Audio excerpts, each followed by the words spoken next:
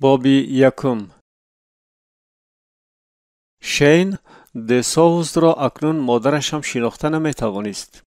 گفتند ممکن است که زندانبانان جسم مجروح شده او را از فرش کامره تراشیده گرفته به زنبری افلاس پرتافتند. او را لط و کوب کردند، کارد زدند و تجاوز نموده معیوب کرده بودند. کلمک های خون در روی بتان خنک چون داغ های کلان سرخ پهن شده بودند. هنگامی که او را به بلاک بیمارستان حبسخانه می بردند، پی خون در تمام رهرو پهن شد. محبوسان که صدای قدمانیشان شنیده می شد به جایهای خود برگشتند. ما همه دیدیم که این عمل را نسبت ساکن شریلانکا کی روا دید، اما هیچ کس چیزی نگفت. راهبریت حبسخانه از این پروا نداشت. در بلاک بی یک جنایتکار فیلاکس مینوس چنانی که آنها ما را مینامیدند کم می شود و خلاص. به زودی جای او را کسی دیگر می گیرد. هیچ گونه تفتیشات نخواهد بود و موافقاً هیچ کس جزا نخواهد دید. عدالت را انتظار شدن دوست من بیهوده است. چنین واقعه ها در حبسخانه مرکزی نیکاسیا پررا معمولی بودند. در بین ما قاتلان، نشع جلابان و کنترابندیست ها، فاسد کنندگان خردسالان، تجاوزگاران، تروریست ها، دزدان و قلابان بودند. مجموعی نمونه ها از تمثال های فساد انسانی، عموما نابکاران اشدی و بی‌طالع های گذرا چون لاق و پری نادرکار به حبسخانه بدبوی کیپر پرتافته شدند. در حبسخانه بسیار قاعده ها را رعایت کردن لازم بود، اگرچه همه این قاعده ها قانونی نانوشته بودند. در اینجا هر کس از روی آیین نامه زوراوری زندگی میکرد. این ضرورتی سخت بود. تا حد امکان با احتیاط بودن لازم می آمد. هر کس خود را در علاهیدگی حفظ می نمود و خون بسیار وقت تنها به خاطر خوشبختی ریخته می شد. اما خدا می داند از چی سبب باشد که بین من و شین رابطه برقرار گردید، مثل آن که اتفاق بسته باشیم. واقعه های در پیش نظرم روی داده را دیده من حس می کردم که در وجودم غضبی به زور بازداشته شونده جوش می زند. الکاپونه یا القاپونی چنانه که یونانیان او را می نامیدند سوبیکتی نفرت آور و کراهت انگیز بود. فامیلیای حقیقی او را هیچ کس نمی دانست. او جنایتکاری از عقل بیگانه و روحاً بیمار بود.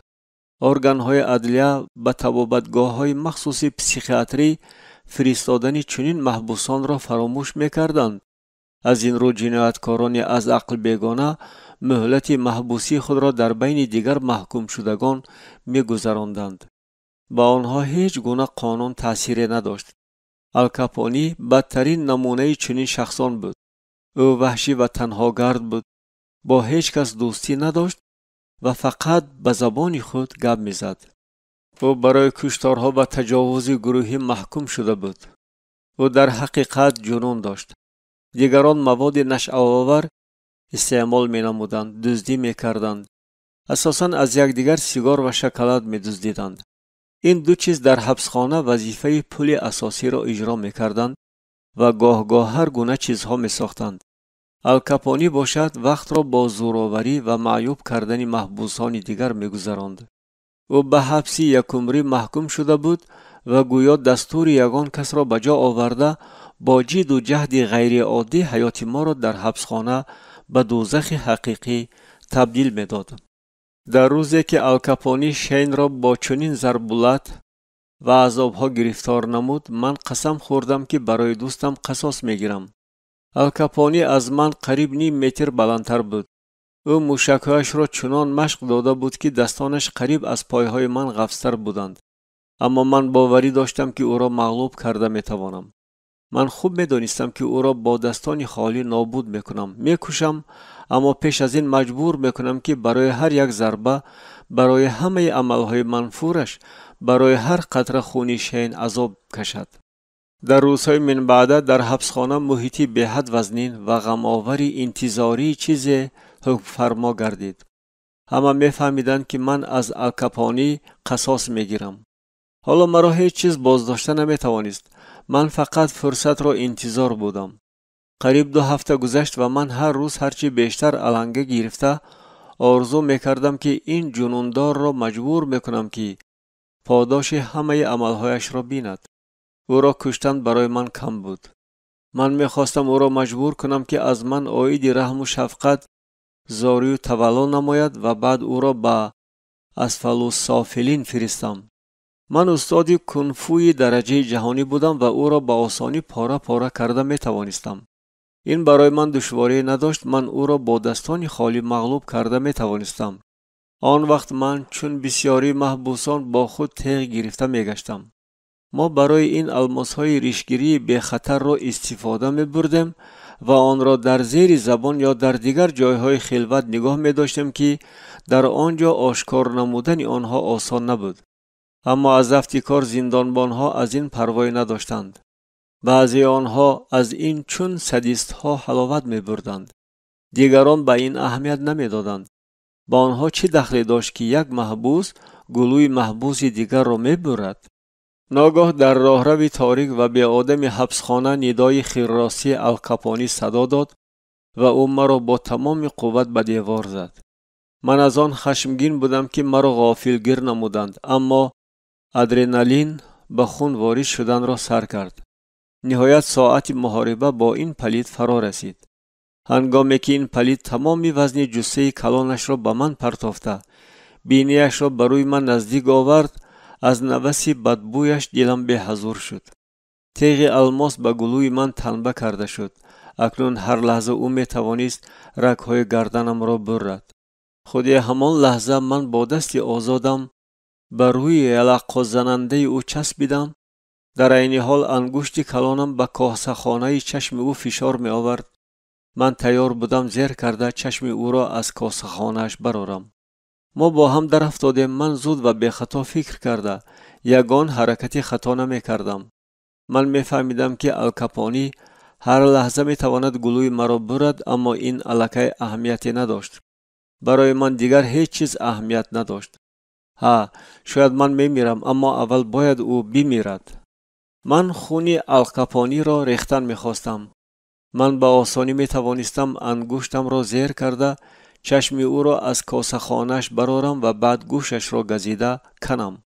خشم و غضب در درونم جوش میزد، اما در همین لحظه من یک چیز عجیب را حس کردم. در کدام یک لحظه مرا حس عجیب فرا گرفت. در دلم مبارزه میرفت. آن به الکاپونه دخل نداشت. این مبارزه در باطن خود من میرفت. گویا من به سیستم دیگری چینک‌ها افتادم و غریزه های قاتلی که در من عمیق ریشه دوانده بودند در آن عمل نمی کردند. هنگامی که من گوش الکاپونی را به نشان گرفته بودم، ناگاه در سرم منظری آنچه این سحر خواندم هویدا گردید. یک شخص را به سبب عیبدار کرده حبس نمودند و دوستش او را حمایه کردنی شده گوش خدمتگاری شخص عیبدار کننده را با شمشیر برید. گوش الکاپونی از دندانهای من در مسافه 5 سانتی متر بود. تانی، گوش او را گزیده کنده پرتا، آخر این برای تو کاری دشواری نیست. می گفت به من صدای غریزه طبیعی. نه ایستا، هر کسی که شمشیر به دست گیرد با شمشیر کشته می شود. این از کجا باشد؟ گوش او را گزیده کنده پرتا، تو چرا انتظار هستی؟ تا دمی که ترس و خواهش قصاصگیری در باطن من مبارزه می بردند، الکاپونی با دست آزادش به بین پایهایم زد. او با کینه زهرخنده کرده دندانهای سیاهی شکسته‌اش را نمایان کرد، در حالی که انگشتان من بر روی او چسبیده پوست دغل او را می کشیدند و می کندند. من باز آوازی را شنیدم. تو چرا انتظار هستی؟ می خواهی که او تو را به تیغ زخمدار کرده بعد تجاوز نماید، چنانه که شین را؟ چیزی مرا باز می داشت، اما من نمی فهمیدم که چی. من این نابکار را سخت داشته می ایستادم، اگرچه او نیز مرا به دیوار تنبه کرده بود. چیزی مرا از قدم نوبتی باز می داشت. دو آواز در من مبارزه می بردند. دقیقه ها می گذشتند. در روی الکاپونی قدره عرق شاریده پایان رفت، اما به من چنین می تافت که وقت باز ایستاده است. بحث آوازها به تمام وجود من دخل داشت و معنای زندگی مرا خود ماهیت آن شخصیتی را که من به اختیار با آن تبدیل یافته بودم به میدان می طلبید. من می فهمیدم که کدام آواز باید غالب باید. اما بعد چی؟ آیا من باید به این ناشد گذشت کنم و چون دوستم معیوب شوم؟ یا باید به این حسی نو، آواز نو که چنین با اصرار است باوری کنم؟ ناگاه از لبان من سخنان جاری شدند. این سخنان آرام، فهما و تأثیر بخش بودند. الکاپونی تنها زبان یونانی را می فهمید، اما در آن لحظه سورئالیستی من به زبان انگلیسی سخن می راندم. این سخنان را به زبان آورده من او را اندکی سر دادم، مثل آن که چیزی را انتظار باشم. در همان لحظه الکاپونی به خود لرزید، گویا جریان سخت برق جسم او را شکافته باشد. او به اضطراب آمده عرقشار شد و در بدنش مرغک دمید.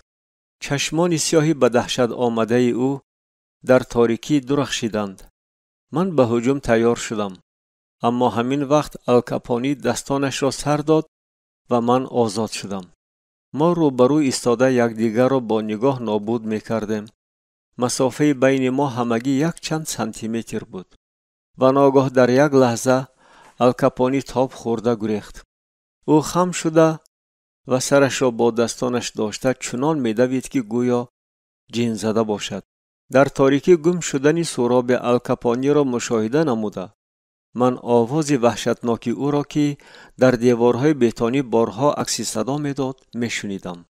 گلویم را دست کرده من تیغ الماسی به بدنم چسبیده الکاپونی را گرفته پرتافتم. در پوست از تیغ الماس هیچ پی نمانده بود. باب دوم. من 4 ساله بودم هنگامی که این ناشناس در خانه ما پیدا شد. آنقدر که من در یاد دارم هیچ کس به خانه ما نمی آمد و هنگامی که زنگی در صدا داد من از حجره بالا زود بیرون برآمده کنجکاوانه در نزد زینپایه ایستادم. پدر آن شخص را به خانه راه داده به حجره قبول مهمانان دعوت نمود. من به صدا پایان فرآمدم و از در نیمکاف مشاهده کردم. کلانسالان گفتگو داشتند، اما با چنان آوازی پست که درباره چی گپ زدن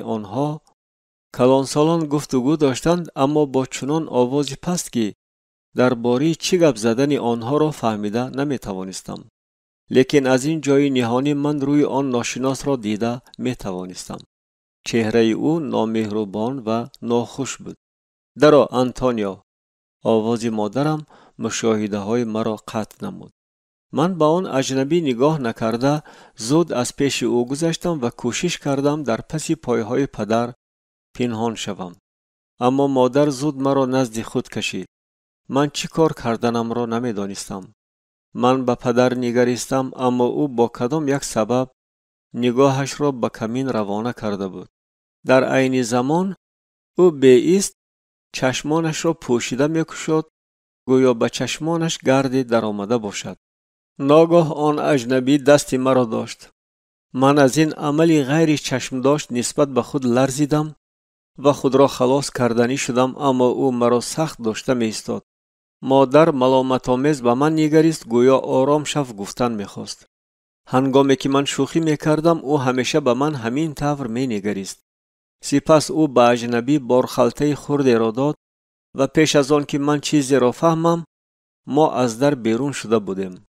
هنگامی که ما با پیرهه باغچه می رفتیم پدر و مادر حتی برای گسیل کردن نبرآمدند. درباره سفری من بعد من چیزی کمی را در یاد دارم. اجنبی هیچ سخن نمی گفت، بنابراین من نمی دانستم که او مرا کجا می برد. هنگامی که به فرودگاه آمدیم من از اضطراب و ترس به لرزه در آمدم. شاید مرا سرگذشت های غیر عادی انتظار بودند، اما در همه این یک چیزی نافهمه بود و من حقیقتا می ترسیدم. ما خاموشانه به هواپیما نشستیم. وقت می گذشت و مرا هرچی بیشتر ترس فرا می گرفت. پرواز خیلی دیر دوام کرد و چنین به نظر می رسید که گویا آن هیچ به آخر نمی رسد. البته پدر و مادر به زودی برای بردن من می آیند. ما به خانه بر می گردیم و همش باز چون پیشتر می شود. من نمیدانستم که هواپیما مرا به خیتای میبرد. در سن 4 سالگی من همه پستی‌های بلندی‌های حیات پدر و مادرم را فهمیده نمیتوانستم. اما در یک چیز شبهه نداشتم. مادرم مرا خیلی بد میدید. در هواپیما بودم من تنها پی برده میتوانستم که چرا او مرا بد میبیند. این دفعه من چی کاری نادرست کردم؟ من میدانستم که حیات مادرم را برباد دادم. او در این باره به من گفته بود. شاید از همین سبب او همیشه از من خشمگین بود.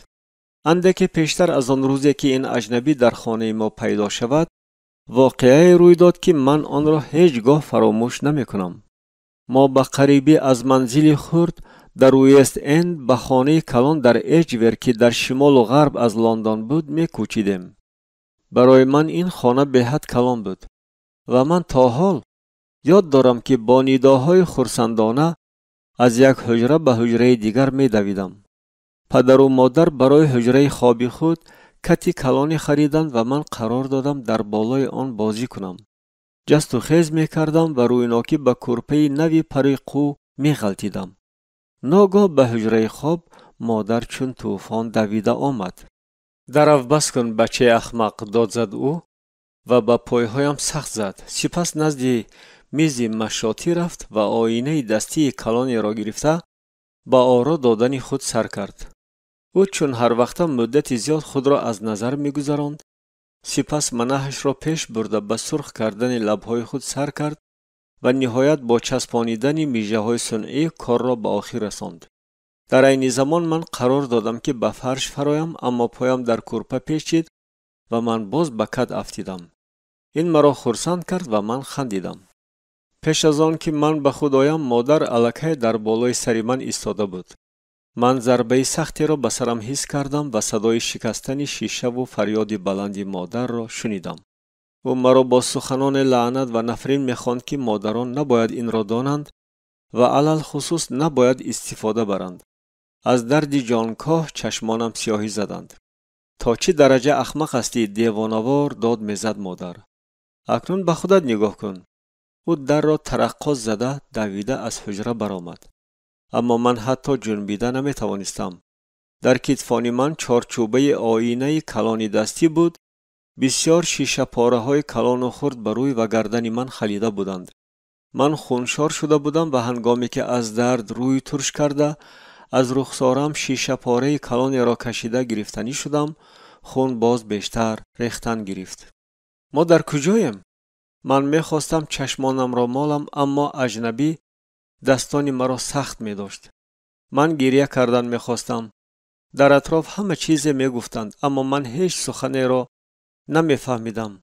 آوازهای این آدمان گوشخراش و عجیب بودند. مرا ناآرامی و ترس فرا گرفت. این شخص کیست؟ او مرا به کجا آورد؟ ما در احاطه آدمانی بودیم که بارخلطه ها، عرابه ها و پکیت ها داشتند.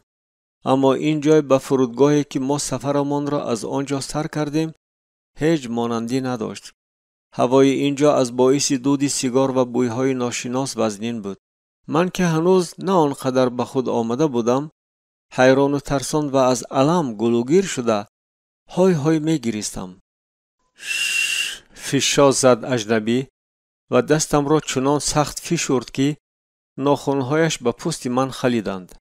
درد سخت و ترس در حال آه و فیغان مرا قطع نمودند. اجنبی باز اندکی مرا با خود کشاله کرده برد و ما به هوای صاف برآمدیم. و تنها در همین جا من فهمیدم که تا کدام درجه از خانه دور افتادم. من با امیدی دیدن مادر یا پدرم چون خرگوش هراسان به اطراف می نگریستم. همه چیز بیگانه بود. طرز لباس پوشی مردم محلی خیلی عجیب بود. در اطراف شور و غوغا بود. سگ‌ها عکاس می زدند. ناگاه شخصی پیدا شد که در دست قفسی پرنده را داشت. ما باز ایستادیم. در نزد ما شخصی لاغری قامت بلند ایستاده بود که در تن پیجک سیاه شاهی، آستینهایش وسیع و گریبانش بلند داشت. دیرتر من فهمیدم که این شخص بابای من است. اما آن وقت ما را با هم شناس نکردند. نه تبسم، نه سلام علیک و نه تمناهای نیک. مرا برداشته به عرابه بابایم پرتافتند او عرابه را حی کرد و ما در تاریکی شب به راه درآمدیم. از فرودگاه برآمده من به سایه های درختان عجیب و به جانورانی که در نیم تاریکی در اطراف ما رفت و آمد داشتند اهمیت دادم. من می ترسیدم و از کدام یک بوی نفرت آور دلم به حضور می شد. بعدتر من فهمیدم که این بوی صابون سفسن است که بابایم استفاده می برد. تاییان این صابون را برای خصوصیت آنتیسپتیکی داشتنش دوست می دارند. اگرچه تا حال از یاد بوی قراحت انگیز و نفرت آوری آن دلم به حضور می شود. آن وقت از این بوی قریب از عقل بیگانه می شدم. سفر گویا هیچ به آخر نمی رسید. هنگامی که ما نهایت به مکانی در کاری رسیدیم اطراف تماما تاریک بود. من گرد و اطراف را فرق کرده نمی توانستم، اما نزدیکتر آمده گروهی زنان را دیدم که در نزد دروازه ایستاده بودند.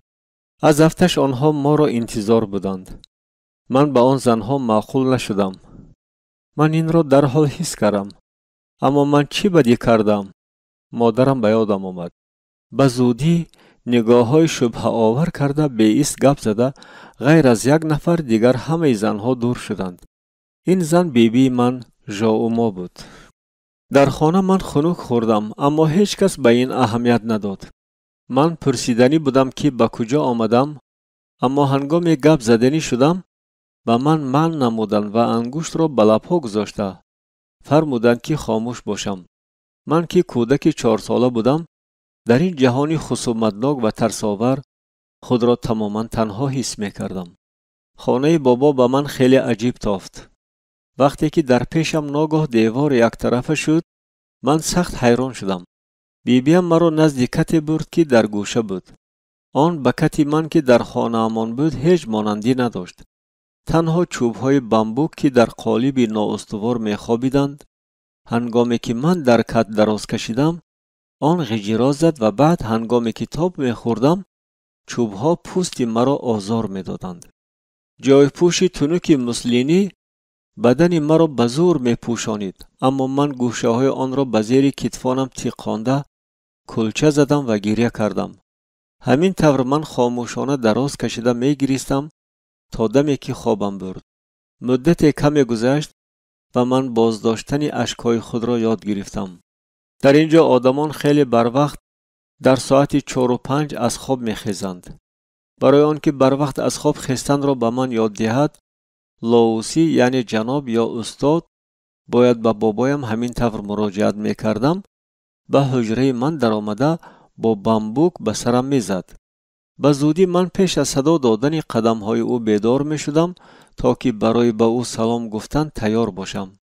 اما او همیشه برای زدن من بهانه می‌یافت. لاوسی مرا به طور دهشت‌آور می‌زد. تقریباً بعد 1 ماه من به این لط و کوب‌ها عادت کردم، اگرچه با آنها تاب آوردن همیشه دشوار بود. لاوسی با خیمچه نوده‌های نوی بامبوک به گوشهایم می‌زد، گاها تا خونشار شدنم. در عین حال او هیچگاه نمی‌فهماند که چرا مرا می‌زند. او مرا لاخانتزیوی لا یعنی ابلیس خردکک اجنبی می‌نامید و از من زده بیرون کردن روحی کلوله چشمها را برای خود کاری پرشرف می‌حسابید. و من که یگانه وارث از جنس مرد بودم، بیبی و بابایم باید تماما دیگر خیل مناسبت می‌کردند. موافق عقیده خیتاییان پسران به اولاد برار و شرف می آوردند و خیتاییان آنها را بسیار وقت امپراتورهای خرد می نامیدند. پسران را نه تنها پدر و مادر بلکه بیبی و باباها ارکه کرده حتی بیش از آنها دوست می دارند. اما اگر گپ درباره من رود، بدی کار در آن بود که مادرم به شخص اجنبی ایتالیایی که در انگلستان به وایه رسیده است عائله دار شده بود. مادرم با این کارش تمام اهل عائله را شرمنده کرده بود و از افتکار سزای این رفتار ناشایسته مادر را باید من می دیدم. من هر پگاهی اطاعتکارانه از پی لاوسی به حولی می برآمدم و مشقهای پگاهی خود را سر می کردم. در دوام 1 چند ساعت من با خلعت تنوک مسلینی لرزیده می ایستادم و از ترس ضرب و لط به بابایم حتی نگاه نمی کردم. گاه من به بام و دیوارهای خانه نیم نگاهی می کردم. آنها با تمثال‌های عجیب آرایش داده شده بودند که در بین آنها اژدهایان، مرغ سمندر، اسب‌های بالدار، کرکدن‌ها و کدام یک شخصی سواری خروس بودند. در اول من حرکت‌های عجیب لاوسی را تنها مشاهده می‌کردم. او مرا مجبور می‌کرد که آرام ایستم و چقور نفس کشم. با بینی هوا را درون کشیده از دهان بیرون کنم. این مشغولیت بی‌حد دلگیر کننده و خسته کننده بود. روزها و هفته‌ها پی هم می‌گذشتند و من سخنان بابا را می‌فهمیدگی شدم. چنانه که او به من می‌فهماند، مشق‌های او به سیستم تایچی منسوب بودند.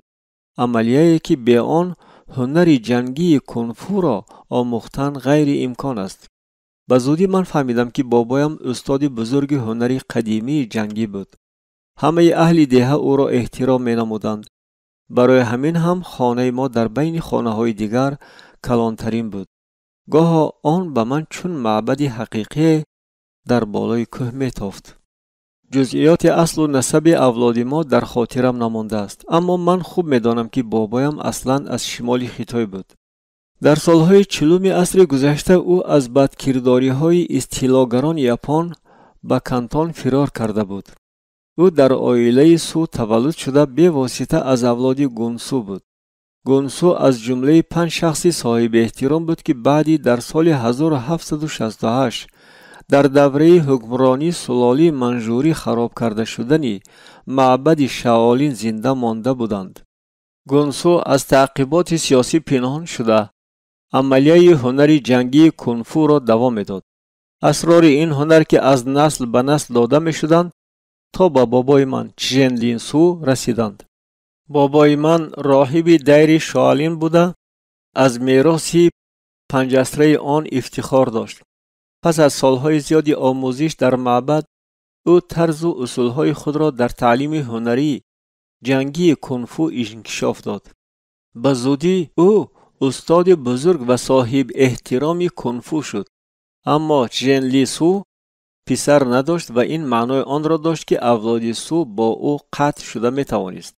همین طریق من شاگرد غیر چشم داشتی او شدم و از من چیزی زیادی را انتظار نبودند. شاید از همین سبب او در روند آموزاندنی من اصولهای سخت‌ترین را استفاده می برد.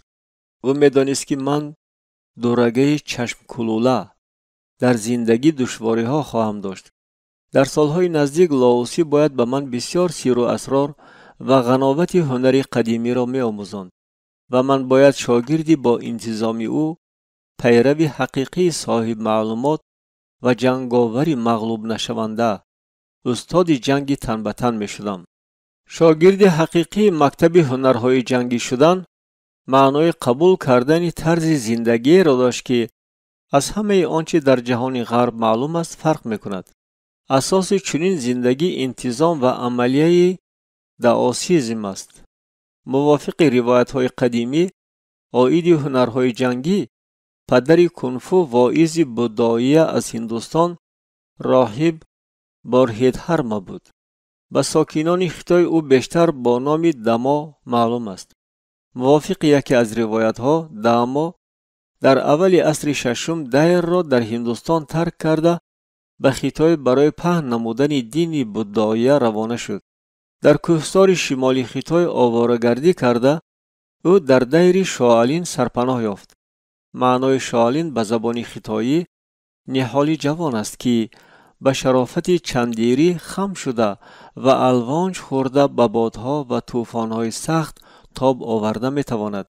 از روی طلب دما به شاگردان ملکه‌های مدیتاسیا را تعلیم می‌دادند و به جستجوهای دائمی حقیقت روانه می‌کردند. اما راهبان گاه هنگام مشق‌های مدیتاسیوی به غنم می‌رفتند. دما می‌فهمید که این از باعث سستی و ناتوانی جسمانی آنهاست و یک قطار مشق‌ها را فکر کرده برآمد. در این رابطه او چنین می‌گفت: تعلیمات بودا به جان یعنی روح نگرانیده شده است، اما جان یعنی روح همسفری دائمی دارد، جسم. انا برای همین من به شما اصول را پیشنهاد میکنم که با یاری آن میتوانید قوت خود را در سطح درکاری نگاه دارید تا که به بودا نزدیک شوید. این مشق‌ها پی در همه معین حرکت‌ها را در روند مدیتاسیا در بر می‌گرفتند.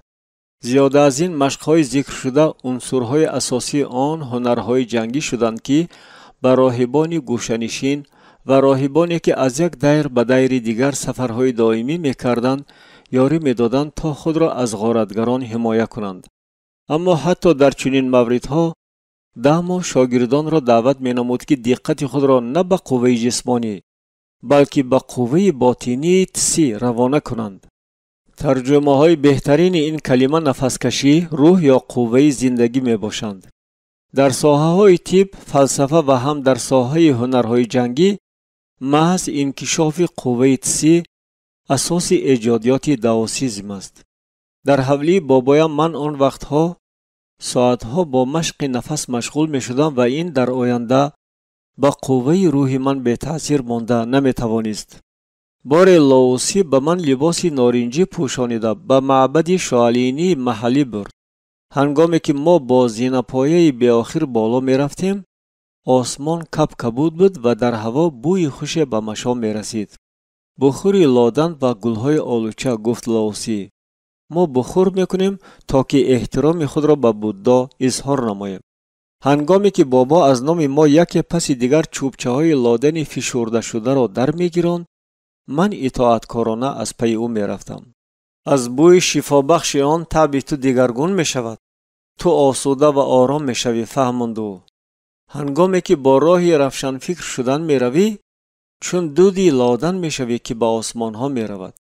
سپس خواجه مرا برای مدیتاسیا به مکانی خلوت برد.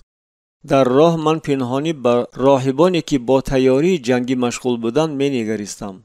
آنها کفها و ساقهای پایهایشان را با بندها می بندند. توجه مرا پی برده فهمان لاوسی. این برای قوی گرداندن و حفظ نمودن پیوندها هنگام مشق ضربه ها به پای در کار است. من می دیدم که آنها با کدام سرعت و قوه با پاشنه پای ضربه می زدند و به چشمانم باور نمی کردم. اسلوب لک لک این یکی از اسلوب‌های قدیمترین جنگ تن به تن شالینی است. سرکرد لاوسی و من با دقت گوش کردم تا که سخن را نشنیده نمانم. بار راهب جنگ بین میمون و لک لک را دید. گویا میمون لک لک را با آسانی دو پاره کرده می تواند، اما پرنده از میمون خیلی زیرکتر بود. قناتهایش را کشاده لک لک به میمون هجوم می کرد و میمون را با نولش می زد و بعد به یک سو می جست تا دمی که این حیوانی کلان را از خود دور کرد. اهمیت ده که حرکت‌های راهبان تا چه اندازه زیبایند. میفهمان لاوسی چه طور با یک پای سخت و دور زده با پای دیگر راست میستند. نگاه کن چه طور آنها با دستها عمل میکنند. گویا نولی لک لک کار میکرده باشد. در آینده من نه تنها اسلوب لک لک را بلکه بسیار اسلوب‌های دیگری کنفو را از خود نمودم. قریب 1,500 اسلوب‌های هنری جنگی شالینی هستند. تقلید حرکت‌های جانوران مشق کلاسیکی قدیمی هنری شالینی کنفو است.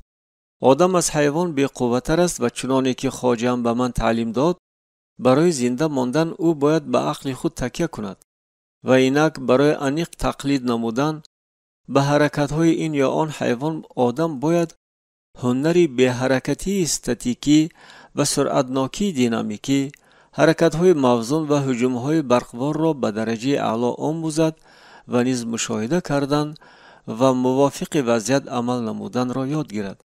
اکنون اینجا بیا. من در حال نگاهم را از راهبان مشق کننده به سوی بابایم گرداندم.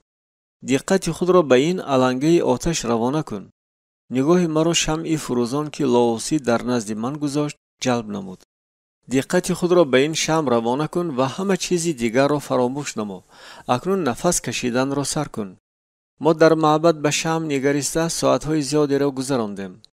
پلک‌های چشمانم گویا از سرب پر شده بودند و من دیگر به شمع نگاه کرده نمی توانستم. اما همین که چشمانم را پوشانم در حال به عصای بامبوکی برایم ضربه می خوردم. هر باری که لاوسی گمان می کرد که من دقت خود را سست کرده با دیگر چیز روانه کردم، او مرا می زد. مقصد این مراقبه بسیار ساعته پیدا نمودن رابطه با تسی بود. با من تلقین می نمودند که همه چیز در این جهان از قوه های مثبت و منفی کائنات این و یان به وجود آمده است که آنها را در روند درک نمودن تسی به موافقت در آوردن ممکن است. چنانه که شاگردان داو می حسابند تسی را در جسم انسان چون جریان قوه تصور کردن بهتر است. محض تسی در جسم انسان همه گونه حرکت موشک ها را اداره می کند. فونکسیه های سیستم دل و رگ‌ها و سیستم مرکزی عصب را به نظام می درآورد. اگر تو در جسم و جان خود تسی را پره به موازنه دراری، به حالت روشن شدن فکر و آرامی باطنی می رسی. آنگاه در تو قوه فوق‌الطبیعی آشکار می گردد. تعلیم می داد به من لاوسی. استفاده تسی در هنر جنگی کنفو اساسی می باشد، دوام داد او. این قوه همیشه در حرکتی بیست است. بابایم دستش را به ظرف خرد آب انداخت و بعد آن را برآورد و در نوک انگشت اشارتی او قطره آب آویزان شد. انا قطره آن تنها قطره است، بی آزار، فروتن و بی قوت. اما چی چیز در روی زمین با قوه تسونامی مقابل ایستاده می تواند؟ موجهای خروشان می توانند زمین را خراب گردانده همه چیز را در پیش راه خود برکنند. استفاده بردن قوه تسی را یادگیر پسرک من. به جریان قوه عمومی جهانی وارد شو و تو قوه را به دست می آوری که از امکانیت های جسمانی تو چندین برابر زیادتر است. با مرور سالها دستورهای لاوسی عاید اداره کردن قوه تسی برای من هرچی بیشتر فهماتر می شدند. من تسی را خدای باطنی و سرچشمه قوه خود می پنداشتم. با واسطه تسی قوه جسمانی را اداره کرده من با دست خالی شکستن خشت‌ها و دیگر کارهای حیرت آور را با واسطه تسی قوه جسمانی را اداره کرده من با دستان خالی شکستن خشت‌ها و دیگر کارهای حیرت آور را آموختم. من می توانستم حرکت حریف را در تاریکی پی برم و دردی دهشت آور را به تمام جسم خود برابر تقسیم کرده به آن تاب آورم. تمام زندگی من به آموختن هنر جنگی کنفو روانه گردیده بود. مرا که شخصی نوآمده بودم مجبور می‌کردند تمام کار سیاه و دشوار خانه و معبد را به جا آورم. در تمام این مدت لاوسی جسم مرا به طور خیلی جدی به مشق‌ها تیار می‌کرد. یکی از مشق‌های اولینی که او به من نشان داد در آوردن دست به ستیل ریگ بود. من ساعت‌های دراز تحت نظارت قطعی بابایم این مشق‌ها را اجرا می‌کردم تا دمی که در دستانم زخم‌های خونشار پیدا می‌شدند. بعد یک چند هفته پوست من چنان دغل شد که من اکنون درد را حس نمی‌کردم. آنگاه لاوسی به ستیل ریگ سنگچه‌های خرد را علاوه نمود و تمام این عمل از نفسر شد. سپس او سنگچه‌های کلانتر را علاوه نمود، بعد باز کلانتر را، تا دمی که من دوستانم را زود به ستیل انداخته در عین حال هیچ زخمدار نشدن را یاد گرفتم. در مورد کاروباری خانه باشد من برای چاروا مسئول بودم. بابا و بیبی هم صاحبان کشت‌وزارهای شالی بودند و غیر از اینجا مرغان، بزها، گاوان و اسبان داشتیم.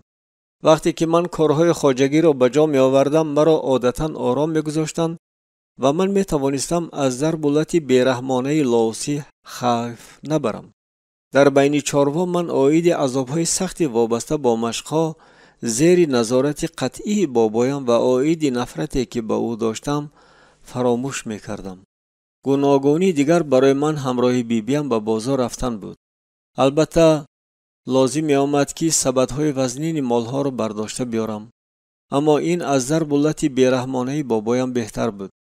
بازار سرغلاغله و رنگارنگ بود. آدمان سودا کرده در عین حال داد می زدند تا که آوازشان از تقتقی که از خیمه های زیادی برای بازی مجان گذاشته شده شنیده می شد بلندتر شنیده شود.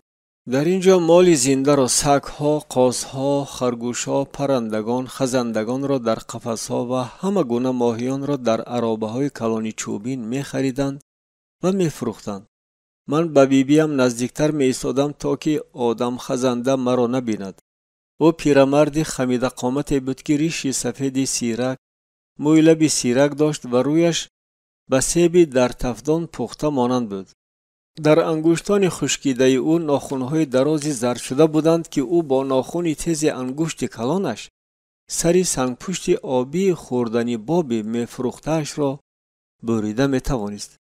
در دکان او هر گونه حشرات و مارها را در شکل‌های گوناگون زنده، کشته، تازه کرده و خشکانیده دیدن ممکن بود. برای من باز یک جای جالب داروخانه بود. من به آن توجهی مخصوص داشتم. در فرش کانتینرهای کلان شیشگین با مارهای عینکدار بزرگ گذاشته شده بودند. در رفها از این هم دهشتناکتر قطاری ظرفهای شیشگی با عضوهای بدن حیوانات، گژدم‌ها، کمبوسک‌های اندازه و شکل‌هایشان گوناگون، زنبورها و مارهایی که در کدام یک مایع خیلی بویناک سپیرتانیده شده بودند. چون حاضر در یاد دارم که بیبیم همیشه با فروشنده علف‌ها مناظره میکرد.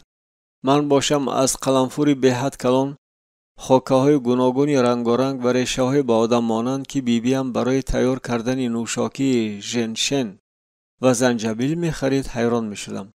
از کوچه بوی‌های جالب می‌آمدند. مردم در کنارهای کوچه‌ها نشسته در واک‌های کلان در دیگ‌ها خوراک می‌پختند. چنین می‌تافت که در سال‌های 70 عصر 20 قسم زیادی کانتون با ساختمان مشغول بود. خطایی‌های شیپک‌پوش و پایلوچ در چوب دست‌های بامبوکی حقیقتاً به طور معجزه‌آسا کار می‌کردند و در نزد خانه‌های محلی نظرناگیر بیناهای عظیمی تیپ غربی می‌ساختند. اسفالبین‌های شیلقین و چوبچه‌های بویناک آنها کناره‌جویی کرده، من و بیبیم از بالای جای‌های با رنگریزه پوشیده شده و خارزار بازارگاه می‌رفتیم. دقت مرا خوشنویسان که در کوچه کار می‌کردند و البته متنی که با مقلم و توش می‌نوشتند به خود جلب می‌نمودند. خوشنویسان در کاغذ مخصوص می‌نویسند که از پوست درختان و خس ملایم شالی تیار می‌کنند. به من می‌فهمند ژائومو. مردم به آنها برای آن مراجعت می‌کنند که برایشان مکتوب نویسند یا یگان حجت مهم را ترتیب دهند. از احتمال دور است که بیبیم به من یگان خیلی حسیات گرم داشته باشد. اگرچه آیید تاریخ و عنعنه‌های خلق ما با میل زیاد نقل‌ها می‌کرد. در خطای عیدهای زیادی را جشن می‌گیرند و در بین آنها سال نو عید مهمترین است.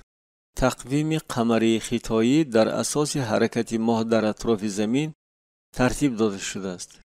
سال در آن به 12 ماه قمری تقسیم کرده شده است. دایره تقویمی هر 12 سال تکرار می شود و هر سال نام یگان حیوانی را دارد. چنانه که قصه قدیمی خطایی نقل می کند، بودا پیش از آن که زمین را ترک کند همه جانوران را نزد خود خواند. می گفت به من ژائومو. اما تنها 12 تای آنها برای با او ودا کردن آمدند. برای پاداش دادن به جانورانی که آمده بودند، بودا وعده داد که سالها را از روی ترتیبی که این جانوران نزد او آمده بودند نامگذاری کند. جانوران آیید آن که کدام از آنها اولین شده آمده بود بحث و مناظره کردند. در آخر آنها به قرار آمدند که مسابقه تشکیل نمایند. نام اولین جانوری که تا ساحل دیگری دریا می رسد در سلسله سالها اولین می شود. سالهای دیگر از روی ترتیبی که این جانوران از دریا می گذرند نامگذاری می شود. و اینک در ساحل صف کشیده همه 12 جانور خود را برابر به آب پرتافتند، اما کلموش به پشت گاو چنان جست که گاو حس نکرد. هنگامی که گاو از جانوران دیگر پیش گذشته الکی به ساحل دیگر برآمدنی بود، کلموش از بالای گاو جسته اولین شده به ساحل رسید. دیگران با ترتیب زیرین آمدند: پلنگ، خرگوش، مار، اسب، گوسفند، میمون، خروس و سگ. خوک خیلی سست حرکت بود، بنابراین آخرین شده آمد. این قصه را ژائومو به من بارها نقل میکرد. در عین حال او حکایت را به آخر رسانده قاقا میخندید، زیرا خوک بیچاره و تنبل به او خیلی خنده آور و عجیب میتافت. اما تو در سال خروس یعنی مرغ تولد شده، میگفت او به من. کسانی که در این سال تولد شدند همیشه با کار مشغولند. آنها زود قرار قبول میکنند و از بیان نمودن عقیده خود نمیترسند. اما احتیاط باش، آگاه کرد مرا بیبیم. خروس خود صدا و خود دانم بوده میتواند. و به من با دقت نگریسته علاوه مینمود: تو خیلی جسور و دلیر میشوی. سال نو نزدیک می آمد. فرا رسیدن آن را همه با هیجان افزون شونده انتظاری می کشیدند. روز 20 ماه 12 تقویم قمری همیشه به روبوچین کلان هر ساله خانه بخشیده می شد. بیبی من این روبوچین را روبوچین اساس ها می نامید. در این روز همه گوشه و کنارهای خانه را تازه کردن در کار بود. من به بیبیم در کاری به دیوارها و درهای خانه آویختن نوارهای کاغذی سرخ یاری می دادم. در آنها با خط زیبا هیروگلیف ها، تبریکات و تمناهای نیک به اهل عائله ثبت یافته بودند. ما خانه را با گلها، ماندارینها، اپلسینها و گریپ فروت های کلان ناکمانند که در اینجا آنها را پامیلا می نامند آرا دادیم. آنها به ما خوشبختی عطا می کنند و ثروت می آورند. میوه ها را با دقت جابجا کرده گفت بیبیم. در اصل این عقیده از همانند شوی کلمه های پیدایششان گوناگون به وجود آمده است. کلمه ماندارین به زبان خیتایی با کلمه خوشبختی یک خیل تلفظ کرده می شود. اما در نوشت فرق می کند. همین را نسبت کلمه اپلسین و ثروت نیز گفتن ممکن است. خانه را به ترتیب می آوریم، به این تیاری می بینیم و تزاوان روحی آشخانه را گسیل می کنیم. فهمان بیبی. موافق روایت قدیمی، تزاوان در روز یکم سال نو هنگامی که همه سیر و گشت ها و تنتنه های ایدانه به آخر می رسند برمیگردند. عموما کار بسیار بود. همه ضیافت ها را پیش از سال نو تیار کردن در کار بود. چون که همه اسباب های تیز برنده را از قبیل کارد و قیچی دور کردن در کار بود تا که به خوشبختی سال نوی خلل نرسانند. در عرفه سال نو در خانه ما همه اعضایان اولاد جمع شدند. این آدمان از تمام گوشه های خطای آمده بودند و دیدن آن شفق‌آور بود که بیبیم هنگامی به مهمانان خدمت رساندن به جایهای نشست خالی که برای مهمانان ناآمده مقرر شده بودند نزدیک می شود. این از آن سبب کرده می شود که آنها روحاً با ما می باشند اگرچه جسماً غایب هستند. فهماند بیبیم. من پرسیدنی بودم که آیا در اینجا برای مادرم نیز جای هست، اما به هر حال نپرسیدم. بسیاری مهمانان به من چون بابایم با نفرت مناسبت می کردند، اما همراه خویشاوندان کلانسال کودکان آنها نیز آمده بودند. دختران خاله هایم و اقلاً با آنها بازی کردن برایم میسر شد. در بین مهمانان یک خانومه پیرانسالی پرتبسم بود که گاه گاه به من نگریسته شوخی آمیز چشمگی میزد. نام او لی می بود، یعنی آلوی گل کرده. او خواهری بابایم بود. خواهری دیگری بابایم لی وی به نام خود صدبرگ زیبا هیچ موافقت نداشت. نصف شبی بعد ضیافت مرا همراه دیگر کودکان مجبور کردند که به بابا، بیبی و دیگر کلانسالان به رمز احترام تعظیم کنیم. من اطاعتکارانه همه گفته های آنها را به جا آوردم، اما چون پیشتر آنها را بد می دیدم. در عید سال نو به ما لفافه های سرخی لیسه تحفه کردند. در آنها مکتوب با تمناهای خوشبختی و اندک پول بود. هر کدام ما در تن کرته نو داشتیم. بابایم کاستوم شاهی سرخ پوشید که در آنجا با ریشته های زرد تصویر اژدها را گلدوزی کرده بودند. من زود به حیات نو خود در خطای عادت کردم، اما فهمیدم که برای این آدمان من همیشه بیگانه میمانم. مادرم در انگلستان از سیمای شرقی من فخر میکرد، اما برای خطاییان من پیش از همه ابلیس اجنبی بودم. الکی در سن 6 سالگی من آشکار نمودم که محض از همین سبب همه اطرافیان حتی کودکان به من همدردی، فهمیش، رحمدلی ظاهر نمی کنند. باره هنگامی از بازار به خانه برگشتن من و بیبیم قرار دادیم که در نزد حوض استراحت کنیم.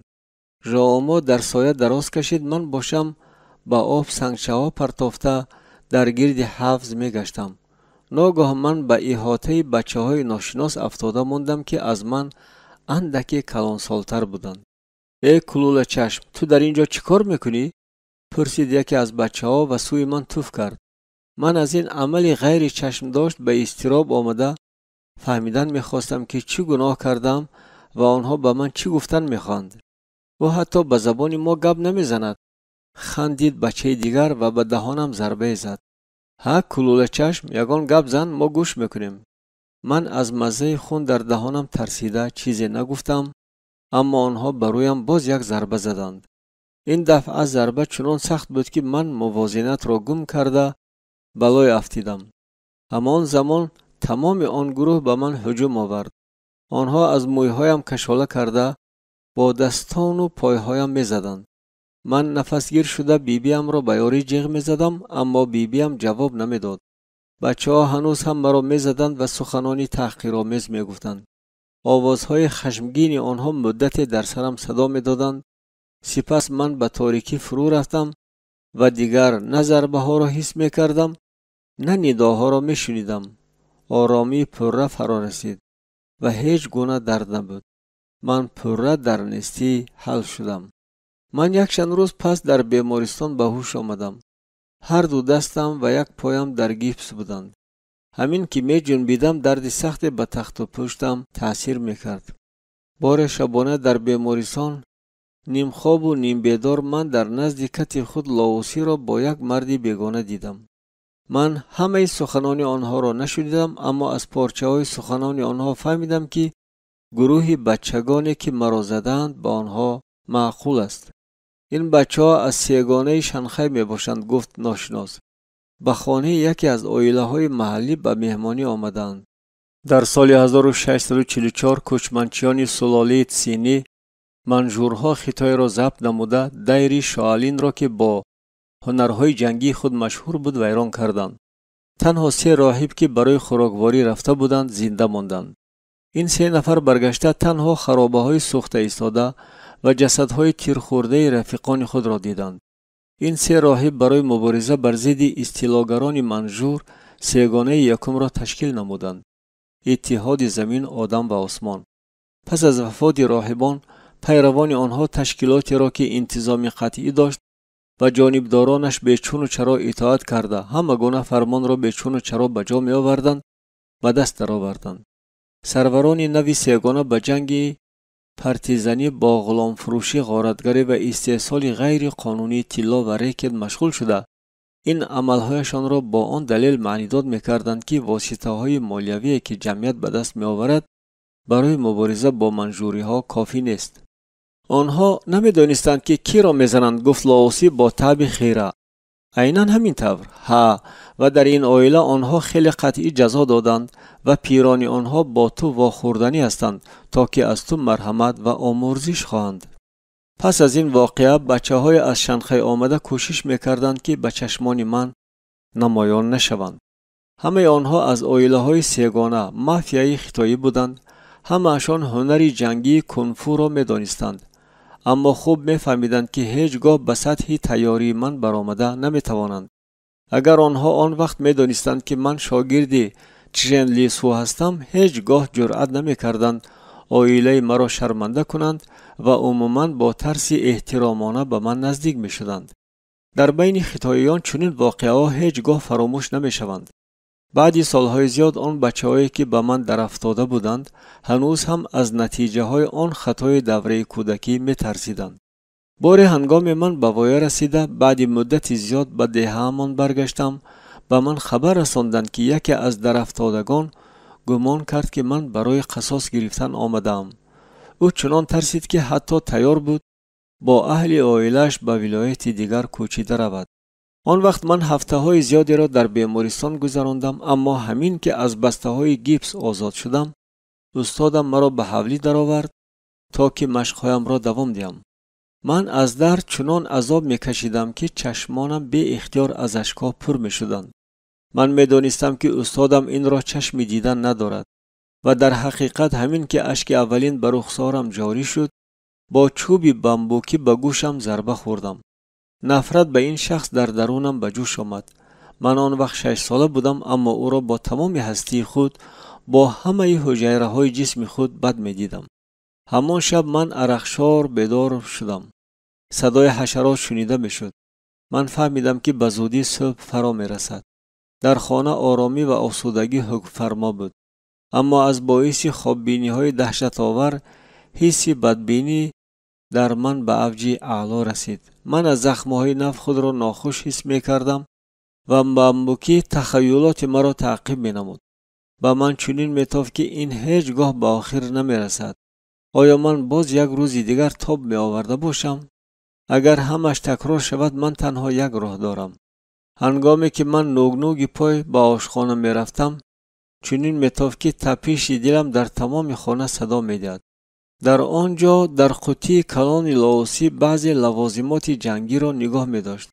ما اسلحه او را هر روز تازه می کردیم و صیقل می دادیم. بنابراین من چیزی در کاری را دست کرده یافته می توانستم.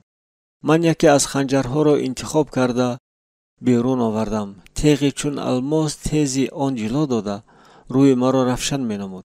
من از پس دری بامبوکی پشت تیریزه فضای پیشی مرا روشن نمود و من سراب بابایم را که خوابیده بود فرق کرده توانستم. در مسافه نزدیک ایستاده من با خشم و نفرت به او می نگریستم. این حسیات مرا چنان موجها فرا می گرفتند. ناگاه من فهمیدم که بلند و وزنی نفس می کشم.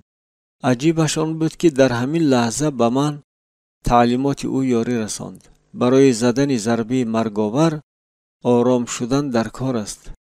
دقت خود را به تیزی روانه کن. فکرهایت را جمع کن. عقلت باید جسمت را اداره کند. نفسم را آرام کرده من آهسته نزدیک بابایم آمدم. او نمی جنبید. من خنجر را در بالای صندوق سینه او بالا برداشتم. ای پدر ما که در آسمانی، اسم تو مقدس باد. این دعا را پدرم گاه پیش از خواب برای من می‌خواند. او میگفت که ایماندار است زیرا ایتالیوی است و باز از آن سبب که خدا ایمانداران را دوست می‌دارد. اما اگر خدا حقیقتاً وجود می‌داشت، حاضر او مرا فراموش کرده بود. در جهان بیرحمی من او وجود نداشت. حیات من در انگلستان چنان دور و خیره میتافت که از آن تنها پارچه های خاطره ها باقی مانده بودند. مثلا من سیمای پدرم را به یاد آورده نمیتوانستم. کنفوسی تعلیم میداد آسایش در دولت از ترتیب در عائله سر می شود. آدمانی که در روح دوست داشتن والدان تربیت یافتند هیچگاه به دیگران نفرت و به احترامی ظاهر نمی کنند. کنفوسی همچنین عاید محبت، شرف و اعتبار سخن رانده آنها را ایدئال های عالی ترین جمعیت می حسابد. عاید شرف و اعتبار به من چیزی دیگر معلوم بود. این مفهوم ها را به من به هر یک حجره جسم جوانی من با چوب زده وارد می نمودند. اما محبت چیست؟ من هیچگاه آن را نمی دانستم. من فرزندی نالازم، ابلیس اجنبی بودم و برای آنهایی که باید مرا دوست می داشتند تنها شرمندگی و بدبختی می آوردم. باعث حیرت نیست که من کودک 6 ساله چنین نفرت داشتم و آن به آسانی پیدا شد. من دستک خنجر را فشرده با تمام قوت دستم را برداشتم و همین دم گویا قوه و مانندی تورنادو به حرکت آمد. در یک لحظه لاوسی با دست چپش دست مرا که در آن خنجر بود داشته گرفت و به تخت پشت تاب داد. با دست راستش بابا از گردنم داشته مرا به فرش زیر کرد. دیرتر من این اصول را تحت راهبری او مشق می کردم و بارها در عمل استفاده می بردم. تکنیک دیملو را برای بلاکرافت فوری حریف اختراع کردند. این اصول تکنیک دیمک را به خاطر می آورد. اگر در این وضعیت بابایم بر ضد من دیمک را استفاده می برد من همان زمان با عالم هستی پدرود می گفتم. انگشتان لاوسی گردنم را سخت داشته ایستاده سرم را به فرش زیر می کردند. من با دهانم نفس می کشیدم اما خواهان آسودگی مرگ بودم. اکنون به عقب نگریسته من به یاد می آوردم که چطور لاوسی تبسمی سرد می کرد در حالی که نگاه شکاف کنندش مرا گویا پرمه می کرد. از افتش اون محض همین را دیدن می خواست. شهادت زنده آن که با وجود خونی بیگانه داشتنم در من روحی عائله سو بیدار شده است و آن به قدر کافی با قوت بود که میراث بی‌بهای جنگاوران شاولین را از خود کرده تواند. آن وقت من تمام غضب بابایم را دانستم. بدبینی و نفرتی را که او به من داشت دیدم. بابایم از مویهایم کشاله کرده از خانه برآورد و راه به راه لباسم را کشیده داد میزد که حاضر به من درسی بمانند عبرت میداد. همین طور هم شد.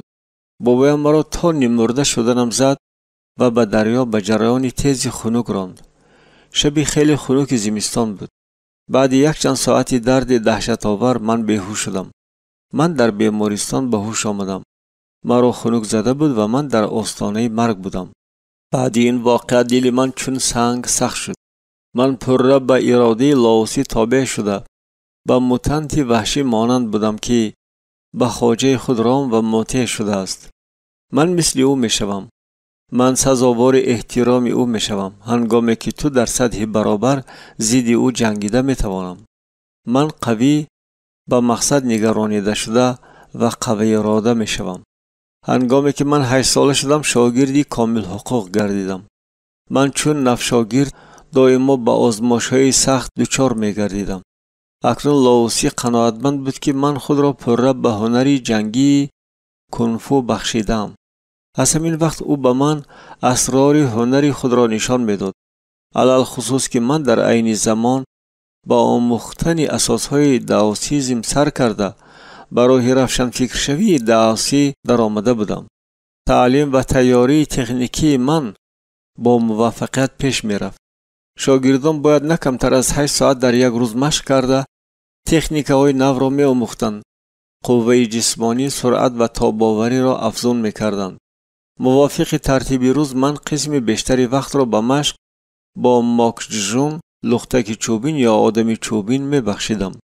این کنسترکسیون عادی ستون چوبین است که با آن چوب‌های قفس درازیشان گوناگون که تمثال دست و پای انسان می باشند در سطح‌های گوناگون زیر کنج‌های گوناگونی نصب شدند.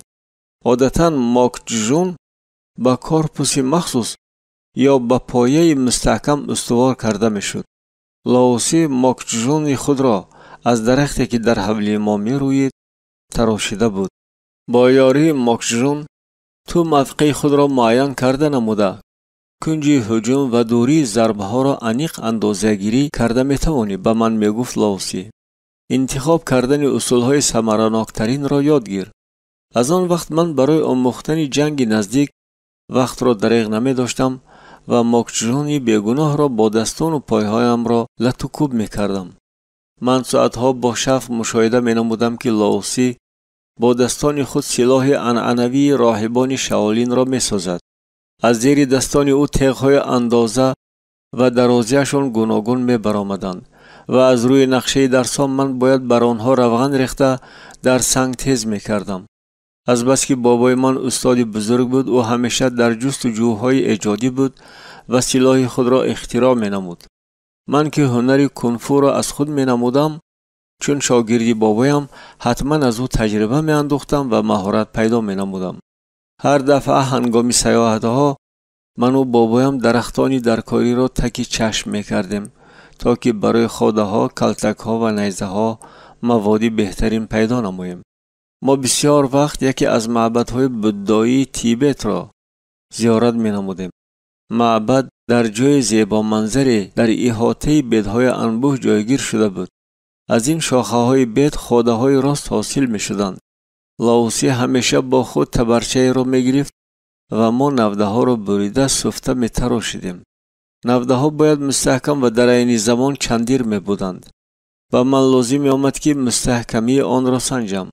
برای این من خوده را گرفته می دویدم و بعد با یاری آن خود را از زمین تیله داده به آسمان خیز می زدم و برای هرچی دورتر جستن کوشش می کردم. اکنون با دقت نگاه کن فرمود به من لاوسی و یکی از خوده ها را گرفته اصولهای جنگی راهبان شاولین را نشان دادن گرفت. او با سرعت بهت تیز اصولهای اساسی حمایه را نشان می داد. در یاد نگاه دار جنگاوری خوب پیش از همه دقتش را به حمایه روانه می کند. تو باید همیشه قدم نوبتی حریف را پیش بینی کنی. ما با 18 نمودی کلاسیکی سلاح شاولین مشق می کردیم از جمله با گرز، نیزه، شمشیر، ساسکن و قمچین. سیستم تایچی که من از روی آن مشق می کردم مشقها را با همه این سلاح‌ها در بر می گرفت. بسیار واسطه‌های جنگی برای افزون نمودن قوه، انکشاف سرعت و چقانی، همچنین برای تاب‌آوری، زیرکی، زود حرکتی در جنگ تن به تن استفاده می شدند. مشق با سلاح خطری بیشتر داشت و من بسیار وقت ضربولت می خوردم. بار لاوسی به من 2 کلتکی کوتاهی با بند پیوست کرده شده را تحفه نمود.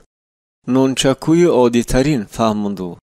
من با مشق مشاهده می نمودم که چی طور او نونچکو را هنرمندانه به کار می برد و با سرعت زیاد و عمیق به هدفهای پیشکی مقرر شده می زد.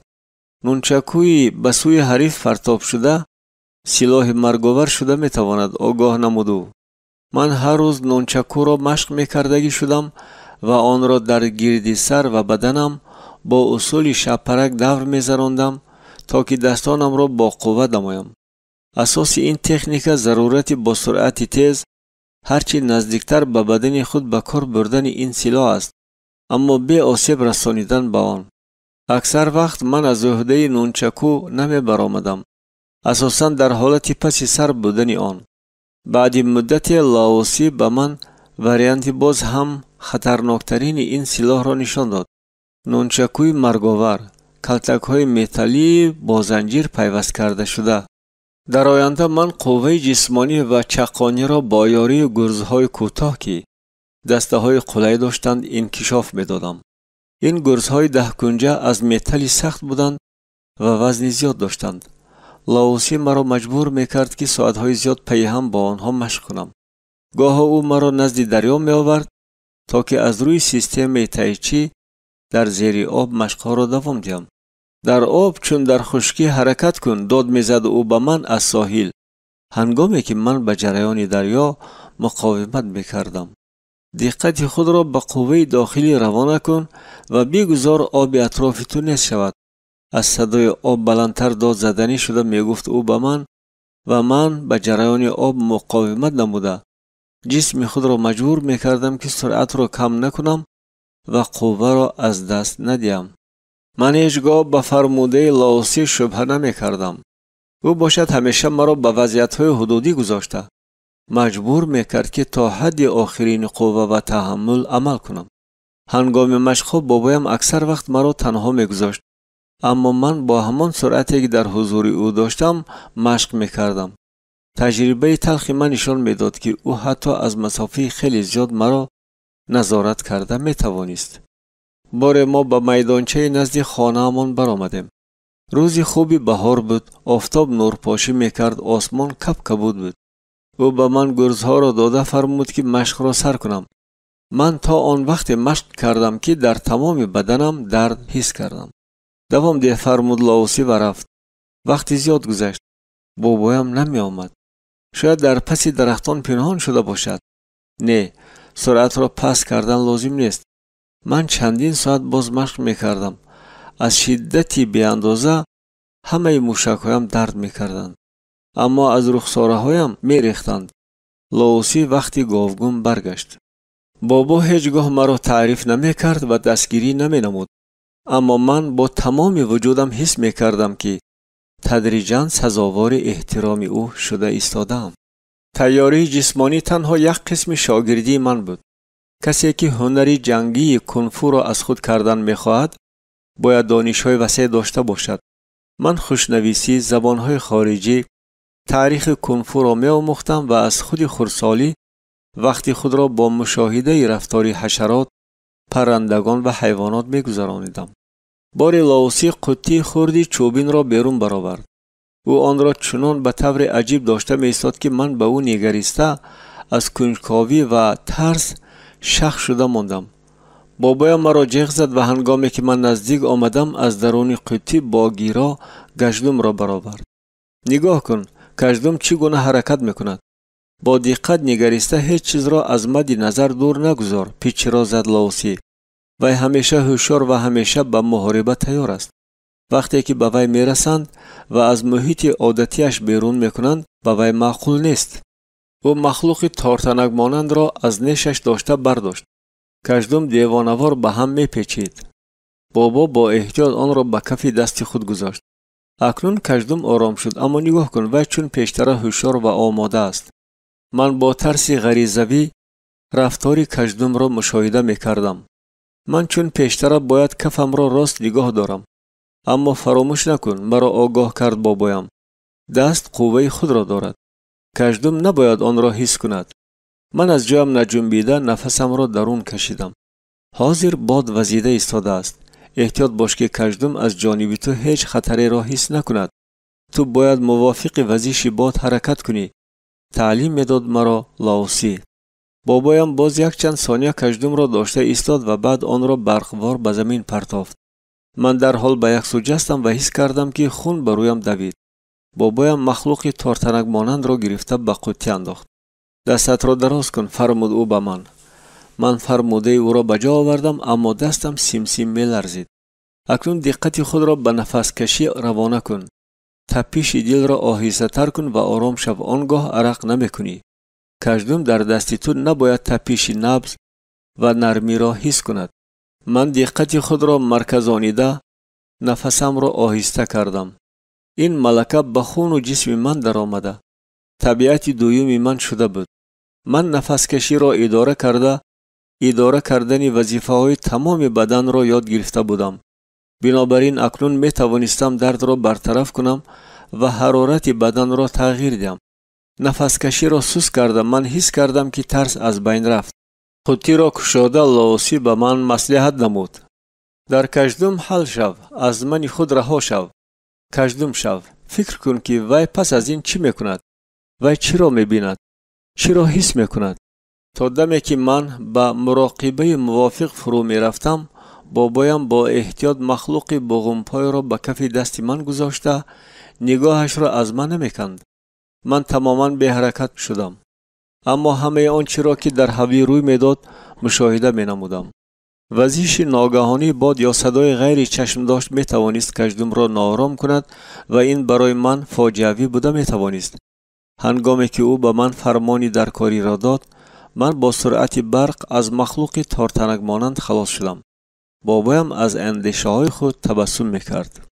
از خود اولی راه در کنفو من هنری در این یا آن مخلوق حل نمودن من خود را مشق میکردم. این تکنیک اساس آموزش بسیار اصولهای شاولینی است که از روی نامهای جانوران نامیده شدند. در حولی ما گهواره جنبانها زندگی میکردند و لاوسی مرا مجبور میکرد که ساعتهای دراز حرکتهای آنها را مشاهده کنم تا دمی که من به آنها تقلید نمودن را یاد گرفتم. تنلان تزیوان اسلوب گهواره جنبان در شمال خیتای در زمان حکمرانی سلاله امپراتوری مین اختراع کرده شده است. گفتبار لاوسی هنگامی که ما یک جای این اسلوب را می آموختیم. بابایم هنگام آموزاندن هر یک اسلوب کنفو قصه، افسانه یا روایت عجیب را درباره آن نقل می کرد. چنین حسابیده می شود که اساسگذار اسلوب گهواره جنبان جنگاوری هنرمند ونلان بود. او در ولایت شاندون زیاده از 4 عصر پیش زندگی می کرد. چنانه که روایت کرده می شود او از محل زیست خود و معبد خینن روانه شد تا که هنر جنگی کنفو را از خود نماید. اما سطح تیاری در این معبد او را ناامید کرد و اینک بار او تصادفاً شاهد جنگ گهواره جنبان با چرچرک شد. حشراتی که نظر به گهواره جنبان خیلی کلانتر و با قوتتر بود. هنگامی که در جنگ گهواره جنبان غالب آمد، ون آن را به معبد برد تا که حرکت‌های موزون و رفتار آن را بهتر مشاهده نماید. او نتیجه های تحقیقات نوی خود را با دانش‌های پیشتر خود که تقلید به عمل فریبنده پایان میمون را در بر می‌گرفت مقایسه نمود. او نتیجه های تحقیقات نوی خود را با دانش‌های پیشتر خود که تقلید به عمل فریبنده پای میمون را در بر می‌گرفت مقایسه نمود و در نتیجه اساس اسلوب شمالی گهواره جنبان را گذاشت. این روایت را نقل کرده لاوسی به من تعلیم دادن اسلوب تنلان تزیوان را سر کرد. اصول اساسی جنگی در اسلوب گهواره جنبان ضربه کوتاه و تیز از یک طرف است. انگشتانم را در شکل سیخ‌های این حشرات درنده جمع نموده به من گفت بابایم. این اصول را هنگام در کار شدن ضربه هجومی پیشگیری کننده یا گرداندن ضربه استفاده بر. سپس او بعضی حرکت‌های اسلوب مشت آلوی میخواه را نشان داد که یک نوع اسلوب گهواره جنبان است.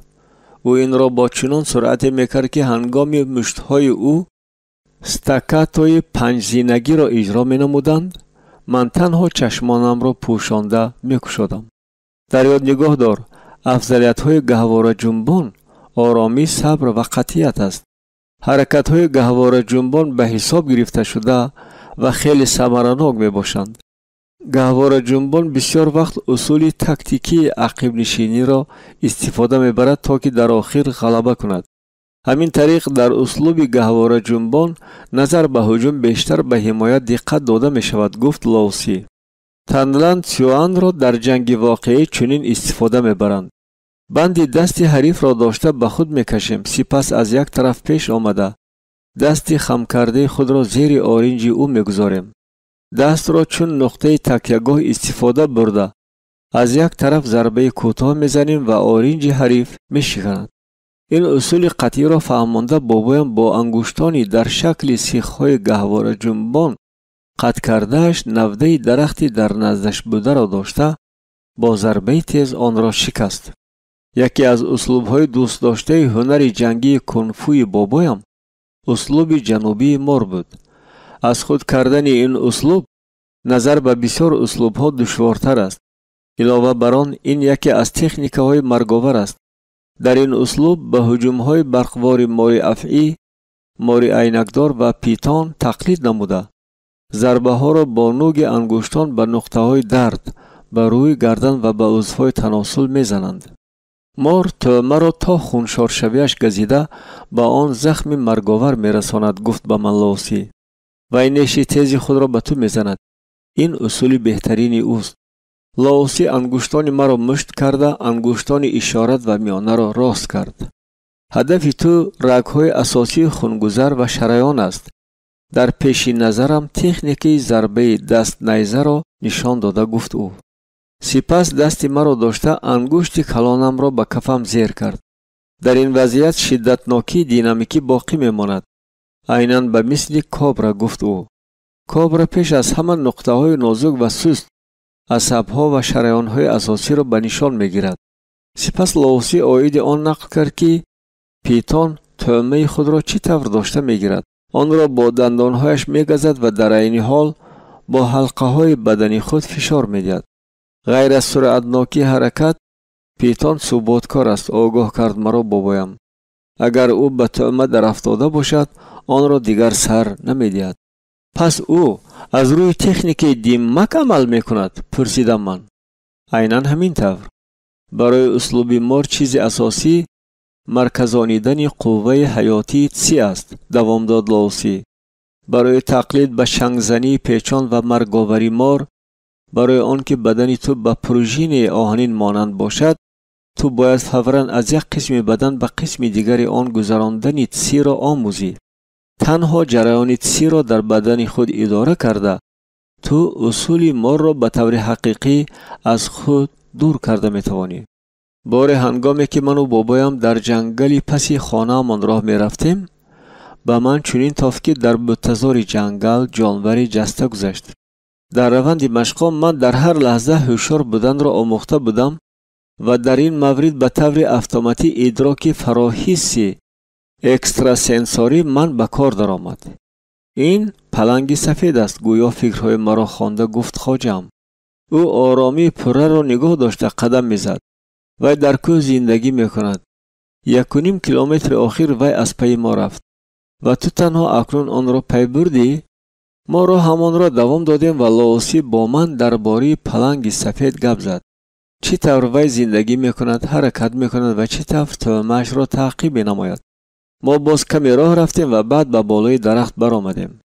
акнун бо диққат мушоҳида кун. дар охир вай дар пеши мо намоён мешавад. охир паланги сафед хеле кунҷков аст, гуфт Лоуси. мо дар болои дарахт муддати зиёде нишастем.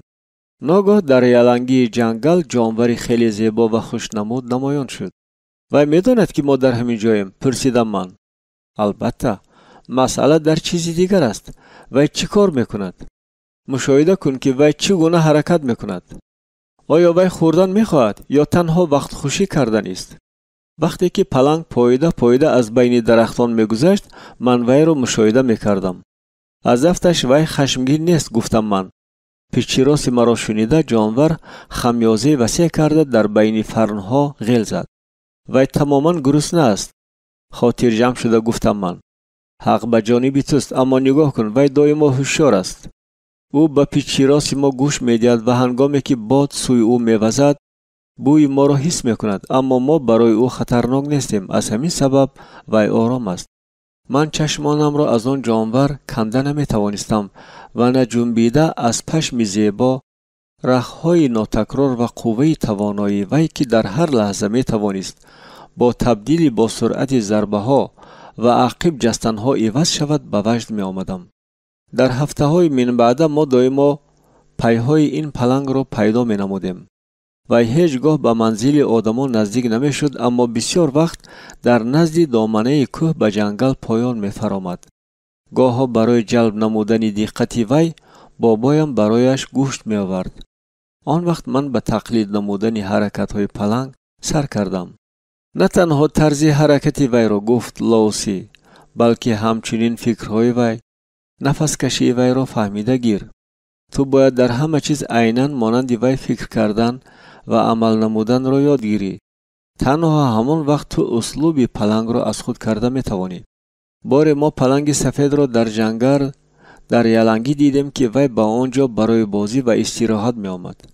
ما از طرف شمال پناه به وی نزدیک شدیم تا که وی ما را پیشکی پی نبرد و ما به وی نزدیکتر رفته توانیم. هنگامی که ما به قدری کافی به وی نزدیک شدیم، پلنگ گویا از خواب بیدار شد و دمش را جنباند، گویا که ما را شادباش می گفت. لاوسی همان زمان به درخت بلند برآمد. هیچ کس بهتر از بابای من به درختان برآمده نمی توانست. من نیز به بالای درخت برآمدنی بودم، اما او مرا باز داشت. نزد وی رفت. پیچی را زد او. ما هفته های زیاد پلنگ را از مسافه نزدیک مشاهده می کردیم، اما من خوب می فهمیدم که پلنگ جانوری خیلی خطرناک و بدخشم است. وی مرا در یک لحظه پاره پاره کرده می توانست. وی تو را می شناسد. با وی چون یکی از کودکانش نزدیک شو. پلنگ چه شو. ترس را یک سو گذار، وگرنه وی به تو هجوم می کند و تو هلاک می شوی، فرمود لاوسی به من. من نفسم را راست کرده به عمل تیار شدم. خوده دستم را آهسته به زمین گذاشتم. دستانم را پایان کرده آهسته به جانور نزدیک شدن گرفتم. وی نباید در من یگان خیل خطر را بیند. خود را نصیحت می کردم. من تنها به پیش وی نگاه کرده رفتن در کار است. به وی روی راست نگاه نباید کرد. وی باید مرا موجود آسایشته و بی‌ضرر حسابد. به کم کسان در جهان میسر می شود که پلنگ سفید را در آزادی بینند. در آن روز جانوری بدخشم و توانا سری کلانش را به بالای پایهای دراز کردش گذاشته چون گربه عادی خانگی به من امکان داد که پس گوشهایش را سیله کنم. من به خواجم نگریسته تبسم کردم. همین دم از طرف او صدای شنیده شد، مثل آن که شاخه شکست. من در حال از حالت مرکزانیدن دقت برآمدم و از این واقعه ناگهانی دستم را عقب کشیدم. پلنگ فوراً عکس العمل نمود و با پنجه توانایش مرا سخت زد. باور ناکردنی، اما پیش از آن که وی جسم مرا پاره کند من عقب جسته توانستم. اکنون هنگامی که من جنبیدم وی حالتش را دیگرگون نمود تا که باری دیگر مرا زند، اما این دفعه با پنجه دیگرش. او برخستنی شد و من فهمیدم که حرکت نوبتی وی برای من مرگاور می شود. من باید حیات خود را حفظ نمایم. باید به چشمان جانور نگاه نکنم. غریزه طبیعی را فرو نشانم و نگریزم، وگرنه پلنگ در حال به من در می افتد.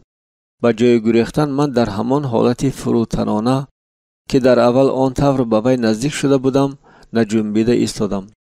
من چشمانم را پایان کرده پنجه های پلنگ را مشاهده می کردم، در حالی که وی با دقت به من می نگریست. پلنگ برخستن را بس کرد و هنگامی که من آهسته به عقب قدم ماندم باز در جایش دراز کشید. لاوسی مرا با تعظیم شادباش گفت.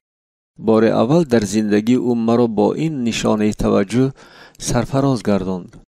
تو کنجکاو و لیاقتمند بوده ای، گفت او، و از آن وقت مرا لافوت زی می نامید، یعنی پلنگ خردکک. از همه حیواناتی که من حرکت‌ها و رفتارشان را مشاهده می‌کردم، به من بیش از همه پلنگ معقول بود و البته من به اسلوب پلنگ توجه داشتم. در هنر جنگی کنفو این اسلوب را پیش از همه برای مستحکم نمودن استخوان‌ها، پای‌ها و موشک‌ها مشق می‌کنند. حرکت‌های کوتاه و بدخشمانه این اسلوب با قوه و توانایی فرق می‌کنند. پلنگ طبیعتاً جنگره نیست و تا دمی که وی را به حالت ناعلاج نرسانند صبر می‌کند، اما بعد وی در خشم خود بازداشته نشونده است. جنگاوری که اسلوب پلنگ را استفاده می‌برد در جنگ تن به تن دلیرانه و بدخشمانه می‌جنگد. وضعیت پنجه پلنگ در این اسلوب هنگام جنگ به سلاح بر ضد حریف سلاحدار خیلی مفید است. سلاح حریف هجوم کننده را با دست ثابت نموده یا به او امکان ضربه زدن را نداده، جنگاوری کنفو دشمن را از افضلیت محروم میکند. بار پگاهی من آن وقت 10 ساله بودم، لاوسی مرا به جنگل برد. هنوز خیلی بر وقت بود، صبح اکنون میدوید. ما چون هر وقت به فکر فرو رفته الکه یک چند کیلومتر قدم زدیم، اما این دفعه ما با راهی ناشناس رفتیم. در آخر خط سیر ما نزد پلتفرم تختگین آمدیم که در بین دو درخت کلان بر اسمانی تنیده شده آویزان شده بود. پلتفرم 8 گوشه تقریبا 1.5 متر قطر داشت. از طرف پایانی پلتفرم صدها سیخ‌های آهنین درازیشان یک خیله بودند. وقتی که من در زیر پلتفرم زمین کوفته سخت کرده شده را دیدم، گلویم خشک شد. به زیر پلتفرم درآ فرمود لاوسی به من چون هر وقت بیچون و چرا اطاعت کردم. در زیر پلتفرم من از سیخ‌های دهشت‌آوری که در روشنایی صبح تهدیدآمیز جلوه می‌دادند چشم نمی‌کندم. حالت پلنگ به جستن تیاری می‌دیده را بگیر. من همان حالت پلنگ را گرفتم. بابایم باشد رسمانی کشیده شده را سوس کرد و آن را تا دم پایان فراورد که بین من و پلتفرم قریب 1 سانتی متر مسافه مانده بود. اکنون پایانتر خم شو، بگذار سورین‌هایت به زمین موازی باشند. من اطاعت کردم. این وضعیت پلنگ پرو خوابیده است، گفت لاوسی. این وضعیت برای جنگ نیست، اما آن برای مستحکم نمودن موشک‌های پایها یاری می‌دهد. او با این سخنان پلتفرم را باز پایانتر کرد. احتیاط باش، نخیز، گفت او به من و به سوی خانه رفت. من مدت زیاد در این وضعیت بودم. الکی روز روشن میشد. من عرقشار شده بودم، اگرچه تا گرمای نصف روزی هنوز دور بود. از درد رگ و پیهای پایهایم کشیده می شدند، اما ترس از سیخ‌های تیز که در بالایم بودند به من امکان جنبیدن نمیداد. همان لحظه که من درباره لاوسی فکر کردم، او گویا از زیر زمین در پیش من پیدا شد. لاوسی آهسته پلتفرم را دور زده وضعیت مرا سنجید. او دید که من به حد آخرین رسیدم. عرق و اشک‌ها از رخسارهای من می‌ریختند. می توانی وضعیت خود را سبکتر کنی، یک پایت را به پیش دراز کن، فرمود او به من. من با دشواری زیاد پایم را راست کرده توانستم، اما بعد این حقیقتا احوالم بهتر شد. اقلاً رگکشی پایم قطع گردید. این وضعیت کمان و تیر نام دارد، گفت او. نگاه کن. یک پایت قطع شده و چون کمان ترنگ است. پای دیگرت باشد به زمین تکیه میکند، اما چون تیر راست است. با یاری این پلتفرم دهشتناک لاوسی به من بسیار نمودی حرکت ها را یاد داد. هر کدام آنها نفع از نمودهای اسلوب پلنگ بود. مشق‌های منتظم من تبدیلی با سرعت نشستن و برخاستن، تاب دادن و هجوم کننده و به واسطه تاب خوردن در وضعیت اسب ایستادن بود. در طول ماه‌های زیادی مشق‌ها در زیر پلتفرم در حالت‌های گوناگون تیاری به جهیدن من عوض نمودن موقع را آموختم. پایهای من چنان مستحکم شدند که موشک‌هایم چون پولاد سخت شدند. دستهایم نیز در نتیجه این مشغولیت‌ها با لاوسی با قوت و پرطاقت شدند. درس‌های او به این هم بی‌رحمانه بودند، اما او باز دستانم را با سنگ‌ها به پایان زیر می‌کرد، در حالی که من به پایهای کرخ شدم تکیه کرده در زیر پلتفرم خم شده بودم. در طاقت فرسا بود، اما من باید به او اطاعت می‌کردم. تدریجاً بسیاری این وضعیت‌ها برایم چنان عادتی شدند که من بفکر به طور اتوماتیک در این حالت‌ها ایستاده می‌توانستم. گاه لاوسی سنجش‌ها می‌گذراند. بار شبانه او به خانه من در آمده به بالای من که خواب بودم یک سطل آب خنک پاشید. من در حال بیدار شده از جایم جسته خیستم و در وضعیت جنگی اسب ایستادم، در حالی که چی واقعه شدنش را نمی‌فهمیدم. اما لاوسی از باعثی در وضعیت نادرست ایستادنم سخت سرزنش کرد. این کتف را پیش بردن در کار است، داد زد وی و با مشتش به دندانهایم زد. سپس با آهنگ تماما دیگر به من فرمود که در حولی به مشق و مدیتاسیا تیار شوم. بار لاوسی رنگدان گرانبها مجموعه پیراهای خط‌نویسی میشین را در قوطیچه و ورق تازه را از سبد برآورد. من میخواهم که تو همه آنچه را که آیدی ایستادن در وضعیت جنگی پلنگ از خود کرده ای نویسی. من با این وظیفه از مشق‌های خسته کننده جسمانی استراحت به دست آوردم، اگرچه لازم آمد که از سحری تا بگاهی نویسم. حولی درون خانه‌مان برایم جای عذاب و شکنجه میتافت، اما آن روز در تنهایی مدیتاسیا کرده من ناگاه دیدم که آنجا خیلی زیباست.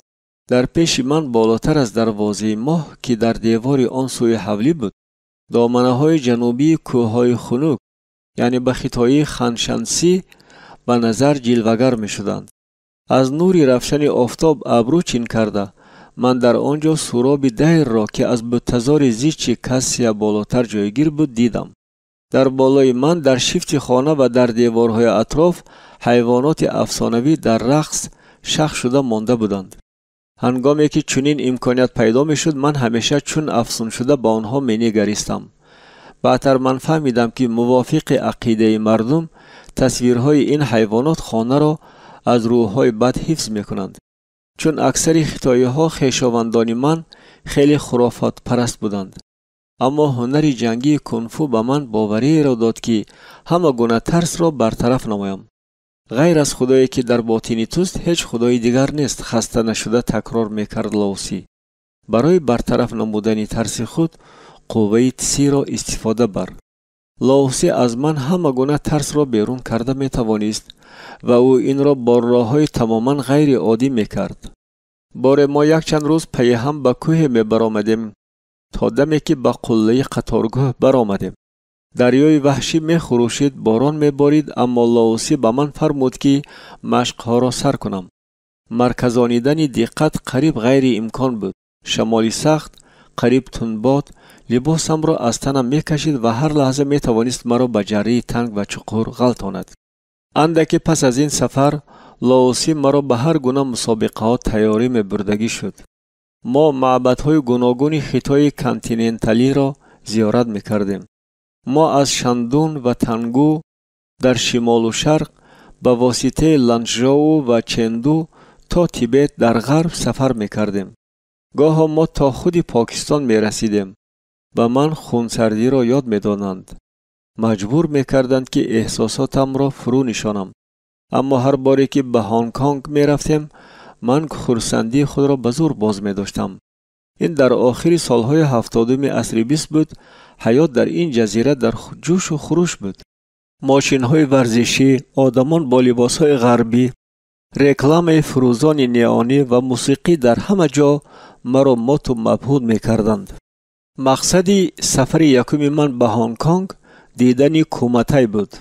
اگرچه کومتای مسابقه‌های غیر لیگالی میباشند، با وجود این در هنگ کنگ برابر دیگر تماشابینان، کارمندان پلیس و دیگر منصبداران نیز به قمار پول می‌ماندند. در اینجا با اصول آزاد و با رسیش پرره مسابقه می‌کنند، یعنی جدی تا مرگ.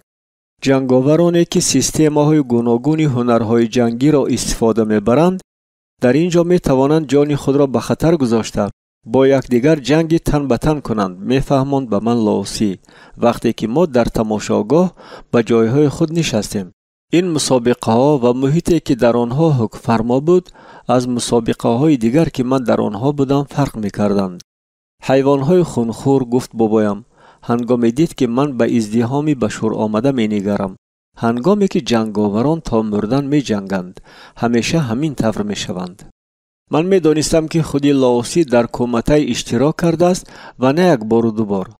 روزی فرا می رسد که تو غالب می شوی، پیشگویی می کرد بابایم و من خوب می دانستم که حق به جانبی اوست. هنگامی که من 12 ساله شدم بابایم اعلان نمود که مرا برگردانده به انگلیس فرستادن در کار است گفت. از خودی فکری واخوری با پدر و مادر مرا هیجان و ترس فرا می گرفت. در راه به سوی فرودگاه من و لاوسی به خاموشی طولانی غوطه‌ور شدیم. هر یکی ما اندیشه‌های خود را داشت. هنگامی که ما به فرودگاه نزدیک شدیم بابایم فهماند که در لندن من آموزش کنفو را دوام میدم. من به واسطه فدراسیون بین المللی کنفو که در ژنو است مصلحت کردم. برای تو معلم تعیین می نمایند و من مزد آموزشت را پرداخت می کنم اضافه کرد او. عربه باز ایستاد. من موفقیت های تو را نظارت می کنم و بعد پس از مدت تو به اینجا بر می گردی. او با این سخنان تعظیم کرد و راه بازگشت را پیش گرفت. هنگامی که هواپیما به آسمان پرواز کرد من عاید آن فکر کردم که مرا در آینده نزدیک چه انتظار است. در دوام آن 8 سال که من در خطای گذراندم بارها نزد والدان رفته بودم و گاهها چندین ماه با آنها میماندم. لندن فعالیتناک و سرحرکت همیشه مرا به وجد می آورد. تماشای ویترینه های پر از بازیچه ها، پنک هایی که در میدان ترافالگر گشت و گذار می کنند، اتوبوس های زیبای 2 طبقه و روشنایی چشمبری چراغ های پیکادیلی به من معقول شد. اما زندگی من در خانه والدان همیشه دشوار بود. آنها درباره خطای هیچ چیز را شنیدن نمیخواستند. پیش از همه این به مادرم دخل داشت. او با من چنان رفتار میکرد که گویا در حیات من خطای هیچگاه نبود. در حضور من او همیشه خود را ناراحت حس میکرد. ما با هم عموما گپ نمیزدیم. آن نیز یاری نمیداد که من با تمام قوت کوشش میکردم به انگلیسی گپ زنم. شیوه کانتون زود زبان مادری من شد. البته مادرم نیز زبان والدانش را میدانست، اما من هیچگاه از او در این خصوص نپرسیده بودم. بسیار چیز در عائله ما برایم همچون سر باقی میماند. در کرسی به راحتی هواپیما نشسته سفری آخرینم را به انگلستان هنگام 9 ساله بودم به یاد آوردم. بار من همراه مادرم به سوپرمارکت روانه شدم، چون هر وقت مادرم عربچه را با هر گونه بقالی و شیرینی ها پر کرد. من پی بردم که مادرم پکیت خرچنگ های بحری را به زیر سمکش به تگ عربچه گذاشت. آچه، تو خرچنگ ها را فراموش کردی، گفتم من به هیچ گونه فکری بد. هنگامی که او همه مال های انتخاب کردهش را در نزدیک کاسیر گذاشت. اوه، من چگونه فراموش خاطر هستم این را بینیده؟ خجل شده گفت مادرم و پکیت را برآورده باز همیانش را کشاد. پروا نکنید گفت کاسیری جوان. هر کس خطا کرده میتواند. هنگامی که ما از مغازه برآمدیم مادرم خیلی خشمگین بود. در سیمای او تیره او کینه نهفته بود. اما من به آن الکی عادت کرده بودم. معلوم نبود که این دفعه من چی کاری بد کردم، اما به هر حال من باید خاموش میماندم. شاید اگر چنین واقعه باز تکرار نمیشد من آن را هیچ به یاد نمی آوردم. این دفعه مادرم یک قوطی کنفت های قیمت را دزدیدنی بود. هنگامی که ما در نوبت کسی ایستاده بودیم مادرم قوطی را از عربچه برآورده در آستین وسیع پالتویش پنهان کرد. آچه در کار نگفتم من، اما در حال خاموش شدم. نگاهی خشمگینانه مادرم از سخنان گویاتر بود. این خاطره ها مرا آرام نمیگذاشتند. من زمانهای بهتر را به یاد آوردنی شدم. فکرهای مرا به آن روزهای برگرداند که ما در اجور زندگی میکردیم. پدرم استای موفقیتناک تلویزیون بود و کارهای او از رفتش خوب پیش می رفتند. بار هنگامی که او بگاه دیر به خانه برگشت من نداهای خرسندانه و خنده را شنیدم. یکی از مزاجان مزد کاری او را با پولی نقد داده است و سخن درباره پولی کلان می رفت. او به خانه در آمده بنچه پول را به هوا پرتافت. مادرم به حد خرسند شده پول را غنداشتن گرفت.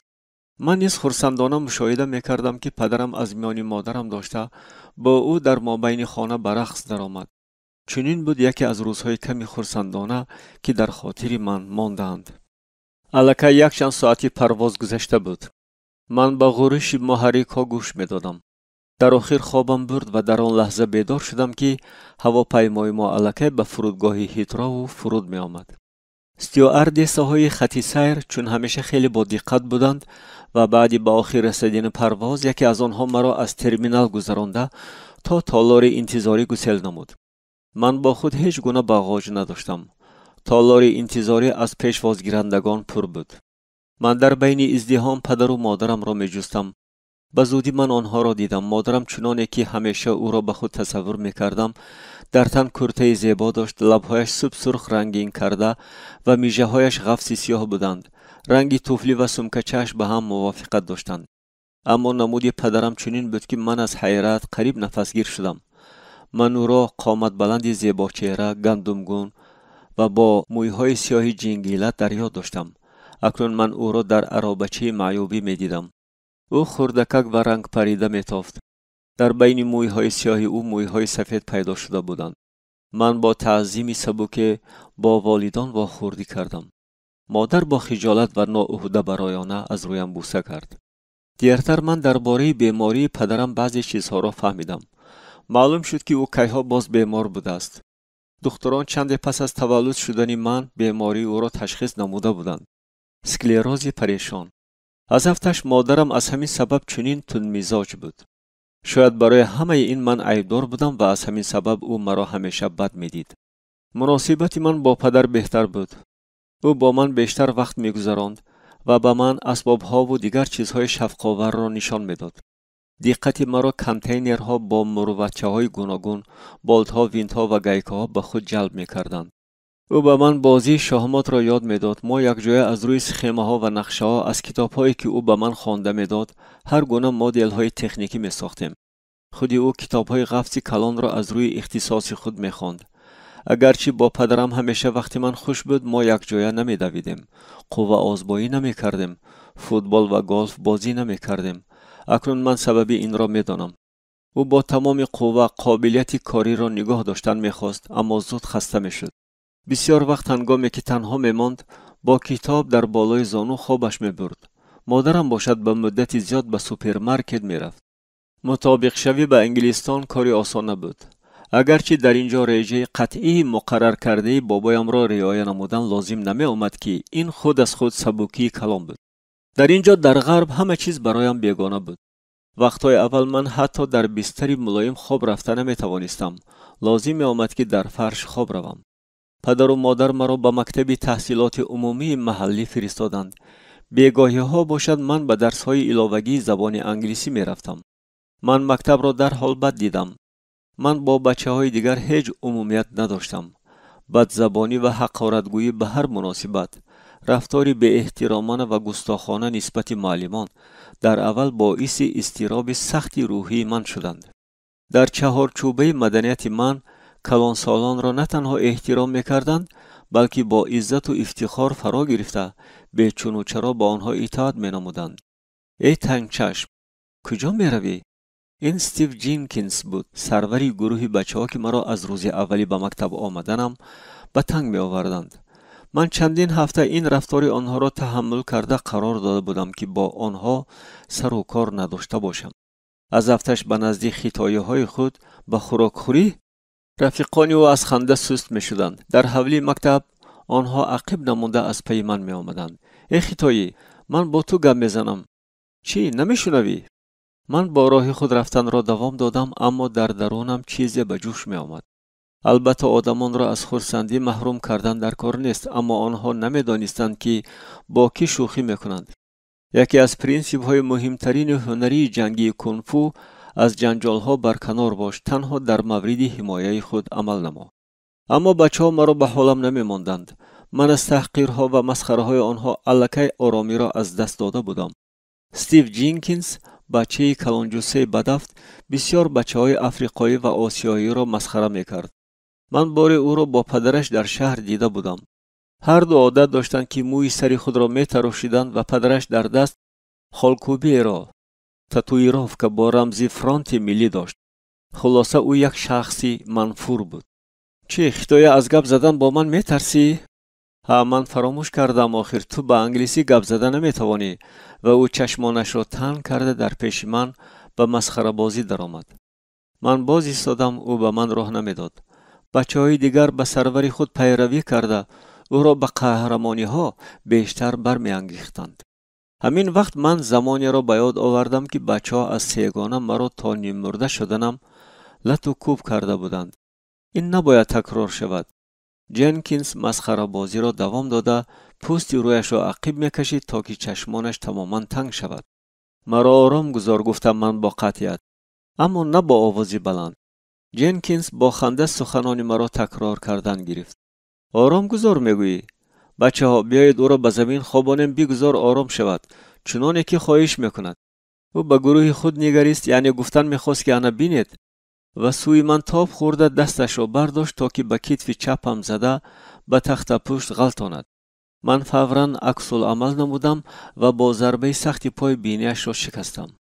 جنکینز به زمین غلطید. دیگران با دهشت مشاهده میکردند که او از درد تاب و پیچ خورده با داد و فریاد، لعنت و حقارت خون را بازداشتنی میشد. من راست به چشمان هر یک آنها نگریستم. همه گریختند و در سری وقت این مرا آرام نمود. مرا برای زنازنی جزا دادند، اما نه به طور قطعی. معلمان میفهمیدند که من از روزهای اول در مکتب به چگونه رفتار دچار شده بودم. من طلبه مهنت دوست، با ادب و با انتظام بودم. استیو جنکینز باشد شورپوشت اشدی بود. بعدی چند او را از مکتب خارج نمودند. آوازه آن که من هنری کنفو را از خود کردم در بین طلبگان با سرعتی که آتش صحرای سرعلف را فرا میگیرد پهن شد و در اطراف من بچه‌ها جمع شدن گرفتند. پیشتر من هیچگاه در مرکز دقت نبودم. برای بچه‌ها در مشغولیت‌های یکجایی و فعالیت زیاد سرور در کار بود. من از انتخاب بین حیات موافق قاعده‌های قطعی، منتظم، با ترتیب و حس نوی خطرناک آزادی دو دیله بودم. من از واخوری با مدنیت بیگانه سخت متاثر شده بودم. من نمیفهمیدم که در بین فارغ بالی و بیبند و باری عمومی چگونه رفتار نمایم. در حالی که بسیار معلمان به خاطر ترتیب عادی ترین در صنف با طلبگان دست به گریبان می شدند، از من می ترسیدند و این به من معقول بود. شورا پشت بودن نظر به قربانی بودن بهتر است. بابای من شخصیت معروف بود و مبلغ گذاری آموزش مرا به واسطه فدراسیون بین المللی کنفو که قرارگاهش در ژنو است تأمین کرده می توانست. نمایندگان فبکفه عاید آن غمخواری نمودند که من آموزش را در لندن تحت راهبری جناب چژن دوام دهم. او شخصی مهربان و زنده‌دل، استاد کنفو با تجربه چندین ساله بود. اما بعدی چند معلوم شد که من در بسیار جهت‌ها از او هنرمندتر هستم. لیکن انتظام در مشق‌ها تحت راهبری جنابان چژن جدی بود و آن به آموزش با موافقت من تأثیر نکرده نمی‌ماند. بنابراین به زودی مرا در مکتب کنفو یاوری معلم تعیین نمودند. در همانجا من با کینگسلی که زاده یامایکا بود، همچنین هنری کنفو را خوب از خود کرده بود، شناس شدم. او اولین دوست حقیقی من شد. انتظام مکتب کنفو مرا از کوچه نگاه می داشت، اگرچه حتی جناب چژن مرا نه آنقدر محدود می کرد. اما به هر حال انتظام در مکتب با آن ریشه قطعی که در شعور من با آموزش حقیقی هنرهای جنگی رابطه ناگسستنی داشت موافقت نمی کرد. من گذشته را به یاد آورده می فهمم که آن وقت به دستی با قوت احتیاج داشتم که قسم زیادی عمر به آن اطاعت نمودن را آموخته بودم. پرینسیپ ناکی و استواری در کاری را آن هم به یک اندازه من در یکی از معلمان پیدا نمودم. جناب سایزر برای آموزش روحانی مسئولیت داشت. قریب همه بچه ها او را بد می دیدند. او خیلی قطعی بود، هیچ گونه بی‌ترتیبی را طاقت دیدن نداشت و به هیچ کس امکان نمیداد که او را مسخره کند. من همیشه به کلان سالان با احترام مناسبت می کردم، اما جناب سایزر یکی از آن معلمان کمی بود که من در حقیقت آنها را احترام می نمودم. درس های او به من حقیقتا حلاوت می بخشیدند. بابایم به من عاید دینهای جهان بسیار نقل کرده بود. من عاید دین و آیین‌های گوناگون با شفق به اندازه گوش می‌کردم و خوب می‌فهمیدم که یگانه خدای حقیقی خدایی است که در دل انسان ساکن است و محض سی. مثل حاضر در یاد دارم که جناب سایزر به ما قصه ابراهیم را از کتاب مقدس نقل کرد و آیین آن که او تیار بود پسرش اسحاق را به قربانی آورد. ابراهیم چگونه اطاعتکاری و فداکاری را نسبت به خدا ظاهر نمود. این قصه به من معقول شد. یگان وقت فکر میکردم من کتاب مقدس را گرفته از این کتاب بزرگ باز یگان چیز را میخوانم. من که در تأمینات فبکفه بودم، در مسابقه‌های بین المللی که از روی دو نمودی هنرهای جنگی گذرانیده می شدند اشتراک کرده می توانستم. چون این مشغولیت ها بیش از همه در کشورهای شرقی گذرانیده می شدند و در آنجا من همیشه با بابایم وا می خوردم. من می دانستم که او برای من پول زیادی را به قمار می ماند و هیچگاه او را ناامید نمی کردم. من هر سال به خطای بر می گشتم و در آنجای 2-3 ماه می ماندم تا که آموزشم را از بابایم دوام دهم. اکنون او مرا نمیزد، اما من چون پیشتر به او اطاعت میکردم. هنگامی که من 17 ساله شدم، لاوسی مرا در حیات واقعی به سنجش ها روبرو میکردگی شد. بار من و او به ولایت تزیانسی به نانچن که از کولی پایان به جنوب شرق است روانه شدیم. من آن وقت نمیدانستم که نانچن با راهزنان کوچگیش مشهور بود. همیشه هوشیار باش، چیزی غیر چشم داشت را انتظار باش، تعلیم داد مرا لاوسی. باعث دهشت من آن بود که او به من فرمود که در میان کوچه پوشاکهایم را تا لباس تک بدر کنم. این فرمان خیلی غیر چشم داشت بود. من غیرت کرده به چشمان او نگریستم، اما هیهات و من این را باید میدانستم. نگاه او افاده قطعیت را داشت. بابایم از کیسه کردکش نواری پیچانیده را برآورد و به گردنم آویخت. هنگامی که من نوشتن آن را خواندم دلم به حضور شد. هم کچجان بگذار همتان بمیرد. جاونینیان ده جو شیدابای به نزد بیبی ها و بیبی کلان هایتان دفن شوید. لاوسی مرا سوی کوچه تاریک روانه کرد. اکنون تنها می روی. من فهمیدم که بابایم چی نقشه دارد. همین که من یک چند قدم گذاشتم، کمپیری که در دوری ایستاده بود در حال به خانه در آمده در را قلف کرد. ناگاه حقارت ها شنیده شدند و یک چند راهزن های کوچگی با کستیدها دویده نزد من آمدند. کوچه تنگ بود. این برای من عین مدعا بود. آنها همه یک باره به من هجوم کرده نمی توانستند. من در حال در وضعیت پلنگ ایستادم. من قرار دادم که ضربه های تیزی پای را استفاده برم و فکرم را به هجوم کنندگان روانه کردم. یکمی به من از طرف راست هجوم کرد.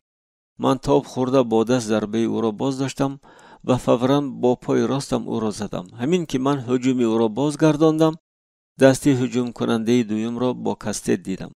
او سر مرا به نشان گرفته بود. من باز تاب خوردم و دست حریف را یک سو کرده بر رویش یک طرف با مشت زده از صف بیرون کردم. با پای با سرعت کار کرده من به حریف نوبتی آنگاه رو برو شدم که او با دستش بر روی من زدنی بود. من در یک لحظه ضربه او را یک طرفه کرده سپس با استخوان‌های انگشتانم ضربه زدم. هنگامی که او به زمین افتید، من تخت پشت او را چون پلتفرم استفاده بردم تا که پیش رفته بلندتر ایستم. 2 نفری دیگر یک باره به من هجوم کردند. یکی با دستی راست با دل من ضربه زدنی بود، دیگری برای از یک طرف ضربه زدن پایش را برداشت. در اول من با دستی چپی برداشته ضربه حریف یکم را یک طرفه کردم و بعد با پسی مشتم به بری رویش زدم.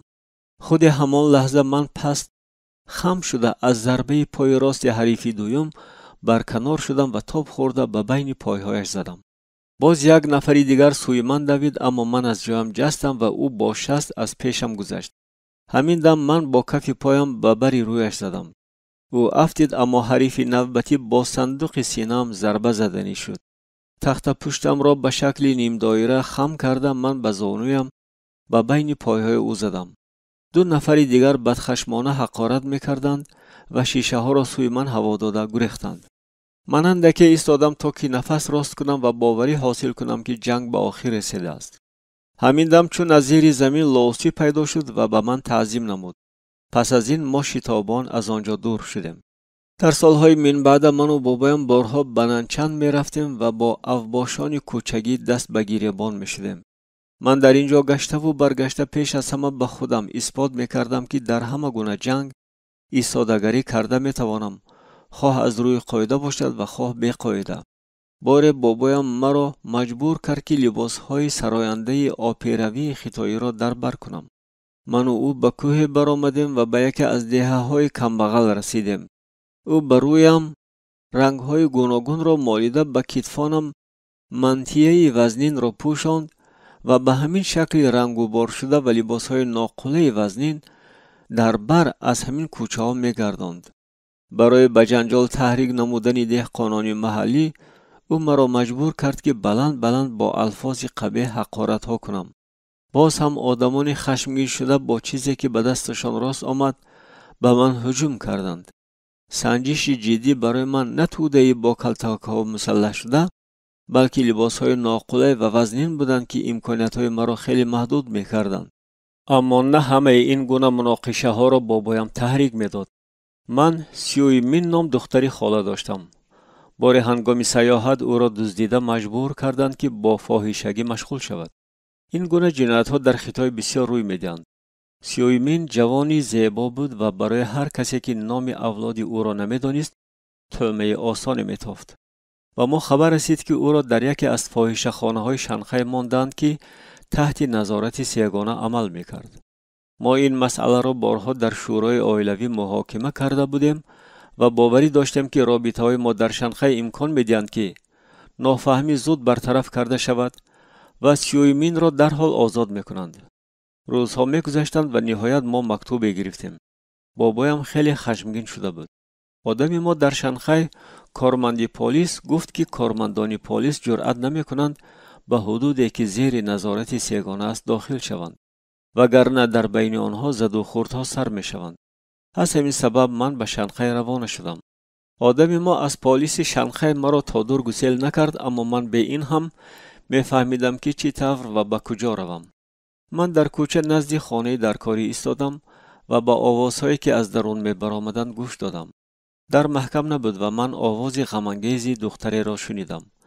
من فکر کردم که شاید این آواز سیویمین باشد. چه گفتنی دختر را من فهمیده نمی توانستم. من بی صدا به حجره نیم تاریک در آمدم. دخترک مرا دیده به گریه در آمد. این سیویمین بود. او سویمان دوید اما یکی از مردان او را از دستش سخت کشیده به حجره کناری تله داد. من به شخصی کاستیوم پوشی که در پس میز کلان خط نویسی نشسته بود نزدیک شدم. از افتش او در اینجا سردار بود و من به او مراجعت کردم. جناب محترم، به فکرم در مورد این دختر خطای سر زده است. این دختر به تو هیچ مناسبتی ندارد. سرش را از حساب براری های خود بالا نکرده غراز زد مرد از پس میز. مرا بیش از همه آن چیز حیران کرد که او به من حتی نگاه نکرد. آنگاه من با قطعیت و باوری گپ زدم چون شخصی که به زود عمل نمودن عادت کرده است. شما او را دزدیدید؟ ما هیچ کس را ندزدیده ایم. سخنی مرا برید او. به فکرم شما مرا نفهمیدید پس نمی آمدم من. سیویمین از کانتون است، از اولاد سو. شما باید او را آزاد کرده از بابای من ژانلین سو بخشش پرسید. آن جناب تحقیرآمیز روی ترش کرد. هر کس می داند که شخص برای چنین تحقیری که نسبت به ما بر این عائله روا دیده است باید بخشش پرسیده ضرری رسانده‌اش را جبران کند. وگرنه طرفی رنجیده قصاص خونین را سر میکرد تا دمی که اولاد شخصی تحقیر شده را تماما نابود کند. آن جناب خوب فهمید که من چی میگویم اما باور نکرد که من از عائله سو هستم. از بابای تو؟ خندید آن جناب. لیکن تو کیستی؟ کلوله چشم؟ او هم گفت و با آهنگ تحقیر توف کرد. ناگاه از پس من در گشاده شد و به حجره 7 یا 8 کس زده در آمدند که با کارت ها مسلح شده بودند. معلوم بود که این کار به طور آسایشته حل نمی شود. من تبرچه جنگی خود را برآوردم و پلنگ به کار درآمد. من این مردم بی‌حیا را بی‌رحمانه جزا دادم و به هیچ گونه مقابلت از جانب سیگانه سیویمین را به خانه بردم. این واقعه به من یاری داد که سزاوار باوری و احترام خویشاوندان خیتایی خود شوم. محض همین چیز برای من بیش از همه کمی میکرد. بعد مدت بابایم الکی مرا به سنجش نوبتی بی‌رحمانه تیار میکرد که پس از آن من با شرفانه دارای عنوان استاد کنفو شده میتوانستم. اما در اول من از یک قطار سنجش های دهانی و عملی گذشتم و تنها پس از این مرا به فینال، به تشوی یعنی سنجش با تونل راه دادند. این سنجش به اندازه خطرناک است و تنها بعضی کسان جسارت پیدا میکنند که از آن گذرند. من و بابایم به شمال روانه شدیم و بعد یک چند روز به ولایت شندون رسیدیم. تونلی که اینجا عاید آن سخن می رود غاری دراز است در دامنه کوه تایشان، یکی از کوههای مقدس پیروانی داوسیزم در خیتای. من خود را باورناک حس می کردم و به میدان طلبی تیار بودم. در این مرحله آموزش هنرهای جنگی من ترس را نمی دانستم و خواهشمند اجرا نمودن همه گونه وظیفه مرکب بودم. روزی آفتابی بود، اما همین که به غار در آمدم خنکی را حس کردم. بعد روشنایی روز به من قریب 1 دقیقه درکار شد تا که چشمانم پررب به روشنایی درون عادت کنند. مشعل‌های فروزان به دیوارهای غار روشنایی خیره می‌دادند. در پیش من 1 چند متر شیشه‌های شکسته بودند. این خیلی آسان است، فکر کردم. من با قدمانی سبک لک از بالای شیشه میده ها گذشتم و غیر از خارش سبک چیزی دیگری را حس نکردم. پس از شیشه میده ها لخچه های سوزان بودند، اما پوست کف های پای هایم چنان سخت شده بود که از بالای آنها گذشتن برایم دشواری نداشت. من دلپرانه شتاب نکرده پیش می رفتم، اگرچه باطناً به جنگ تیار بودم و اینک نهایت سنجش جدی. من در پیش آنچه را که مرا انتظار بود دیده تبسم کردم. انا این چیز برای من مناسب است. راه مرا چارچوبه خشت کنجه چوبین بند کرده بود که در طرف پایانیش سیخ‌های نیزه ها چسبانده شده بودند. آن بر بالای 1 چند چوب بامبوکی گذاشته شده بود. تمام این ساختار لابیرینت بود که در بین دیگر چوب‌های بامبوکی افقی و عمودی گذاشته شده استوار کرده شده بود. من باید از بین این چوب‌ها خزیده می‌گذشتم. اگر اقلاً به یگان تای این چوب‌ها رسم، تمام این ساختار با سیخ‌های تیز به بالای من می‌غلتید.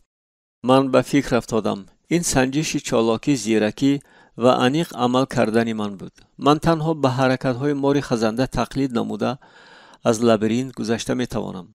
من تمام دقتم را به وضعیت دستان و پایهایم روانه کرده، گاه تخت پوشم را خم کرده و گاه هنگام ضرورت تنها به 1 دست تکیه کرده از بین چوب‌های بامبوکی گذشتن گرفتم. وضعیت‌های افقی را استفاده نموده، حالت و موقع‌ها را عوض نموده، من از لابیرینتی دهشتناک گذشتم و به طرف مقابل برآمدم. سنجش نوبتی سنگی تیز بود. آن در پیش راهم بود و به من لازم آمد که از بالای تیغه چون الماس تیزی آن راه روم. در روشنایی خیره مشعل من دیدم که دیوارهای هر دو طرف جلو می‌دهند. نفت. خندیدم من. نفت در همه جا ریخته شده بود. من باید تنها از بالای تیغه 8 متره گذشته می رفتم.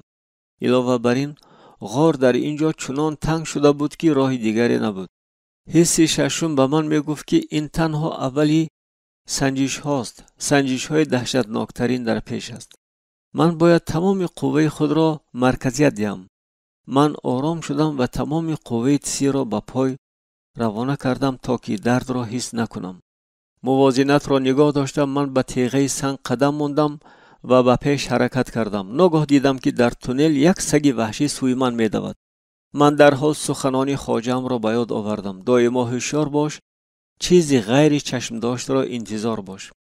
من فهمیدم که سگ تنها واسطه است برای پریشان کردن دقت من. سگ بدخشمانه آب دهانش را پاش داده سوی من عکاس میزد، اما بیهوده. آن را زنجیر وزنین باز می داشت. من چون پیشتر قوه تیزی را اداره می کردم و از بالای تیغه سنگ دلپرانه قدم می موندم. سگ وحشی در عقب ماند و من به پیش حرکت کردم. در انتظاری خطر تمام حسیات من قوی تر می گشتند.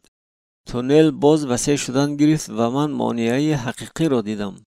تمامی باریغا را تخت صوفه بند کرده بود که در همه جای آن سیخ‌های 3 شاخه بودند. خودی تخت صوفه در بالای سنگ کلانی بود. چرخ‌های کلانی چنبرش متلی که همه این ساختار در بالای آن بود گویا هیچگاه حرکت نکرده بودند. البته این در راه من مانعه جدی بود. من باید به طرف دیگر می‌گذشتم، اما امکانی دست گرفتن یا تکیه کردن نبود. در اطراف تنها سیخ‌های 3 شاخه بودند.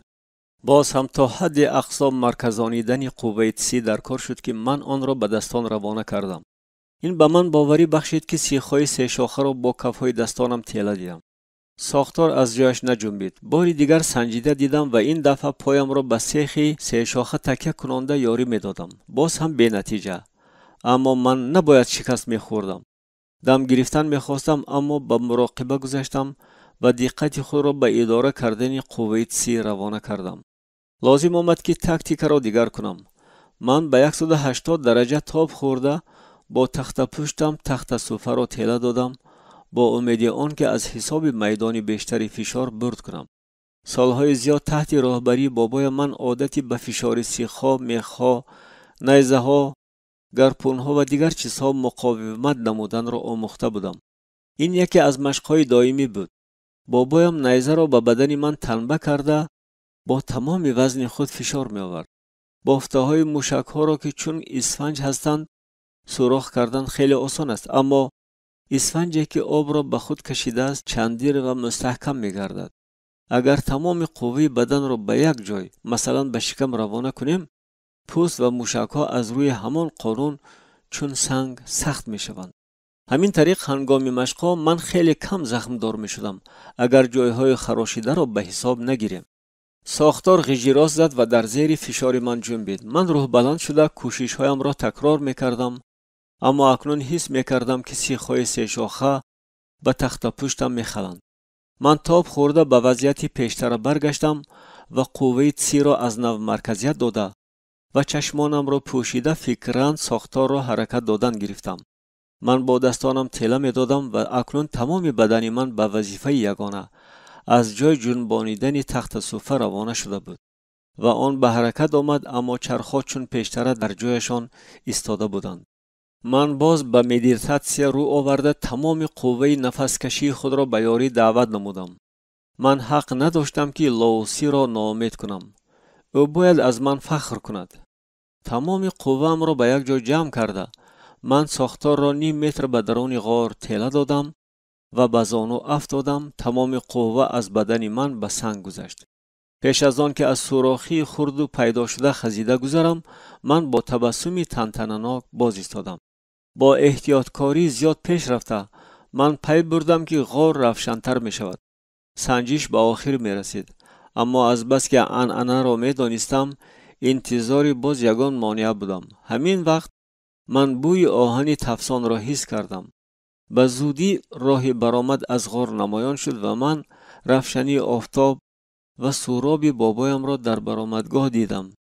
اما راه برآمد را دیگ کلان بند کرده بود که پر از آهن میده های تفسان بود. خودی دیگ سرخ تفسانده شده بود و وزنش از 100 کیلوگرم زیاد بود. از دیگ پنجه های متالی پلنگ برآمده می ایستادند و بیرون باشد تصویرهای اژدهایانی بودند که خواهان پاره کردن جسم من هستند. این سنجش آخرین دلیری قوه و تاباوری بود. من دقت خود را به سوی لاوسی روانه کردم.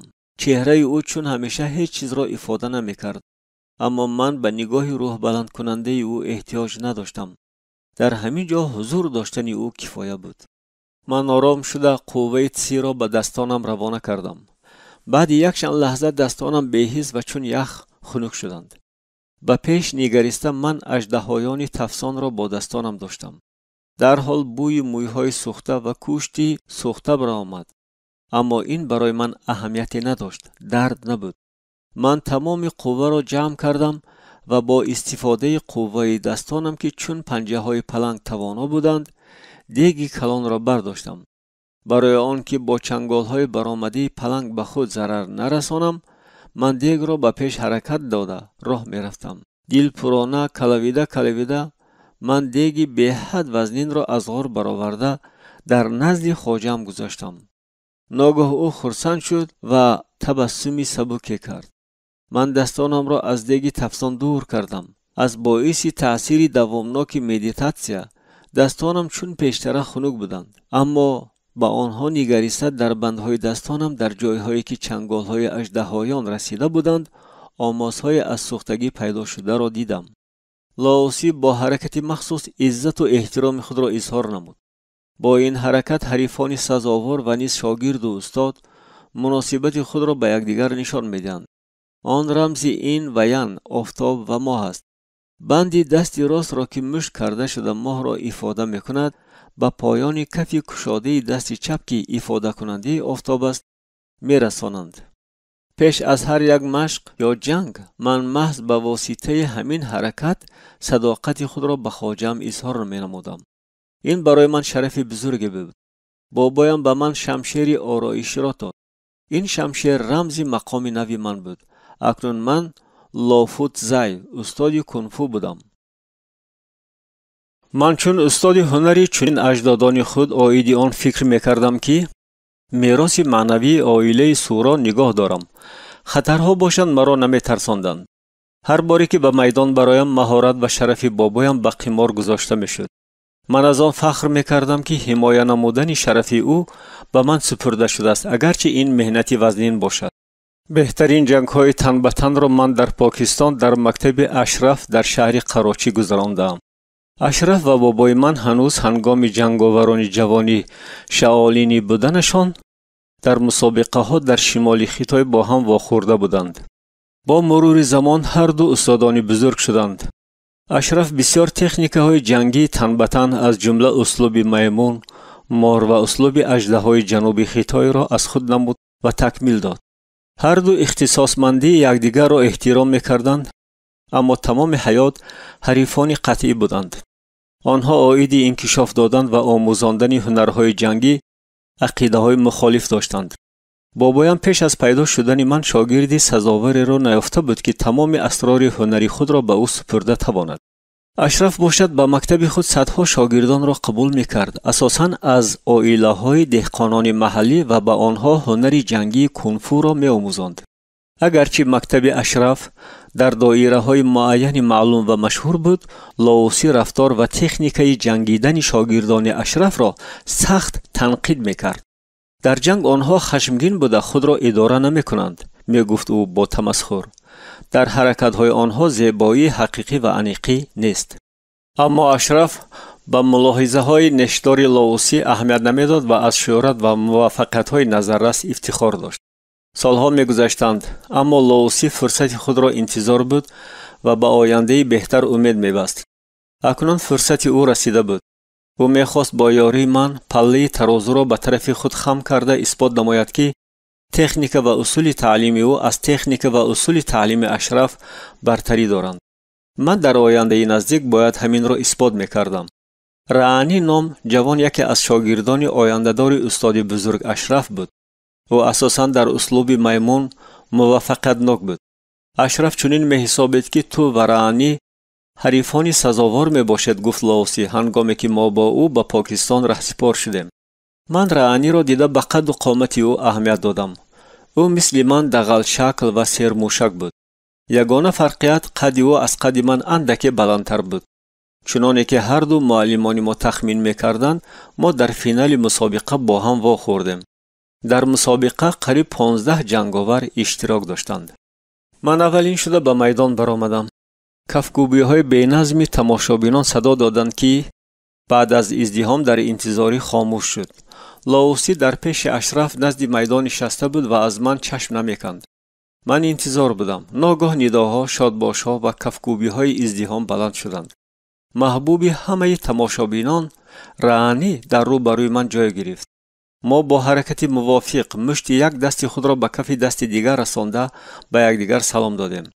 حریف من لباس دغلی دهقانی داشته عادی و بی سامان میتافت، اما او به ازدحام معقول بود. او قهرمان آنها بود. تماشابینان آرام نمیشدند. رعانی مرا هیچ کس دستگیری نمیکرد. من به خواجه‌ام نگریستم. او آرام و دلپر بود. چنین دستگیری برای من پره کفایه کننده بود. دینیو نام داور شخصی تماما خردکک بود. او دستانش را بالا کرده ازدحام را آرام کرد. بعد به من و رعانی فرمود که به جنگ تیار شویم. ازدحام خاموش شد، اگرچه بسیاری ها ایما و اشاره کرده به قمار پول میگذاشتند. دینیو کفایش را به هم کوفت و دقت اهل تالار به میدان جلب کرده شد. برای زده گرداندن هجوم رعانی من دستانم را چون پنجه های چنگال هایش کشاده پلنگ برداشته در وضعیت پلنگ ایستادم. در جنگ با او من اسلوب های دوست داشته پلنگ و ببر را یک جای استفاده بردنی بودم. حرکت ها و ضربه ها در اسلوب ببر نظر به حرکت ها و ضربه ها در اسلوب پلنگ 2-3 برابر تیزتر می باشند، اما از جهت قوت سست‌تر هستند. نگاه‌های ما به هم برخوردند و من آهسته با احتیاط به رانی نزدیک شدن گرفتم. او در وضعیت خیلی پست اسب جنگی ایستاد. در انتظاری هجوم من او کتفانش را پیش آورده وزن بدنش را به پای دیگرش که عقب برده بود گذراند. از حرکت‌های او پیش دستی کردنی شده من در حال سستی‌های وضعیت او را دیدم. برای چنین تکنیکی بی‌ترتیبانه لاوسی مرا تا نیم مرده شدنم میزد. رانی دستانش را پیش و قفا حرکت داده اندک اندک جسته با پایهایش شیرت شیرت حرکت میکرد. گاه گاه یک یا دو هر دو مشت او به فرش که با آن پلاس ملایمی نمیغیجیدگی پوشانیده شده بود میرسید. ما به یکدیگر نگریسته تدریجاً به هم نزدیک شدیم. ازدحام آرام شد. آدمان نفسشان را پست کرده مشاهده مینمودند که جنگاوری محبوبشان رانی با مقصد پریشان کردن دقت من در اطرافم دور میزند. ناگاه او به طرف چپ حرکتی فریبنده کرد. تا دمی که من برای زده گرداندن ضربه رانی وضعیت خود را تغییر میدادم، او با اسلوب میمون مرا پیش پا داده غلطاندنی شد. من همان لحظه بالا جسته از بالای او گذشتم، اما او فرصت یافته به پای چپم چنگ زد. من در جواب موشک‌های سورینی راستی خود را با قوه زیاد ترنگ کرده با پس پایم به دست او زدم. ما هر دو به فرش افتیدیم. تماشابینان در انتظاری عملهای من بعده ما از جای برخاستند. من جسته به وضعیت ببر ایستادم و به میمون که برمیخست با یک چند ضربه های کوتاه پای هجوم آوردم. رانی از ضربه های ببر که بر او فرو میرخختند عقب نشسته ضربه ها را خوب برمیگرداند. همش گویا خوب بود، اما او به آخر میدان رسید. من لحظه چیکار کردنم را ندانسته ماندم. همه چیز در سرم آمیخته شد. نخواد او این طور آسان عقب نشیند. اما در همان لحظه که پای رانی گویا از میدان بیرون برآمد او به هجوم گذشت. من در حال به بین پایهایش با ضربه با پایم می زدم. او این ضربه را پیش بینی کرده بود و از آستین راست من داشته گرفت. مانیوری فریبنده او خوب بود، اما من در حال خطر را فهمیدم. خواجه مرا بارها زده بود که هوشیاری را از دست ندیم. بنابراین من حیله رانی را در حال فهمیده گرفتم. لاوسی این جهش اساسی را گشته و برگشته تکرار میکرد و من ناچار به نتیجه های دردناک آن دچار شدم. حریفم در یک لحظه پایان فرامد و از آستینم کشیده به بین پایهایم با پای زد. من بالا جستم. درد چون ضربه برق مرا تا نوک پنجه هایم سوزانید.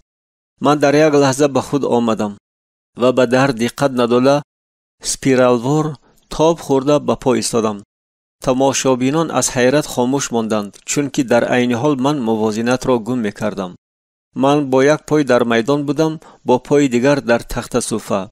میمون باز به من هجوم آورده از میدان زده برآوردنی شد.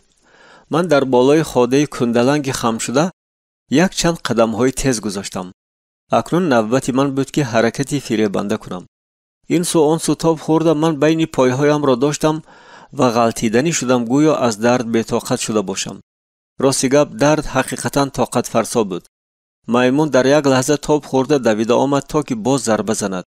من در خاده کندلنگ تاب خوردم و با یک ضربه دستان حریف را یک طرفه کرده بعد با استفاده اسلوب ببر از یک طرف به گردن رانی زدم.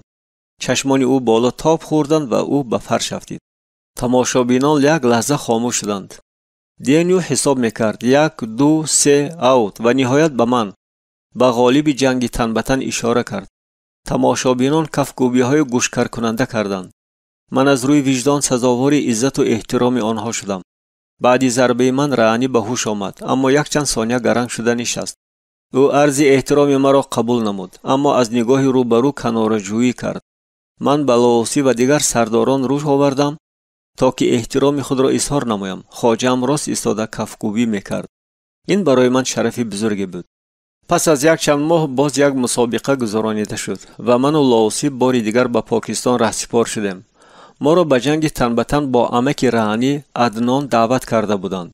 جنگ نابرابر بود، چون که ما از بسیار جهت‌ها به یکدیگر موافقت نداشتیم و من خیلی در تشویش بودم، زیرا اکنون اعتبار من در زیر خطر بود. شاید این یکی از حیله‌های لاوسی بود که می‌خواست به من باز یک درس عبرت دهد. من دانسته نمی‌توانستم که آیا او در جنگ من و عدنان به غلبه من امید داشت یا نه. عدنان استاد جنگ با اسلوب لکلک کوهی بود و به شبهه در مقایسه با من افضلیت داشت. اولا او تجربه زیادی جنگ‌های تن به تن را داشت، ثانیاً تکنیکای عالی درجه داشت. این جنگ در پیش نظر عامه نیست، خبر داد لاوسی به من. هر یک جنگ تن به تن در پس درهای پوشیده معنای پول زیادی به قمار گذاشته شده را دارد. هنگامی که آدمان پول زیادی را به قمار میمانند، حکومتداران نیز به این یا آن واسطه به این کار دخل دارند. نمود ظاهری عدنان به مانند جیانش عادی بود. هنگامی که چشمان ما وا خوردند، چهره بادخورده او به من جسور، با دقت و بدخواه تافت. او گویا گفتن میخواست که آبرو و اعتبار خواجه‌اش در زیر خطر است و بگذار همه دانند که او شوخی نمی کند. چون پلنگ من باید با عدنان با اسلوب هجومی با اقتدار از نزدیک می جنگیدم. در این زمان من می فهمیدم که حریف هم از تماسی به واسطه کنارگیری کرده اسلوب لکلک را انتخاب می کند. او هیله‌گری می کند، از من این سو آن سو می گریزد و در آخر از دور ضربه اساسی را می زند. خلاصه در اینجا ناخوشی های زیادی را مرا انتظارند. من اسلوب آمیخته پلنگ و لکلک را مشق می کردم. من پیش از این جنگاوران این اسلوب های مخالف را در جنگ تن به تن ندیده بودم. همین طور هم شد. هنگامی که من از پی عدنان می شتافتم، او گویا در آسمان پرواز می کرد و از ضربه های پلنگ و چنگال های کشاده با آسانی برکنار می شد. من نظر به عدنان خیلی سخت‌تر ضربه می زدم، اما ضربه را به حریف رسانده نمی توانستم. تاکتیکم مرا به حالت ناگوار مانند و به من لازم آمد که در دوام جنگ تاکتیک را دیگر کنم. دو دیلگی مرا پی برده عدنان فرصت را استفاده برد. او از ضربه من با مهارت برکنار شده، پرهای لکلک را استفاده برد و به چشمانم ضربه سبکی زد. من یک لحظه نابینا شده اداره کنی وضعیت را از دست دادم. لکلک لاغر قد بلند از این مورد استفاده برد. او به دستهایش تکیه کرده در فرش غیلیده زانوهایش را قطع کرد و با پای دیگرش مرا از پای افتاند. پایهای من از صندوق سینه او بالاتر پریدند. بعد عدنان با تمام وزنش خود را به بالای من پرتافت. من به قسم بالایی تخت پشت و کتفان به فرش افتیدم. بعد لحظه من دیدم که لاوسی از جایش که در نزد میدان بود جسته خیست. من حق نداشتم که استادم را شرمنده کنم. من در یک لحظه به پا خستم و در وضعیت مدافعوی ایستادم، اما عدنان باز به من هجوم کرد. به من لحظه فرصتی دمگیری نداده، لکلک به سرم یک سلسله ضربه ها زد. تا دمی که او در اطراف من پرواز میکرد، من با تمام قوه کوشش میکردم که موازنت را گم نکنم. از ضربه های لکلک سری من تاب میخورد، اما همین وقت در من غضب جوش زد. هنگامی که عدنان باری دیگر به من نزدیک شد، من ناگاه به دست راست از بند دستش داشته سخت زیر کردم. این برای عدنان تماما غیر چشم داشت بود. او از درد آواز برآورد و در حال دست دیگرش را پیش برد. من در وضعیت تماما پست اسب ایستاده دست لکلک را به تخت پشتش تاب دادم و در عین زمان ضربه پایش را زده گرداندم. دست حریف را هرچی سخت‌تر تاب داده، من او را مجبور کردم که خم شود. عدنان به درد تاب آورده با فغانی دیوانوار به زانو افتید. او مردانوار به درد تاب می آورد تا دمی که فریاد زد: تسلیم می شوم، تسلیم می شوم. وقتی که دیرتر من با بابایم وا خوردم، در چشمان او آتش شوخ جلا داد که من پیشتر هیچگاه آن را ندیده بودم. او کیسه خلعت خود را تپ تپ زد. چنانه که به من معلوم شد غلبه من به او بردی به درآمد سالانه برابر را آورده است. آنگاه من فهمیدم که او به نام من پول را به قمار گذاشته هیچگاه خود را شرمنده نمی کند. من به انگل برگشته کارم را در مکتب جناب چیژن دوام می دادم. پدرم روز از روز بی قوت‌تر می شد. به من لازم می آمد که او را بردارم و به سیر و گشت برم. مادرم چون هر وقت بسیار وقت در خانه نبود، من مدت با آنها زیسته تدریجاً به مناسبت آنها سرفهم می رفتگی شدم. آنها جفت عجیب می تافتند. هر دو در انگلیس تولد شدند، اما موافقاً در محیط سختگیرانه مدنیت‌های ایتالیایی و خیتایی تربیت یافتند.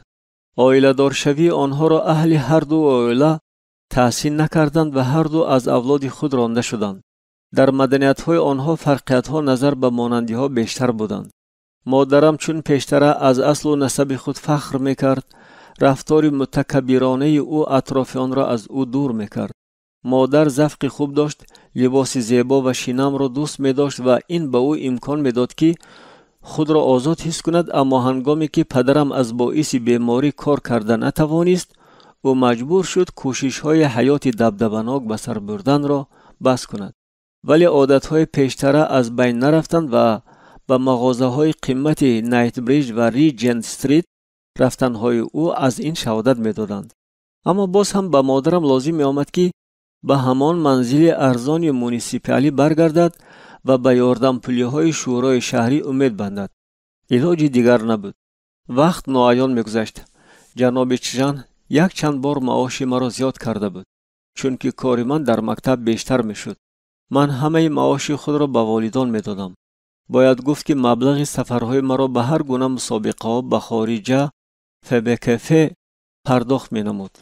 من تا حال جنگاوری مغلوم ناپذیر بودم و در فدراسیه به پیشروی من توجه ظاهر می‌کردند.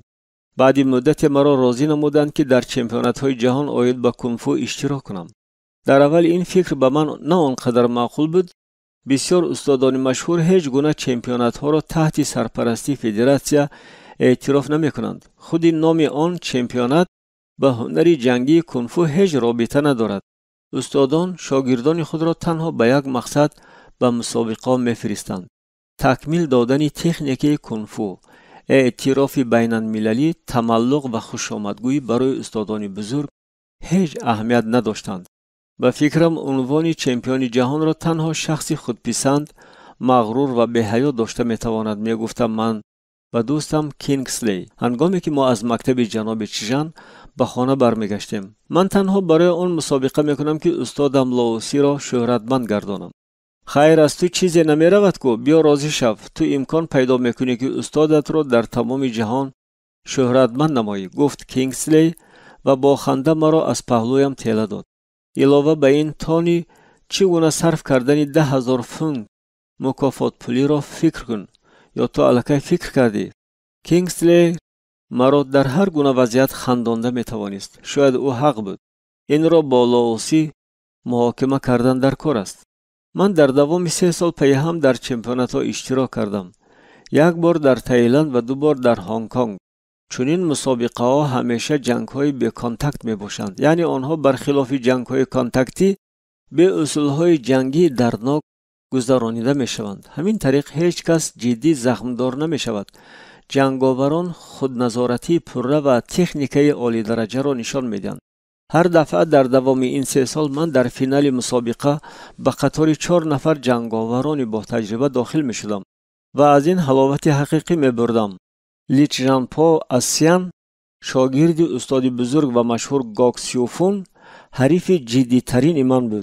در دوام این سالها ما بارها در برآمدهای نمونوی در معبدهای بودایی وام خوردیم و بین ما حس عمیق احترام به یکدیگر پیدا شده بود.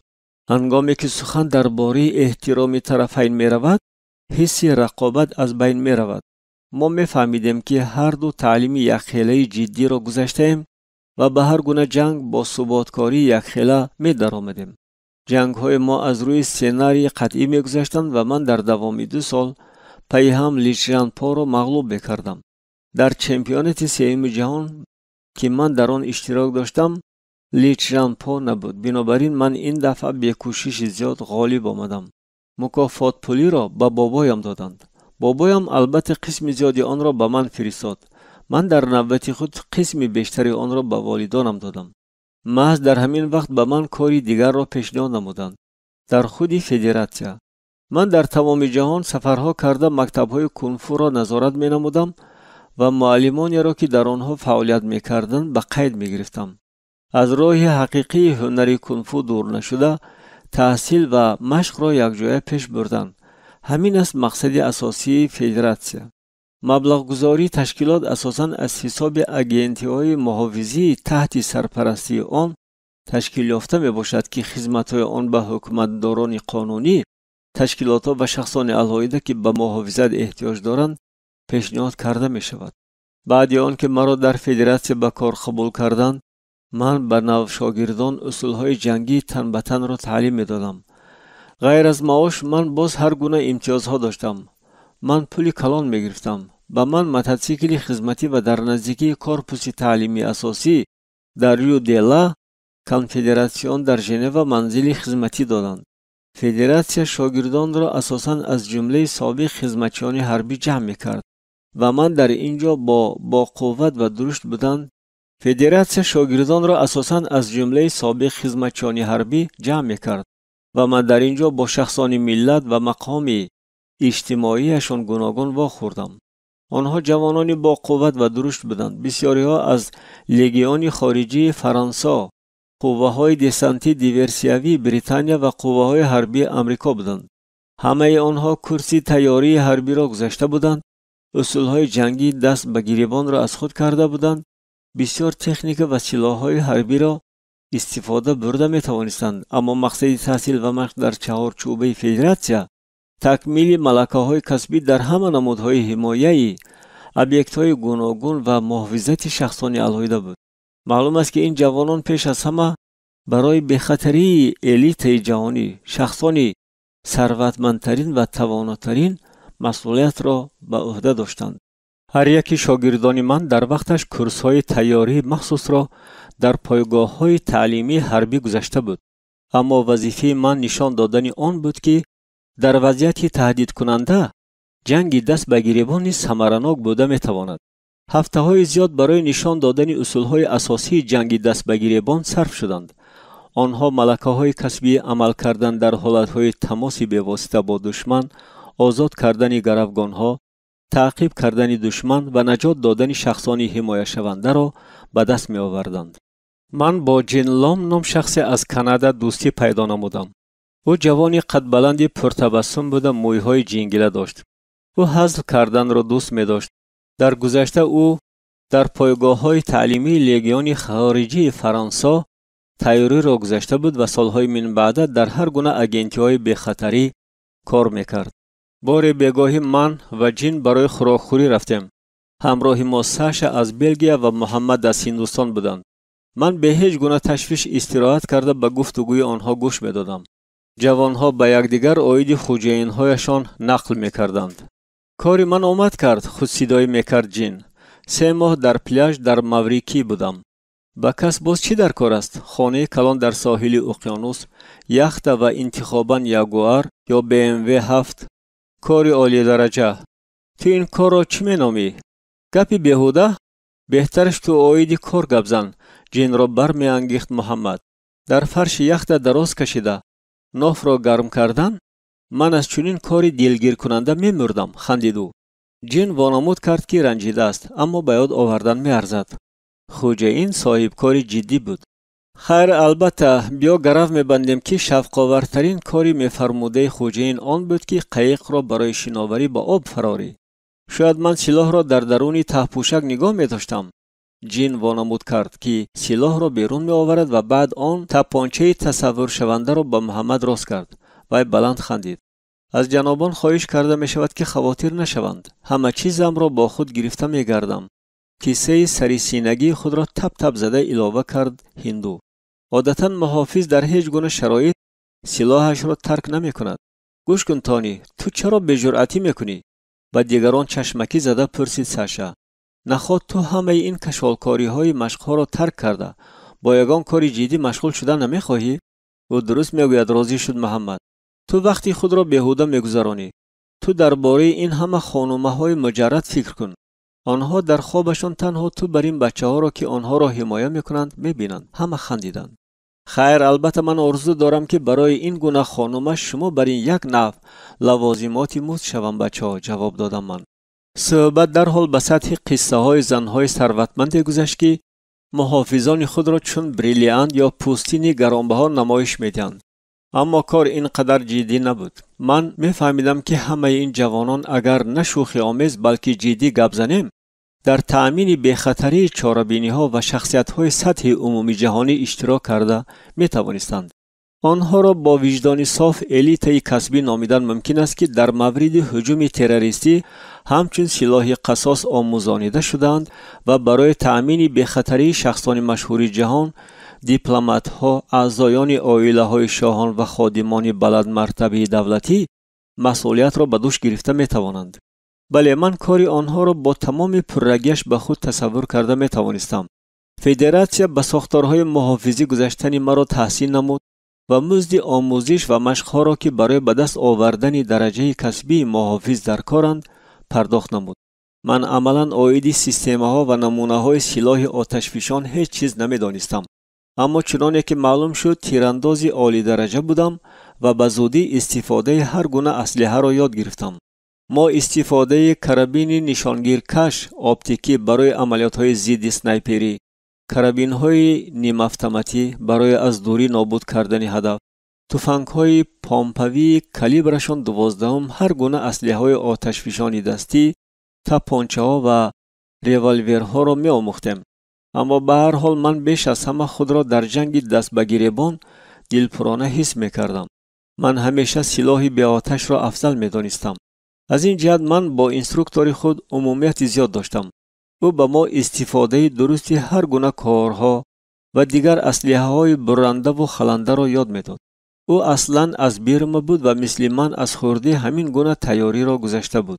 باید گفت که اسلوب معروف پلنگ هنری کنفو در بیرم قدیم پیدا شده است و باعث حیرت نیست که این اینستروکتور بسیار وقت به من امکان میداد که بلاک‌ها و هجوم‌ها را با استفاده کارد یا مچت نشان دهم.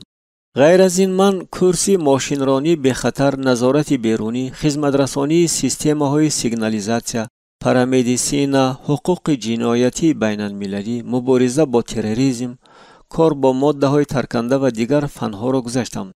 بسیار و ثباتکارانه آموختن لازم بود. مخصوصاً کارهای خطی بسیار بودند. غیر از این همه این ما با سعی و کوشش زبانهای خارجی را می آموختیم. من در رو بروی این دشواری‌ها عقب ننشستم و از همه فنها بهاهای اعلا داشتم. وقت تیز می‌گذشت و اینک من برای قسم یادکنی محافظ تیار بودم. برای من غیر از خدای باطنم خدای وجود نداشت. کار اولین تجربوی من کار با این انسان بود. او اصلا از چیکاگو بوده، محافظی با تجربه بود و سالهای زیاد در خاندان یک خانم خدمت میکرد. لیدی دیانا خانمی ثروتمند هلندی بوده، در شویتزاریا زندگی میکرد. من بار اول قرارگاهی به اندازه کلان او را که در بین کوههای بلند جایگیر بود دیده حیران شدم. من پیشتر از این گونه کروفر را ندیده بودم. عموما لیدی دیانا حیاتی خلوتگزینانه به سر میبرد. او گریگوری نام پسری داشت که با وجود خردسالیش خیلی انکشاف یافته بود و نیز خدمتگزاران زیادی داشت. او گاه گاه به مغازه ها و به یگان نمایش فروش میرفت و دیگر به هیچ جای رفت آمد نمیکرد. با او انسان کار کردن به من معقول بود. من از او بسیار چیزها را یاد گرفتم. تأمین حمایه و امنیت، نظارت بیرونی و حمایه بی‌واسطه شخصیت‌های اهمیتناک در حالت‌های بحرانی. اما در خصوص وضعیت‌های واقعی در خانه لیدی دیانا باید گفت که من در حال فهمیدم که خطر اساسی از شوهر لیدی دیانا برمی‌آید که از تربیت فرزند دور کرده شده است.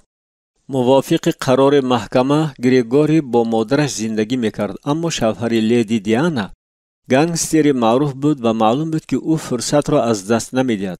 تمام اهل خانه می‌ترسیدند که او با این یا آن واسطه کودک را از خانه مادرش دزدیدنی می‌شود. اما تا دمی که او انسان در اینجا کار می‌کرد هیچ واقعی روی نمی‌داد. در راهبریت فدراسیا چنین می‌حسابیدند که آموزش عملی من در قرارگاه لیدی دیانا خطری کم دارد. برای برنامه تعلیمی محض همین چیز در کار بود. من الکی روزی را انتظار بودم که در هیئت گروهی پره که از 5 پاسگاه نظارت بیرونی به خطری به واسطه ابیکت را تامین میکند کار میکنم. در چنین حالتها راهبری گروه بودن خطری بیشتر دارد، چون که عادتاً محض راهبر هدف اساسی قاتلان زرخرید میگردد. بعد گذشتن مدت او انسان را به ابیکت دیگر گذراندند و من تنها ماندم. بار پاسبانی دروازه اساسی با واسطه رادیو به من خبر داد: تونی، با معلوماتی تو میرسانم که در اینجا برای خواجگی چیزی را آوردند؟ چرا آوردند؟ من نمیدانم. فرگانی سفید آمد برای جامشویی یا چیزی به مانند این. در پیش 2 کس خلعت‌های سفید در تن نشستند. خیر، تو میفهمی که من چی را در نظر دارم؟ نه. پرس که آنها کی‌هایند و چی میخواند؟ من این سخنان را گفته زود روی خط چاره‌بینی‌های این هفته را در نظر گذراندم، اگرچه عمیق می‌دانستم که برای امروز هیچ گونه چاره‌بینی مقرر نشده بود. مرا ببخش تونی، اما من الکی آنها را راه دادم. احمق. تو ایدی چی فکر میکنی؟ به خشم آمده من. لیدی دیانا در خانه نیست. گریگوری باشد همراهی مربیه خود در آشیانه دویم است. من در حال نزد آنها دویدم. در اینجا مانید. از حجره یک قدم به بیرون نمانید. برای دختر ندا کردم و من تمامی تیاری نظریوی و پروتکلی را یک سو گذاشته از زینه‌پایه به پایان دویدم. البته من باید با بچه میموندم و در حال پلیس را جیغ میزدم، اما من پیش از همه در خصوص جنایتکاران فکر میکردم. همین که دری درآمد را گشودم، تفنگ پامپوی 2 میله را دیدم که راست به سوی در روانه کرده شده بود. ما برای بچه آمدیم، گفت شخصی تفنگدار به زبان فرانسوی. من به بیرون در نگریسته نمیتوانستم، بنابراین تصورات نداشتم که از عقب او چند میلی دیگر هست. چنانکه که پاسبانی نزد دروازه گفت، فرگانی آمد که در آن 2 کسی خلعت‌های سفید در تن نشسته بودند. من به راهزنی در پیشم بودن نگریستم و باوری داشتم که دیگری در عقب او از طرف چپ ایستاده است. احتمال دیگران در درون فرگان پنهان شده بودند. من باید زودتر فکر میکردم. من به پیش سوی تفنگ 2 میله شتافتم و این به من امکان داد که درآمدگاه را خالی کنم. نقشه من درست برآمد. جنایتکاری که نزد من بود برای پراندن فرصت نیافت و این به من امکان داد که در یک لحظه وضعیت را بهادیم و فهمم که با چقدر جنایتکاران سر و کار دارم. یکی از طرف چپ ایستاده بود، با 3 نفری دیگر از طرف راست. چنانی که آن لحظه فکر میکردم آنها به سلاح بودند، اگرچه جنایتکاری دویم که از طرف چپ بود در دست چیزی داشت. من با ضربه سخت تفنگ را از خود یک طرفه کرده بروی جنایتکار یکم روانه کردم. تا دمی که دویمی مرا به نشان میگرفت، من او را با پای چنان زدم که ریوالورش از بالای سری آن 3 جنایتکاری در طرف راست بوده پریده رفت. این کاری نابرار و نادرستی من بود. اکنون هر کدام آنها که به اسلحه دست دراز کرده میتواند مرا کشته میتواند. من با قنداق تفنگ بروی جنایتکار یکم زدم، سپس سوی آن 3 جنایتکار باقی مانده شتافتم و با مشت و پاشنه پای با اسلوب میمون ضربه ها زدم. هر 3 به زمین افتیدند. از عهده این 3 کس برآمده من پی بردم که جنایتکار یکم که من او را اول از پای غلطانده بودم، غلطان و خیزان سوی سلاح دست دراز میکند. من به تخت پشت یکی از جنایتکارانی در زمین غلیده جستم و آن را چون پلتفرم استفاده برده با ضربه سخت پنجه پلنگ به پس سر جنایتکار یکم زدم. او افتید در حالی که دیگران در زمین از درد به خود می پیچیدند. این وقت پاسبان که یک حادثه ناخوبی را گمانبر شده بود با رادسیا با آشخانه رابطه کرد. آشپز به پلیس زنگ زد. تا وقت آمدن پلیس جنایتکاران مجروح شده الکی در زینه‌پایه نزد خانه غلیده بودند. من آنها را با تفنگ پامپوی در دستم بوده به نشان گرفته پاسبانی میکردم. من از کار خود فخر کرده نمیتوانستم، چون که شخص حمایه شونده را ترک کرده قانون یکم محافظ را ویران نمودم. من هنوز خیلی جوان و خودباور بوده به جنگیدن میشتافتم. اگر همه چیز به طور دیگر روی میداد، به گریگوری و به همه خدمتگاران خطری جدی تهدید مینمود. در چنین حالتها هیچ کس حق ندارد دستور را ویران کند. این درس آسان نبود و من آن را به طور جدی برای همیشه در یاد نگاه می داشتم. در دوام سالهای من بعد من زینه به زینه در مقام خدمتی بالا می رفتم. بسیار مزاجان من زیر تهدید دائمی ربوده شدن، قصاص یا قتل زندگی می کردند. اما من همیشه از عهده حالتهای مرکبترین می برآمدم. بنابراین در صاحبکاری محافظی یکی از متخصصان اساسی فدراسیون شدم. من با سپارش‌های مخصوص شخصانی با نفوذترین جهان عمل می‌کردم. من یک چند ماه با ویلیام بلیک نام امریکایی کار کردم. او آدمی کارچلان و سالم فکر بود. او پولهای خود را به ساختمان بیناهای آسمانخراش منهتن مبلغ گذاری می‌کرد. من محافظ اساسی او شدم. او مرا اشاره کننده خود مینامید، شاید از سبب آن که من عادتاً به همصحبت خود با انگشت اشاره کرده گپ می‌زدم. وظیفه من آن بود که آید او همه چیز را دانم، از شرایط گذشتن این یا آن واخوری او تا آن که او امروز هنگام نهاری کدام نفع نان را می‌خورد. زنها مسئله علاهیده میباشند. ویلیام زنک‌بازی گذرا بود. باعث آزرده خاطری من آن بود که عشق‌ورزی‌های او گاه نقشه کاری او را ویران می‌کردند و به من لازم می‌آمد که در دوام روز به خاطر هوا و هوس‌های او خط سیر را دیگر کنم. همه این نه تنها به من بلکه به دیگر اعضایان گروه ما تشویش‌ها و دردسر علاوه می‌کرد. وابسته به آنکه او به کجا و برای چی می‌رود، مقدار محافظان او تغییر می‌یافت.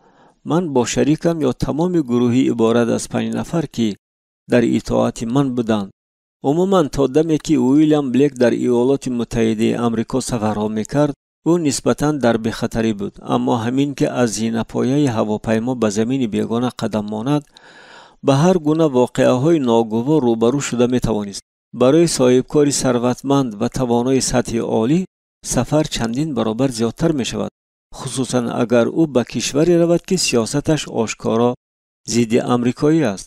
بار من از کاتب شخصی ویلیام آگاهی نامه گرفتم. آدمان ویلیام برای او در عربستان سعودی واخوری کاری تشکیل کردند. من خطچه را خوانده به فرش پرتافتم. چی واقع شده است؟ یگان ناخوشی؟ پرسید همکارم هنری. ما را به عربستان سعودی میفرستند. برای تیاری 1 هفته داده می شود. با عصبانیت جواب دادم من. این تماما کم است، مگر آنها عقلشان را گم کردند؟ همان شب به من لازم آمد که تا به وقتی در جای کار مانده خطرها را بهادیم عادی تر کرده گویم آنچه را که با ویلیام بلیک در عربستان سعودی روی داده بود پیش بینی کنم. ویلیام در اریاز باید با برادران فحلی و میخورد. آنها سرمایه گذاران از جهت سیاسی با نفوذ بودند که فعالیتشان با واقعه های بی‌آبرو کننده مشهور گشته بود. طبع برادران از آن جمله خیره شده بود که 1 چند ماه پیش یکی از فرماهای آنها را تشکیلات ویلیام فرو برده بود. آنها او را برای بازگرداندن مالکیت عائلوی به گفت و شنید بی‌واسطه دعوت کرده بودند. سردار من داد و گرفت مفید را که با برادران داشت قطع کردن نمیخواست، اما مشکلی در آن بود که فرمای از خود شده الکی فروخته شده بود. خلاصه همه راههای بازگشت بریده شده بودند. با گفت و شنیدها گذشتن در کار بود، اگرچه ویلیام الکی در این بابت هیچ کار کرده نمیتوانست. این صاحب کاری که با چنین توجهی عائلوی برانگیخته میشد به مزاج من گران میافتید. من خوب میفهمیدم که سفارش نو خصوصا در این کشور شرق نزدیک البته خطری زیاد خواهد داشت. در تصور من ما با محیط پیشگویی شونده و مخالف روانه می شدیم. در گزارشنامه به راهبریت خود من آن چیز را تاکید نمودم که سفر به عربستان سعودی برای مزاج من خیلی خطرناک است. پیش از همه من باید به خطری شخصی او را تامین نمایم. در آخر من مصلحت دادم که اگر اشتراک شخصی ویلیام حتما ضرور باشد، گفت و شنیدها در حدودی بی‌طرف گذرانده شوند. اگر جای واخوری را دیگر کردن غیر امکان باشد، دسته من باید پیش از باز به عربستان سعودی برود و هرچی زودتر، زیرا برای تفتیش‌های درکاری و کارهای تشکیلی وقتی زیاد لازم می شود. من خودی همان روز با فکس جواب را گرفتم. گزارشنامه مرا به بیوروی حقوقی ویلیام فرستادند، اما آن را در آنجا صرف نظر کردند. مشاوران جناب بلیک چنین می حسابیدند که اسباب‌های تاثیررسانی به برادران فحلی تناسب خودی سرمایه شرکت آنها و واسطه‌های مالیوی به قدر کافی قوی می باشند و خطر این سفری کاری کم است. جواب دادند آنها. خلاصه ما به هیچ وجه شرطنامه فدراسیون را با جناب بلیک در خطر گذاشتنی نیستیم و از شما خواهش میکنیم که برای به عربستان سعودی همراهی نمودن مزاج ما با سرعت تیاری بینید. البته من در حال به شویتزاریا به ساندرا زپل فکس فرستادم. هنگامی که مسئله های تشکیل سفرهای خارجی و مسئله های نظارت اپراتیوی را محاکمه کردن در کار میشد، من محض به واسطه او با آفیسمان رابطه میکردم. بعد من گوشک تلفن را گرفته به هنری فرمودم که هر چه زودتر نزد من بیاید. سلام عزیزانم، شنیده شد در گوشک تلفن آواز ساندرا. من و هنری به یکدیگر نگریسته خندیده ماندیم. هیچ یکی ما ساندرا را شخصا نمیشناخت، اما آواز او همیشه بردم و خوشحالانه صدا میداد. بنابراین در بین ما کار معمولی عشق ورزی بی‌ضرر روی میداد. سلام ساندرا، جواب دادم من و بعد با آهنگ شوخی آمیز علاوه نمودم. اینجا چنین کارها شده ایستادند، اما مسئولیت در گردن من و تو می شود. ها عزیزم، اما ما همان کاری را که با ما میفرمایند میکنیم. اگر مزاجهای ما این خیلی بی‌عقل باشند، من چی هم گفته میتوانم؟ خوب ساندرا، ما کارهای زیادی داریم. با اصلی مقصد گذشته گفتم من. آدمان بلک اجازه نمیدهند که تمام گروه را با خود گیریم. بنابراین با آریاز من و هنری با دو همکار بلک می رویم. آنها از افتکار تصورات ندارند که با چگونه واقعه های ناگوار روبرو شده می توانند. گفت هنری با زهرخنده. و فکرم ما باید زود و با قطعیت عمل نماییم.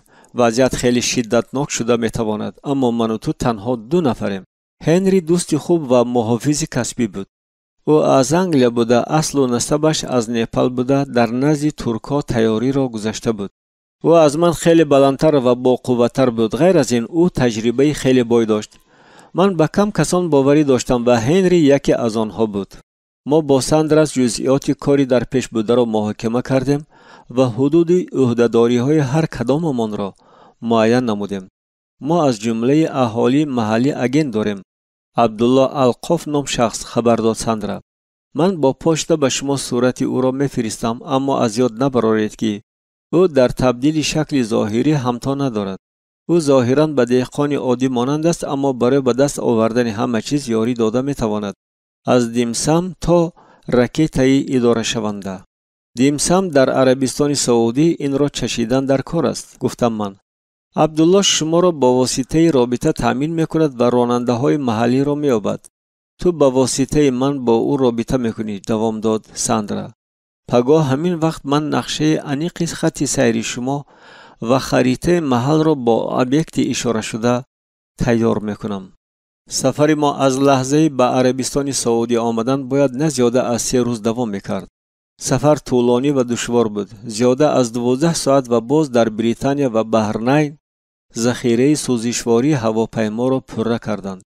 اما از بس که تمام روزهای پیش از سفر ما با تیاری در کاری مشغول بودیم و من و هنری شاد بودیم که هنگام پرواز اندکی خواب می رویم. وقتی که ما در آریاز فرود آمدیم دل من سخت‌تر زد. من تا حد اقصا در تشویش بودم. البته عصبانی می شدم. خسته شوی زیاد تاثیر می رساند و در برابر این پیش از اجرای این سپارش مرا حسی ناخوب فرا گرفته بود. با شرافت کوشش های عبدالله هواپیمای شخصی ویلیام در فرودگاه آریاز در میدان پرزیدنتی فرود و پرواز پایان فرامد. ما را 2 مرسدس سفید پیشواز گرفتند، اما پیش از به آنها رفته رسیدن ما باید از بینای ترمینال اساسی میگذشتیم. در همه جا ازدحام زیاد بود، بنابراین در نزد ما وظیفه خیلی جدی می‌افتاد. برای از نظر ساقط نکردن خطرهای امکان پذیر من پیش می رفتم و از اطرافیان چشم نمی کندم. هنری باشد از عقب می آمد و ویلیام را از مد نظر دور نمی کرد. همین طور ما آهسته از بین آدمان حرکت می کردیم.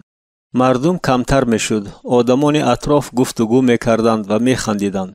در وضعیت بحرانی آنها حرکت ما را محدود کرده برایمان مانع شده می توانستند. آدمان یکدیگر را تله داده با بازوان به خود راه می‌کشادند. در این جنب و جل حمالان خدمت خود را پیشنهاد می‌کردند. موشک‌های من کاملا ترنگ شدند. در انتظاری خطر همه حسیات‌های من به طور دردناک حساس‌تر گردیدند. من هر لحظه به هجوم تیار بودم. چنین وضعیت را اداره کردن غیر امکان بود. من آن را اداره کرده نمی‌توانستم و این به من معقول نبود. بخشش سمکه ها را از دست من کشیدنی شده تکرار میکرد یک شخصی که به یورمان مانند بود. به من لازم آمد که او را دورتر تیله دیم. آهسته تر خنده کرد ویلیام. این قدر بیرحم نباش، چنین رفتار در اینجا معمول نیست. من این را به بلک هم میدانستم. در هفته گذشته به من لازم آمد که عاید مدنیت عرب همه چیزی به دستم آمده را خوانم. بخشش یعنی خیر کردن یا اندک تحفه دادن است. با همین واسطه ثروتمندان باید از دارایی خود به کمبغلان چیزی دهند. خیر میلش، اما این لحظه در فکر و خیال من تماما چیزی دیگر بود. من خوب میدانستم تا دمی که به محلی در کاری نرسیم خاطر جمع شده نمیتوانم. من و هنری به مرسدس های یکم در نزد ویلیام نشستیم. ما نباید از او یک قدم دور میشدیم. دو نفر همکارانمان در ماشین دوم می آمدند، اما به هر حال من پر آسوده شده نمی توانستم. فدراسیا عملاً در همه کشورهای جهان رابطه های خود را داشت، اما من هیچگاه به هیچ کس باوری نمی کردم. من تا حد امکان از خدمت شبکه اگنت های خودی استفاده می کردم. با وجود سخنان ساندرا من این عبدالله را نمی شناختم و به طور غریزوی از او و آدمان او خیف داشتم. با راننده های تفتیش نشده با احتیاط بوده هر یک حرکت آنها را نظارت نمودن لازم است. مهمانخانه به مرمر روی کشیده شده مریدیان را نقش و نگار زرین آرا می‌داد. برای ویلیام پنتهاوسی با حشمت را فرمایش داده بودند. من یکم شده به آنجا در آمدم و همه چیز را از نظر گذرانیده پیش از همه موجود بودن مواد ترکنده خردساخت را تفتیش نمودم و تنها پس از آن که من اجازت در آمدن دادم مزاج ما برای استراحت به پنتهاوس در آمد. شبانه هنری برای نوبتداری ایستاد. من باشم دراز کشیدم و خوابم برد. روزی دیگر من صبح دم بیدار شده پیش از همه مهمانخانه را از نظر گذراندم. ویلیام هنوز بیدار نشده بود. گفت و شنیدهای او با برادران فحلی به همین روز مقرر کرده شدند. من همه آشیانه ها را از نظر گذراندم. لیفت ها، وستیبیول، طربخانه و بلاک آشخانه را تفتیش نموده کار را با تفتیش جدی 2 مرسدس به آخر رساندم. من شبهه نداشتم که در آخر در آنجا یک توده گمبوسک ها را اسبابچه های خرده که برای نظارت پنهانی استفاده می شوند پیدا می کنم. اما باعث حیرت من بود که هیچ چیز پیدا نکردم.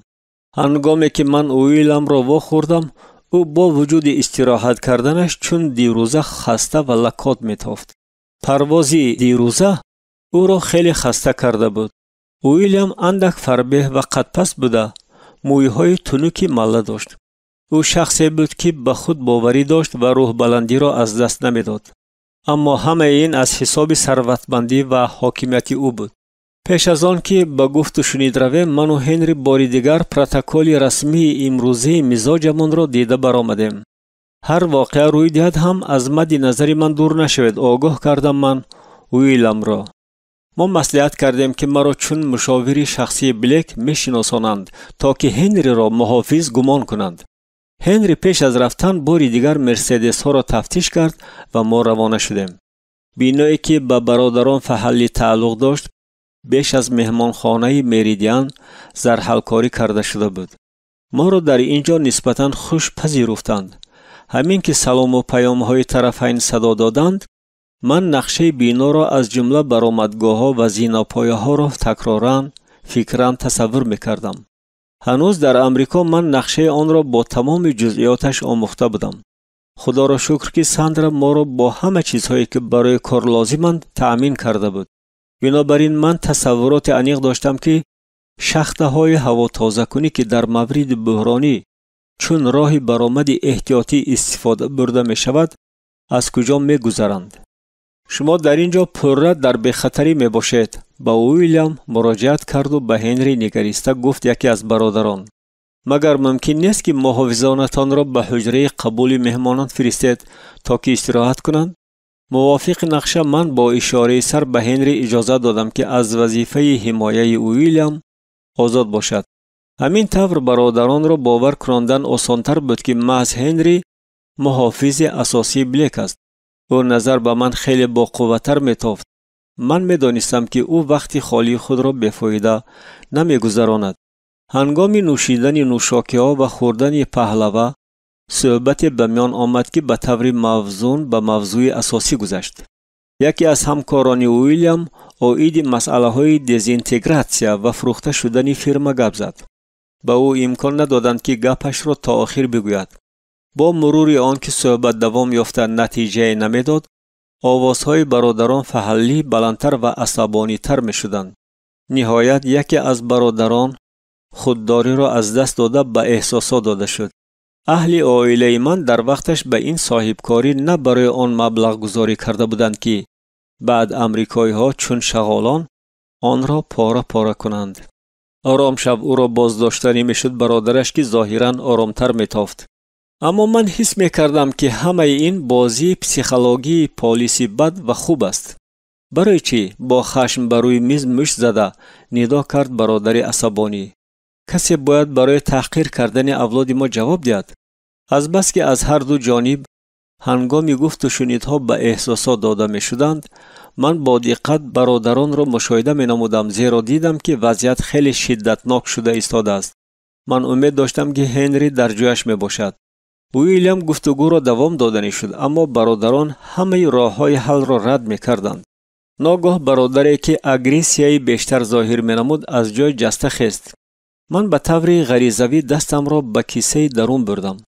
برادر اگریسیوی ره به ره به زبان عربی به برادرش چیزی گفته زود از تالار مجلس ها برآمد. دقیقه خاموشی فرا رسید. سپس برادری دویم عاید خشم و غضب خود گپ زد. ما این کار را همین طور نمیگذاریم و منفعت های خود را حمایه میکنیم، گفت او با غضب. اکنون من باید اختیار عملها را به دست خود میگرفتم. لحظه را از دست ندادم. من ویلیام را از تالار بیرون برآوردم.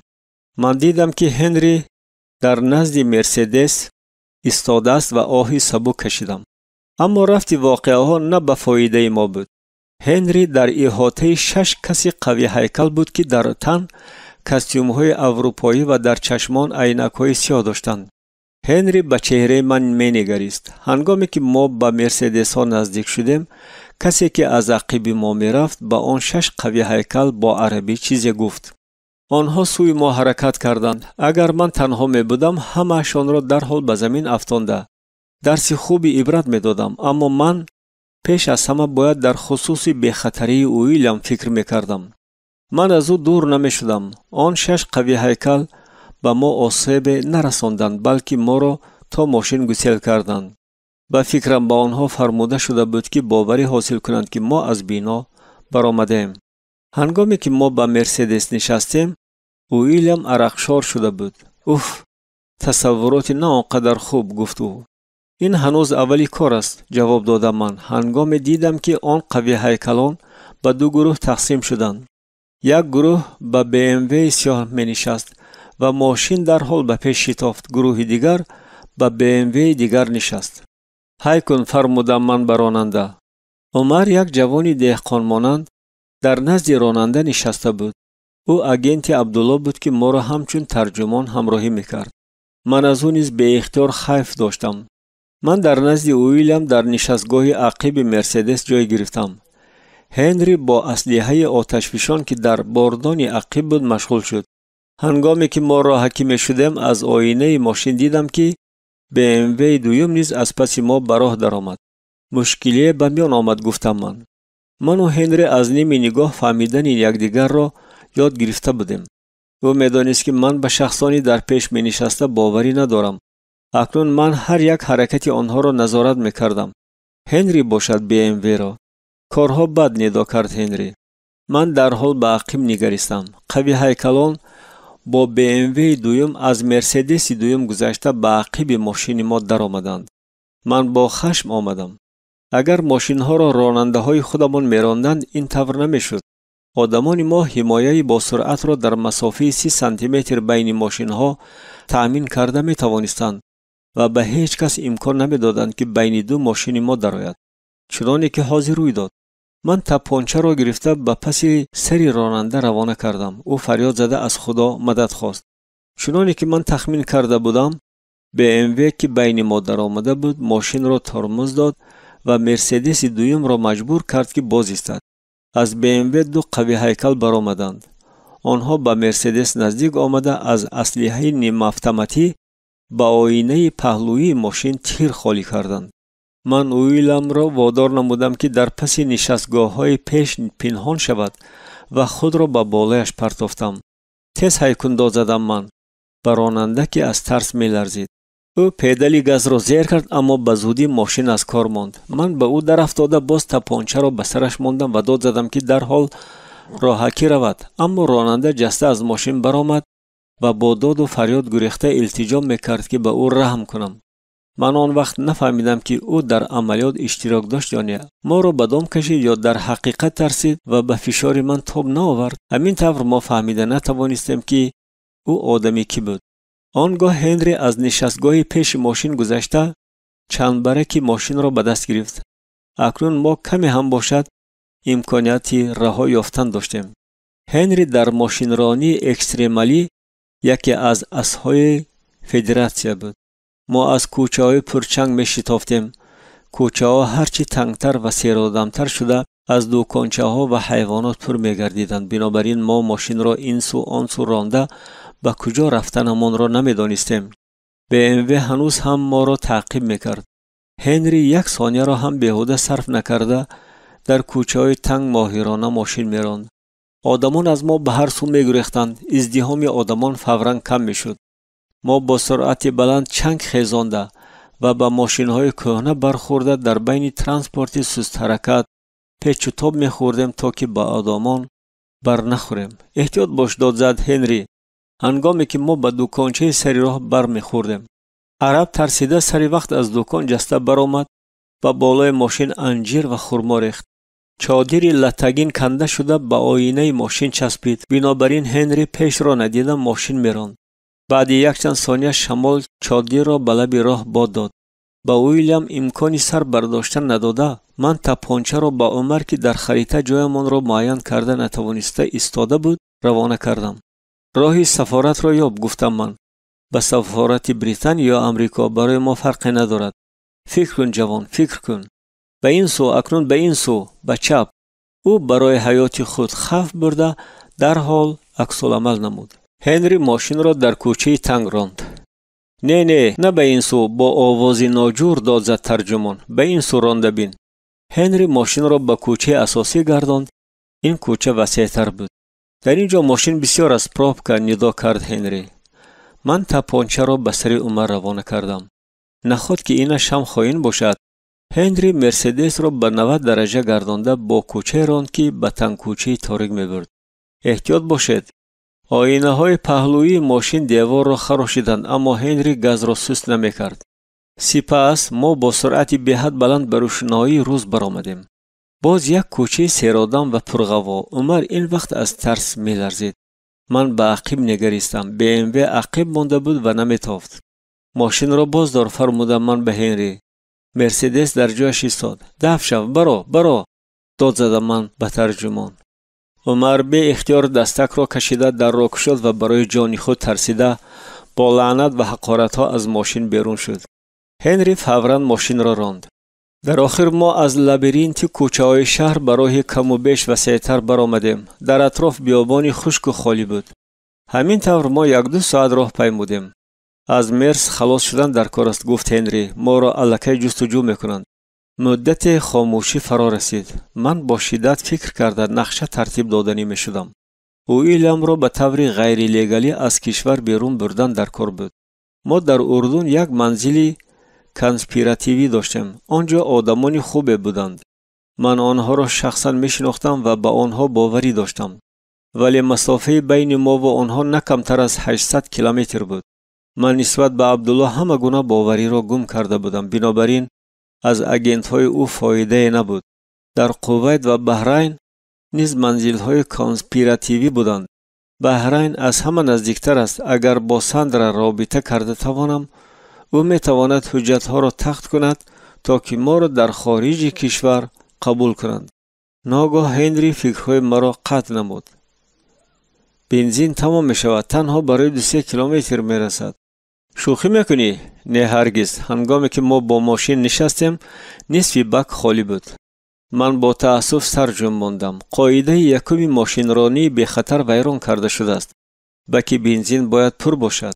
من با ویلیام نگریستم. اکنون او راست می ایستاد، اما می لرزید. از روی سوب سرخش عرق 6 قطار می ریخت. او پیاده چقدر راه رفته می توانسته باشد.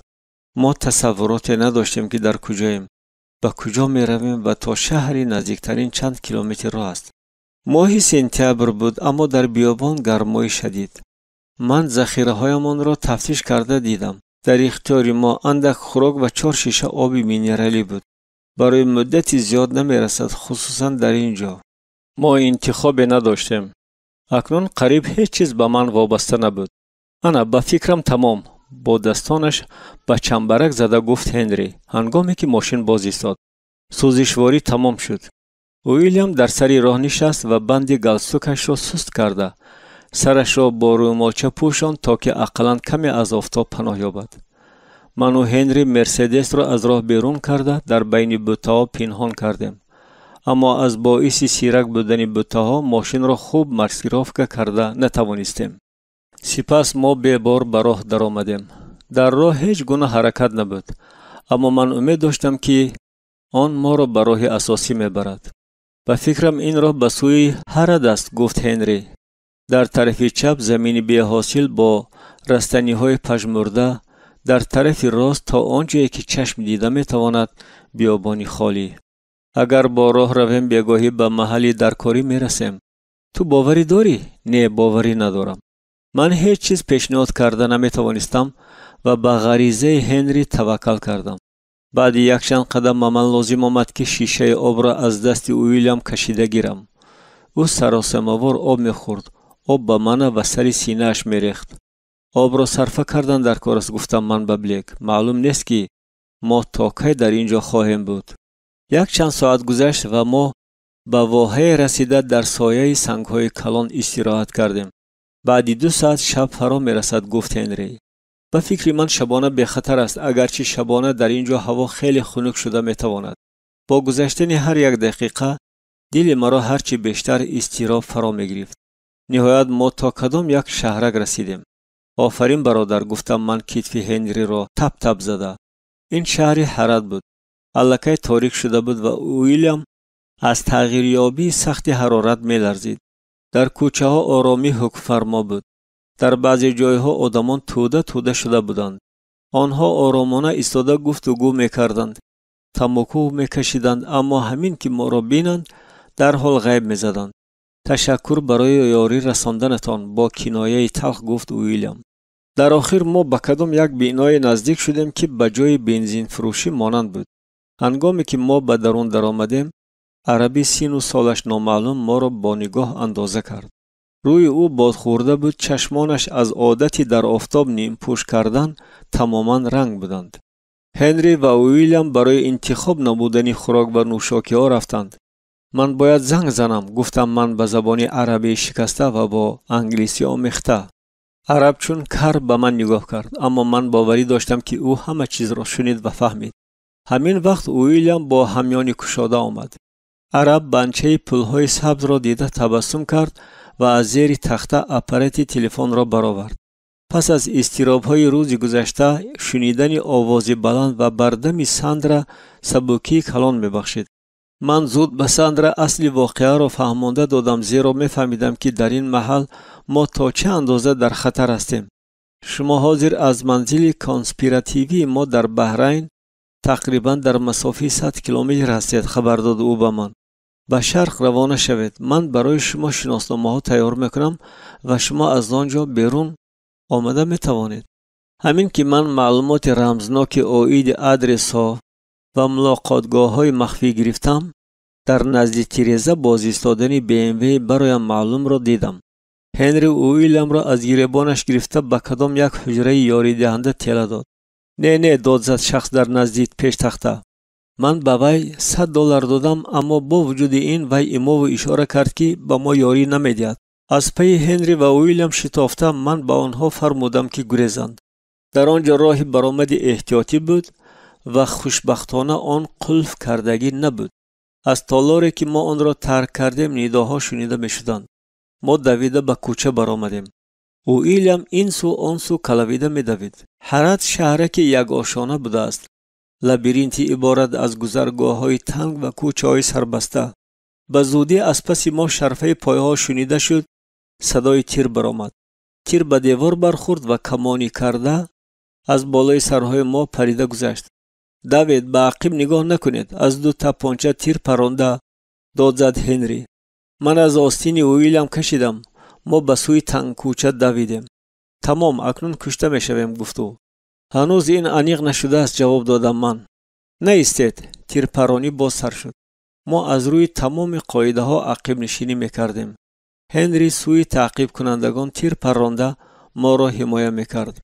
ناگاه صدای تیر برآمد و از پس آن فریاد جانکاه شنیده شد. من دویدن را دوام داده به عقب نگریستم. هنری غلطید. من میخواستم به کمک او روم، اما وظیفه من نجات دادن ویلیام است. ما از درون حوله های تاریک گذشته دریچه ها را تیله میدادیم و دیوارهای پس را پس سر کرده در لابرینت راه های سربسته و گذرگاه های شهرکی خوابیده میدویدیم. ایست، من باید دم گیرم. نفسگیر شده تکرار میکرد ویلیام. من دیگر دویده نمیتوانم. من باز ایستادم. هنری دقت تعقیب کنندگان ما را به خود کشید و از افتش اکنون ما از آنها خیلی دور شدیم. از دیواری پستی نوبتی گذشته ما به کوچه تنگ برآمدیم. من برای هنری قصاص گرفتنی شده از عقل بیگانه می شدم. در اینجا با ما خطر تهدید میکند، گفتم من به ویلیام، در حالی که او را به تاکزار زیچه که خانه کسی را پیچانده گرفته بود پنهان میکردم. اگر جنایتکاران نکشند از این فرق میمیرم. از دو سر عمرم به آخر رسید است، جواب داد ویلیام با کوشش نفس راست کردن. من باید به یگان قرار می آمدم که اکنون چی باید کرد. اکنون تعقیب کنندگان ما انتظاری آن هستند که ما در یگان جای این شهرک پنهان می شویم. اگر به بیابان گریزیم چی؟ توکل کنیم. ما در اینجا تا به کی طاقت کرده می توانیم. اما راه دیگری نیست. از احتمال دور است که در اینجا کسی خواهشی به ما مدد رساندن را داشته باشد. ناگاه صدای کشاده شدن در شنیده شد. از خانه یک عربی عظیم جثه برآمد. از افتکار او پنهانی گپ‌های ما را گوش می‌کرد. همین که آن عرب نوده‌های تاک را یک سو کرده پیش آمد، من ویلیام را با جسم خود پناه کردم. نگاه‌های ما به هم واخوردند و عرب ناگاه داد زد. من به او ایما و اشاره می‌کردم که داد زدن در کار نیست، اما او آرام نمی‌شد. من انتخاب دیگر نداشتم. لازم آمد که به گلویش ضربه زده او را آرام کنم. این معنای کفیدن ترخیه را داشت. هنگامی که عظیم جثه غلطید، من یکی از تعقیب کنندگان را دیدم. او سوی من دوید و اولین شده مرا زد. من این ضربه را سر دادم، زیرا میفهمیدم که دستانم باید آزاد باشند و از دست دیگری او چشم نمیکندم. هنگامی که جنایتکار برای برآوردن سلاح دست به کیسه برد، من نرانگشتان او را داشته قطع کردم. او با فریاد دهشت‌آور غلطید. من تپانچه او را گرفته به سرش تیر خالی کردم. ناگاه در اطراف ما از کجای توده آدمان جمع شدند و من دیدم که از بین ازدحام به طرف ما تعقیب کنندگان دیگر آمده ایستادند. من ویلیام را چنگ زدم و به آسمان تیر خالی کردم. آدمان خود را به زمین پرتافتند و باز ما رو به گریز آورده به ایست از گذرگاه ها و تنگکوچه ها می گذشتیم تا دمی که به بیابان رسیدیم. به این سو گفتم من به ویلیام. او برای با من بحث کردن نه وقت داشت نه قوت. همین طریق ما به فضای نامعلوم تاریک اما کشاد قدم موندیم. ما قریب 1 ساعت در بیابان غلطان و خیزان می دویدیم. در همه جا ریگ بود. آن به بینی می درآمد، به پایها می چسبید. ما الکی نمی دویدیم، بلکه هوای خشک را با دهان نفس کشیده به زور قدم می زدیم. نفس کشید، نه ایستید. ویلیام را شتاب می کراندم من. از افتش نقشه من عمل کرد. به فکرم آنها هنوز شهرک را تفتیش می کنند، اما ما به هر حال باید پیش رویم. تا بحرین چقدر راه است؟ بهترش در این خصوص نپرسید. ما خاموشانه می رفتیم و کوشش می کردیم که سرعت انتخاب کرده امان را سست نکنیم. من می فهمیدم که باید از تعقیب کنندگان به مسافه زیاد دور رویم. آنها ما را با ماشین تعقیب نمی کنند. در بیابان BMW نیز غوطیده می ماند. اگرچه از احتمال دور نیست که آنها از ما دست کشند. آنها به زودی می فهمند که ما به کجا رفته ایستادیم. ناگاه از عقب آوازها شنیده شدند. ما باز ایستادیم و با دقت به تاریکی چشم دوختیم. این آنهایند، گفتم من. ویلیام ترسید. در رویش دهشت عکس یافت. اما ما برای ترسیدن فرصت نداشتیم. از باعث خصوصیت لندشافت راه رفتن دشوارتر شده بود. برای غوطیدن ما با قوه آخرین قدم می‌زدیم. من از یک چیز می‌ترسیدم. بناگاه باران ریگی سر نشود. در آنجا چیست؟ پرسید ویلیام هنگامی که ما از قله خامه نوبتی ری گذشتیم. من به تاریکی نگریستم. شعله آتش، سوراب‌های خیمه‌ها و حیوانات، بدویان. این یگانه امکانیت رهایی ما بود. من می‌دیدم که ویلیام تماماً رو افتاده شده است، زیرا در فکر آن بود که دیر یا زود ما به طرف تعقیب کنندگان می‌افتیم. قوه آخرین خود را جمع کرده از طرفی دیگری خامه ریگ سوی دیه شتافتیم. با آن رسیده ما شخصی را دیدیم که در نزد شترها جنب و جول داشت. هنگامی که ما به او نزدیک شدیم او به ما تبسم کرد. این برای ما غیر چشم داشت بود. حیرت آور. من انتظار نبودم که در اینجا چهره نیکخوای را میبینم. من کوشش کردم که با او به عربی گپ زنم. باز یک پدیده غیر چشم داشت. او به انگلیسی نسبتاً خوب گپ میزد. چی واقعه روی داده است جنابان؟ او با نگاه ما را اندازه کرده چون پیشتر تبسم کنان پرسید. ما به ناخوشی سخت روبرو شدیم. از راهپیمایی طولانی نفسگیر شده به زور گفته توانستم من. ما را بعضی کسان تعقیب میکنند تا که نابود سازند. شما چیکار کردید؟ ما هیچ کاری بدی نکردیم گفتم من. جزئیات را بیان کردن نمیخواستم اما خوشبختانه به دوی نیکخواه دست افشاند. یعنی گفتن خواست که کفایه است. خیر میلش گفت و شما آدمانی بی‌ضرر میتابید.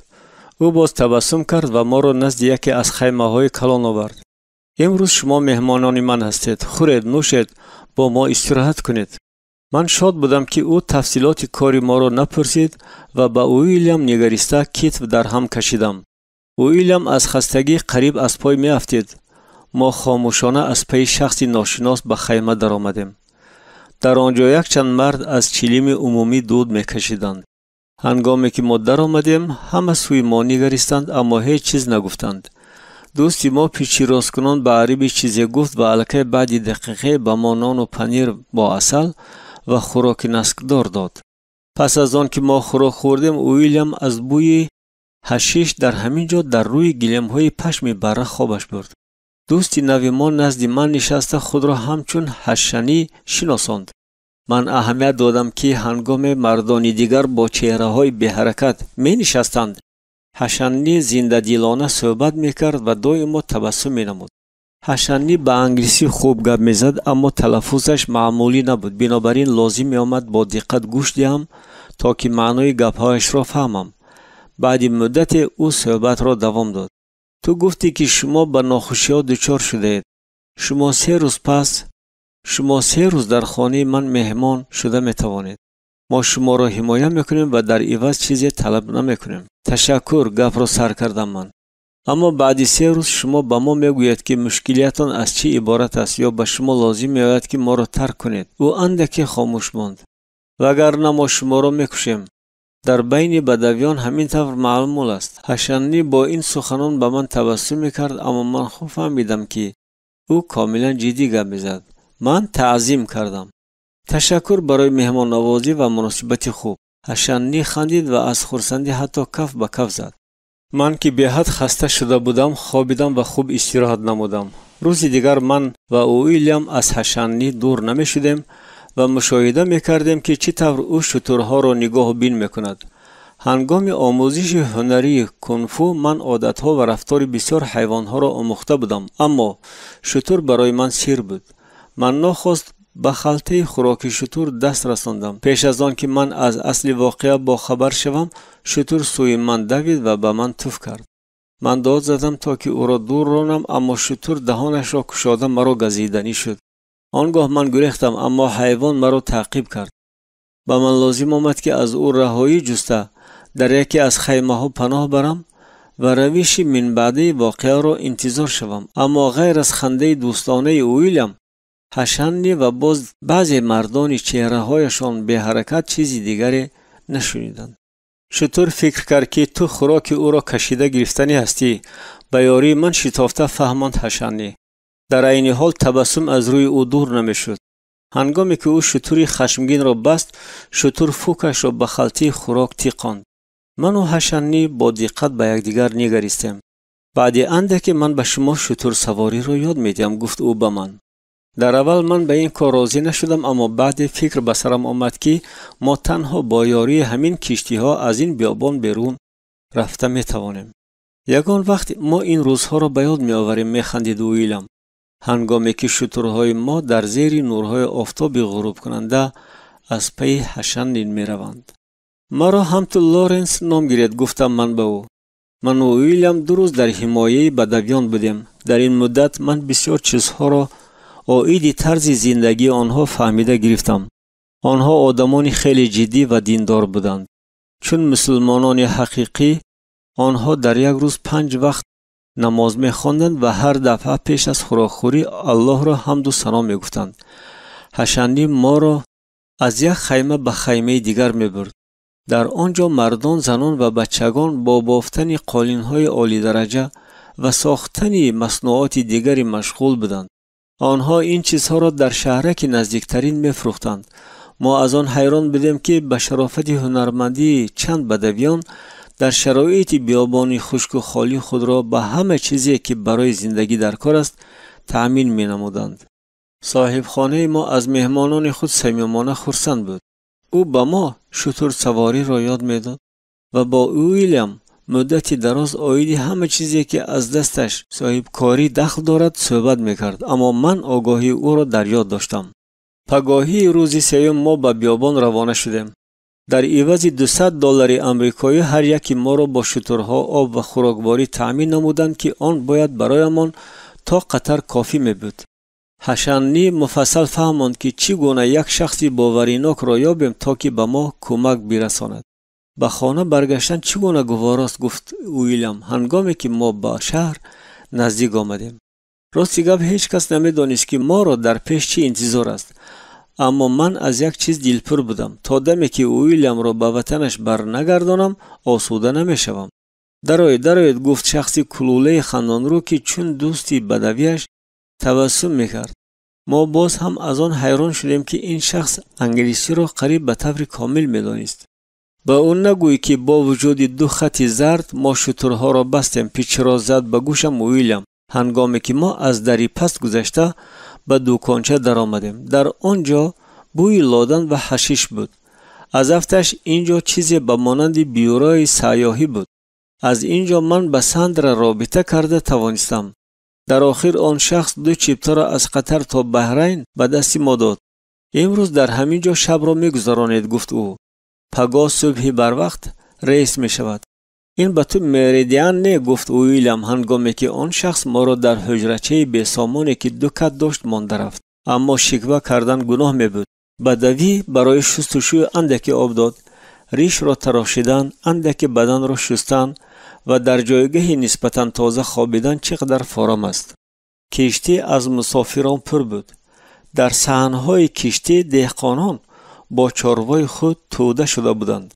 رئیس اندکی بیشتر از 1 ساعت دوام کرد و اینک به بحرین رسیده ما نفس سبک کشیدیم. ما را یولیان نام نمیز پیشواز گرفت. او ما را به منزلی کنسپیراتیوی برد. ما از آنجا با شناسنامه ها، کاغذهای درکاری و اویابیلیت ها برآمدیم. در خطهای اساسی سیر شاید شما را جستجو میکنند، بنابراین در آنجا خیلی خطرناک است، گفت یولیان. من به چیپتاها نگریستم. خطهای هوایی بلغاریا تا امریکا با خط سیر عجیب و مرکب رفتن لازم میآید. اما من میدانستم که همه این را ساندرا پیش بینی کرده است. دختری خوب، شاید این احتیاطکاری برجات باشد، اما ساندرا تقدیر را آزمودن نمیخواهد. موافق شناسنامه ها اکنون من صاحبکاری ایتالیایی آنتونیو کاریراس بودم. ویلیام باشد والتر شمیت از نیدرلند. در روز سوم ما با موفقیت به فرودگاه کندی در نیویورک رسیدیم. ویلیام برای کارم به من سخاوتمندانه مکافات داد. من دیگر به این عربستان سعودی قدمم را نمیگذارم. چشمکی زده به او گفتم من. اما گردش فلک را بینید که سپارش نوی که به زودی گرفتم به من باز این کشور را یادرس نبود. من محافظ امین فیاد، سفیر عربستان سعودی در بریتانیا، ایتالیا و کیپر شدم.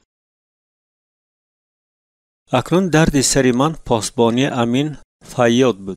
گاه من سپارش های خرد فدراسیا را به جا می آوردم، اما فیاد ماهی کلام بود. چنین مزاج فایده‌ناک را آنها قدر می کردند. حکومت عربستان سعودی برای به خطری او به فدراسیا پولی کلان می داد. پاسبانی فیاد کاری خطرناک بود، اگرچه همه چیز البته به کنیوکتوریای تغییر یابنده سیاسی و به کدام گوشه عالم فرستاده شدن او وابستگی داشت.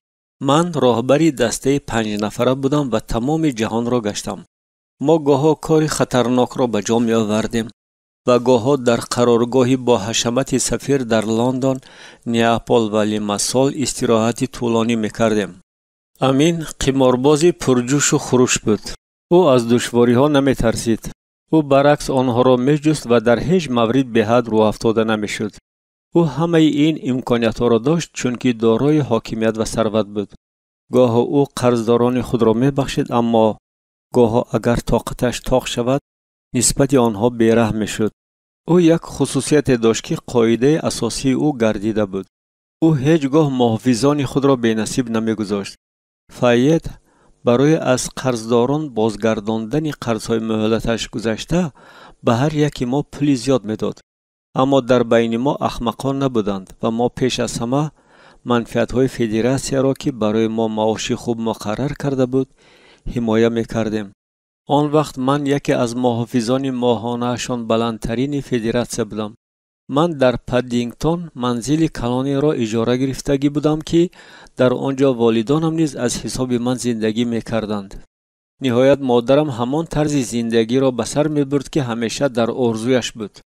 تابستان سال 1987 من به مدت یک چند هفته به تعطیل برآمدم. امین این وقت در بخطری پره بود. به هر حال او عاید بخطری خود نه بیشتر از آن که در عربستان سعودی باشد تشویش کشیده میتوانست و من به لندن برگشتم و من میدانستم که پدرم از واخوری با من خرسند می شود.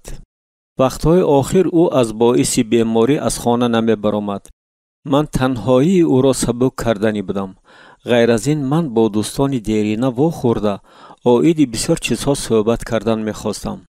بار من در گاید پارک با دوستی خطایی خود جری واخوردم. پگاهی خوبی تابستان بود. من با جری در مکتب جناب ژان واخورده بودم که او در آنجا هنری جنگی کنفو را می آموخت. جری قایق را با آب سر داده و از ساحل دور شده با شفق بیل می زد. من باشم در عقب قایق دراز کشیده از آفتاب و سطح آبی کول حلاوت می بردم. ای تانی نگاه کن. من از نور آفتاب چشمم را نیم پوش کرده نشستم. در نزدیکی ما 3 دختر ملموی در قایق نشسته بودند.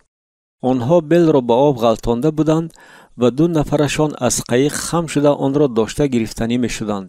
شور و غوغا و خنده زیادی بود. ما با شفق مشاهده می کردیم که آنها آب را شلپاس می زناندند، اما بیل هرچی دورتر می رفت. ها این غیر امکان است، می خندید جری. هنگامی که یکی از دختران بیل را با یاری بیل دیگر داشته گرفتنی می شد. قایق می جنبید. دختر باشد چنان می خندید که به زودی بیل دویم را نیز به آب غلطاند. اکنون دختران در مابین کول به اختیار تقدیر واگذاشته شده بودند. زود باش جری، روح بلند شده گفتم من. نجات دادن در کار است. انا جوانان عالی همت، گفت یکی از دختران با خنده هنگامی که ما نزدیکتر شدیم. من باوری داشتم که آنها با یکدیگر به یکی از زبانهای اسکاندیناوی گپ می‌زدند، اگرچه با ما به انگلیسی معاشرت می‌کردند. ما بیل‌های آنها را داشته گرفتنی نبودیم. بگذار به قایق ما سوار شوند. آنها خندیدن را دوام داده خود را شناساندند. خواهران لیا، لینا و آیا. هنگامی که لیا به قایق ما می‌گذشت، هر دو قایق به طور خطرناک می‌لرزیدند. به قایق ما گذشته لیا دستش را به آیا دراز کرد. آیا باشد خم شده کناره قایق را سخت داشته می ایستاد. لینا او را از عقب نگاه می داشت. همین وقت من فهمیدم که آیا نابینا است. هنگامی که وی پایش را به قایق ما دراز کرد، هر دو قایق به طور تهدیدآمیز لرزیدند و من ترسیدم که مبادا پیش پا خورد. لیا چیر را زد و به بالای جری که از خنده سست می شد غلطید. من دستی دراز کرده آیا را داشتم و از میانش گرفته به قایقمان گذراندم. محض در همین لحظه با من چیزی روی داد. من به مدتی ثانیه آیا را از میانش به آغوش گرفتم و از هیجان نفسگیر شدم. وی با وجود نابینا بودنش زیبا و پراسرار بود. او را در برم شنانده به لینا دست دراز کردم، اما جری از من پیش دستی کرد. ما به ایستگاه قایق‌ها با راه دور و دراز باز می‌گشتیم و دختران چون نشانه منتداری ما را به کافه دعوت نمودند. ما را راضی کناندن لازم نآمد. هنگامی که جری با لینا و لیا به ساحل جسته گذشتند، من برای به آیا یاری دادن باز ایستادم.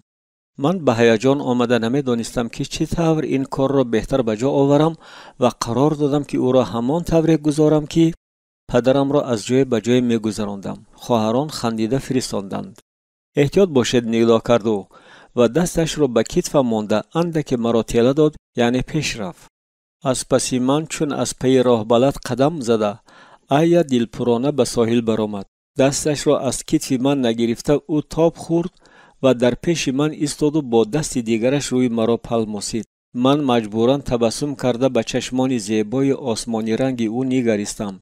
آیا چشمان نابینایش را کلان کشاده در پیش من ایستاده بود.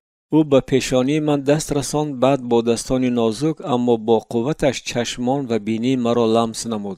سپس انگشتان او لبها رخساره ها را لمس نمودند. نهایت در منه باز ایستادند.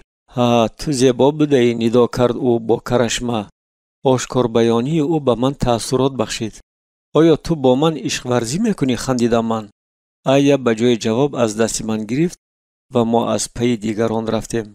من نمیدانم که ما برای خوردن پودینگ و نوشیدن کافه چقدر وقت صرف کردیم، اما فهمیدیم که لینا و لیا از شویتسیا نزد آیا آمدند و مهمانان دلپسند او بودند.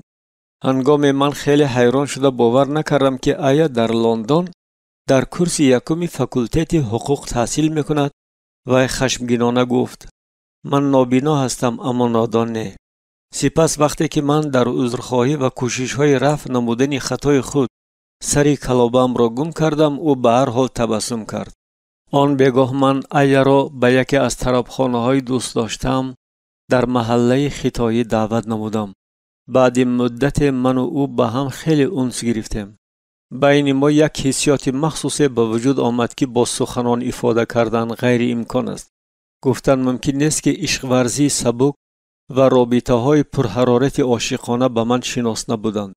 این خیلی طبیعی میتافت، اما با آیا تماما دیگر خیل بود. او گویا تمام باطنی مرا میدید و همان طوری که من خود را میفهمم میفهمید. من تا حال نمیفهمم که چی طور او روح مرا اینقدر عمیق درک میکرد. او از عائله خوب و دوستدار بود که با تشویش‌های برزیاد روزگار پابند نبود. با وجود نابینایی چهره او عاید دلپری و قطعیت شهادت میداد. اما به هر حال در عمق هستی خود آیا از تنهایی دشواری میکشید و گاه رو افتاده میشد. من نیز همین طور رو افتاده میشدم و خودم سببش را نمیدانستم. مردانگی مرا ترک میکرد. این محبت بود که من از آن میترسیدم. با آیا مهر پیدا نموده من در خود یک مقدار حسیات‌های دیگر را آشکار نمودم. در دل من مبارزه سخت می رفت. البته من می توانستم آیا را ترک کنم، اما یک قوه با اقتدار مرا به او جلب می نمود. به هر حال در باطن من تن کوچه های تاریکی بودند که نه تنها کسی را به آن راه دادن نمی خواستم، بلکه خودم از در آمدن به آن جایها می ترسیدم. مرا از رخصتی پیش از مهلت جیغ زدند. من آیا را ترک کردن نمی خواستم. خوب است که برای امین کار کردم من به لندن بارها و به مدت دراز آمده می توانستم. بار اول در حیات خود من خوشبخت بودم. 3 سال من بعد من و آیا نسبتاً زود با هم وا می خوردیم. من رخصتی خود را با اهل عائله او در استاکگولم می گذراندم. در آنجا مرا بار اول پلیس بازداشت نمود. من باید در خاطر می داشتم که در بعضی کشورها برای استفاده هنر جنگی کنفو موافق قانون جزا داده می شود. هنگامی که ما حقوق جنایتی را می آموختیم این را به ما گفته بودند. بار برای خریدن سیگار برآمده من از طرف پارکی که در نزد محل زیست عائله آیا بود فریاد زنی را شنیدم. به مگزین نزدیکترین دویده رفته از شخصی که در پس پیش تخته بود خواهش کردم که پلیس را جیغ زند. از پس درختان چون پیش طرف فریادها شنیده می شدند، اما اکنون چیررسی نه بلکه پستر. من تیروار سوی پارک دویدم. باعث دهشت من آن بود که در آنجا زنی را دیدم که از دست مرد رهایی یافتنی می شد. شیم آن مرد کشاده بود. او زن را وحشیانه می زد و کرته وی را به در می کرد. من در حال سوی تجاوزکار شتافتم و با حرکت سخت او را به یک طرف پرتافتم. تا دمی که زنی لطوکوب شده به خود می آمد من آن مرد را با پایهایم می زدم و ناگاه به یاد ندارم که چه طور به زمین افتادم. است پلیس. سرژانت به مقابل من اصول دزودا را استفاده برد. من مقابلت نکردم، مشاهده میکردم که دو پلیس دیگر تجاوزکار را حبس میکردند. زن در زیر درخت نشسته با آواز بلند میگریست و با یک دستش اشکهایش را پاک کرده با دست دیگرش کرته دریده‌اش را در بر میکشید. او تماما بی‌مدار میتافت. من او را تسلی دادن میخواستم، اما پلیس مرا سخت داشته میایستاد. از افتش او هنوز به اصل واقعه سرفهم نرفته بود. نهایت او دست مرا سر داد، اما باعث حیرت من آنچه بود که در حال به دستانم کشان زد. بعد همراه تجاوزکار مرا به شعبه محلی پلیس بردند. من تا قدر امکان به زبان شکسته شویدی اصل واقعه را فهماندنی می شدم و تنها بعدی به شعبه پلیس آمدنی آیا و پدری او آرام شدم. بین پدری آیا و سرژانت بحث جدی به میان آمد. من کوشش میکردم فهمم که سخن درباره چی می رود. او میگوید که تو جوانی خوب هستی، پیچی را زد آیا. سخنان بحث کنندگان را ترجمه کرده. اما تو قانون را ویران کردی. در کشور ما استفاده اصولهای جنگ تن به تن شرقی قطعاً منع است. من خیلی خشمگین شدم. پس احوال آن زن بیچاره چی میشد؟ با عصبانیت پرسیدم من.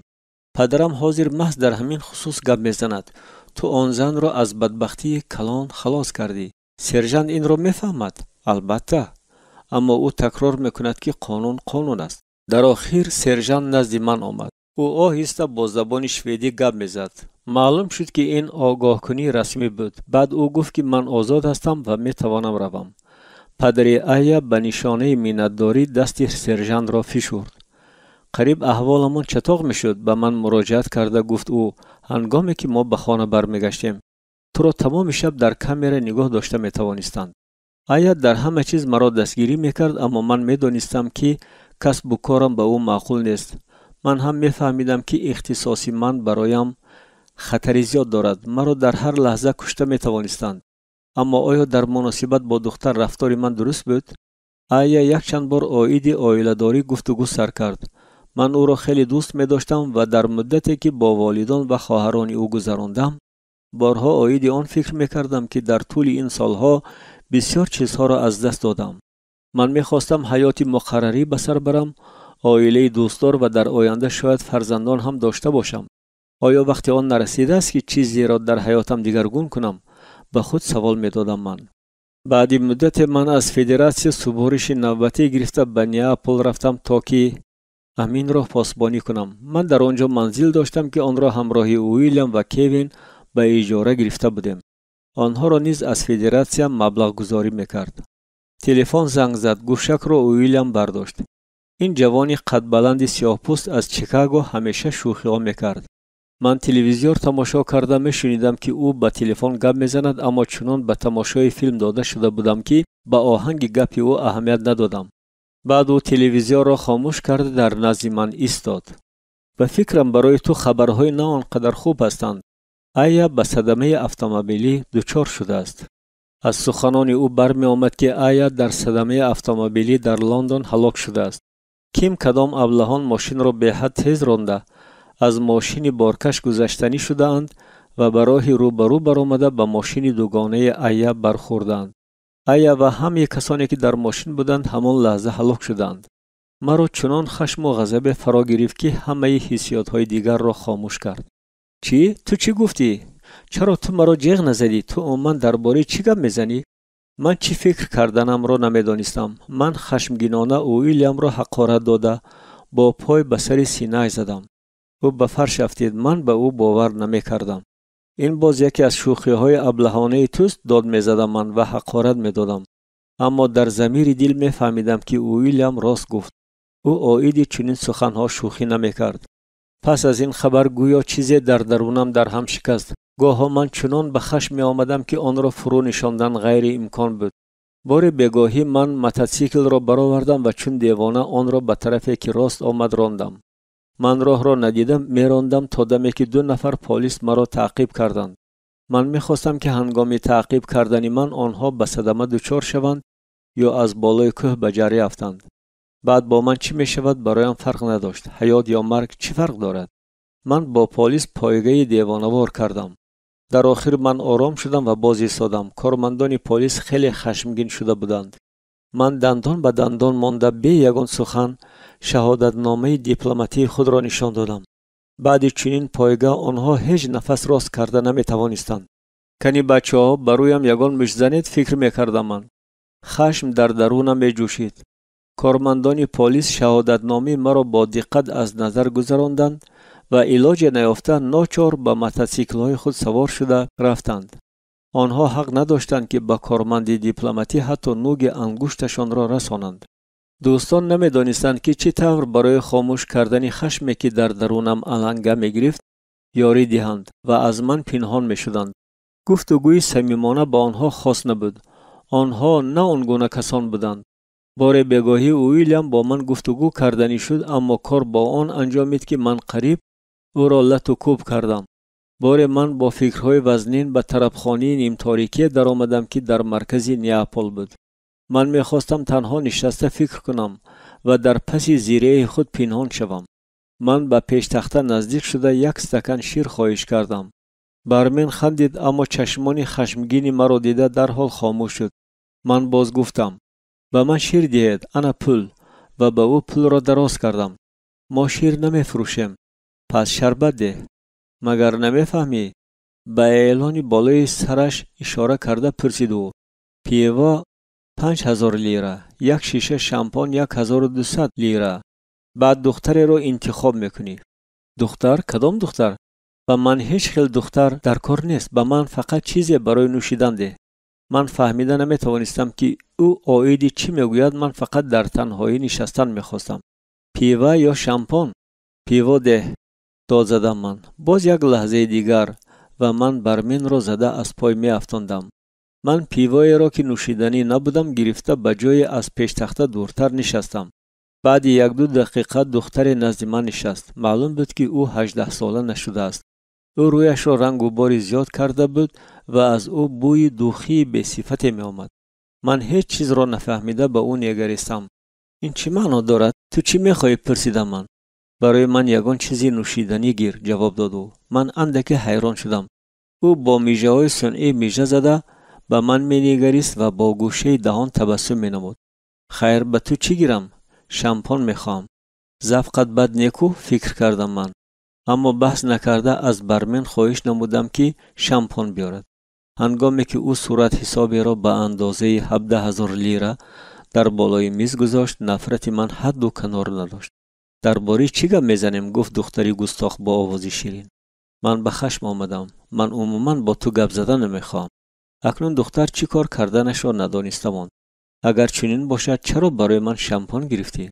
تو نوشیدن میخواستی کو؟ نهایت من فهمیدم که در اینجا چی روی میدهد. برای من نوشاکی خریدی، اکنون با من صحبت کن. با کرشمه گفت او. من به اضطراب آمدم. اینجا نافهمی روی داده است. من تنها بودن میخوام. از جایم خستنی شده گفتم من. نه، از تو خواهش میکنم نرو. در آواز او رو افتادگی حس کرده میشد. مگر تو با من خوابیدنی نیستی؟ نه. من از پس میز بر میخستم، اما او از دست من داشته گرفت. التماس، از تو خواهش میکنم نرو. من با خوشنودی همراه تو هم تو صحبت میکنم. دختر خواطر شده سوی پیش تخته نگاه کرد. من چی کار کردنم را نمیدانستم. من تنها بودن میخواستم، اما در عین زمان به این دختر دلم میسوخت. اگر حاضر روم به کجا میروم؟ چرا من باید تشویش کشیده در این باره نیز فکر کنم؟ همین طریق من قریب 2 ساعت زیر نظارت برمن در آن طربخانه بودم.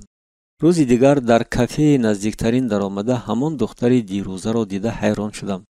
او در پس میز نشسته وانمود میکرد که مجله را میخواند. عموما من او را در حال نشناختم. دیروز در طربخانه اندک تاریک بود، اما من او را از روی لباس، بویها و رنگ و باری برای فاحشه خاص شناختم. او مرا دیده تبسم کرد، اما بعد گویا شرم داشت. من 2 کافه فرمایش دادم و نزد او نشستم. بیگاهی گذشته من درباره حیات خود، درباره آیا و عاید صدمه اتومبیلی بعضی چیزها را به او نقل کرده بودم. اکنون نوبت او بود. او گفت که نامش رزان است و به نیاپل از رومانیا آمده است. او به یونیورسیته داخل شده بود، اما حالا فاحشه شده کار میکند. او از این کار نفرت میکند و خیلی شرم میدارد. و اشکایش را باز داشته نتوانسته گریه میکرد. پس چرا با این کار مشغول میشوی؟ مرا خریدند، جواب داد رزانه. هنگام هنوز 16 ساله نبودم. والدان مرا فروختند. آنها برای خوراندن من پول نداشتند. چرا تو از خوجه اینهایت نمیگریزی؟ نمیتوانم، آخر من به تو گفتم که مرا خریدند. پاسپورت در دست آنهاست. من پول ندارم. آدمان را چون اشیا خریدن و فروختن ممکن نیست. من به تو یاری میدم. بار اول از وقتی مرگ احیا فکرهای من نه با مسئله های خودم بلکه با چیز دیگر بند بودند و من دختری خالم سیومین را به یاد آوردم که او را در وقتش دزدیده مجبور کرده بودند که در فاحشه‌خانه های شنغهای کار کند. من برای تکلفات با این گونه کارچلان هایی که به زنها زورآوری میکنند وقت نداشتم. رزان با من گپ زده انگشتری در انگشت میانه‌اش بوده را تاب میداد. هنگام من به او وعده دادم که یاری میرسانم، او آن را از انگشتش برآورده با اصرار خواهش کرد که آن را گیرم. انگشتری تنها به انگشت خرد من گنجید. آدرس خود را در قوطی سیگار نوشته رزان مانده رفت. اندکی دیرتر من با موتورسیکل نزد خانه بسیار منزله آمدم. آن در پس طرفخانه که آنجا با رزان نشناس بودم واقع بود. او الکی مرا در کوچه انتظار بود و چنان در اضطراب بود که قریب گپ زده نمی توانست. لحظه بحرانی فرا رسید، اما من برای عمل کردن تیار بودم. ما بالا رفته به راهروی درازی برآمدیم که در هر دو طرفش درهای زیادی بودند. بعضی درها گشاده بودند و من دخترها را دیده می توانستم. بعضی‌ها خوابیده بودند، بعضی دیگر دراز کشیده مجله ها را ورق می زدند. هنگامی که ما از نزد آنها می گذشتیم، از عقب آن هشتاگ می کشیدند. در راهرو دو پاسبانی تنومند قدم می زدند. یکی از آنها نزد من آمده پرسید که چرا من در اینجایم. معلوم است که در این وقت روز مهمانان را انتظار نبودند. آهنگ سخن او مرا خشمگین نمود. من هیچ گپ نزده با یک ضربه او را از پای افتاندم و با زانو به فرش زیر کردم. صدای غیجراز زدنی استخوان برآمد. بعد من دویمش را نیز به فرش غلطاندم. به او نیز همان تقدیر نصیب گشت. رزان از حجره خود سمکه خرد چیزهایش را گرفته مرا به آشیانه یکم به حجره خوجین برد. او شخصی خردی لاغری بود که افتش به یورمان مانند بود. من طلب کردم که او پاسپورت رزان را برگرداند. او دید که من هزل نمی کنم و در حال در قوطی ها به جستجو در آمده حجت های رزان را یافت. او مقابلت کردنی نبود، اما من به هر حال روی او را به مانیتور کامپیوتر زدم. خون به لباس من هم پاش خورد. من کارد کانسیلیاری را که خوجین مکتوب ها را با آن میکشد برداشته آن منفور را زدنی بودم. همین دم من نگاه رزان را حس کردم. من چیکار کردنم را ندانسته کارد را پرتافتم. از دست دختر گرفته او را از بینا برآوردم. ما به موتورسیکل سوار شده به خانه من شتافتیم. هنگامی که من در را گشادم رزان هنوز می لرزید. او از آن چی من در حجره خوجین کردم به دهشت آمده بود. من پی برده می توانستم که تمام این مدتی که او به خانه من می آمد آیدی چی فکر می کرد. بنابراین کوشش کردم که او را آسوده کنم. آخر در اصل من این گونه بیرحم نیستم. در عین حال من بیشتر آیدی آنچه در دوام هفته‌های آخر با من روی میداد گپ می زدم. تدریجاً رزان آرام شد و من او را به خانه خوابی خود بردم. تو برای من بسیار کارهای نیک کردی، گفت رزان. من قرضدار بودن نمیخوام. او روی مرا با دستانش داشته سوی خود گرداند و لبهایش را به لبهای من نزدیک برد. نه، این همه آن چیزی است که من کرده میتوانم. آخر من پول ندارم و من پول در کار نیست و من از تو هیچ چیز در کار نیست. من بر رزان کتی او را نشان دادم و برای خود از شکف لباس ها کمپل احتیاطی را گرفتم. اگر یگان چیز در کار شود جیغ زن. من در دیوان حجره قبول مهمانان میشوم، گفتم من و از حجره برآمدم. روز دیگر من رزان را به فرودگاه بردم و برایش چیپته خریدم تا به خانه‌اش برود. او شیمی جینز و سویتری خیلی کلان پوشیده، رویش را هیچ خیل رنگ و بار نکرده بود. فقط اکنون من دیدم که او چگونه زیباست. من نیکی تو را هیچگاه فراموش نمی کنم، اما من در عوضش برای تو هیچ کار کرده نمی توانم، گفت او. من به او کنورت پول را دادم. اکنون تو به کالج خوب داخل شده می توانی. از چه سبب باشد که خود را پدری رزان حس کرده به او گفتم من. در چشمان او اشک‌ها پیدا شدند. او از رخساره من بوسه کرد، مهربانانه چون کودکان. بعد من سوی هواپیما رفتن او را مشاهده کردم. در راه به سوی شهر من فکراً واقعه های روز گذشته را، خصوصاً لحظه جزادهی آن کارچلان ها را از سر می گذراندم. بعد نه، حتی خیلی خوب. آن وقت من می خواستم این آدمان را تا دم حس کردن مزه خون آنها لط و کوب کنم. با هر یک ضربه من حس می کردم که خشم مرا ترک می کند، اما لط و کوب را دوام می دادم و باز ایستاده نمی توانستم. من چشمانم را نیم کاف می کردم تا که از این خیالاتی پرخون خلاص شوم و موتورسیکل را تماما بی‌پروایانه می راندم. من شرم داشتم، اما به هر حال حس می کردم که مرا الکی خواهش دیگری فرا گرفته است. خواهش بی‌رحم، یکرا و نظارت نشونده بودن. جنون حقیقی. من موتورسیکل را گردانده گاز را بلند کردم و سوی کوه راندم. من یگان لحظه تنها مانده نمی توانستم. در عین حال هیچ شریکی را نمی جستم. وقتی خالی را من در بارها و طربخانه‌ها با چهره های آدمانی خرسند، تبسم کننده و بیغم نگریسته می گذراندم. با هیچ کس صحبت کردن نمی خواستم. من به مؤسسه های دلخوش کننده از آن سبب می رفتم که غوغا و جنب و جول آنها برای پس کردن درد پر عذاب دل یاری می رساندند. اما باز یک سبب دیگری به چنین جایها رفتن من نیز بود که آن را تا آخر درک کرده نمی توانستم. مزه عجیب در دهانم از بین نمی رفت. همان مزه که من بار اول در فاحشه خانه هنگام لط و کوب کردن آدمان حس کردم. من آن را فراموش کردنی می شدم، اما آن گشته و برگشته پیدا می شد. این مزه خشم دیوانوار، وحشیانه و قریب خواهش جسمانی خونخوری بود. فقط از آن عبارت بود که من یک بار دیگر شدم. حس آرامی، خودداری و خواهشی با راه روشن فکر شوی رفتن از بین رفتند. اکنون من تنها خواهان مبارزه و تلاش بودم. بار هنگامی که فدراسیون به من استراحتی کوتاه مدت داد، امین فیاض ناگاه مرا به کار بند کردن خواست. او به واسطه به من زنگ زده خواهش کرد که با او در نیکاسیا واخورم. راستی که به او لازم نآمد که از من التماس کند.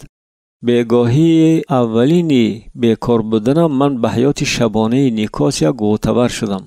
در بری افریکانس آدمان بسیار بودند، اما به هر حال من در گوشه خلوت جای یافتم و به دیوان نشسته اطرافیان را مشاهده می‌کردم. در اینجا یک گروه عسکران دنیاگی خوشحالی می‌کردند. من با نفرت به آنها می‌نگریستم. آنها با آن مشغول بودند که یکدیگر را به نوشیدن قدح می وادار می‌کردند. دیگران سرودخوانی کرده قرصک می‌زدند و مشروبات اسپریتی مست کننده می‌نوشیدند. یکی از آنها شخصی تنومند 2 متره پی هم 6 کروشکه نیم لیتره پیوا نوشید. همه قرصک زدند. ابلهان فکر می‌کردم من می‌خواهم به شما درس عبرت داده فهمم که آیا در حقیقت این با غیرت و توانا هستید؟ وقت می‌گذشت. عسکران تا رفت مست شده شور و مغل می‌برداشتند. در یکی از کابینه‌های همسایه 3 نفر دختران نشسته بودند. آنها بین خود صحبت کرده به هیچ کس کاردار نمی‌شدند.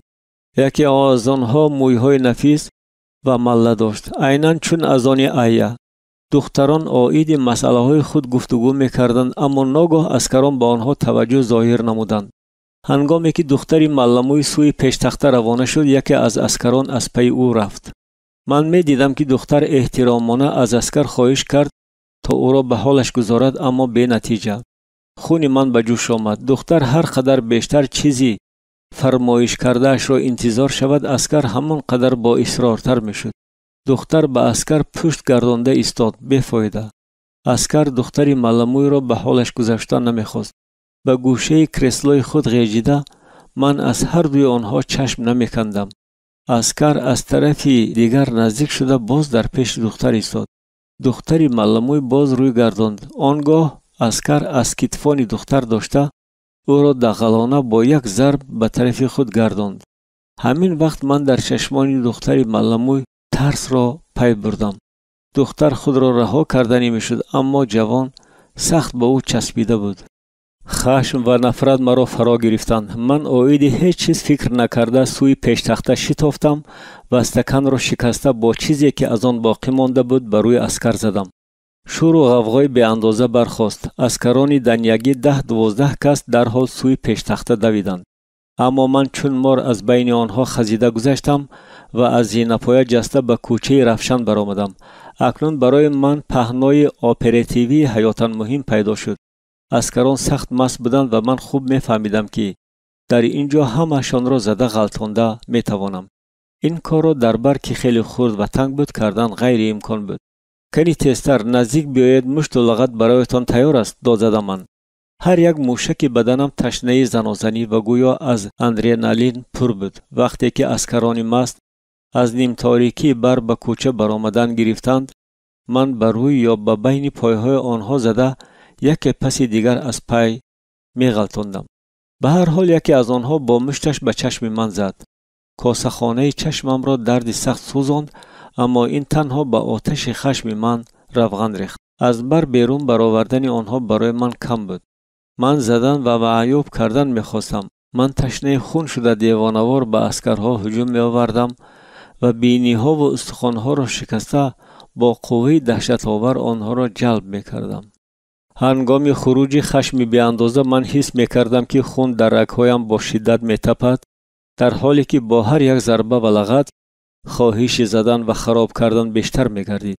بعد ناگاه صدای سیرنه‌ها شنیده شد و کارمندان پلیس پیدا شدند.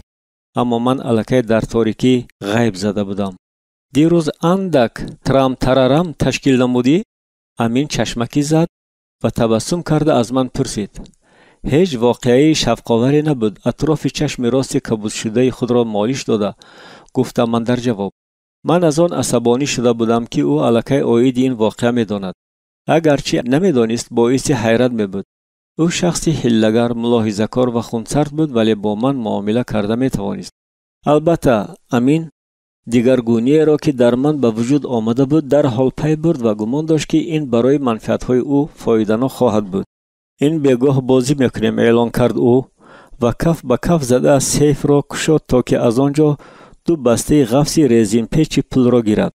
کازینو سرادم بود و تا دمی که من و امین از تالار می‌گذشتیم قریب هر یکی به او سلام می‌داد. بعضی‌ها با تعظیم احترامانه، بعضی‌ها با دستفشاری. آها جناب فید، گمان می‌کنید که امروز کارتان آمد می‌کند؟ پیشواز گرفت ما را مدیر کازینو و خودش تا نزد کرسی گسیل کرد. امین را در گوشه کازینو جای بهترین انتظار بود.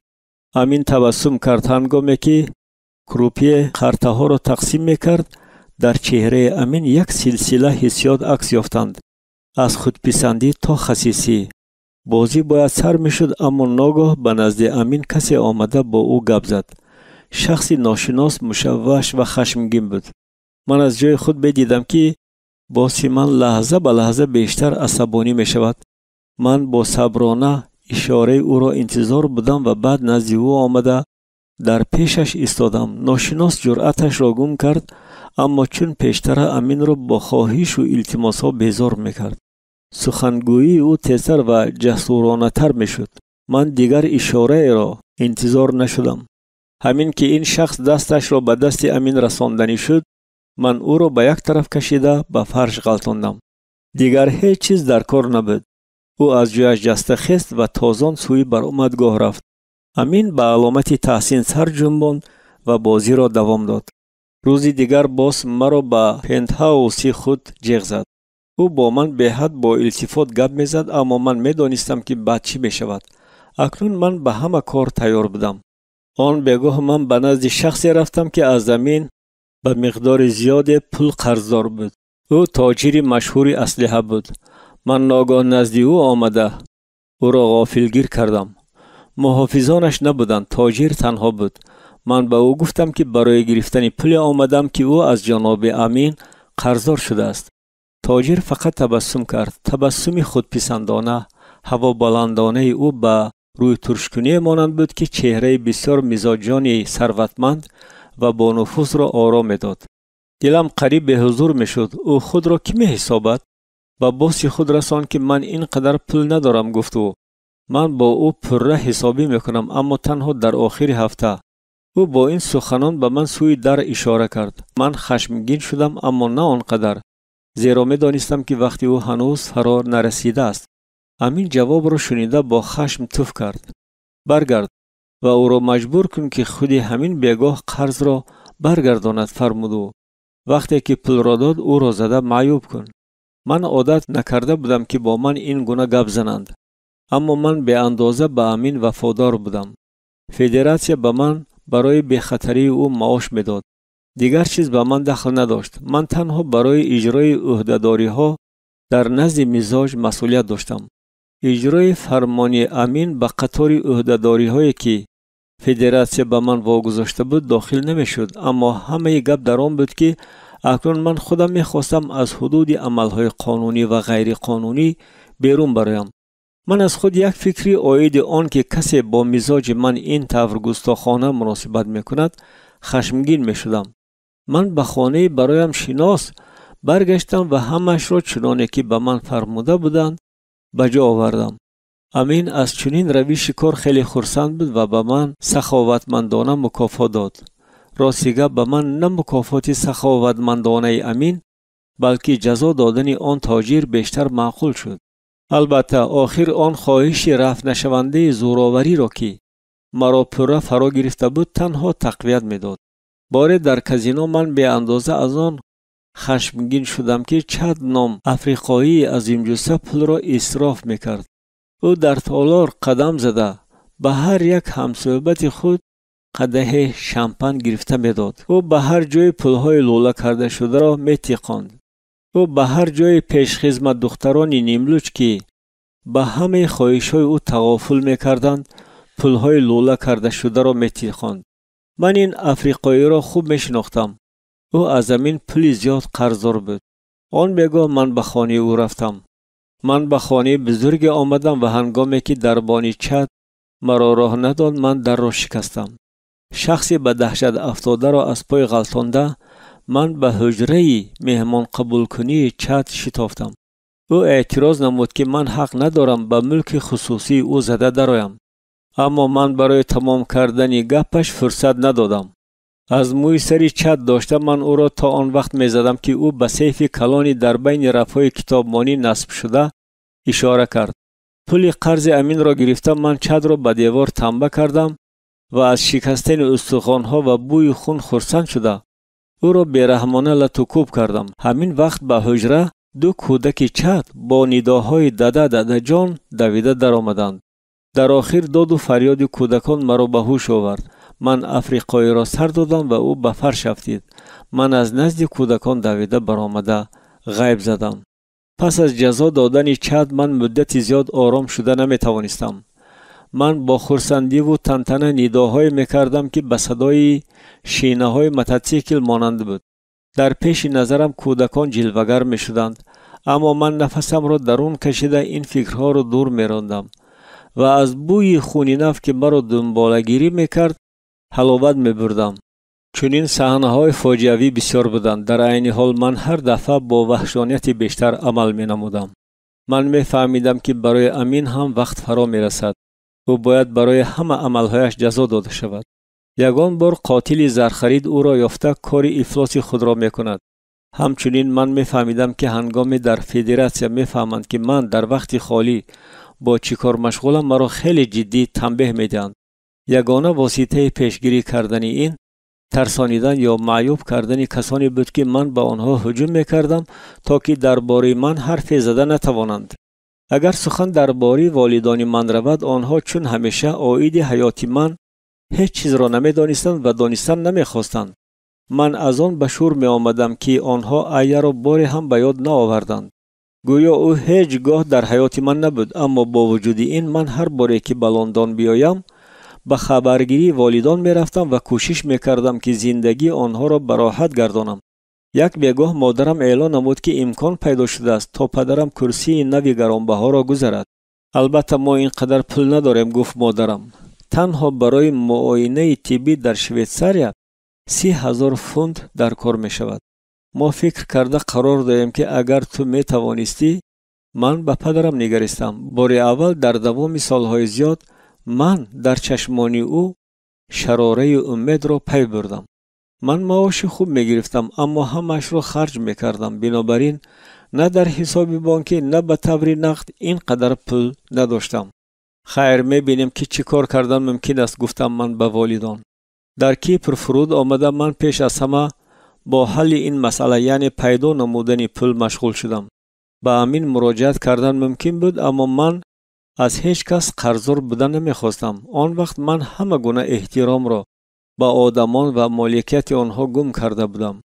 برای امین کار کردم. من اندازغندار بیرحم و علاوه بر این غارتگری حقیقی شده بودم.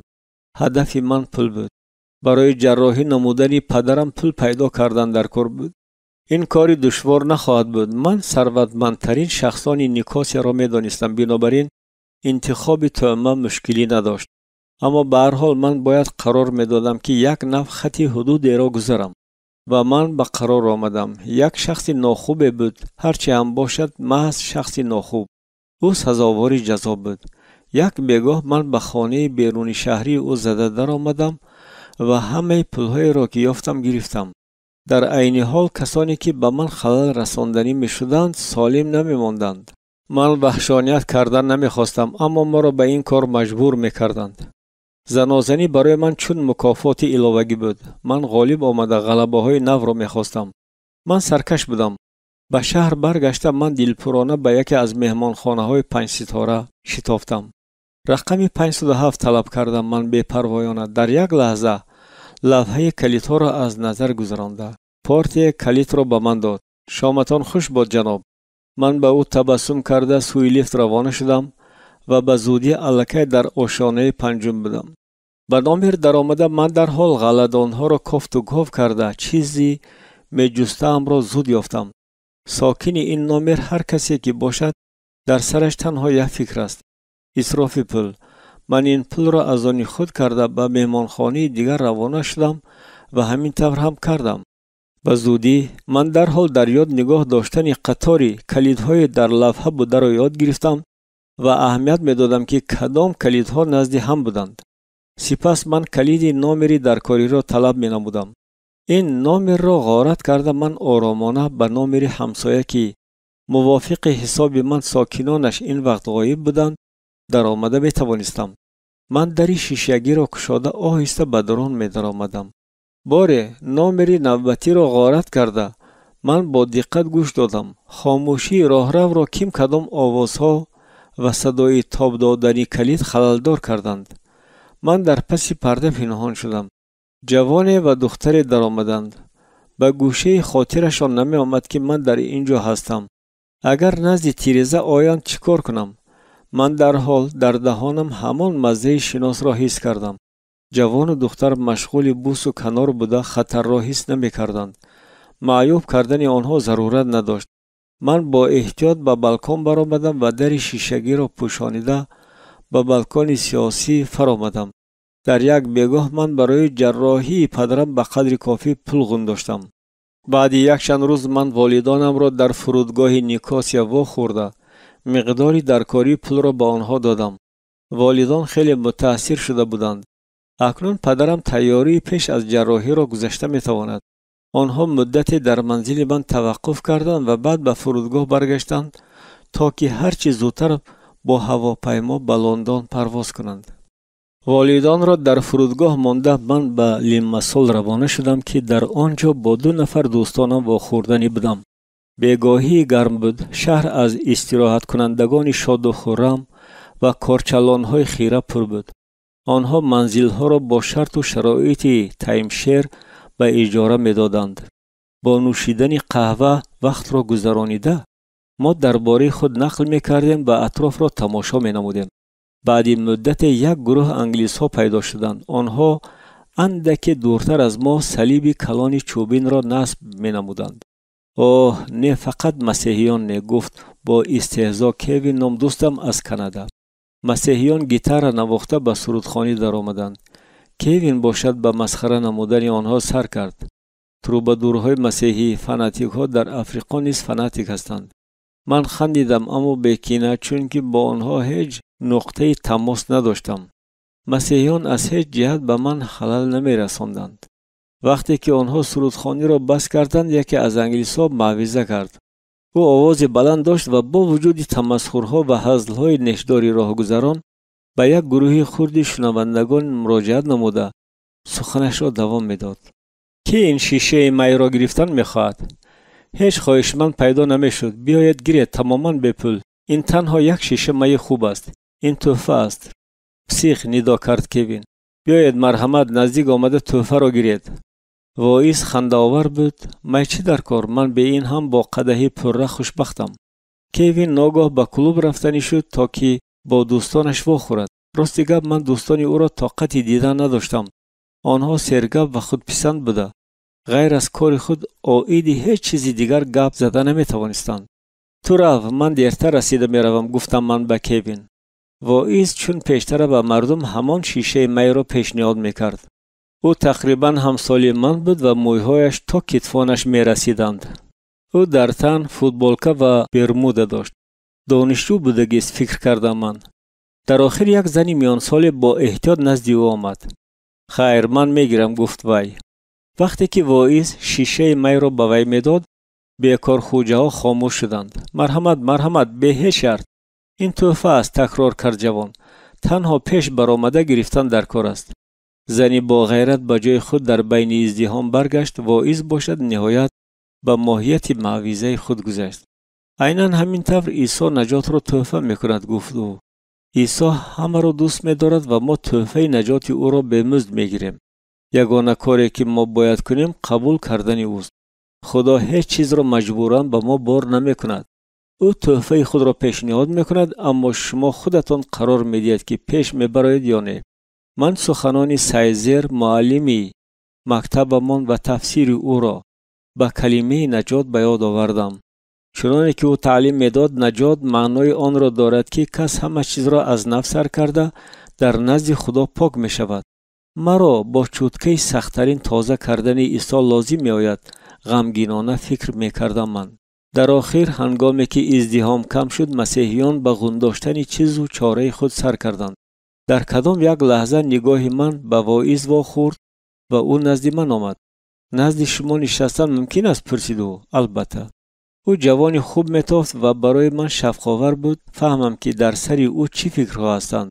او خود را مارتین نامید. ما مدت صحبت کردیم.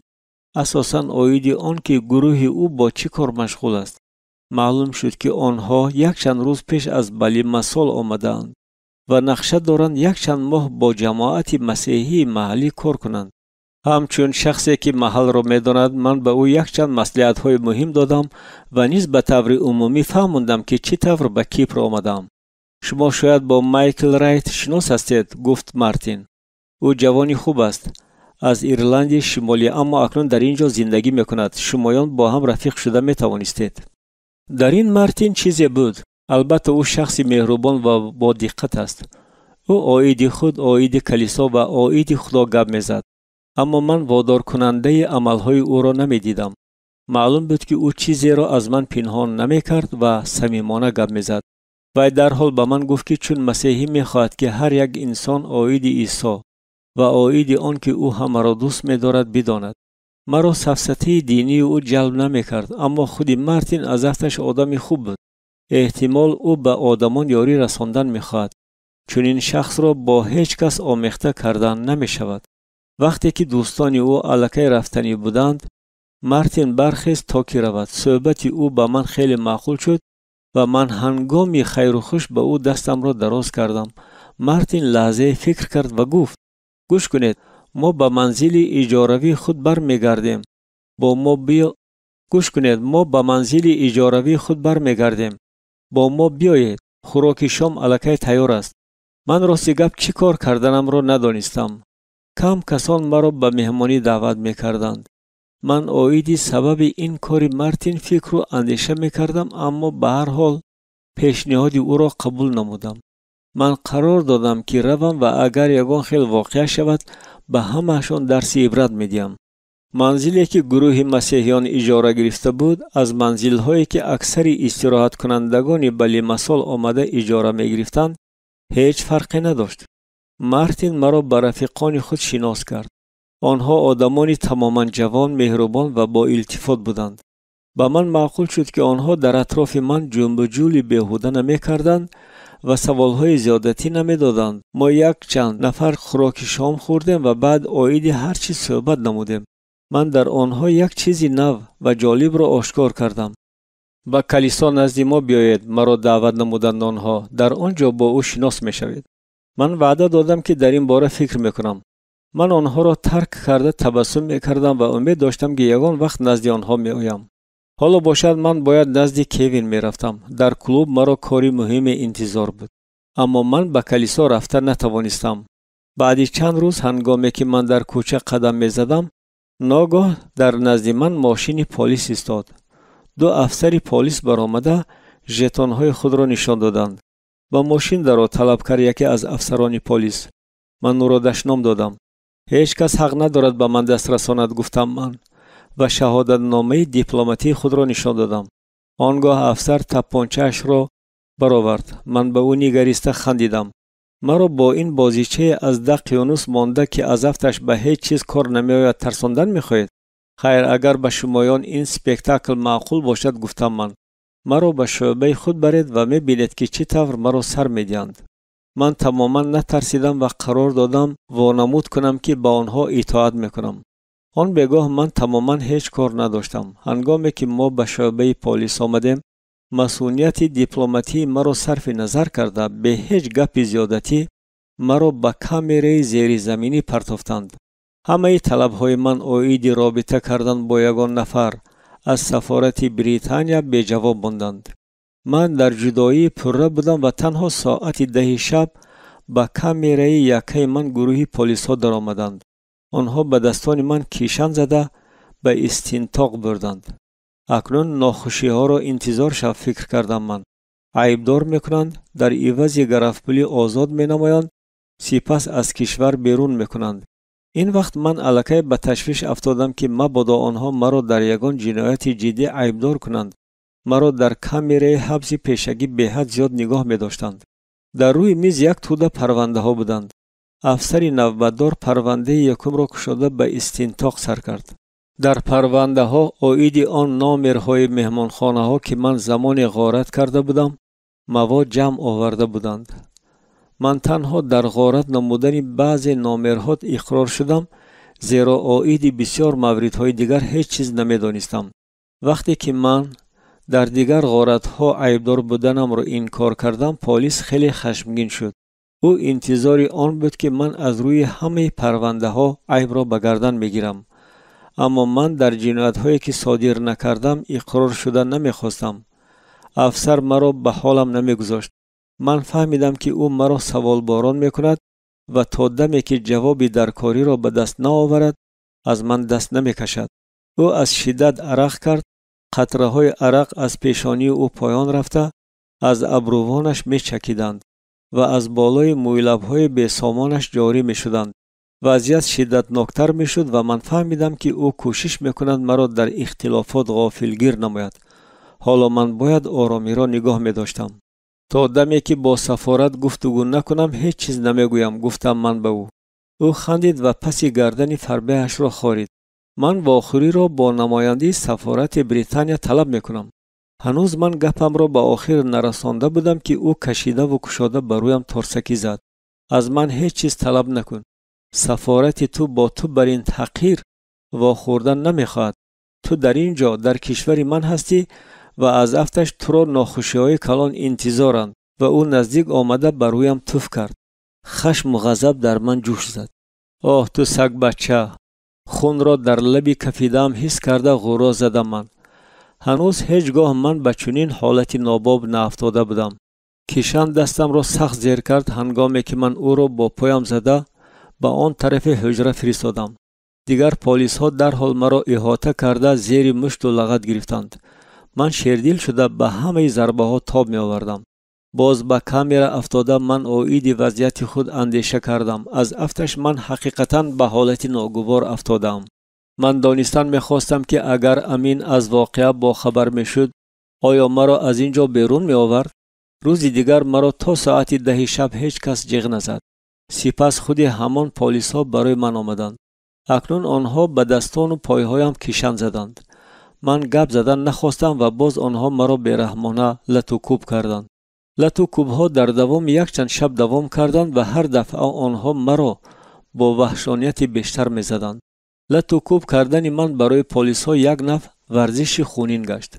نه تنها مرا بیرحمانه می‌زدند، من گفتگوی محبوسان کامیراهای دیگر را می‌شنیدم. از افتکار بعضی بدبختان را سخت عذاب و شکنجه می‌دادند.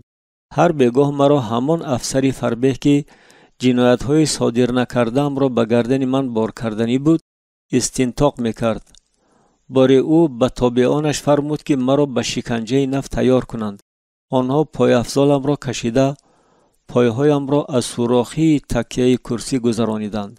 وقتی که یکی از زندانبانان به بالای پایهای من نشست، افسر زهرخنده کرده با تمام قوه به پس پایم با کلتک رزینی زد. همان دم درد جانسوز چون موج از پایها و تخت پشتم گذشت. آیدی این شکنجه به ما در مکتب جناب چیژن نقل کرده بودند. این شکنجه را که باستیناتو نام دارد کنونسیون ژنو منع کرده است، اما برای این ظالمان منع وجود نداشت. من دندانم را زیست کردم. پلیس فربه باز دست برداشت. من کوشش کردم رها شوم، اما باز همان گونه ضربه خوردم. حالا صبر کنید فکر کردم من از شمایان هیچ چیز باقی نمیماند.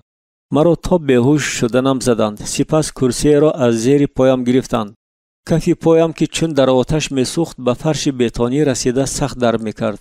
در آخر پایهایم را به ستیل آب یخ بر این خنک انداختند تا که پی شکنجه را پنهان کنند. بعد یک هفته چنین شکنجه های شبانه من الکی قریب راه گشته نمیتوانستم. در چنین شرایط مقابلت کردن بیفایده بود.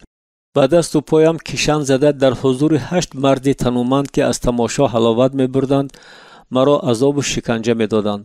آنها باز چی را فکر کرده میبرآورده باشند؟ به سرم خودی راننده پایگاه اتومبیل ها را میپوشاندند و مرا برداشته چون اسباب دیوار شکن به شکاف های متلی میزدند. از چشمانم شراره ها میپریدند و من بارها بیهوش میشدم. هنگامی که جلادان مرا به فرش میپرتافتند من لعنت میخواندم و از آنها نفرت میکردم. همین که به تخت پشت دراز کشم در حال با کلتک به بین پایهایم ضربه میخوردم. از درد تمام موشک‌های بدنم کشش میخوردند. بعد مدت برای من دیگر فرق نداشت زندگی کنم یا نکنم. من دیده و دانسته با آنها مقابلت میکردگی شدم. یکی از آنها با بلندری متلی به من نزدیک آمد. دستت را دراز کن طلب کرد و کارد بلندر که با سرعت بلند چرخ میزد در پیش چشمانم تاب میخورد. برای چی دست را؟ بیا یک بارا آن را برویم تیغ انداز زدم من و برویش توف کردم. جلادان از خشم دیوانه بر این شدند. اکنون من سزایت را میدیم انتونی، داد زد افسری نوبتدار. او این گپ را گفته برای تپانچه از دقیانوس مانده خود تیر گرفت. نگاه کن این دانه زیتون برای توست. او تیر را برایم جفت کرد و بعد آن را به تیردان خالی تپانچه انداخت. همه خاموش شدند، اما برای من اکنون فرق نداشت. کنی پران یا که جرأت نمیکنی گفتم من به پلیس فربه. من به مردن تیار بودم. پس از مرگ فاجعه‌ای ای حیات من برای گرداب به معنای رو افتادگی تبدیل یافته بود. بنابراین تیر از تپانچه کهنه برای من رهایی بخش بوده میتوانست. من راه داده نمیتوانستم که این پلیس فربه مرا از ترس میلرزیده بیند و از او چشم نمیکندم. من در این رولتکه روسی بدیهوی او اشتراک کرده میتوانستم. آخر من آدمی قوی بودم. افسری پلیس شتاب نمیکرد و انتظار آن بود که من آیید ترحم التجا میکنم. در حجره خاموشی واهمناک حکم فرما شد. از روی او عرق 6 قطار میریخت و او برای آرام کردن لرزه خشم تپانچه را با هر دو دست میداشت. من انیق میدانستم که یگانه تیر در کجای تیردان است. کنی پران بزدل حرامزاده یونانی، من تیارم با تو بازی کنم. او را تحقیر میدادم من. او با الفاظ قبیح حقارت داده میلی تپانچه را تا گلو به دهانم تیقاند. صدای قرصس خشک شنیده شد. من حتی نجنبیدم. افسر تپانچه را به فرش پرتافته از حجره برآمد. از این وضعیت دیوانه‌وار یک علاج کرده برآمدن در کار بود. هنگامی که نوبتداران سحری به تقسیم کردن نهاری سر کردند من پوست بند دستانم را چنان خراشیدم که خون جاری شد. افسری نوبتدار حتی ترسید. و شما میگویم که آنها مرا مردنیوار میزنند و من یاری طبی در کار است التجا میکردم. من از افتش او شخصی با وجدان بود، نه چون سادیست های شبانه. من باید او را باور میکناندم که مرا به بیمارستان حبسخانه فرستد. بعد 1 ساعت مرا تحت پاسبانی 2 پلیس با آنجا بردند. در بیمارستان کیشانها را کشادند، زخمهایم را دارو کرده بستند. اکنون بندهای دستانم چنان داکپیچ کرده شده بودند که کیشان زدن غیر امکان بود. هنگامی که 2 پلیس از 2 دستم داشته می بردند، به حال آنها قریب رحمم می آمد. همش از روی نقشه پیش می رفت. در یک لحظه به عقب معلق زدم و الکی در آزادی بودم. ایست می پرانم. اما تا دمی که پلیس ها تپانچه هایشان را به من راست کردنی شدند، من مانیوری فریبنده کابرا را به جا آورده به طور مارپیچ از کوچه گذشتم. بعد مدت صدای سیرنه های پلیس خاموشی را ویران کرد. در این ناحیه لیمسول آرامی بود. آدمان در کوچه ها کم بودند. من به همه گونه خطرها تیار بودم و در بام هموار دراز کشیده در انتظار شب بودم. در پایان پلیس ها محله ها را پی هم تفتیش کرده می برآمدند. من باشم چون پیشتر در پناهگاه خود بودم. در بالای بام دراز کشیده من عاید واقعه های ماهای آخر اندیشه می کردم. مرا رو افتادگی فرا گرفت. من به کی تبدیل یافتم؟ من چیکار کرده ایستادم؟ حسیات گوناگون تمام هستی مرا فرا می گرفتند، اگرچه هنوز در وجودم خشم و خواهش وحشیانه ویران کردن و معیوب نمودن باقی مانده بود. از فکرهای دلگیر کننده رهایی یافتنی شده. من چشمانم را می مالیدم، اما بعد اندکی به خواب سبک و قطع شونده فرو رفتم. من تا صبحیدم پنهانی به منزل خود وارد شدم. گوشک تلفن را به گوشم جفت کرده و نفسم را پست کرده صدای رسیدن زنگ خود را گوش می کردم. نهایت سیگنالی شناس صدا داد. گوشک تلفن را بردارید، تیز باشید. در لندن ساعت 8 پگاهی بود. والدان من پیش از نهاری عادتاً به هیچ جای نمی رفتند.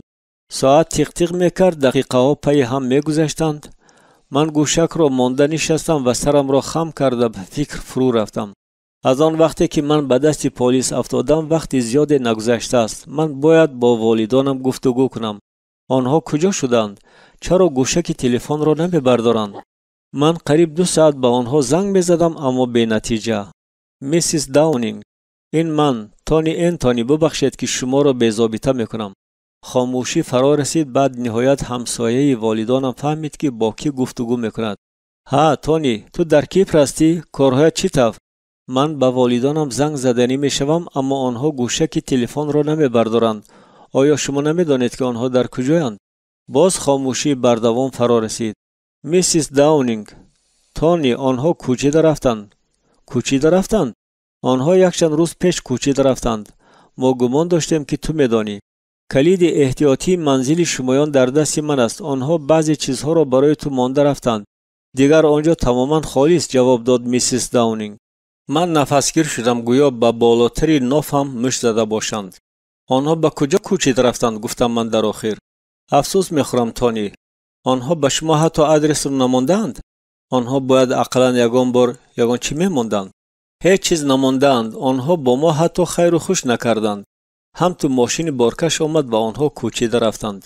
من گوشک را به بالای اپرات گذاشتم و کوشش کردم هیجانی را که راه نفسم را گرفته بود برطرف کنم. مرا خشم گلوگیر میکرد. من 2-3 بار به دیوار مشت زدم تا که یک نفع کرده خود را به هوش آورم. پس از همه آنچه من برای آنها کردم چی طور آنها با من چنین رفتار کرده می توانستند؟ یک چند ساعتی من بعد من خود را چنان حس می کردم که گویا در اقیانوسی بیکناری تنهایی غرق می شوم. والدانم مرا بار دیگر ترک نموده گویا زخم کهنه را کشادند و همه دردهای مرا بیرون آوردند. تمام سالهای آخر من غم فراق ایه را از خود پنهان می کردم. اما اکنون همه حسیات‌های فرو نشان داده شده در دل موج زده مرا از درون نفسگیر می‌کردند. من پی هم سیگار کشیده دود را چقور فرو می‌کشیدم و از عقل بیگانه می‌شدم. من به والدان و حیات خود لعنت خوانده در غایت خشمگینی مبل را زده می‌شکستم. زنگ در منزل این دیوانگی را قطع نمود. من هیچ چیز را درک نکرده در رک شدم. میلی تپانچه راست بر روی من جفت شد. ایست، از جای نجنب. من در حال به خود آمدم هنگام آن پلیس خیرخواه را که 1 روز پیش به من برای گرفتن یاری طبی مساعدت کرد شناختم. تو چی کار کردی تونی؟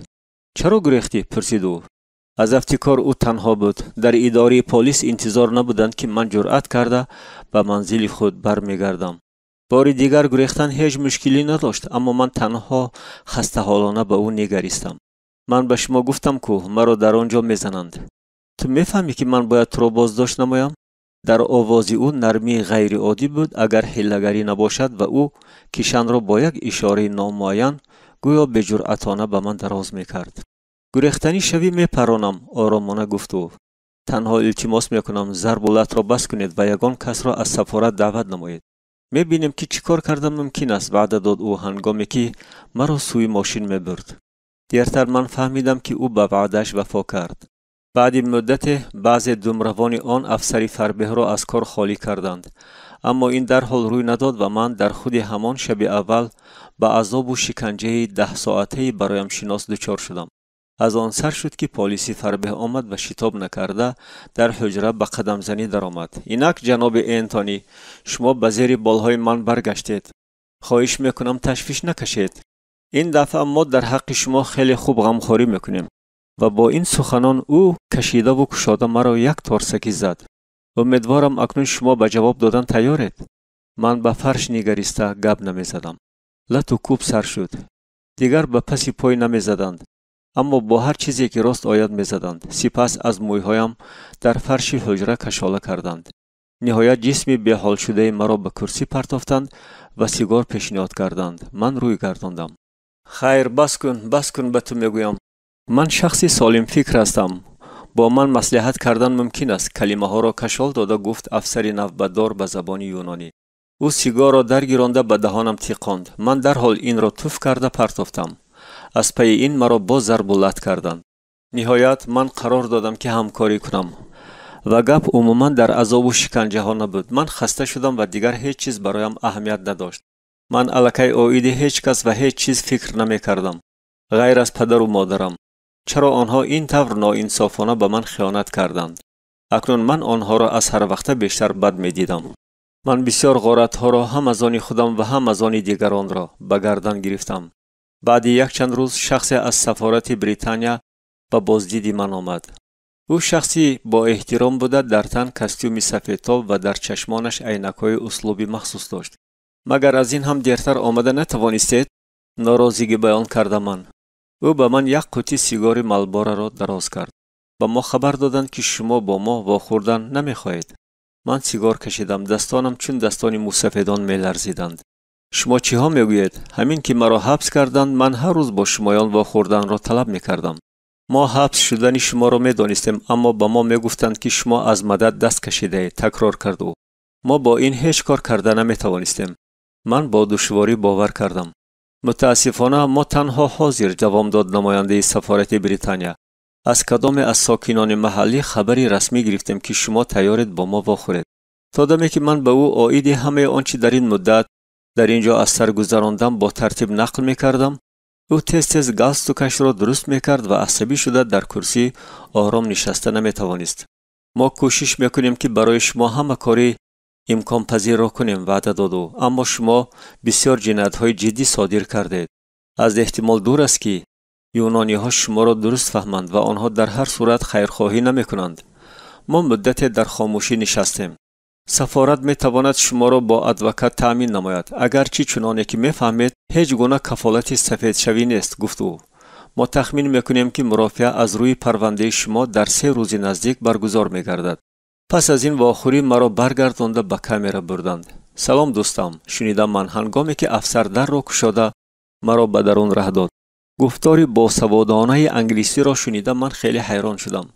شخصی میان سالی نیگریایی از کتی که در آن دراز کشیده کتاب میخواند به پیشواز برخاست و دستی مرا با صمیمیت فشرد. در اول حضور این شخص نیکدل مرا هیچ خرسند نکرد، اگرچه خوب بود که شبانه مرا همراه یگان دیوانه نگذاشتند.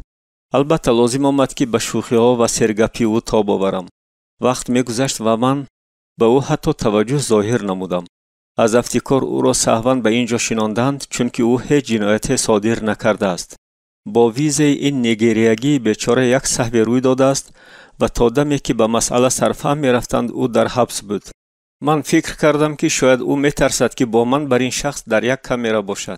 شاید در حقیقت چنین بود، اگرچه ظاهرا او به طور حیرت آور میتافت. میدانی برادر، تو باید این کتاب را خوانی، گفت او و کتابچه‌اش را به من داد. من نام کتاب را خواندم، با دروازه جلال. در آن آیدی چی نوشته شده است؟ به هیچ گونه شفقتمندی پرسیدم من. در اینجا تو شهادت محبت حیرت آوری خداوند عیسی مسیح را میابی، گفت او. وقتی که او گام میزد من از روی آداب کتاب را از نظر میگذراندم. همین وقت من واعظ جوان کوچکی مارتین و دانشجویانی را که در لیمسال واخورده بودم به یاد آوردم. بعد یک چند ساعت زندانبانان برای بردن دوست نوی من آمدند. با آزادی گم شده نرفت، تبسم کرد نیگریگی. به نزد من با لاگوس مهمانی بیاد. هنگام خیر و خوش نیگریگی در مقابه کتاب نام و آدرس خود را نوشته کتابچه را به من داد. بگذار خداوند تو را برکت دهد تانی، گفت او و برآمد. پس از رفتن او در کامera خاموشی غیر عادی حکم فرما شد. سرگپی نیگریگی مرا به هر حال آرام میکرد. اکنون باشد با فرا رسیدن شب مرا واهمه زیر میکرد. من از والدانم خشمگین بودم و دلم را نسبت آنها هرچی بیشتر سخت میکردم، اگرچه چون پیشتر آنها را یافتن میخواستم. به من آزادی در کار بود. با مرور آن که خشم به جنون تبدیل میافت، به من چنین میتافت که شیفت به بالای من پایین میآید و دیوارها از هر طرف به من فشار میآورند. من به واهمه افتاده نفسگیر میشدم. من دیگر خود را اداره نمی کردم. وزنی نفس کشیده من حس می کردم که نفسگیر می شوم. می خواستم از هوای تازه نفس بکشم. این به شکنجه مانند بود. به من چنین می تافت که مرا جسم خودم بوغی می کند. من سوی در دویده آن را با دستان و پایهایم زده طلب می کردم که مرا آزاد کنند. بیفایده. آنگاه من خود را به دیوارها زدن گرفتم تا دمی که تماما بیحال شده به فرش افتیدم. فرش پرچنگ بود و عرقی که از من میچکید در فرش به قطره های کلان جمع می شد. همین وقت من در زیر خرک چوبین در بین افلاسی ها قطی پچق شده کنسرو را دیدم که دهانش قطع شده بود. مرا لرزه فرا گرفت. من سراسیموار حلقه میتالی دهان قطی را کنده گرفتم و بندهای دستانم را با آن بریدن گرفتم. با آواز بلند دشنامها و نفرینها را به زبان آورده من پوستی دستانم را میخراشیدم و هرچی زودتر مردن میخواستم. اما بعد حلقه قطع شد و شکست. من با پارچه ماندگی به ارتریه های اساسی رسیدن میخواستم، اما بیفایده. کوشش خودکشی به نتیجه انجامید. از جایهای خراشیدگی بندهای دستانم خون میتراوید، اما من هیچ موفق نمیشدم که به خود زخم جانخواه زنم. در آخر من زانوهایم را به صندوق سینه جفت کرده خواب رفتم. ونتیلاتور کلانی از دق یونس مانده در شیفت تالار داوری هوای وزنین را میراند. سفارت برای من بعضی حجتها را از روی پرونده تیار نمود، اما من بسیار چیزها را فهمیده نمیتوانستم، اگرچه خیلی کوشش میکردم که سخنگویی تیز یونانی ها را فهمم. مرافعه به ترجمان میگذشت. من ناتوان و پره ناعلاج بودن خود را دیده، در خشم خود که از زمان مرگ ایه مرا از درون میخورد چاره نداشتم. مرا به مدت 3 سال محکوم کردند، اما من از این پروایی نداشتم. من آن وقت خود را تا همین درجه بیمار و خسته‌حال حس می‌کردم. بعد 1 ساعتی داوری مرا الکی به حبسخانه مرکزی نیکوسیا و دیگر جا می‌بردند، چنانه که بعد به من معلوم شد. همه این در وقت عید دینی عرفه در سال 1989 روی می‌داد. یگانه فروزانه که آنجا بود به دیوارهای آهک کرده شده روشنایی خیره سبزتاب می‌داد. 2 افسر هر 2 سیگار در دهان که به طور خنده آور به لب‌هایشان چسبیده بودند مرا از قید حبسخانه گذراندند. مرا کافت و کاف نمودند، از 3 طرف عکس برداری کردند، نقش انگشتانم را گرفتند و بعد چیز و چاره ناچیزی مرا گرفته ماندند. در عوضش به من کمپلی درشت، صابون، 1 رولان کاغذ تشداب و 1 پاکت الماسی ریشگیری به خطر داده به درون حبسخانه بردند. این بینای کهنه بود و بعضی جایهای دیوارهایش کنده شده می‌ریختند. در بعضی جایها از سوراخی‌های شیفت پست روشنی روز می‌درآمد. هنگامی که ما از زینه‌های تنگ سنگی پایان می‌فرآمدیم، بوی دهشت‌آور و تماماً طاقت ناپذیر به مشامم زد.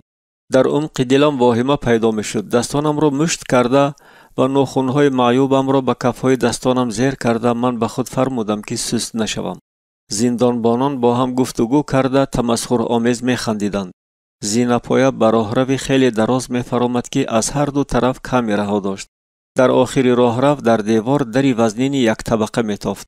در فضای محکم دیوارهای سنگین و پنجره‌های متلی نداها و فریادها یکجایی با خنده زیاندارانه صدا می‌دادند. بعدی چند زندانبانان باز ایستادند و در یکی از کامراها را گشودند. آنها به من سوی کتی پایانی اشاره کرده به زبان یونانی کیم کدام قاعده ها را بیان می‌نمودند. بوی عرق و پیشاب می آمد. در کامرا 7 کتی دو طبقه با زنجیرهای وزنین به فرش بند کرده شده بودند. در اینجا همه نمودهای ویرانی انسان بودند. دو کس در طبقه بالای چون حیوانهای وحشی غرا زده و فرق کرده در آغوش یکدیگر می خوابیدند. در پایان آنها در طبقه یکم جوانی که رویش از باعث تبلرزه سرخ بود سوزنداروی افلاس را به دستش می خلاند.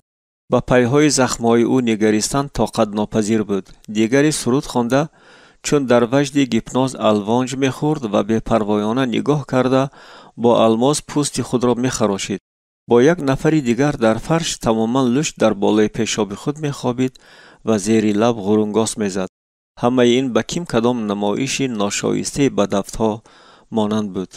ترس دهشت آور مرا فرا گرفت. من سوی کتی خود شتافتم و کورپه پر از شبشک را برداشته به طرف زندانبان پرتافتم. در کامرا به سر و سامانی تصور ناپذیر به میان آمد. من همه چیزی به دستم آمده را می زدم و می شکستم. آدمان با ترس به هر طرف گریختند. هنگامی که یکی از زندانبانان کلتکش را برآوردنی شد من آن را از دستش کشیده سوی تیرزه پنجره‌دار پرتافتم. کلتک به یکی از محبوسان چنان برخورد که خون او به دیوار پاش خورد. من با فریاد وحشیانه از یک کت به کتی دیگر می جستم در حالی که محبوسان از دهشت داد می زدند و به هر طرف پنهان می شدند. پس از 5 دقیقه از پی ما با کامرا باز یک چند زندانبانان با تپانچه ها و کلتک های رزینی دویده در آمدند. مرا از پای در افتاندند و به سرم تپانچه را گذاشته داد زدند. ای نابکار بس کن ایست. من برخستنی شدم اما زندانبانان یک باره به من با کلتک ها هجوم آوردند. ضربه ها پی هم به بدنم فرود می آمدند. نهایت آنها دستان مرا به عقب برده با تسمه قفس چرمین بستند. اما من با پای ها می زدم تا دمی که ضربه سخت مرا به نکداون فرستاد. بعد مدت به هوش آمده حس کردم که مرا در حولی سنگ فرش کشاله کرده می برند. من به طوری تیره درک می کردم که هوا تازه تر شد. ما در بیرون بودیم. بعدی همه لط و کوب ها بدنم از درد می سوخت. سرم غواص می زد. گوشهایم صدا می دادند. آفتاب روشن نورپاشی می کرد و من به اختیار چشمانم را پوشاندم. سرم چرخ زد و من بیهوش شدم. به هوش آمده من دیدم که در کارسر بتانی بی‌تیرزه می باشم. این کامره نفرت آور خیلی خنک و تاریک بود. در روشنایی خیره یگانه فروزانه که در شیفت اویزان بود اخلاطها و قی آدمی کلموش ها و نانخورک های را که این سو آن سو می دویدند ندیدن غیر امکان بود. من در تختکتی تنگی که پیشتر من بر این بدبختان در آن مهلت محبوسی خود را می گذراندند دراز کشیده بودم. هنگامی که من با احتیاط دستان و پایهایم را پلماسیده دیدم یگان ضرری جدی را پیدا نکردم اما تمام بدنم درد می کرد. سرم به طوری طاقت ناپذیر غواص می کرد. تمام بدنم در عرق خنک بود. خاموشی قطعی حکم فرما بود. ترس تمام وجود مرا فرا گرفت. من چون حیوانی به قفس انداخته شده بودم. خود را به دست گیر، طاقت کن فرمودم من به خود. من قرار دادم که مدیتاسیا کنم و قوه چی را به دست آورم اما راه روشن فکر شوی از من در مسافه میلیون ها سالی روشنایی دور بود. من آسایش باطنی به دست آوردنی بودم و گویا که آن در همین جا در نزدیکی بود اما آسایش برایم دست نارس بود. هیهات ولی اکنون در پیش نظر خیالی من تنها پرتگاهی به حیات و سیاهی دهشت کشاده می شد. من کوشش کردم که فکران دقت خود را به تمثالهای شناس روانه کنم. من دامنه های سرنشیب جنگل پوشی سنتزیا را که زمانی در آنجا پلنگ سفید را می پاییدم. بوتزار کاسیه و آسمانتوسی گل کرده را که بوی مسکننده پهن می کردند. تابستان این بوی به دهه ما می رسید. کوههای آلپ شویتزاریا را که در آنجا لیژه‌تازی می کردم. موناکو را که در آنجا موتورسیکل می راندم و شمال بر روی آفتاب خورده من سخت می وزید. قایق سیر و گشتی را در کولی گاید پارک به خود تصور می کردم. یادآوری‌ها مرا فرا گرفتند، اما متاسفانه از پس آنها واقعیت دغل پیش می آمد. عذابدهی بابایم، خیانتی والدانم، مرگ فاجعه‌ای عیه.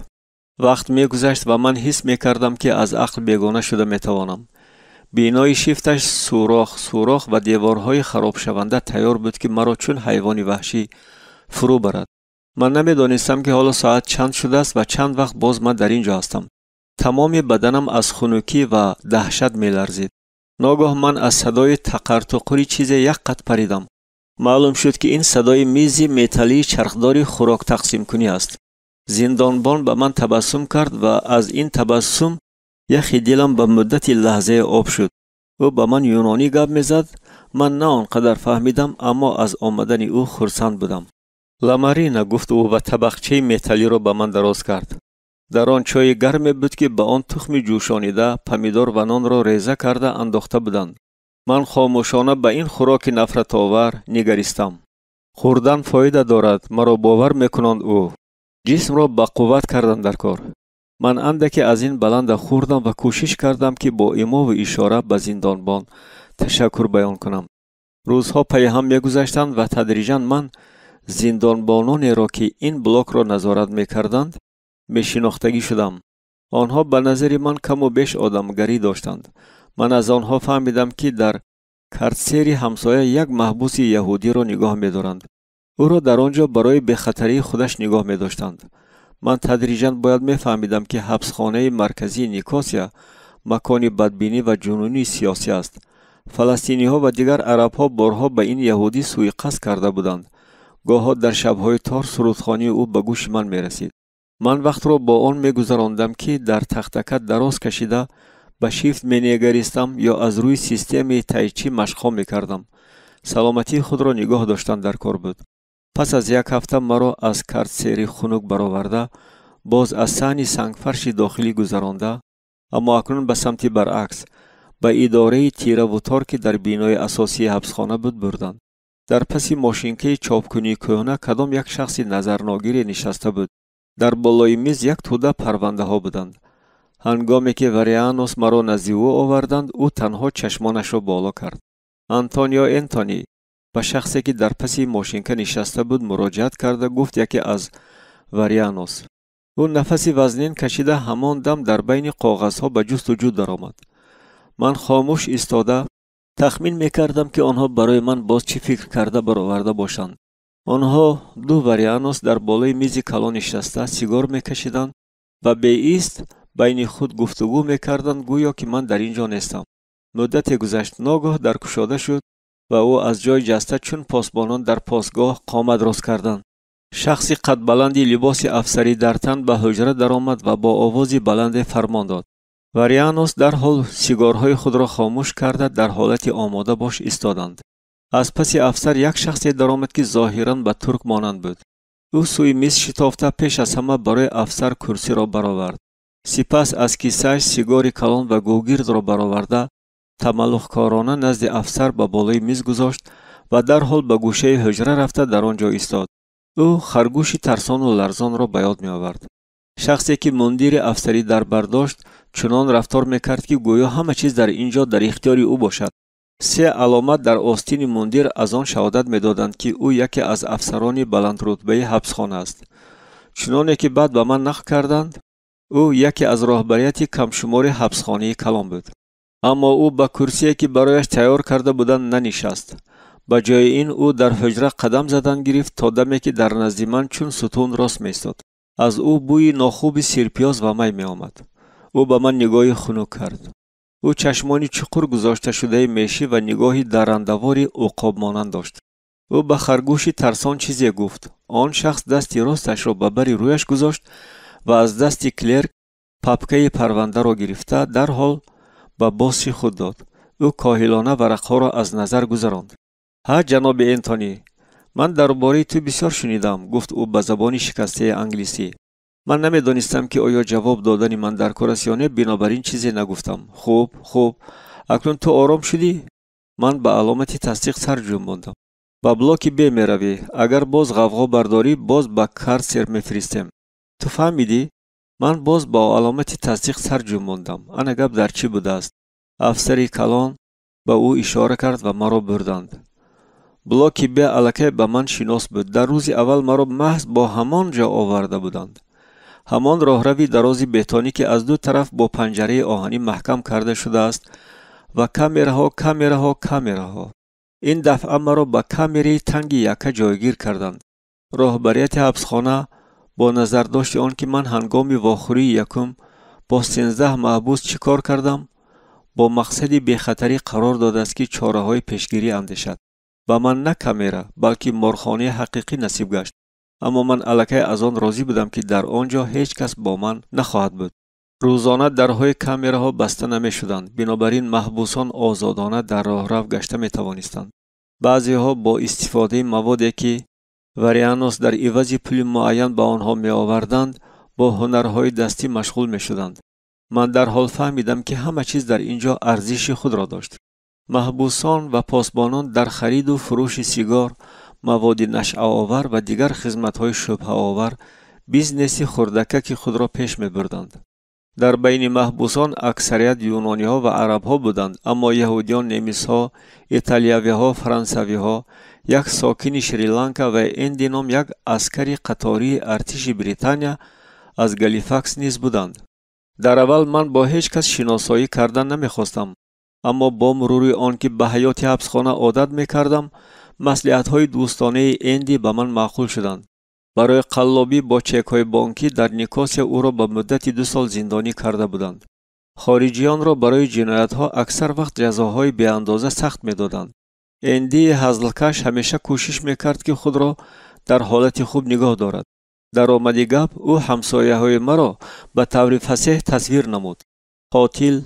قاتل، دزد، تروریست، فاسد کننده خردسالان، تروریست، دزد، آتش زننده. او ساکنان کامراهای به من نزدیک را نامبر میکرد.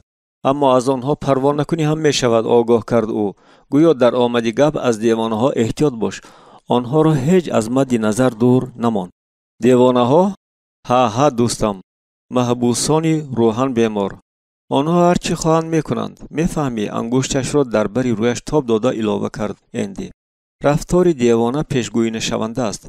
معلوم نیست که کی او با الماس ریشگیری گردنت را میبرد. من آگاه کنی ایندی را صرف نظر کردم. من خود را حمایه کرده میتوانستم.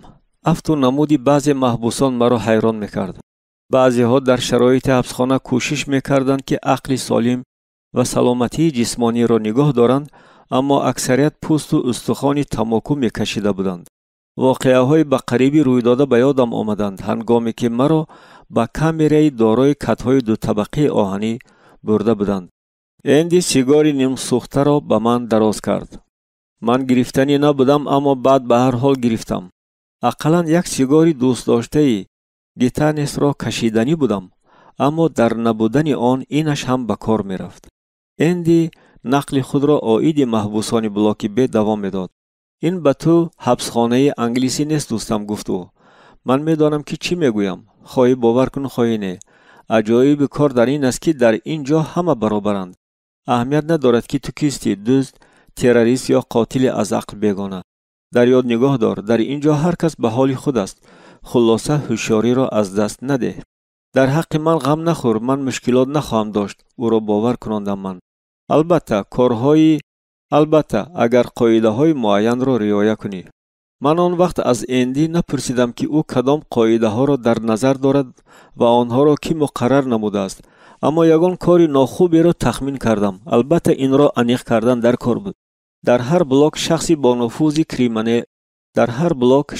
با نفوذ کریمینالی بود. عادی‌تر کرده گویم پاپاس، نام دیگرش ماماس، به هر کس هر طوری که معقول باشد. از آمدنم به این بلاک هنوز 2 روز نگذشته من الکی مهمانان را قبول میکردم. در اینجا یکی از محبوسان پاپاس بود که موافق قانونی آنها همه محبوسان دیگر باید به او به چون و چرا اطاعت میکردند. اگر بیماران روحی را به حساب نگیریم، همه محبوسان بلاک غلامان بودند. همه مالکیت آنها، همه درآمدهایشان و حتی خود آنها به پاپاس تعلق داشتند. وریانوس با پاپاس مراسم میکردند و حتی یک اندازه احترام مینمودند. پاپس برای نگهداری ترتیبات در بلاک به زندانبانان یاری می‌رساند. نسبت مسئله‌های دیگر آنها پروایی نداشتند. چنانه که بعد به من معلوم شد پاپس در بلاک ب شهرت بد داشت. او افریتیتی بیرحمترین حبسخانه مرکزی نیکاسیا بود. سلام بابیک. به دعوت به کامری یکی من در آمده گفت او به من. در پسی پاپس 4 یا 5 نفر کاسالیسانش بودند. کامری من تنگ بود، بنابراین کاسالیسان نزد در ایستادند. من از تختکت فرآمدم. پاپس یونانی بود. شخصی بزرگجثه با افتی بولدوگ مانند، ریشی تراشیده و چشمانی خرد خرد. به خانه من خوش آمدی. کتفانم را تپ تپ زده گفت او به زبان انگلیسی خوب. اما من الکی پی بردم که او چی میخواد. تو جان بول، من باشم دوستدار انگلیس ها. همه چیز انگلیسی را دوست میدارم گفت او. محبوبه من میشوی. او با این سخنان از تخت پشتم پایانتر را تپ تپ زد. همان لحظه من با پسی آرنجم به گردن مهمان زدم. پاپس به فرش بتانی افتید. کاسالیسانش در حال غیب زدند. از هر طرف وریانوس دویده آمدند. پاپس در فرش چون ماهی به آواز دراز کشیده با دهان نفس میکشید. از افتش من راهی نفسی او را کفانده بودم. دیگر او را کسی در بلاک ندید. مرا تا آخری روز در کامera محکم کردند. من باوری داشتم که کار با این به آخر نمی رسد، اما همش چون پیشتره بود. چنانه که به من معلوم شد آوازه آیدی جوانی نوی که پخنی بلاک بیرازده از پای افتانده است در حال در حبسخانه پنج شد. با این واقعه من به طور غیر چشم داشت سزاوار احترام محبوسان شدم و به شرافت این برای خود حیاتی نسبتاً آرامانه را تأمین نمودم. به بسیاری محبوسان برای زنده ماندن هر یک روز مبارزه سخت است، اما به من غیر از محبوسان روحان بیمار که برای آنها قاعده ها وجود نداشتند هیچ کس دست نمی رساند. بنابراین به من لازم آمد که همیشه هوشیار باشم. در بین محبوسان اکالیاس و الکاپونی نام دیوانگان شهرت بد داشتند. الکاپونی عظیم جثه که به آدم خور مانند بود به محبوسان در افتاده آنها را تجاوز میکرد، میبرید و تنها برای دلخوشی به آنها هر گونه جراحت ها میرساند. اکالیاس از الکاپونی خردتر ولی مانند او بدافتر بود. او نیز به جنایتکاری یک نفع میل مادرزاد داشت. اکالیاس به طور خود عاقل بود. او حیله‌گر و ملاحظه‌کار بوده برای فایده به دست آوردن هر کس را فریب داده می توانست. او به وریانوس مناسبت کرده می توانست، بنابراین همیشه چیزی دلخواهش را به دست می آورد. همه در بلاک می دانستند که به او باوری کردن ناممکن است. او شخصی کینه‌جوی و بخیل بود. درباره او چی چیز معلوم است؟ پرسیدم من باری از اندی. میگویند که زنش را با عاشقش غافلگیر کرده است جواب داد او. گاهی چنین هم می شود. ها، اما نه همه هر دو را پاره پاره میکنند. میگویند که او باقی مانده های جسد های پاره پاره کرده شده را یک چند ماه در یخدان نگاه داشته است. چی دهشت! در پیش راه او نیست دوستم. برخلاف الکاپونی، اکالیاس گاهی با آدم مقرری مانند بود. مثلا اکالیاس شاهمات بازی کردن را دوست می داشت. او محبوسان دیگر را به بازی مجبور کرده از غلبه های خود حلاوت می برد. هیچ کس جرأت نمی کرد که او را مغلوب کند. در وقتش بابایم به من بازی شاهمات را یاد داده بود و من در جوانی با پدرم که شاهمات بازی حقیقی بود دور و دراز شاهمات بازی می کردم. اکالیاس شاهمات بازی خوب بود، بنابراین من دعوت او را با میل تام قبول می کردم. گاهی هنگامی که من در دوام بازی مغلوبیت اکالیاس را می دیدم لازم می آمد که با احتیاط طبع او را به حساب گیرم و تنها بعد آن به بازی پولکی راضی شوم.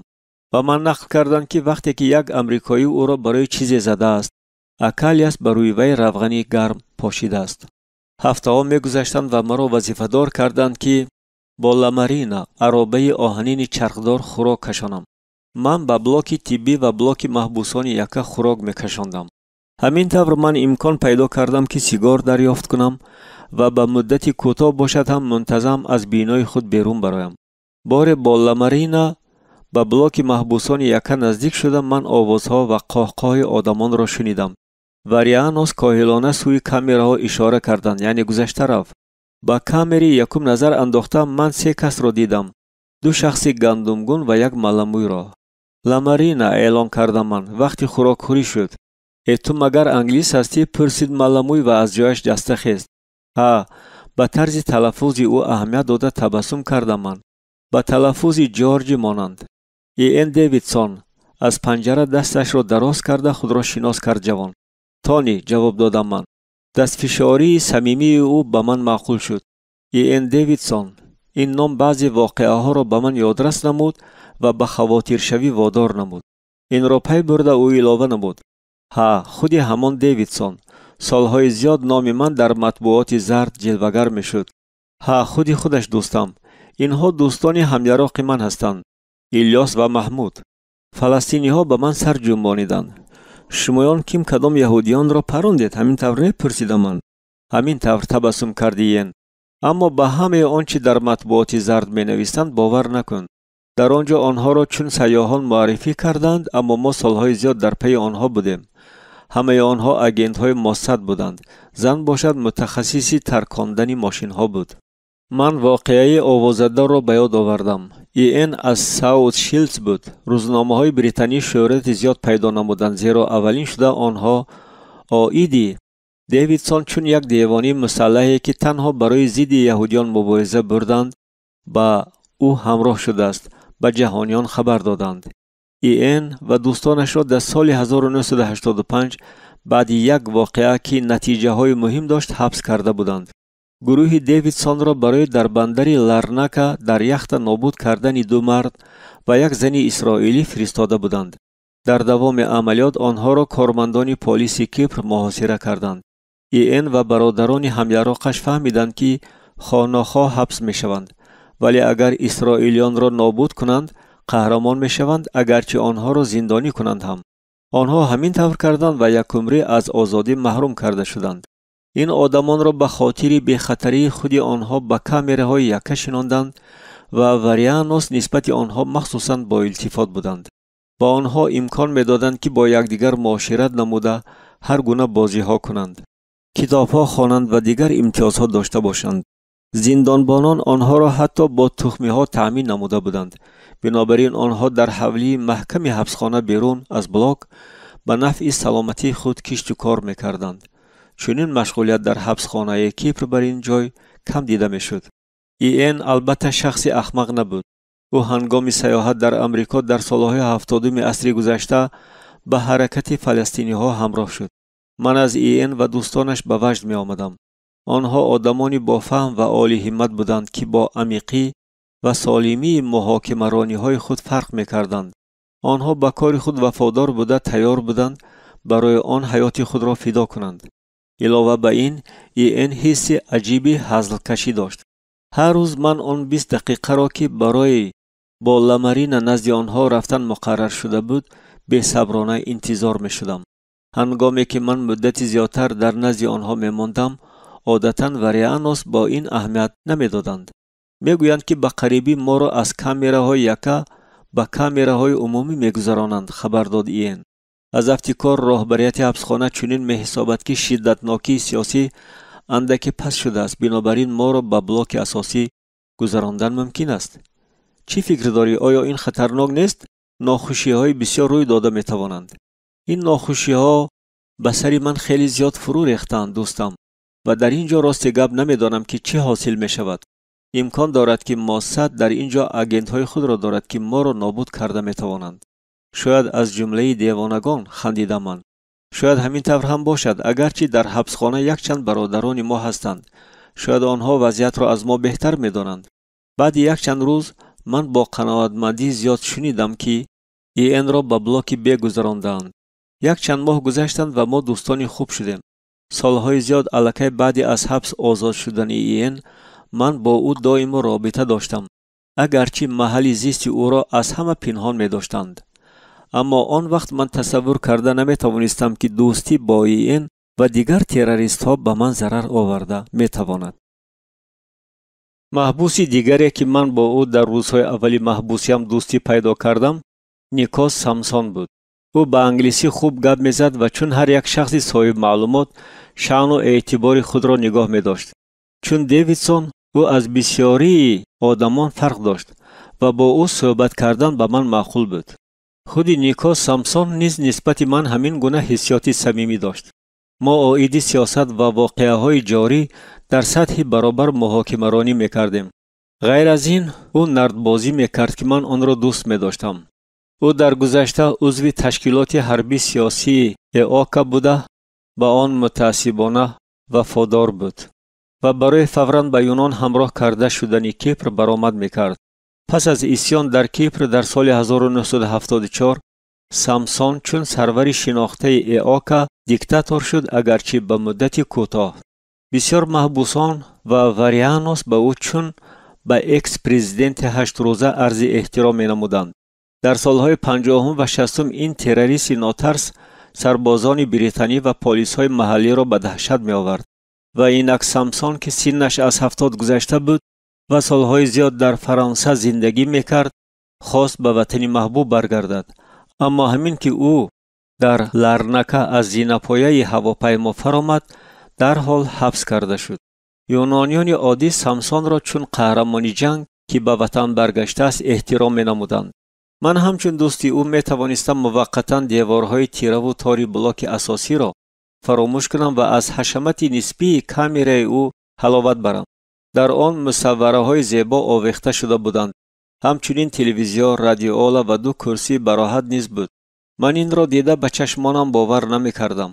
همه این خیلی غیر طبیعی می‌تافت و از کامرای من که در نزد آن بود به اندازه فرق داشت. در اینجا همیشه میوه‌ها و شکلات بود. گاه‌ها در موردهای مخصوص مهمانان برند می‌نوشیدند. سامسون می‌دانست که من سیگارهای فرانسوی را افضل می‌دانم و شخصاً برای من رساندن گیتانس را به راه ماند. به همه این نگاه نکرده من هوشیاری را از دست نمی‌دادم. در شرایط حبسخانه هر کس می‌تواند به بند یگان اتوریته افتد. بنابراین من به جای پول و سیگار به او اسکیزها و مصوره‌هایم را می‌دادم. مزد واسطه‌های زندگی را من این طور پرداخت می‌نمودم.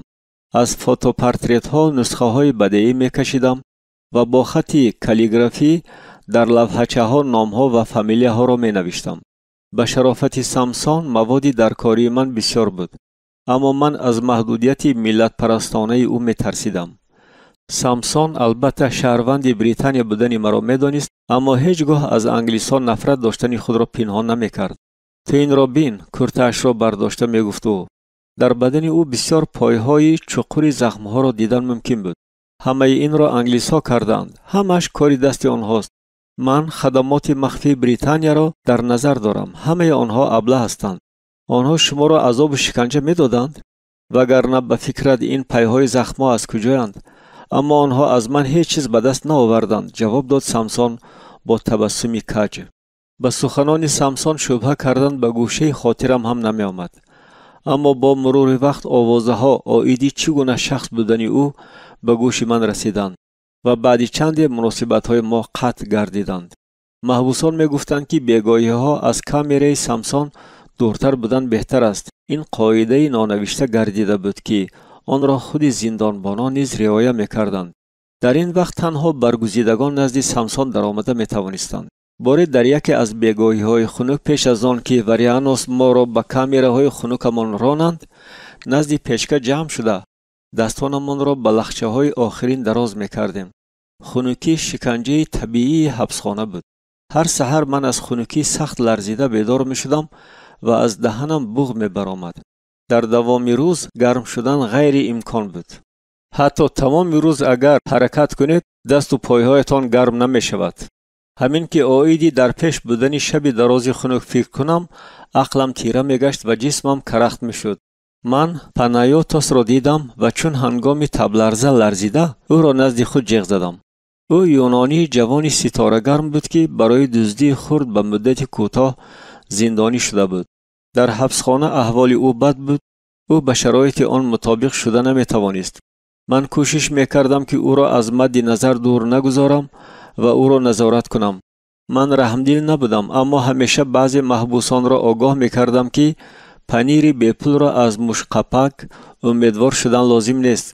پانایوتوس به زور قدم زده از طرف کامرای نیکو سامسون می آمد و محبوسان دیگر همان دم به او با شفق نگریسته با هیجان به پیچیر در آمدند.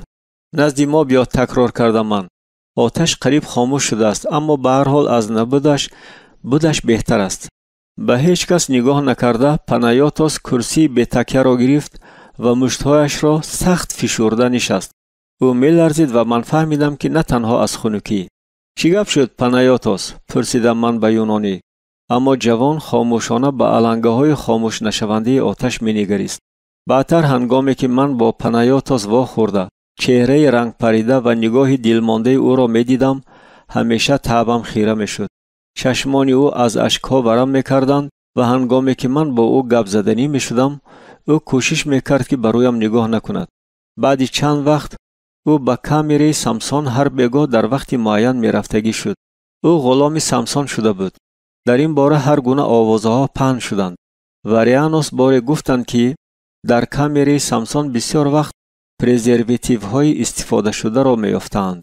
من عادتاً از محاکمه هر گونه آوازهای حبسخانگی کنارگیری می کردم، اما از بس که سامسون با من همیشه با ادبانه مناسبت می کرد مدت به این معلومات شبهه داشتم. به قریبی سامسون را باید آزاد می کردند و محبوسان می گفتند که او برای دوست جوان خود در آزادی جای کار می جوید. هر باره که من به چهره رنگ پریده و ترسانی پانایوتوس می نگریستم تا به حد دل به حضور شوی نفرتم می آمد. گاه خشم و نفرتم به حد زیاد می شد. اما سامسون را با دست خالی داشتن غیر امکان است. من در تنهایی بر او دست بالا شده نمی توانستم. با وجود روحیه رفاقت و مناسبت های دوستانه که من با محبوسان انگلیس زبان داشتم، حبسخانه به هر حال مرا مجبور می کرد که اگریسیوی باشم. زمستان خنک اما کوتاه مدت بود. بهاری بر وقت از تابستان تفسان درک می داد. هوای گرمی نفسگیر کننده در کامره های حبسخانه از خنکی زمستان بهتر نبود. اگر از خنکی محبوسان خوابالود و سست حرکت شوند، گرما آتش دوزخ را برمی افروخت. احساسات آدمان تدریجاً علنگه می گرفت. یگان روز به جنجال و زنازنی نمی گذشت. بعضی زنازنی ها در یک لحظه سر شده فوراً به زد و خورد عمومی تبدیل می یافتند و آنگاه همه بر ضد همه می جنگیدند. کسی در جای کسی دیگر نشست و کسی یگان سخنی ناخوب گفت. بهانه در این مورد اهمیتی کلان نداشت.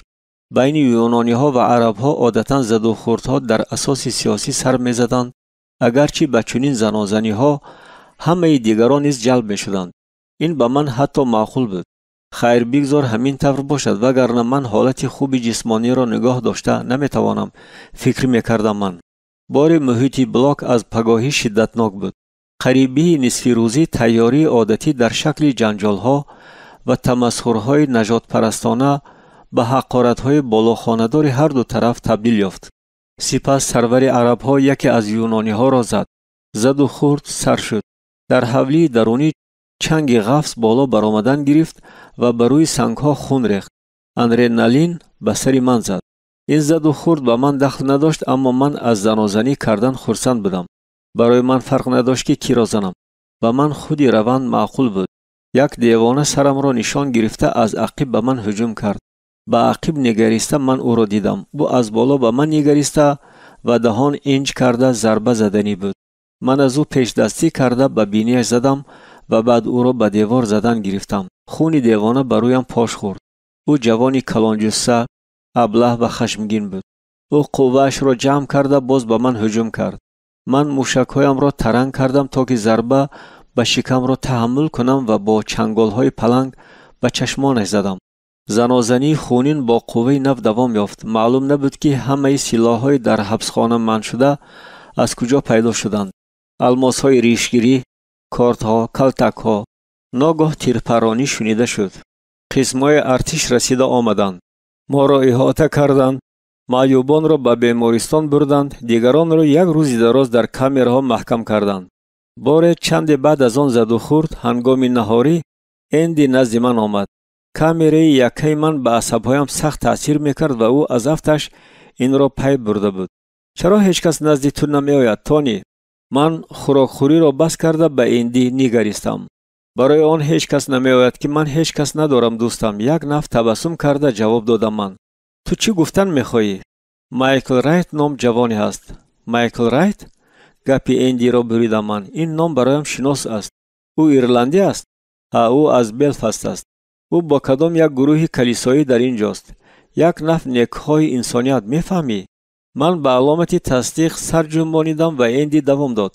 تونی اگر هیچ کس نزد تو نمی آمده باشد مگر بهتر نیست که با واخوری با مایک راضی شوی؟ تا مدت در خاموشی پرره نشستیم.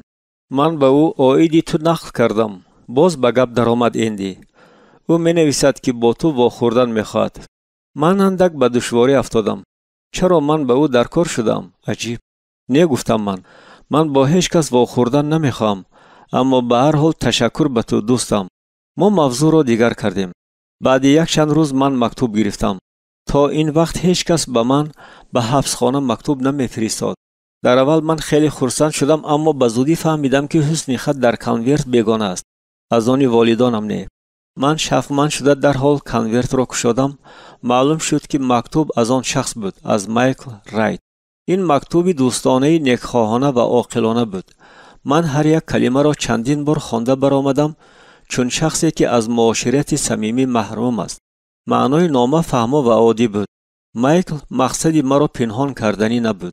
او به من نوشته بود که از باعث محبت به عیسی میخواهد با من واخورد چون دوست به دیدار بینی بیاید. این برایم خنده آور بود. چی گپی بی معنی. اما به هر حال من به او مراق ظاهر نمودم. در پیشنهاد او یگان چیزی بد نبود. اگر او به این مارخانه بدبوی آمدنی باشد من باید اقلا یک بار با او واخورم. حتی اگر از این هیچ چیزی خوب حاصل نشود هم امکان پیدا میکنم که دقتم را از سرگرمی های عادتی حبسخانه به مدت نیم ساعت به طرف دیگر روانه کنم و شاید یک پلیتکه شکلات یا نوشاکی از آشخانه برای بازدید کنندگان به دست آورم. عموما من با واخوری با مای راضی شدم و چهارشنبه آینده وریانو مرا به حجره واخوری ها برد. در آنجا چون در همه چیز و همه جای حبسخانه همان بوی رطوبتناک بود. فقط یک چیز خوب بود. هنگامی که در گشاده میشد وزیدن هوای تازه حس کرده میشد و علاوه بر این به تیره‌ها ها آفتاب نورپاشی میکرد.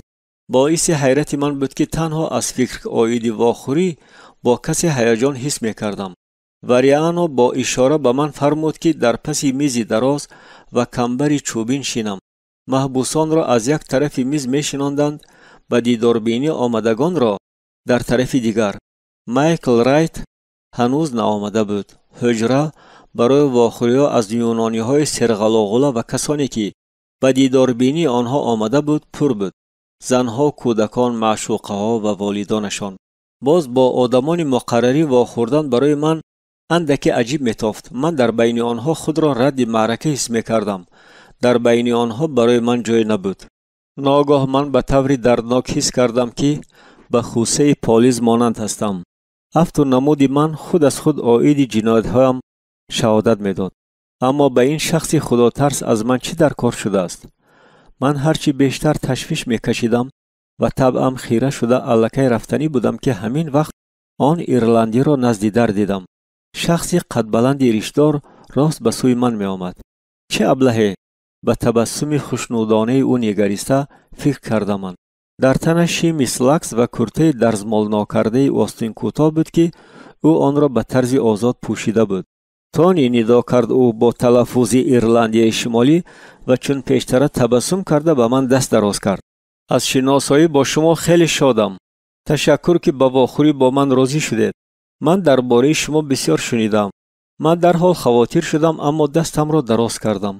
او دستم را داشته با حسیات تکان داد.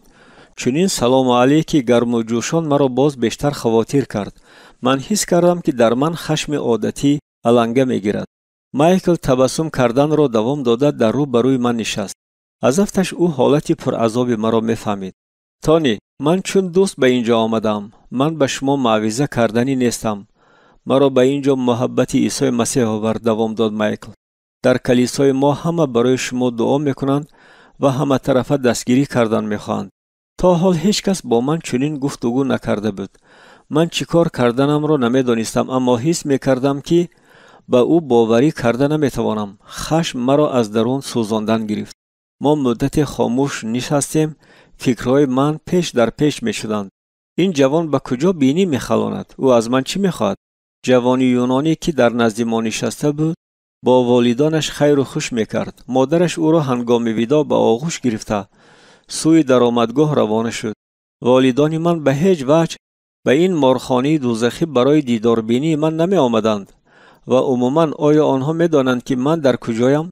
همین وقت مرا چنان فکرهای دیوانه‌وار فرا گرفتند که من سخنان مایکل را نمی‌شنیدم.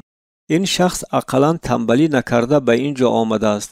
شاید اندکی برای نمود به او اهمیت دهم.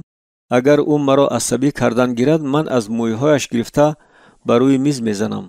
من سخنگویی مایکل را شنیده کوشش نمی کردم که به سوالهای او جواب دهم و حتی بر روی او نگاه کنم. تانی، من میخوام باری دیگر به دیداربینی شما بیایم. شاید در هفته آینده. چی میگوید؟ من چی گفتنم را ندانسته تنها با علامتی تصدیق سر جنباندم. بیگذار خداوند شما را برکت دهد تانی. امیدوارم به قریبی با هم وا میخوریم. من راست ایستاده از پی او می نگریستم.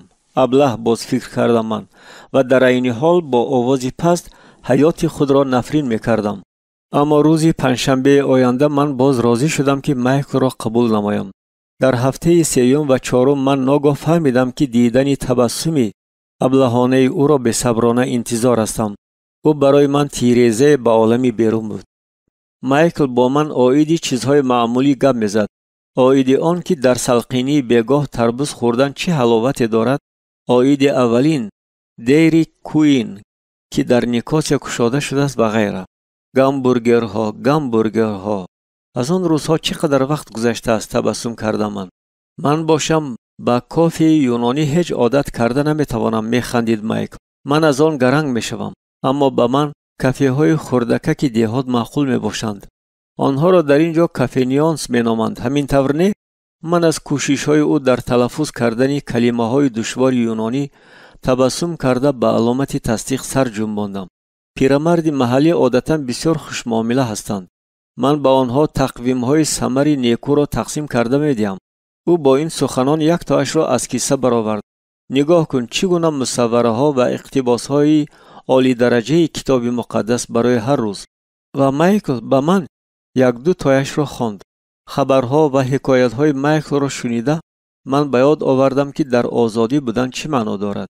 کلمه آزادی را مایکل بسیار به زبان می آورد، اما آزادی او به حبسخانه ها و کامره ها هیچ مناسبتی نداشت. او آیید آزادی در مسیح می گفت. من در این خصوص از او چیزی نمی پرسیدم و او در وعده معویزه نکردن استوار بود. در روند صحبت او ملاحظه های را آیید آنچه خداوند هفته گذشته در حیات او کرده است به طور طبیعی داخل می نمود. هنگامی که او آیید واقعه های کلیسای خود گپ می زد، با شفقتمندی آیید لاگرهای جوانان که در کوههای تراآدوس تشکیل نمود نقل می کرد. پرگویی مایکل را آیید کارهای هر روزه کلیسایش تحمل کردن لازم می آمد. اما عموما آیید آن که دیگران چگونه زندگی می کنند شنیدن به من معقول بود.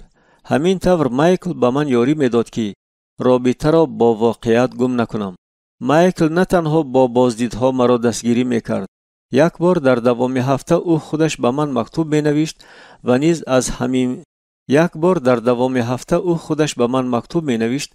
نیز از همین هم ایمانهایش مکتوب ها می فرستاد. من آن مکتوب ها را با شفق می خواندم. بعد او به من کتاب ها می فرستادگی شد. در اول موضوع این کتاب ها برای من اهمیتی نداشت. من تنها از کتابخانه حلاوت می بردم. مضمون بسیاری کتاب ها و مجله هایی که در حبسخانه به چشمم وا می خوردند پورنوگرافی بود. اما من یگان چیزی مهمتر جدیتر را می خواستم. 6 ماه من بعد مایکل غیر از استثناهای کم شمار هر روزی پنجشنبه به دیداربینی من می آمد. پیش از آن که مرا ترک کند او همیشه دعا می گفت. انا این ابله را بینید فکر می کردم من. چون ناقص العقل با چشمانی پوشیده تبسم می کند و به خالگی چیزی می گوید گویا خدا در حقیقت او را می شنیده باشد. اگر مایکل روزی پنجشنبه به بازدید آمده نتواند البته یگان کسی دیگر را به جای خود می فرستاد. بار والیری نامش پیرزن نورانی آمد. مرا جسارت او حیران کرد. برای به این مارخانه آمدن جسارت در کار است. اما والیری را به مانند مایکل همان محبت مسیح تحریک می داد و نصیحت‌های نوازشکارانه مادرانه او به من حلاوت می بخشیدند. دفعه دیگر او به نزد من ریچارد ناکس را فرستاد. با ریچارد ناکس آسان بود. من او را الکی از روی مکتوب‌ها می شناختم. او سالهای زیاد در پایتخت لبنان بیروت معویزه می کرد. بنابراین هنگامی که ما آیید واقعه های شرق نزدیک گپ می زدیم نقطه‌های تماس داشتیم. آنچه او نقل می‌کرد با آنچه هنگامی در لبنان محافظ بودنم در یادم مانده بود تماما مانند نبود. من مردانگی او را احترام می‌نمودم.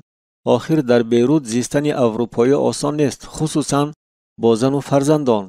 اما ریچارد چون مایکل صرف نظر از همه چیز کوشش می‌کرد از روی محبت خدا با آدمان یاری رساند، چنانه که هر دو می‌گفتند. آن وقت من این را نمی‌فهمیدم، اما به هر حال آهسته آهسته با آنچه مایکل و دوستانش می‌گفتند گوش می‌دادگی شدم. آنها با کسانی که من تا حال می‌شناختم هیچ مانندی نداشتند. آنها حقیقتاً به من توجه داشتند و من این را هیچ فهمیده نمی‌توانستم. چطور چنین بوده می‌تواند که شخصانی تماما ناشناس با کسی که راست گپ سزاوار نیست چنین دوستی ظاهر می‌کنند؟ من در حقیقت واخری‌ها و نامه‌های آنها را بی‌صبرانه انتظار می‌شدم. اما 6 ماهی در آنجا گذراندم به شعور من بی تأثیر نماندند. حیاتی پیشتر مرا آموزانده بود که به هیچ کس باوری نکنم و همیشه با احتیاط باشم. حاضر هم من به واسطه دوستانی نوم افتیدن نمیخواستم. هر قدر بیشتر در این خصوص فکر کنم همان قدر بیشتر به شبهه می افتادم. بار پگاهی پنجشنبه 3 می سال 1990 من در کت دراز کشیده آید مایکل فکر می کردم. من الکی با فکرهای بد آید او بیدار شده بودم. او از من چی می خواهد؟ او در اصل چی مقصد دارد؟ کتاب‌هایی که او به من فرستاده بود در فرش بالای هم چیده شدند. به قریبی او به من کتاب مقدس تحفه کرد، اما آن را من به دست نگرفته بودم. 1-2 سطر خوانده هیچ گونه میل و توجه پیدا نکردم. آخر او معینه مرا شسته ایستاده است. گپی دیگر نیست. مرا به رویه دینی خود جلب کردن می‌خواهد. او چه حق دارد که با چنین طرز عجیب نسبت من قلابی کند؟ او چه حق دارد که آیین آزادی و حیات آزادانه مرا شور اندازد؟ همین وقت به یاد آوردم که نام او 1 هفته پیش از حبس من به طور غیر چشم داشت صدا داد. اکنون باشد او در حبسخانه مرا مسخره میکند. کیست او؟ این واخوری ها را بس کردن در کار است. مرا مسخره کردن بس است. انا همین گونه فکرها از پگاهی در سر من چون میخ در مانده بودند. امروز من باید با مایکل درستکه گفتگو کنم. اگر او اقرار نشود و نگوید که از من چی میخواهد، از کار او را تنبیه دادنم لازم میآید. وقتی که بعد خوراک نصف روزی در خانه واخوری ها بودم، خشم مرا گلوگیر میکرد. من در پس میز در انتظار مایکل می نشستم. خشم در درونم می جوشید. گفتگوهای خویشاوندان یونانیان که به بازدید آمده بودند مرا چون هر وقت عصبانی میکرد، اما امروز من دقت خود را به دشمنی نسبت مایکل روانه کرده بودم. کجا شد او؟ چرا او دیر ماند؟ باز هم نسبت من قلابی میکند، حتی حاضر. اما همین وقت در گشوده شد و به حجره مایکل رایت در آمد. در چهره او باز همان تبسم ابلهانه بود. من خود را چون ماری که در انتظار طعمه حلقه میزند حس میکردم. آها، انا طعمه من که با آن چنانه که مار حلقه های خود را در یک لحظه گشوده با قربانی خود ضربه میزند، ضربه زده میتوانم. من الکی با آوازی پست او را لعنت میکردم. کرسی را نزدیک آورده مایکل شدتناکی مرا پی نبرده نمیتوانست و در حال جدی شد. تبسم از رویش گم شد. چی شد تانی؟ چی واقعه روی داد؟ پرسید او با آوازی خواطرآمیز.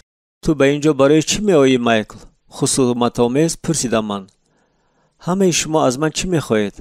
مایکل به پشتک کرسی تکیه کرده آرامانه به من می نگریست. همین وقت من حقیقتا او را زدنی بودم. تانی، من اینجا به خاطر عیسی می آیم گفت او و در انتظار عکس‌العمل من خاموش شد. دست دراز کرده رویش را به بالای میز زدن کاری تماما آسان بود. عیسی تو را دوست می دارد تانی. من خود را نفرین می کردم. مایکل از ترسانچک ها نبوده است. به فکرم خدا به واسطه من به تو مراجعت کردن می خواهد. انا گپ و من گپ فکر کردم من. انا همین است شستن مینه ها. من برای آن نزدیک تو می آیم که به تو محبت او را نشان دهم. مایکل راست به چشمان من می نگریست. عیسی می تواند تو را از حبسخانه که حالا در آن هستی بیرون آورد گفت او. انا همین چیز مرا راه افتاده می کند. در حالی که من در حبسخانه هستم، او چه حق دارد به من آیین آزادی گپ زند؟ لقیدن برای او آسان است. او می تواند در وقتی می خواستش برخیزد و از اینجا رود. گپ زن مایکل، ندا کردم من. به من نقل کن که عیسی چی طور مرا از اینجا بیرون می آورد. او چی طور مرا آزاد می کند؟ تو چی طور آیید خدا گپ زده میتوانی در حالی که او وجود ندارد؟ تو یگان بار با عیسی واخورده ای، او را دیده ای؟ من مایکل را سوال باران میکردم و با او دغلانه و به احترامانه گپ میزدم. اما مایکل مضطرب نشد. او از هیچ چیز نمی ترسید. چرا او نمی رود؟ چرا مرا ترک نمی کند؟ او از من حتی نمی ترسد. آخر او خوب می فهمد که من او را کشته می توانم. مایکل به سوالهای من با ترتیب جواب دادن را سر کرد و من جرأت نکردم که او را بزنم. نیتانی گفت او دلپرانه، تو خطا میکنی، من عیسی را واخوردم. من ابرو چین کردن ناباورانه به مایکل نگریستم، اما او آرامانه سخنش را دوام داد. حقیقت را آیید عیسی مسیح تانی به من در کودکی والدانم نقل کردند، گفت او. من به محفل جوانان در نزد کلیسا میرفتگی شدم و درباره این شخص عیسی پسر خدا چیزهای بیشتری را فهمیدم. چنانه که در کتاب مقدس گفته شده است، اگر با دهانت اعتراف نمایی که عیسی خداوند است و با دل خود ایمان آوری که خدا او را از مردگان زنده کرده است، نجات خواهی یافت. من محض با همین کار مشغولم. من چنین می حسابم که عیسی برای من مزد گرانی را پرداخته است. چی طور گپ مایکل را بریدم؟ من گناهکار بودم. من سزاوار مرگ بودم، اما عیسی قرار داد که به جای من در صلیب بمیرد و با نرخ خون خود مزد همه گناههای مرا پرداخت نمود تا که من محبت خود را درک نمایم و بخشیده شوم. من گویا او را به میدان طلبیده با نفرت قاه قاه خندیدم. تو چی ها میگویی؟ تو کودک بودی. چی طور تو فکر کرده میتوانستی که سزاوار مرگ هستی؟ گرفت بسته میتوانم که تو آن وقت هیچ کاری بد نکرده بودی. مایکل خود را پیش کشید. چنانه که در کتاب مقدس گفته شده است، همه گناه کرده از جلال خدا محروم شدند. همه ما گناهکارانیم، تانی هر یکی ما. اما ما حق داریم بین نیک و بد انتخاب کنیم و حتی در کودکی ما خواست خدا را به جا نمی آوریم. تو خودت خوب میفهمی که کارهای بد میکنی و گناه صادر مینمایی. من نیز خوب میفهمم که گناه میکنم. خیر چی؟ گپ زن مایکل، همه گپ را بیان کن، گفتم من دغلانه. مایکل سوی من خم شد. خدا ما را آفریده است تانی. او عالم را و همه آنچه را که در آن هست آفریده است. او پدر حقیقی ماست، اما او پاک و کامل است و به ما که پر از گناه و دروغ هستیم نگاه کرده نمیتواند. انا برای چی ما از او جدا شدیم؟ من خشمگینانه به مایکل می نگریستم، اما این او را هیچ نمیترساند. من هنگامی بچگی فهمیدم که خدا ما را چون پیشتر دوست می‌دارد. آخر او پدر ماست. با وجود بد و دروغگو بودن ما، او با ما معاشرت کردن می‌خواهد. انا برای همین او به زمین پسر خود را فرستاد. او باید در بین ما زندگی می‌کرد و برای ما کشته می‌شد. عیسی خدا بود ولی آدم شد. سخنگویی مایکل آیدی پدری دوستدار مرا باز هم بیشتر خشمگین کردند. من به یاد آوردم که والدان خودم به من خیانت کردند. مایکل از افتش فکرهای مرا می‌خواند. تانی، آدمان هر وقت وعده خلافی کرده می‌توانند. والدانت، دوستانت. من می‌توانم وعده خلافی کنم. تصور کن که بعد یک هفته من به بازدید نمی‌آیم اگرچه تو انتظار می‌شوی. در این حال این با عیب من نخواهد بود. مثلا من در پروبکه راه محکم میمانم، اما تو به هر حال فکر میکنی که من وعده خلافی کردم. خیر بعد چی؟ خدا هیچگاه با تو چنین نمیکند. او تو را خیلی دوست می‌دارد. خودی خدا در کتاب مقدس وعده می‌دهد که تو را ترک نمی‌کند و نمی‌پرتاید. این مرا به خاموشی وادار نمود. گپی گفتنی نداشتم. من لبم را گزیدم تا که داد نگویم. من باز از خشم لرزیدم. خیر مایکل، اگر او مرا دوست دارد، حاضر او در کجاست؟ چرا هنگامی که من در این اخلاطوده پابند شدم او یاری نمی‌دهد؟ خدا به تو مراجعت میکند. کیها باز مراجعت میکند؟ با واسطه من، با واسطه خواهر ولیری، با واسطه ریچارد، با واسطه دیگر برادران و خواهرانی که تو با آنها شناس شده ای. او به تو گفتنی می شود که او میخواهد تو او را درک نمایی. انا گوش کن.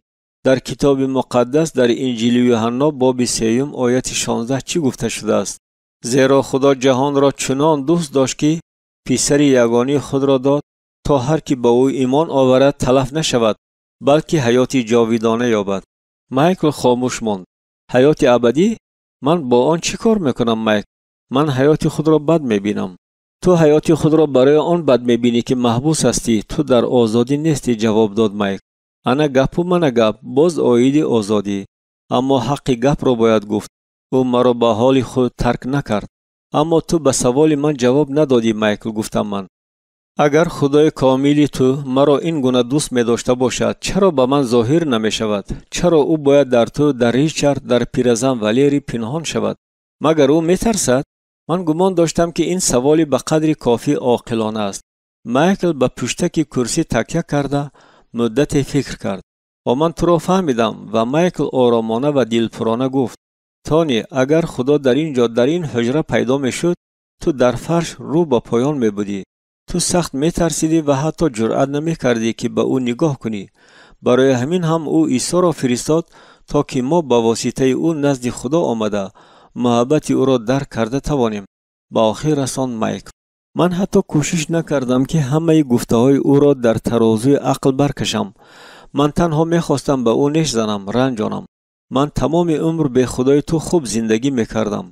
به فکرت اکنون او به من چی در کار است؟ کنی مایکل به این سوال من جواب ده. و من با تمام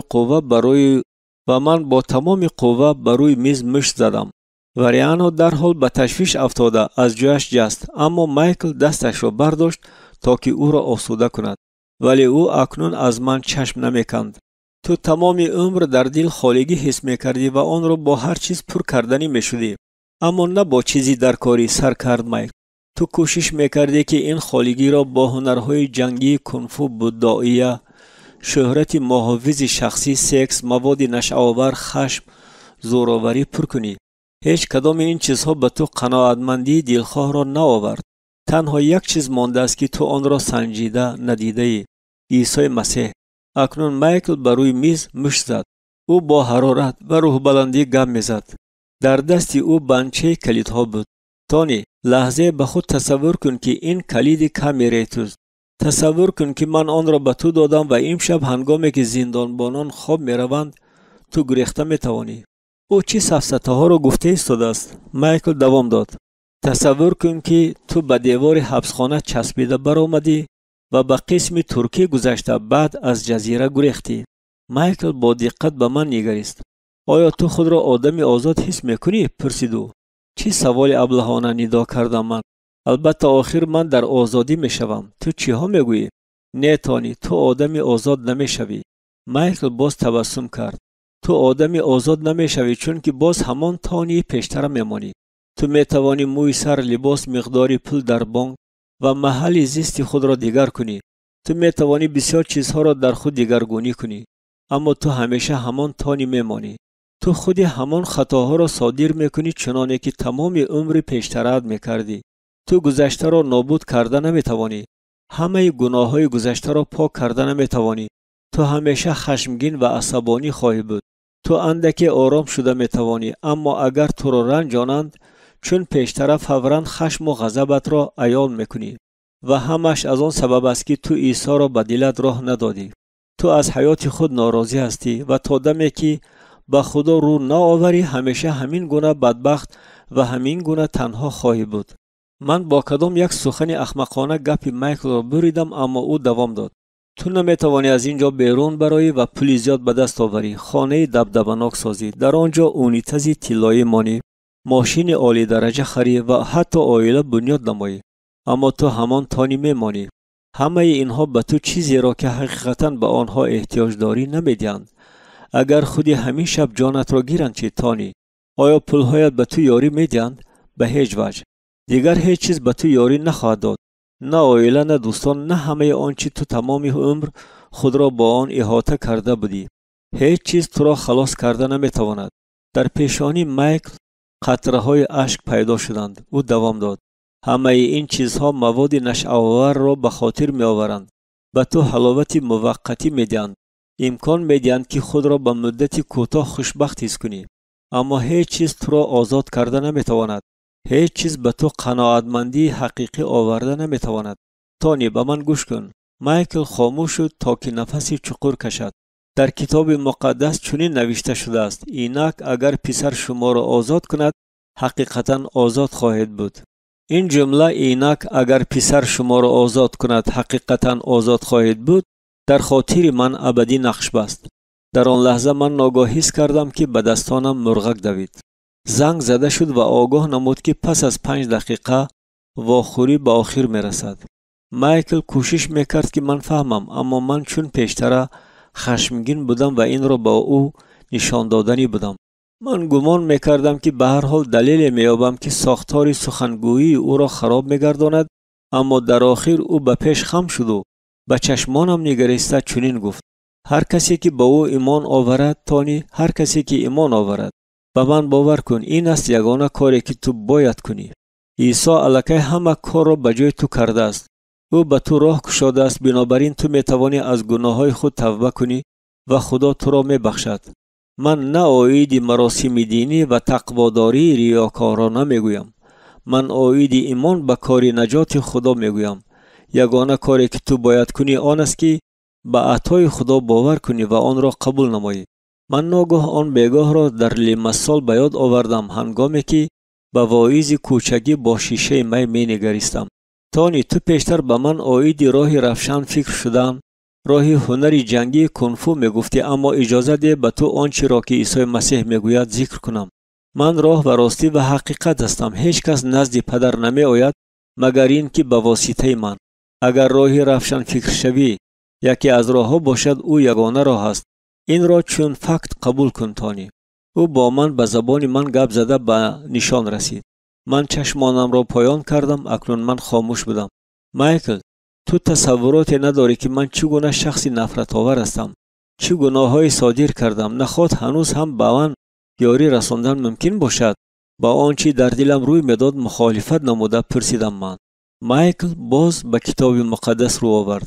در نامه حواری پاولوس به رومیان باب 8 آیات‌های 1 و 2 گفته شده است: پس هیچ محکومیتی نیست برای آنهایی که در عیسی مسیح هستند و نه به حسب جسم بلکه به حسب روح زندگی میکنند، چون که قانون روح حیات در عیسی مسیح مرا از قانون گناه و ممات فارغ کرده است. من به مایکل می نگریستم. او میدید که من با تمام قوت چیزی شنیدم را فهمیدنی میشوم. هیچ محکومیتی نیست تانی. باز گویا صحیفه تازه که آن را هیچ کس افلاس نکرده است. تو همش را از نفس سر میکنی. عیسی گناه تو را به خود میگیرد و آن را نابود میکند. حواری پاولوس درباره همین میگوید. پاولوس قاتل بود و او مسیحیان را تعقیب مینمود، اما خدا همه را دوست می‌دارد تانی. من به تو آیید همین گفتن میخوام. پاولوس که گناههای دهشت‌آور صادر کرده بود، خداوند عیسی را واخورد و دیگرگون شد و بعد هزاران گناهکاران دیگر را با راه نجات راهنمایی کرد. عیسی در دل پاولوس عمل میکرد. با وجود کارهای دهشت‌آوری که او در گذشته کرده بود و کمبودی‌هایی که هنوز هم داشت. میفهمی تانی؟ خدای ما آدم را به امید نمیگذارد. او همیشه باز یک امکانیت میدهد. مایکل به جای دردناکی من رسید. ماهای آخر من فکر میکردم که حیات من در حقیقت هیچ ارزشی ندارد و من سزاوار آن هستم که در حبسخانه باشم و اکنون هیچ کس به من یاری داده نمیتواند. من گمان میکردم که من اصلاح نشونده هستم، اما مایکل نقل خود را آیید قهرمانانه کتاب مقدس که خدا آنها را دیگرگون کرده است دوام میداد. آیا به یادت هست در ابتدای صحبت من گفتم که همه خطا میکنند، همه گناه میکنند؟ پرسید او. پس همه به بخشیده شدن احتیاج دارند. به واسطه عیسی این آمرزش رایگان داده می شود، چون تحفه خدا. یگانه کاری که باید کرد به خدا رو آوردن است. به نوشتجات مقدس اشاره کرده مایکل تیزتر گپ زد. نامه به رومیان باب 3 از آیت 21. اما الحال صرف نظر از شریعت، عدالت خدا ظاهر شده است که تورات و انبیا بر آن شهادت می‌دهند. عدالت خدا به واسطه ایمان به عیسی مسیح برای همه ایمانداران، زیرا که هیچ تفاوت نیست، چون که همه گناه کرده از جلال خدا محروم شدند و رایگان با فیض او به واسطه کفارتی که در عیسی مسیح است سفید کرده می‌شوند. من باز به سخنان مایکل خردگیری کرده با او جواب دادم. من به حد به هیجان آمده بودم. سخنان اینک اگر پسر شما را آزاد کند حقیقتا آزاد خواهید بود از فکر و خیالم بیرون نمیشد. مایکل باز نزدیکتر سوی من خم شد، قریب با سری سینه بر روی میز خوابید. تو هر وقتی که خواهی میتوانی عیسی را به دل خود راه دهی تانی، گفت او. اما در یاد نگاه دار که تو نمیدانی که جانی تو را در کدام شب از تو میگیرند. در کتاب مقدس گفته شده است اینک حاضر وقت مساعد است، اینک حاضر روز نجات است، بنابراین این کار را به وقت دیگر موقوف نگذار. من از نگاه او کنارگیری میکردم، اما این را چی طور میکنند؟ پرسیدم من با آوازی پست. تو باید به خدا دعا گفته از او خواهش کنی که او تو را بخشد. به او گوی که عیسی را نجات دهنده خود اعتراف کردن میخواهی. به او گوی که میخواهی به او باور کنی و به او توکل نمایی. عیسی را تشکر گوی که او در صلیب برای تو مرد تا آنکه تو محبت خدا را به دست آورده توانی.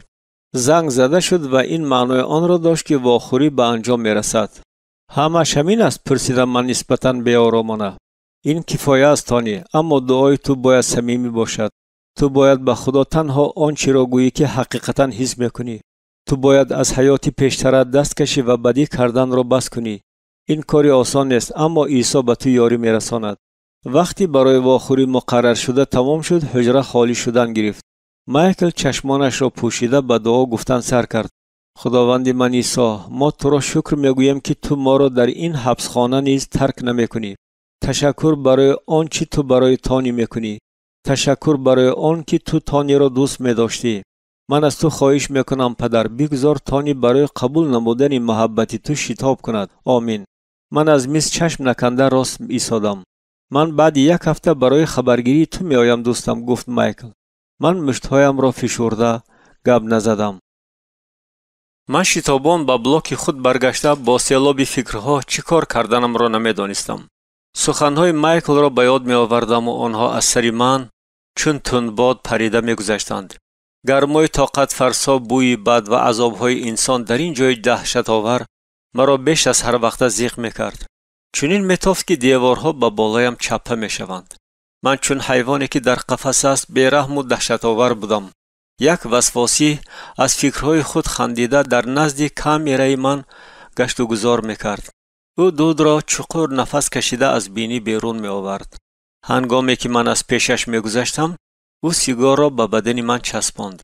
در دست راستم در حال زخم سوختگی پیدا شد.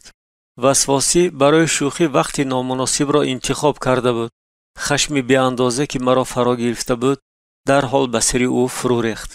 من از روی آن هزل کننده کشیده سرش را به دیوار ناهموار زدن گرفتم تا دمی که خون هر دما را رنگین کرد. وقتی که من از خون سیر شدم، آن وسواسی را مادرش هم شناخته نمیتوانست. او الکی بینی نداشت، بجای آن در روی آن بیچاره چیز اویزان بود. من به کامری خود برگشته داد و فریاد زدن گرفتم. این فریاد جانی اذیت کشیده در نزد نامعلومی بود. از بس که سخنان مایکل رد ناپذیر بودند، من از آنها خلاص شدن میخواستم. در عین حال من با دهشت چشمم را پوشانده گوشهایم را محکم میکردم. اما این سخنان گشته و برگشته در شعور من پیدا میشدند و این بارها تکرار میشد. تبسم مایکل و نگاهی سوراخ کننده او مرا تعقیب مینمودند. چرا او به من چسبیده گرفته است؟ اکنون من به اختیار عاید آن فکر میکردم که پیش کی بودم و به کی تبدیل یافتم. من عموما تمام عمر به هیچ کس احتیاج نداشتم. من قوه خود را حس میکردم. با موفقیت در هر ساحه باوری داشتم. خود را اداره کرده میتوانستم. اما مایکل عاید حیات فراوان و شادی بزرگ گپ میزد.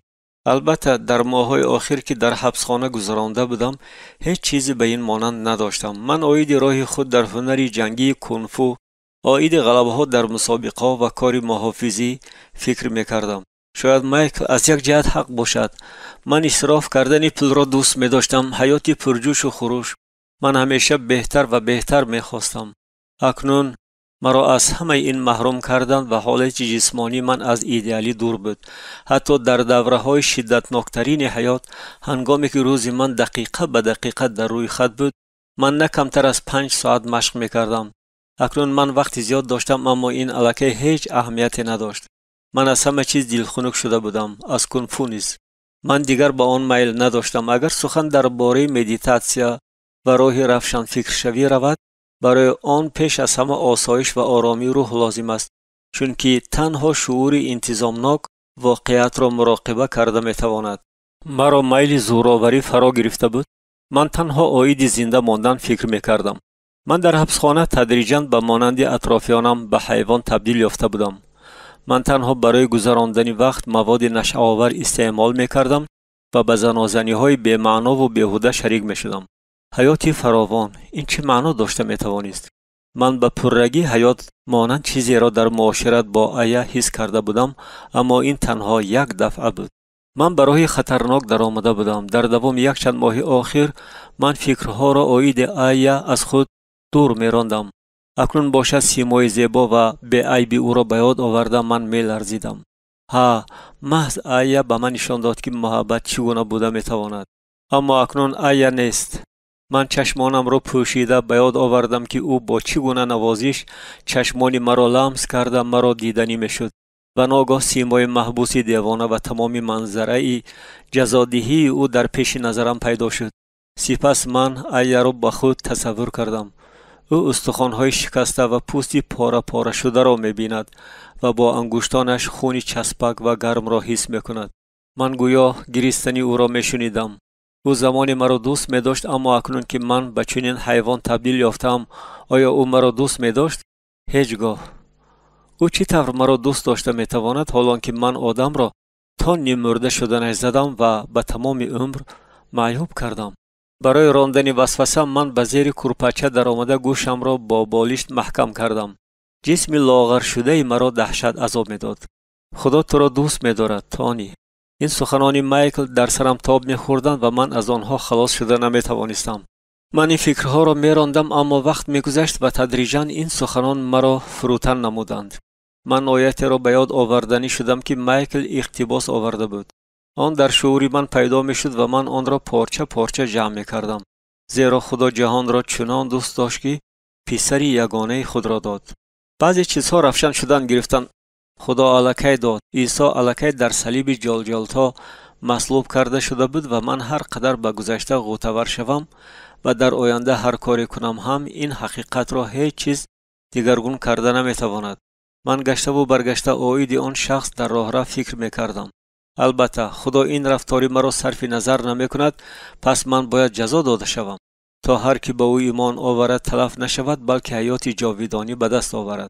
من تمام آیات را در خاطر برقرار کردنی شده هر یک کلمه را تکرار می کردم و این سخنان به شعور من وارد می شدند مثل آن که در اینجا در کامیرای من کسی بود که آن را به گوش من گفته آن را برایم تفسیر کردنی می شد. تا هر کی به او ایمان آورد، هر کی به او ایمان آورد. به معنای نهانی هر یک کلمه صرفم رفته من به فهمیشی برایم غیر عادی آمدم. اکنون توف در نصف میدان من بود. اگر با این راضی شوم باید به همه چیزهای باقی مانده که مایکل به من میگفت باور کنم. از چی سر کنم؟ و با سیمای شخصی که من او را لط و کوب کردم وجدان مرا عذاب دادن گرفت. من دیگر تاب نآورده داد زدم. خدایا مرا ببخش. این به خراب گردیدنی سربند مانند بود. ناگاه در پیش نظر من چون در کینا منظره های حیاتم سیماهای فراموش شده کودکی جلوه‌گر شدند. من گویا در تونل دهشت آوری عذاب‌ها و عقوبت‌ها پرواز می‌کردم. فکرها با سرعت از پیش نظر می‌گذشتند و در پیش نظری باطنی من یک پس دیگر آدمانی که من کشته بودم پیدا می‌شدند. من جسمای لط و کوب شده و معیوب شده آنها و هر یک زخمی رسانده‌ام را می‌دیدم. التجا می‌کنم خدایا اگر تو حقیقتاً وجود داشته باشی گناه‌های مرا ببخش. داد می‌زدم من. کینا با سرعت تیز تاب خوردن گرفت. من آن را سستر کردنی می‌شدم تا که همه چیز را به یاد آورم و با عذاب دهشت‌آور از خدا برای آنچه به یاد آورده نمی‌توانستم آمرزش خواستن گرفتم. من چنان می‌گریستم که نفسگیر می‌شدم. داد و فریادهای من بلندتر و دیوانه‌وارتر می‌شدند و برای آنکه محبوسان دیگر مرا نشنوند لازم آمد که رویم را با بالشت پوشانم و گشته و برگشته در نزد خدا دلم را خالی کنم. همین طور از هفتش یک چند ساعت گذشت. هنگامی که من نهایت برخستم کامera الکی تاریک بود. در محکم بود. در حبسخانه خاموشی تام حکم فرما بود. در تریزچه خردکک پنجره دار من ماه را دیده می توانستم. من به نور ماه که از پنجره گذشته پرتو می افکند می نگریستم و به من چنین میتافت که نه سیم‌های پنجره آهنین بلکه صلیب جلجلتا را می بینم که در آن عیسی را مصلوب کرده بودند. اگر سخنان مایک را به یاد آوردم در کار نبود. سخنان چو سیل جاری می شدند. من در دعا از عیسی خواهش می کردم که مرا بخشد، التجا می نمودم که خالیگی دلم را پر کند. وعده می دادم که حیاتی پیشتر را ترک نموده همراه او حیاتی نو را سر کنم. من با عیسی تمام شب صحبت می کردم و در آخر خوابم برد. پگاهی دیگر همه چیز برایم دیگرگون می تافت. تعبم تماما دیگر بود. آن قدری که خود را در یاد دارم، من همیشه بدخشم بودم و به هیچ کس رحم کردن نمی خواستم. اما این پگاهی ناگاه حس کردم که حسی خشم و غضب گم شد، ناپدید گشت. دلم آرام بود. یک نفع آسودگی غیر عادی حس کرده می شد. این حسی حیرت آور بود. من در کت نشسته به چارکنجه خردی روشنی آفتابی پس پنجره می نگریستم. در بیرون روزی به ابر آفتابی بود. ناگاه به خیالم آمد که وقتهای آخر من به تیریزچه قریب تماما نگاه نمی کردم. من نمی خواستم خود را با فکرها آیدی آنچه از دست دادم عذاب بدهم. من گرمی غیر عادی را حس کردم، اگرچه آفتاب هنوز دیوارهای قفس بتانی بلاک حبسخانه را گرم نکرده بود. روزی گذشته و گفتگو با خدا را به یاد آورده من تبسم کردم و گفتم تشکر عیسی. من هنوز آنچه را که با من روی داد نمی‌فهمیدم، اما می‌دانستم که در من دیگرگونی به عمل آمده است. به من چنین تافت که سنگ بزرگ از کتفانم افتید. می‌خواستم با مایکل گفتگو کنم و قرار دادم آیدی آن که به خدا دعا کردم و آیدی باوری به آن که عیسی مرا نجات داد به او مکتوب نوشتم. من می‌دانستم که او خرسند می‌شود. غجراس آهنین دری گشاده شونده را شنیده من حتی لرزیدم. حبسخانه بیدار میشد. از دری گشاده به کامera غوغا و نداهای محبوسانی که راهرو را پر کرده بودند داخل شد. پیشتر خوراک حبسخانه برای من نفرت آور بود، اما اکنون من به صبرانه حصه شوله جوی خود را انتظار بودم. از کت جسته خسته من به قوطی سیگار اهمیت دادم و ناگاه حس کردم که از بیدار شدنم الکی 2 ساعت گذشته است، اما سیگار کشیدن به گوشه خاطرم هم نآمده است. عادتاً من تا دمی که اقلاً 2 سیگارت نکشم از کت بر نمیخستم. از این دیگرگونی حیران شده من قوطی سیگار را گرفته دورتر به زیر کت پرتافتم، از چشم دور و از دل بیرون. در پیش دری من محبوسی بزرگ جثه معلموی ایستاده بود. این یکی از وسواسی‌ها بود و روزی گذشته به یاد من آمد. در فرش کامرای من هنوز پی خون باقی مانده بود. بدنم از خاطره های روزی گذشته ورجه کرد و من کوشش کردم که از نزد عظیم جثه معلموی گذشته روم. او سوی من گشته با الفاظ قبیح حقارت کرد و سیگار را به دست من رساند. من به چشمان او نگریستم، خاکستر را از دستم افشاندم و رفتم. با آشخانه رسیده به جای سوخته دستم نگریستم و به چشمانم باور نکردم. پی سوختگی نبود. دستانم پر از پیهای زخم‌هایی بودند که در نتیجه زد و خوردها پیدا شده بودند. زخم سوختگی دیروزه هنوز سوزش میکرد، اما زخم سوختگی نو نبود. بعد یک چند روز من در کتابخانه نشسته به مایک نامه دویم را بنوشتم. من سوالهای بسیاری داشتم و بی‌صبرانه انتظار واخوری با او بودم. در نزد من جوان از شریلانکا می نشست، صورت می کشید. جایی را که ما نشسته بودیم کتابخانه نامیدن دشوار بود. آن کامره مقرری بود که در آنجا در بالای میزهای دغلانه ساخته شده یک چند کتاب‌های فرسوده بودند. اما در این کامره آرامی بود و وقتهای آخر من قسم زیادی روز را در همین جا دور از داد و فریادها و زنازینی‌های بلاک اساسی می‌گذراندم. من مکتوب می‌نوشتم و دلم را خرسندی فرا می‌گرفت. با وجود وضع حقیرانه اطراف من شادی می‌کردم. نخود یگان وقت خود را از حاضره بهتر حس می‌کرده باشم. شین از کیم کجا اندک کافی خشک و در فلاشکه آبی گرم آورد. او ظرف میسین را به من دراز کرد. با تو چی شد تانی؟ پرسید او. این چه تبسمی ابلهانه است؟ چنین میتابد که تو حاضر در کامره برقص می‌داری؟ من خندیدم. گوش کن بچه، اقرار شو. چی استعمال میکنی؟ اندک به من ده، گفت زاده شریلانکا. من مواد نشه‌آور استعمال نمیکنم و سیگار نمیکشم. شین هنوز هم خنده کرده گفتم من. شین سوی من تاب خورد و با دقت به چشمانم نگریست. او یک وقتها با کنترابند مواد نشه‌آور مشغول میشد و شخصی از مواد نشه‌آور مست شده را در حال میشناخت. تو البته یگان چیزی مست کننده استعمال کردی، وگرنه چرا این طور کیف کرده ایستادی؟ بیشبه از یک طرف چنین نموده میتوانست که من با ایفوریای بازداشته نشونده فرا گرفته بودم، اگرچه این حالت با مواد نشه‌آور هیچ مناسبت نداشت. من تنها از آن خرسندم که به عیسی مسیح ایمان آوردم. شین. همین طریق من اعتراف نمودم. عیسی، این برای من یک چیز نو است. من آید چنین مواد نشاور چیزی نشنیدم. تو آن را از کجا به دست آوردی؟ پرسید شین. نه شین، من تماما جدی میگویم. امشب من به خدا ایمان آوردم و اکنون شخصی دیگر هستم. من خیلی خوشبختم. شین خندید. البته او به من باور نکرد، اما من به او آید مایکل رایت، آید واخوری ها با آنها و آید همه آنچه او به من درباره عیسی گفته بود نقل کردم. به من هیچ گونه مواد نشاور در کار نیست تا اینکه خرسندی را حس کنم. شین، گوش کن، من به تو چی گفتن میخواستم؟ هر باری که تو مواد نشاور استعمال مینمایی، خود را در اوج خوشحالی حس میکنی. بعد برای آنکه همین گونه خوشحالی را حس کنی، باید وایه را زیادتر کنی. مگر این خوشبختی است؟ این بیماری میل ناخوب و وابستگی است. هر طور نامگذاری هم آن به هر حال تو را تا دمی به خود میکشد که با چنگال مرگاورش چسبیده میگیرد و اینک تو به رو افتادگی مرگاور در لب پرتگاه ایستاده راست به دوزخ روانه هستی. شین به علامت تصدیق سر می جنباند. او این را خودش هم میدانست. من از شین آیید دعای خود و شفایابی از خشم و غضب نقل کردم.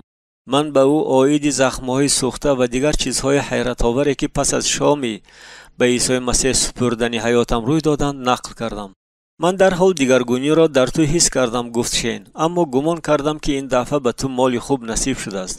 شین از حیرت سر می جنباند. من سخنان انجیل یوحنا را به یاد آورده به او گفتم تو باید با ایمان دعا کنی و بس. شین مرا با دقت گوش میکرد. او سوال ها میداد، اما برخلاف بحث هایی که من با مایکل میکردم او با من بحث نمیکرد. اما به هر حال من یک چیز را نمیفهمم. برای چی لازم آمد که عیسی بمیرد؟ چرا خدا این را خواست؟ پرسید او. من اندکی اندیشه کردم. این برای من نیز نو بود، چون که من نو ایمان آورده بودم. البته من با خدا وا خوردم و آمرزش او را در خود حس کردم. اما این تجربه را به کسی گفتن، خصوصا به کسی که زبان مادریش انگلیسی نیست، دشوار است. شین، خدا کامل و مقدس است سرکرده من. ما باشیم از کمالات خیلی دوریم. همه ما گناهکارانیم. حتی نیک خصلت ترین شخص جهان به معیارهای خدا موافقت نمی‌کند. آیید این در کتاب مقدس گفته شده است، اما این معنای آن را ندارد که خدا ما را دوست نمی‌دارد. راستی گپ او خیلی می‌خواهد که ما با او باشیم. او پسر خود عیسی را به زمین برای آن فرستاد که می‌خواست مدت آدم باشد.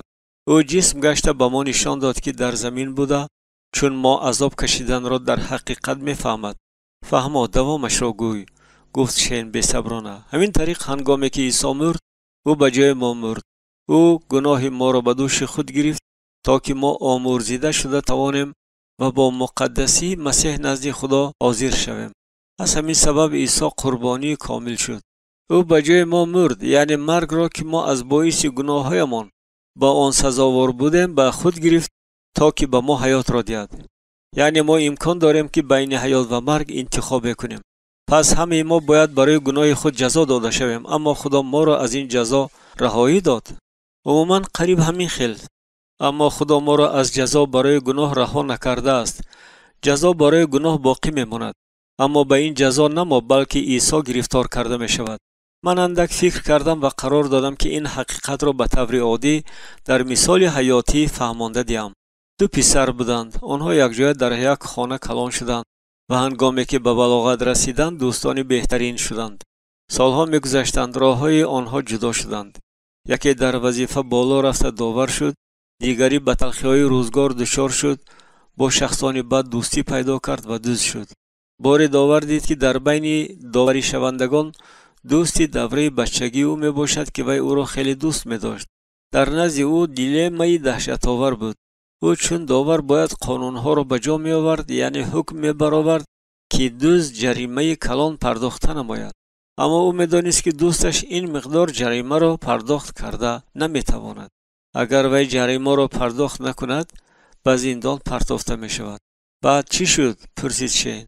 داور حکم برآورد چنانه که داور باید کند، اما پس از برآوردن حکم او از جایش خست، پرگ و منطیه داوری را به در نموده همه حاضران را حیران کرد.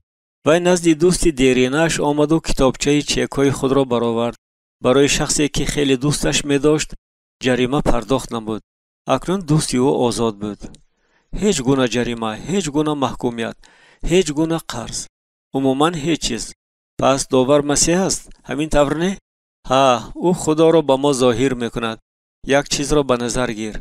داور باید قانون را به جا می آورد، چون که خودش تمثال قانون بود. او جنایتی دوستش را صرف نظر کرده نمی توانست، اما او قرار داد که به جای دوستش خودش جریمه پرداخت نماید. او چون داور جریمه پرداخت کرده نمی توانست. انا برای همین او موقتا، تنها موقتا تاریکی داوری و منطقه را بدر کرد و به جای نشستی داوری شوندگان نزدی دزد نشست. انا اکنون فهمیدم. آن آیت را برای من تکرار کن. همانی را که آیید ایمان و حیات جاویدانی است. این آیت 16 از باب 3 انجیل یوحنا است. زیرا خدا جهان را چنان دوست داشت که پسر یگانه خود را داد تا هر که به او ایمان آورد تلف نشود بلکه حیات جاویدانی یابد. هنگامی که من این سخنان را به زبان می آوردم از رخسارهای شین اشک جاری می شد. شین، آیا تو می خواهی ایمان آورده حیات جاویدانی به دست آوری؟ او را تحریک می نمودم من. آیا می خواهی چون من آمرزش، آسایش و خرسندی با خدا را به دست آوری؟ ها، استوارانه گفت شین. اما من نمیدانم که چی گویم. من چه طور دعا کردن را نمیدانم. من هم پیش هیچگاه دعا نکرده بودم. شب گذشته بار اول دعا کردم، یادرس کردم من به او. اما اگر خواهیم ما یک جای این کار را کرده می توانیم. اول من گپ می زدم، بعد او از پس من تکرار می کرد. او از خدا آمرزش می خواست. آیدی آن می گفت که می خواهد از راه پیشتر برگشته دل خود را برای عیسی پاک کند. همین طور من بار اول در حیاتم همراه کسی دعا گفتم و این خوب بود. اشکا از روی شین جاری می شدند. او از دستان من داشته خودش به زبان مادری خود دعا می کرد. من یگان کلمه را نمی فهمیدم، اما باور می کردم که از زبان او درخواستی صمیمی بیرون می آمد. من برای شین و آخوری ها با مایکل تشکیل نمودم و او ما را برای آموزش کتاب مقدس به واسطه تعلیمی نمود. من در حبس خانه بوده چیکار هم کرده می توانستم؟ تنها دعا کردن. مایکل باشد وقت را بیهوده صرف نمی کرد. او از هم ایمانهایش در کلیسا در این خصوص می پرسید و اینک معجزه را بینید که یک زن در خانهاش کتاب مقدس را به زبان سینگلی یافت. شین به اندازه خرسند شد. بعد یک چند هفته او نشأمند با سابقه بسیار ساله پره از وابستگی خود خلاص شد. بعد اندک مدت مایکل الکی کتاب مقدس را به زبان نیمیسی جستجو میکرد.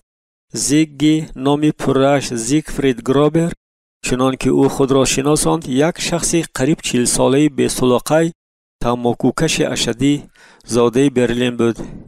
این کارچالان در وقتش با قلابی ها در برج پول زیاد جمع کرده بود. اکنون باشد با مویهای سفید شده دراز، مویلب‌های به سامان درشت و شکم کلان که از زیر فوتبالکه بیرون می برآمد از قلاب ماهر دیده بیشتر به بیکر مانند بود. او شخصی گستاخ و خودپسند بود. به هیچ گونه مقصد، تنها با خواهش اسیان کردن او ضد همه گونه راهبریت می برآمد.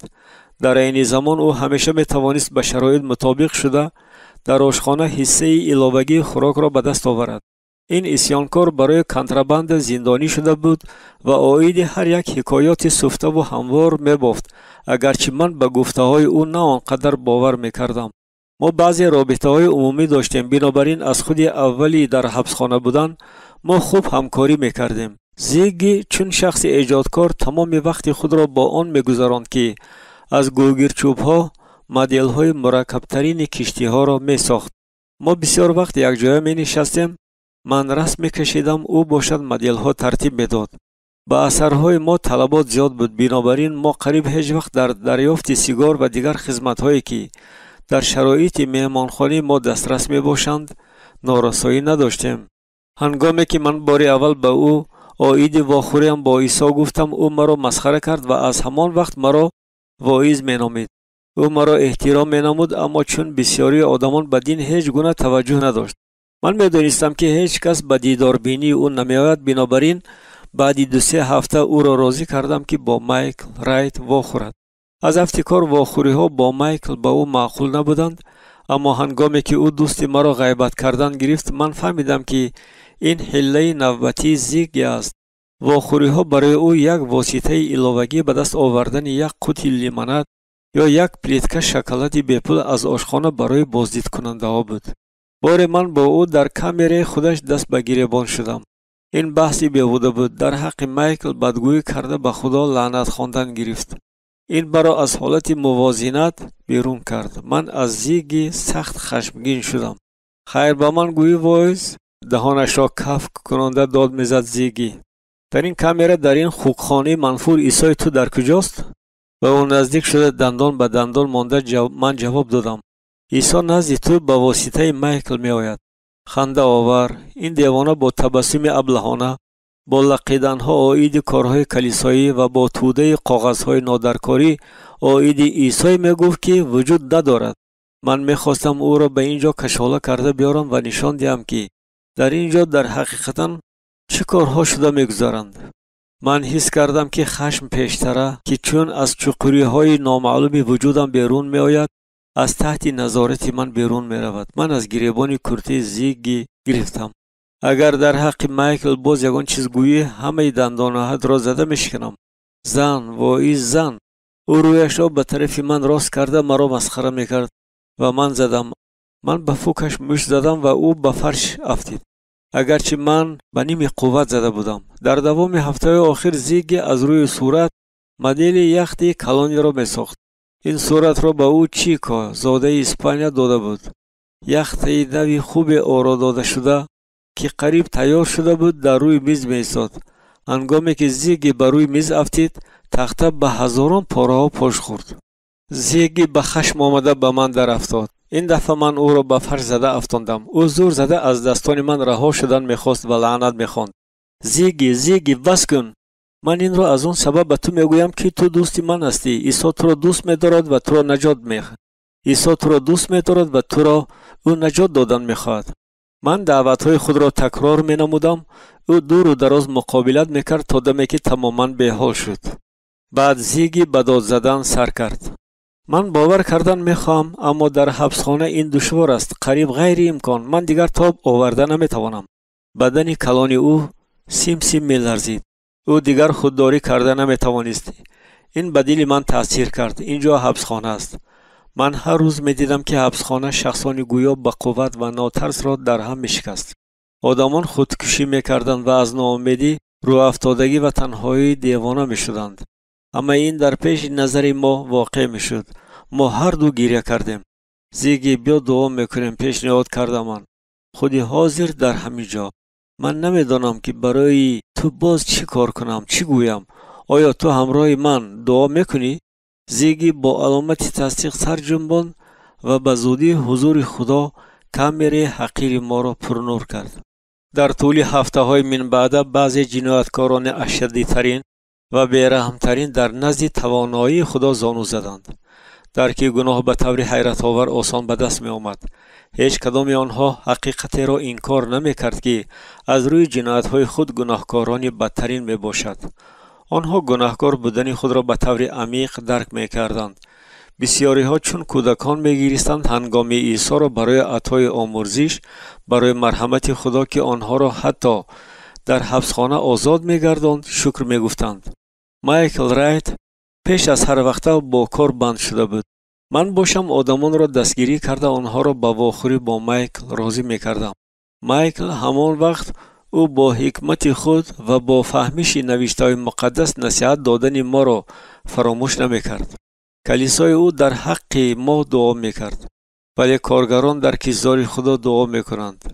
барои он ки миқдори бештари масеҳиён ба ин ҳабсхона афтанд, то ки гурӯҳи хурди имондорони мо миқдоран афзун шавад ва онҳо якдигарро боз ҳам бештар дастгирӣ карда тавонанд. аммо ман аз ин сабаб ба даҳшат омадам. не, нидо кардам ман. дар ин бора дуо накунед. танҳо хоҳиш кунед ки ҷонҳои бадбахте ки дар ҳабсхона азоб мекашанд, масеҳро дарк карда тавонанд. бо муҳаммади мусулмон низ ҳамин тавр шуд. ӯ одами калон буд, мушкилоташ низ калон буданд. ӯ барои куштани таксисти юнонӣ зиндонӣ шуда буд. зани ӯ Таммам ва бародараш Аҳмад низ зиндонӣ буданд. Таммам, ки дар блоки занона буд, ҳомила буд. ман медидам ки Муҳаммад ҳар рӯз ҳамроҳи имом дуо мекунад. баъзе мусулмонон ҳангоми танзимҳои маросимӣ پیشانی‌های خود را زده می‌کفاندند. بار هنگامی که او جای نمازی دریده در بغل به کامera برمیگشت، ما او را جیغ زدم. بیا گفتگو میکنیم محمد. گفتم من به او. محمد تنها بود. یونانی ها او را بد میدیدند. او یکی از هموطنان آنها را کشته بود، بنابراین در حبسخانه او را بسیار ضرب میکردند، هم محبوسان و هم پاسبانان. در برابر این او در بین هم قومان خود نیز رد معرکه شده بود، زیرا مسلمانان چنین میحسابیدند که او با زن و برادرش جنایتکارانه زبان یک کرده اولاد خود را شرمنده کرده است. هر باره که من به محمد نزدیک شوم، او چشمانش را ناباورانه نیمکاف کرده به من مینگریست، اما تدریجاً کوشش‌های با او نزدیک شدن با موفقیت انجامیدند. در آخر بین ما مناسبت‌های دوستانه برپا شدند. البته او به دوست احتیاج داشت. من به او سیگار و مواد صورتکشی می‌دادم. تدریجاً یخ دل او آب شد. در آن روز خاطر نشان از وجاهت محمد چنان برمی آمد که گویا او بار اندوه جهان را به گردن خود بار کرده بود. هنگامی که او سیگار میکشید، انگشتانی از نیکوتین زرد شده او میلرزیدند. الله از من رو گردانده است تانی، گفت او. در چشمانش اشکا پیدا شدند. نمیدانم چی کار کنم. مفصل نقل کن. در دل آید راهنمایی خدا دعا کرده، گفتم من. محمد پیچی را زنان گفت. آید بلاک زنانه به من خبرهای دهشتناک میرسند تانی. من برای تمام خواطر هستم. تو چرا در نظر داری؟ من شنیدم که زندانبانان زنها را تجاوز و لط و کوب میکنند. با دشواری هیجانش را پست کرده، محمد سرش را آهسته جنباند و دود سیگار را چقور درون کشید. کودک ما باید به قریبی تولد شود. شاید من او را هیچگاه نمیبینم. روز فرا میرسد که تو از این جا میبرایی. حبس یک گمره معنای آن را ندارد که تو باید همیشه در حبسخانه مانی. حتی اگر از اینجا برایم هم حیات من ارزش نخواهد داشت. اهل عائله تمام او را مجبور میکنند که از من جدا شود. من حتی نمیدانم که به او چی گویم. تو با او واخورده میتوانی؟ اگر سردار اجازت دهد هفته آینده باید واخوری برگزار گردد. واخوری نیم ساعت دوام میکند. حتی نمیدانم که آیا برای به چشمان او نگریستن جرأت کرده میتوانم یا نه. من در حق تو دعا میکنم محمد. با خدای خود دعا کن تانی تا که همش خوب گذرد. محمد جای نماز خود را لغت زد. حتی خویشاوندانم از من روی گرداندند. من میدانم که گناه کلان کردم، اما من از ناعلاجی چی کار کردنم را نمیدانستم. برای کشتن آن یونانی به من پول زیاد وعده کردند. با این مقدار پول من اهل عائله‌ام را 1 سال خورانده میتوانستم. من در اردن هر روز میدیدم که والدانم، برادران، خواهران و جیانهایم با تمام قوه کار میکنند تا که از گرسنگی نمیرند. من با آنها در کارم، وگرنه همه آنها میمیرند. اکنون من نمیدانم که با آنها چی میشود. ما مدتی در خاموشی پره نشستیم. بعد یک چند روز من مایکل رایت را گسیل کرده در تالاری بازدید کنندگان زنی مسلمان را دیدم. زن حامله بود. زن و پاسبانی که او را همراهی میکرد در آشخانه کافی تیار میکرد. از افتکار آن زنی مسلمان تمام بود. او به زبان انگلیسی خوب گپ نمیزد، اما من و او یکدیگر را فهمیدیم. من با شوهر شما دوستی دارم. به سر سینه‌ام با انگشت اشاره کرده با تبسم گفتم من. محمد آدم خوب و مهربان است. تمام به پاسبان خود با عصبانیت نگریسته تبسم میکرد. من به او یک پارچه کاغذ را با آدرس مایکل دادم. از او خواهش کنید که به دیدار بینی شما بیاید. مایکل البته به شما یاری میرساند، گفتم من. من باوری پوره نداشتم که او مرا فهمید، اما دیگر چی کار کرده میتوانستم. در همین وقت زن و پاسبان با هم گپ زدن مرا دیده ماند و به سر من داد زد که فوراً دور شوم. بعد 5 روز مایکل به من نوشت که تمام به واخوری با او راضی شده است. چنانه که من انتظار بودم، او در حال به کار شروع کرد. با بازدید تمام آمد و برای دستگیری او با خواهران از کلیسا واخوری تشکیل نمود. بعد یک چند روز محمد با هیجان به کامری من دویده آمد. او در هیجان بود. عرق از روی او جاری می شد. من از تمام خدشه گرفتم، گفت او. کاری گوش نشنید. تا حال مردها و زنهای محبوس به یکدیگر چیزی نمی فرستاندند. گاه هنگام قدم زنی در حولی درونی ما زنهای محبوسی را که از دروازه می گذشتند می دیدیم و به همدیگر نگاه ها می کردیم. بعضی پاسبانان به این اهمیت نمی دادند، بنابراین محبوسان از افتکار به یکدیگر بعضی چیزهای میده چویده را رسانده می توانستند. او می نویسد که به عیسی تو ایمان آورده است. گفت محمد با روح افتادگی: آیا تو چیزی را می فهمی؟ همه این چی معنا دارد؟ اگر برادرم احمد با خبر شود در این باره، نه تنها خویشاوندانم بلکه تمام اهل ده هم می فهمند. وقتی که او از اینجا می براید، او را می کشند. آن روز با محمد گپ زدن دشوار بود. او سخت به اضطراب آمده بود، اما در عین زمان در باطن او دیگرگونی ها به عمل می آمدند و من این را می دیدم. من او را نیز با مایکل شناس کردم. 2 روز نگذشته محمد باز نزد من به کامera آمد. آن وقت من بار اول او را تبسم کننده دیدم. او گویا جوانتر شده بود. چشمان کلان کشاده‌اش از نور باطنی جلوه می‌داد. مشکلات او حل شدند. او به مانند من نجاتکار خود را پیدا نمود. اکنون با وجود دشواری‌ها در حیات او معنا و امید نو پیدا شد. اکنون او می‌توانست زنش را با حمایت خدا سپارد. از همان وقت ما یکدلانه دعا می‌کردیم. دین رسمی در حبسخانه رویه پروسلاوی یونانی بود. با دیگر دینها طاقت پذیرانه مناسبت می‌کردند. در بین محبوسان بسیار مسلمانان بودند، اما موعظه تعلیماتی کتاب مقدس عاید تولد از عالم بالا به واسطه عیسی مسیح بدعت حسابیده میشد. من از این پروایی نداشتم. بیش از همه من میخواستم خوش خبر را به هر کس رسانم، از جمله به وریانوس و عاید آنچه خداوند در حیات من کرد نقل کنم. اگرچه ما در مورد جمع آمدهایمان البته باید احتیاطکار می بودیم. این وقت در بلاک الکی یک گروه ایمانداران نوی مسیحی بودند و البته ما میخواستیم یک جای دعا گوییم و معاشرت نماییم. کامرای من برای جمع آمدهایمان تنگ بود، اما ما خود را چون شاگردان عیسی مسیح حس میکردیم که پس از مصلوب شوی و احیا شدن او از حکومتداران پنهانی جمع می آمدند. ما تاریخ کلیسای ابتدایی را می آموختیم، طرز زندگی مسیحیان اولین را قبول می نمودیم و با قدر امکان تعلیمات عهد جدید را پیروی می نمودیم. هر باری که ما به نام خداوند عیسی مسیح جمع آمد برگزار می نمودیم، حکم را عاید پاره کردن نان با احترام و هیجان زیاد به جا می آوردیم. در شرایط حبسخانه این برای ما آسان نبود، اما خدا حقیقتا کوشش های ما را برکت می داد. برای حکم عاید پاره کردن نان همیشه همه چیز یافت می شد. هر کدام ما از نان و انگوری که گاه‌ها هنگام خوراک نصف روزی می دادند صرفه می نمودیم. این انگور به هر حال خوردنی باب نبود، بنابراین ما از آن یک نوع شیره انگور تیار می کردیم. انگور را به یک جفت جراب‌های تازه انداخته می فشردیم و مدت برای ترش شدنش می گذاشتیم. تدریجاً این شیشه به می خوب تبدیل می یافت. احتمال خود عیسی در استحصال آن اشتراک می کرد. من به کامera نظر افکندم. یک چند برادران کتی مرا ضبط نموده بودند. دیگران در فرش دوزانو می نشستند. زیگی و محمد چون سویقصدچیان به هم چشمگی زده شوخی می کردند. مارتین روزنامه‌نگار بریتانی که براحت‌تر جای گرفتنی بود در نزد زیگی عظیم جثه باز هم خرابتر می تافت. مارتین تنها برای ویزه قلبکی زندانی شده بود و هیچ به شرایط حبسخانه مطابق شده نمی توانست. در جستجوی حمایت او از روزهای اول به من چسبیده بود و به زودی به خوشخبر توجه پیدا نمود. در اینجا حسن نشعجلاب از لبنان و اندریاس کلتوریست یونانی که برای کشتار تصادفی زندانی شده بودند حضور داشتند. شین در کجاست؟ پرسیدم من.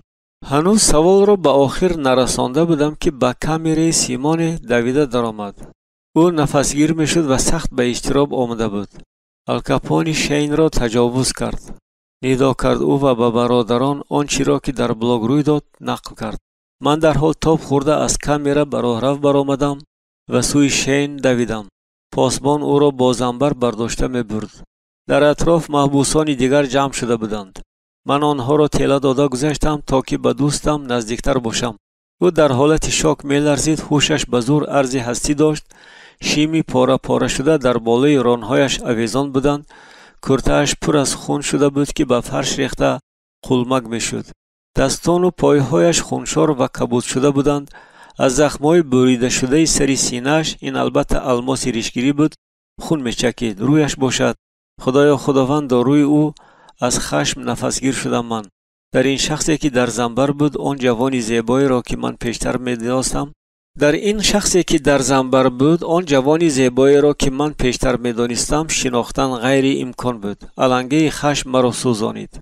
من یک چند ماه باز به چنین حالت نیفتاده بودم. من باز تانی پیشتر شدم، بی‌رحم و پرخشم. من به هیچ چیز اهمیت نمیدادم. هنگامی که وریانوس دوستی مرا می‌بردند، من قسم خوردم که الکاپونی را پاره پاره میکنم. من باز در دهانم همان مزه شناس را حس کردم. من تشنه خون الکاپونی بودم. من مشتم را سخت به دیوار زدم. انداوه خشک کفید و به فرش افتید. هنگامی که من سرم را به طرف کامری خود گرداندم، توده محبوسان گویا از روی فرمان به من راه داد. من به حد خشمگین بودم، بنابراین دعا نگفته ساعت به ساعت در رهروی دراز میگشتم. در آخر من به کامری یکی خود برگشتم و خود را به فرش پرتافته در خصوص دوست و برادر در مسیح که بیرحمانه معیوب کرده شده بود تأسف می‌خوردم. من چندین روز با خدا مبارزه بردم. من خواندن کتاب مقدس را دوام می‌دادم، اما خشم چشمانم را نابینا کرده بود. من از خدا خواهش می‌کردم که امکان دهد تا برای شین قصاص گیرم. من الکاپونی را کشتن می‌خواستم. در این باره کشاد رفشن به خدا می‌گفتم. من الکاپونی را هیچگاه بخشیده نمی‌توانم. من تا دمی که او را چون سگی دیوانه نکشم آسوده نمی‌شوم. در خصوص شین باشد من می‌ترسیدم که او هیچگاه صیاد نمی‌شود. 3 می سال 1990 هنگامی که من حیات خود را به مسیح بخشیدم آزاد شدم. چون پیشتر در حبسخانه بودم من آزادی روحی به دست آوردم. این از آزادی جسمانی به اندازه اولاتر بود. اما زد و خوردی من با الکاپونی باید یک چند درس مهم عبرت بداد. به قریبی من باید در نزد خدای توانا و لامکان که مرا از خودم بهتر می‌دانست با ترس احترامانه به زانو می‌افتیدم. الکاپونی می‌دانست که من به شکار او برآمدم. ما هر دو لحظه را انتظار بودیم که در زد و خورد مرگاور به هم روبرو می‌شویم. و این واقعه 2 هفته پس در راهروی تاریک و خالی حبسخانه روی داد. بیناهای اساسی حبسخانه مرکزی نیکاسیا هنوز در دوره ترک‌های عثمانی از سنگ ساخته شده بودند و برای آنها سلامتی بی خطری و سطح عمومی زندگی ساکنانش هیچ اهمیتی نداشتند. در اینجا بسیار حجره‌های پرتافته شده نامسکون، راهروهای تاریک و گذرگاه‌های کهنه سربسته بودند. از باعث تاریکی که اکنون در دل من حکم فرما شده بود من محض به همین جا می رفتم. در آرامی و خالگی نفرت آور این مکان من با خشم مبارزه می بردم و از عهده این وسوسه برآمده نتوانسته نقشه قصاص را که با یاری آن الکاپونی را نیست و نابود کردنی بودم ترتیب می دادم. در این نقشه برای خدا جای نبود. من باز با دیوهایی که مرا عذاب می دادند یکه به یکه بودم. ناگاه الفاظ قبیح و نعره که از آن خون در رگ‌ها یخ می‌زد در راهروهای خالی غلغله افکند. از تاریکی ظلمات سراب الکاپونی پیدا شد. چطور او مرا غافلگیر کرده توانست؟ من فرصت نداشتم در این باره فکر کنم، زیرا پنجه‌های توانای دشمن مرا به دیوار پخش کرده بودند. من بر روی او نگریسته تبسم می‌کردم و از دریافتن آنچه در جستجویش بودم حلاوت می‌بردم. انا آن امکانیت نابود کردن الکاپونی. اکنون من برای شین قصاص گرفته می توانستم. اکنون من می توانستم با این حیوان حسابی کرده او را پاره پاره کنم و خون او را در فرش سنگین پهن کنم. در دهانم باز همان مزه شناس پیدا شد و من از زهر سوزان آن لذت می بردم. قوه تسی را جمع کردم. من موافق دستورهای هنری جنگی کنفو، وزن و موافقه حریف، درجه آزادی و موافقت حرکت‌های او را با همه جای عوض کنی‌های امکان پذیر فوراً بها دادم. حساب درست است. الکاپونی به گلوی من الماسی ریشگیری را چسبانده بود، اما این الکی هیچ اهمیت نداشت. برای من فرق نداشت حیات یا مرگ، اما اول او باید مرد. مسئله در چیزی دیگر بود. چطور پیش از مرگ او را عذابی بیشتر دهم؟ خواهش عجیبی حس کردن مزه خون او بالا گرفت. من تیار بودم بر روی او ضربه زنم. به دندانهایش، بینیش، چشمش و گوشش. گوش راست الکاپونی نزدیکتر بود. لیکن عیسی به وی گفت ای رفیق، برای چی آمدی؟ و آنها نزدیک آمده دستهای خود را به عیسی انداختند و او را گرفتند. و ناگاه یکی از همراهان عیسی دست آورده شمشیر خود را از غلاف کشید و به غلام سرکاهین زده گوش وی را بریده پرتافت. عیسی به وی گفت شمشیر خود را غلاف کن، زیرا هر کی شمشیر کشد به شمشیر کشته شود. یا گمان میکنی که الحال نمیتوانم از پدر خود خواهش نمایم که برای من زیاده از 12 فرشتگان را روانه کند؟ خود همین پگاهی من حکایاتی کتاب مقدس را آیید حبس عیسی در باغ گتسمانی خوانده بودم. اکنون در علنگی خشم ناگاه این حکایات را به یاد آوردم. من برای هنری جنگی کنفو پیروی نموده مرکزانیدن قوه را به طور غریزوی دوام میدادم، اما در این لحظه سخنان عیسی در سرم صدا دادند. این سخنان چنان عیان صدا میدادند که گویا او شخصا به من مراجعت میکرد. من راه و راستی و حیات هستم. من راه هستم. من راه هستم. من راه هستم. خشم هنوز در من می جوشید هنگام روی الکاپونی که از نزدیکی به حد کلان میتافت بر روی من جفت شد. من مزه شور عرق او را حس کردم. من راه هستم. من راه هستم صدا میداد در سرم. حاضر این کار را کن. انا گوش او. این را گزیده کنده پرتا. او را معیوب کن. صدای بی‌غریزه بی‌ایست به من تلقین می نمود. هر کی شمشیر به دست گیرد برای شین قصاص گیر. تو چرا انتظار هستی؟ این کار را برای شین کن و راستی و حیات. ناگاه من به اختیار به گپ زدن در آمدم. من گویا خود را از یک طرف می شنیدم. حسی دهشت وحشیانه و رو افتادگی از بین رفت. من گپ می زدم و خواهش عجیبی چشیدن خون الکاپونی ناپدید گشت. من ناگاه آرام شدم، اما از قوه سخنانی که از دهانم بیرون می آمدند نه کمتر از این شخص منفور که مرا محکم داشته می ایستاد به حیرت آمده ایستاده بودم. به نام خداوند عیسی مسیح به تو می فرمایم مرا آرام گذار. و الکی پس از یک لحظه من آهسته از دیوار به پایان می غیجیدم. بعد نشستم و آرینج هایم را به زانوهایم تکیه داده با کفهای دستانم سرم را فشار دادم. الکاپونی غیب زده بود. من هنوز نشسته بودم، گویا او را انتظار بودم، اما دقیقه ها می گذشتند و او باز پیدا نمی شد. من مضطرب و حیران شده بودم.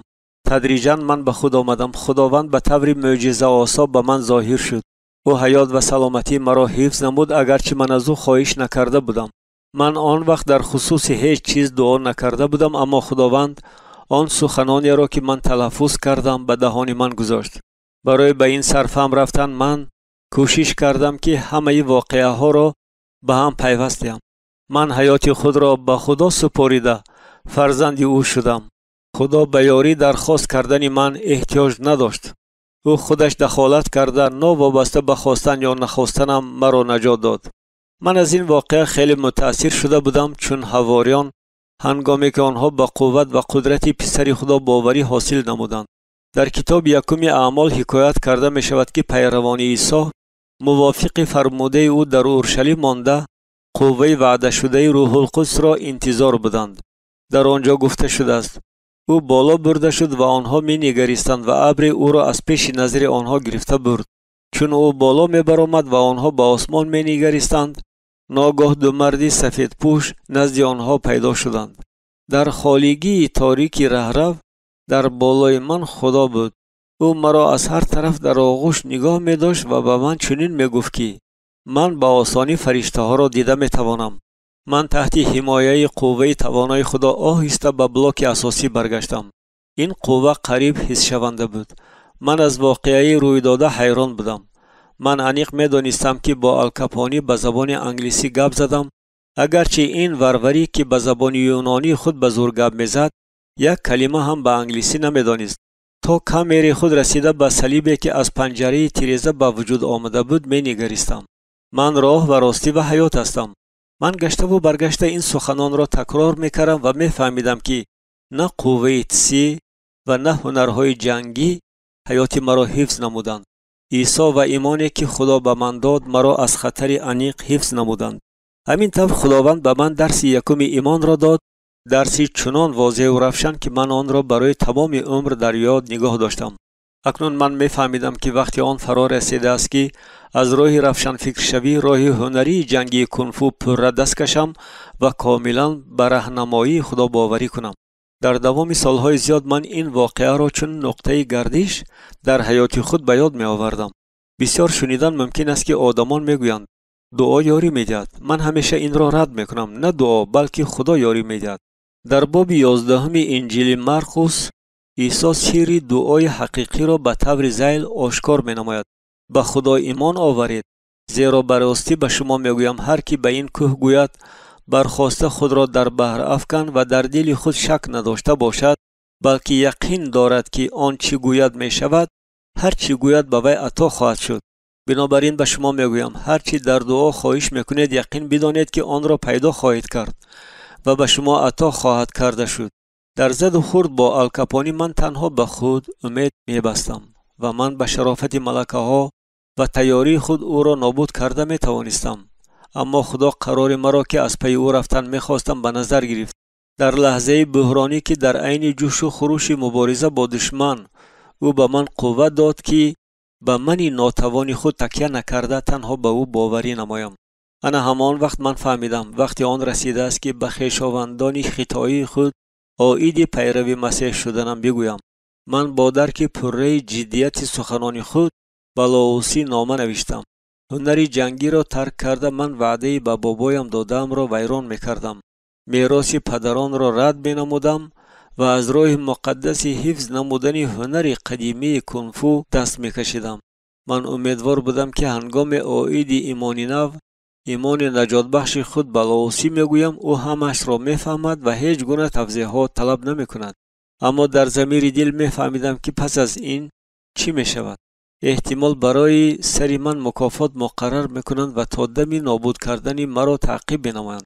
من این را پیشتر هم میدانستم. هر کسی را که در روحیه عنعنه‌های قدیمی تربیت یافته به راه روشن فکر شوی هدایت کرده شده است، اما میراث قدیمی را رد کرده است یا هدف ابتدایی آن را تحریف نموده است، حتما به جوابگری میکشند.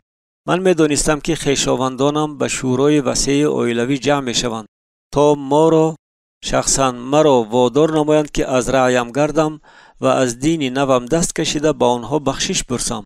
بعد آنها به نزد من سپرینگ حریف میفرستند تا که در زد و خورد با او بار دیگر درجه و اعتبار خود را تصدیق نمایم. اگر از زد و خورد دست کشم مرا یافته به اطاعت نمودن مجبور میکنند، در حالت برعکس شاید میکشند. نامه جوابی را یک چند هفته انتظار شدن لازم آمد. آن را دختری خالم سیکوان نوشته بود. آهنگ سخن او سرد و قطعی بود. او نوشته بود که بابایمان وفات کرده است. او 95 ساله بود. بعد سیکوان عاید آن میگفت که من به مراسم دفن حاضر نشده و به اجدادان عرض احترام نکرده به اولاد قدیمی سو شرمندگی آوردم. سپس از نام عائله او از من طلب کرد که از ایمان مسیحی دست کشم و به میراث نجیب پدران برگردم، زیرا اکنون تنها من که یگانه دوام دهنده اولاد چژن لی سو هستم شرف عائله را حمایت کرده می توانم. در آخر نامه چنانه که من فکر می کردم سخن درباره آن می رفت که اگر راضی نشوم مرا جزای قطعی انتظار است. خبر عاید مرگ لاوسی مرا سخت به اضطراب آورد. من نمیدانستم که چی فکر کنم.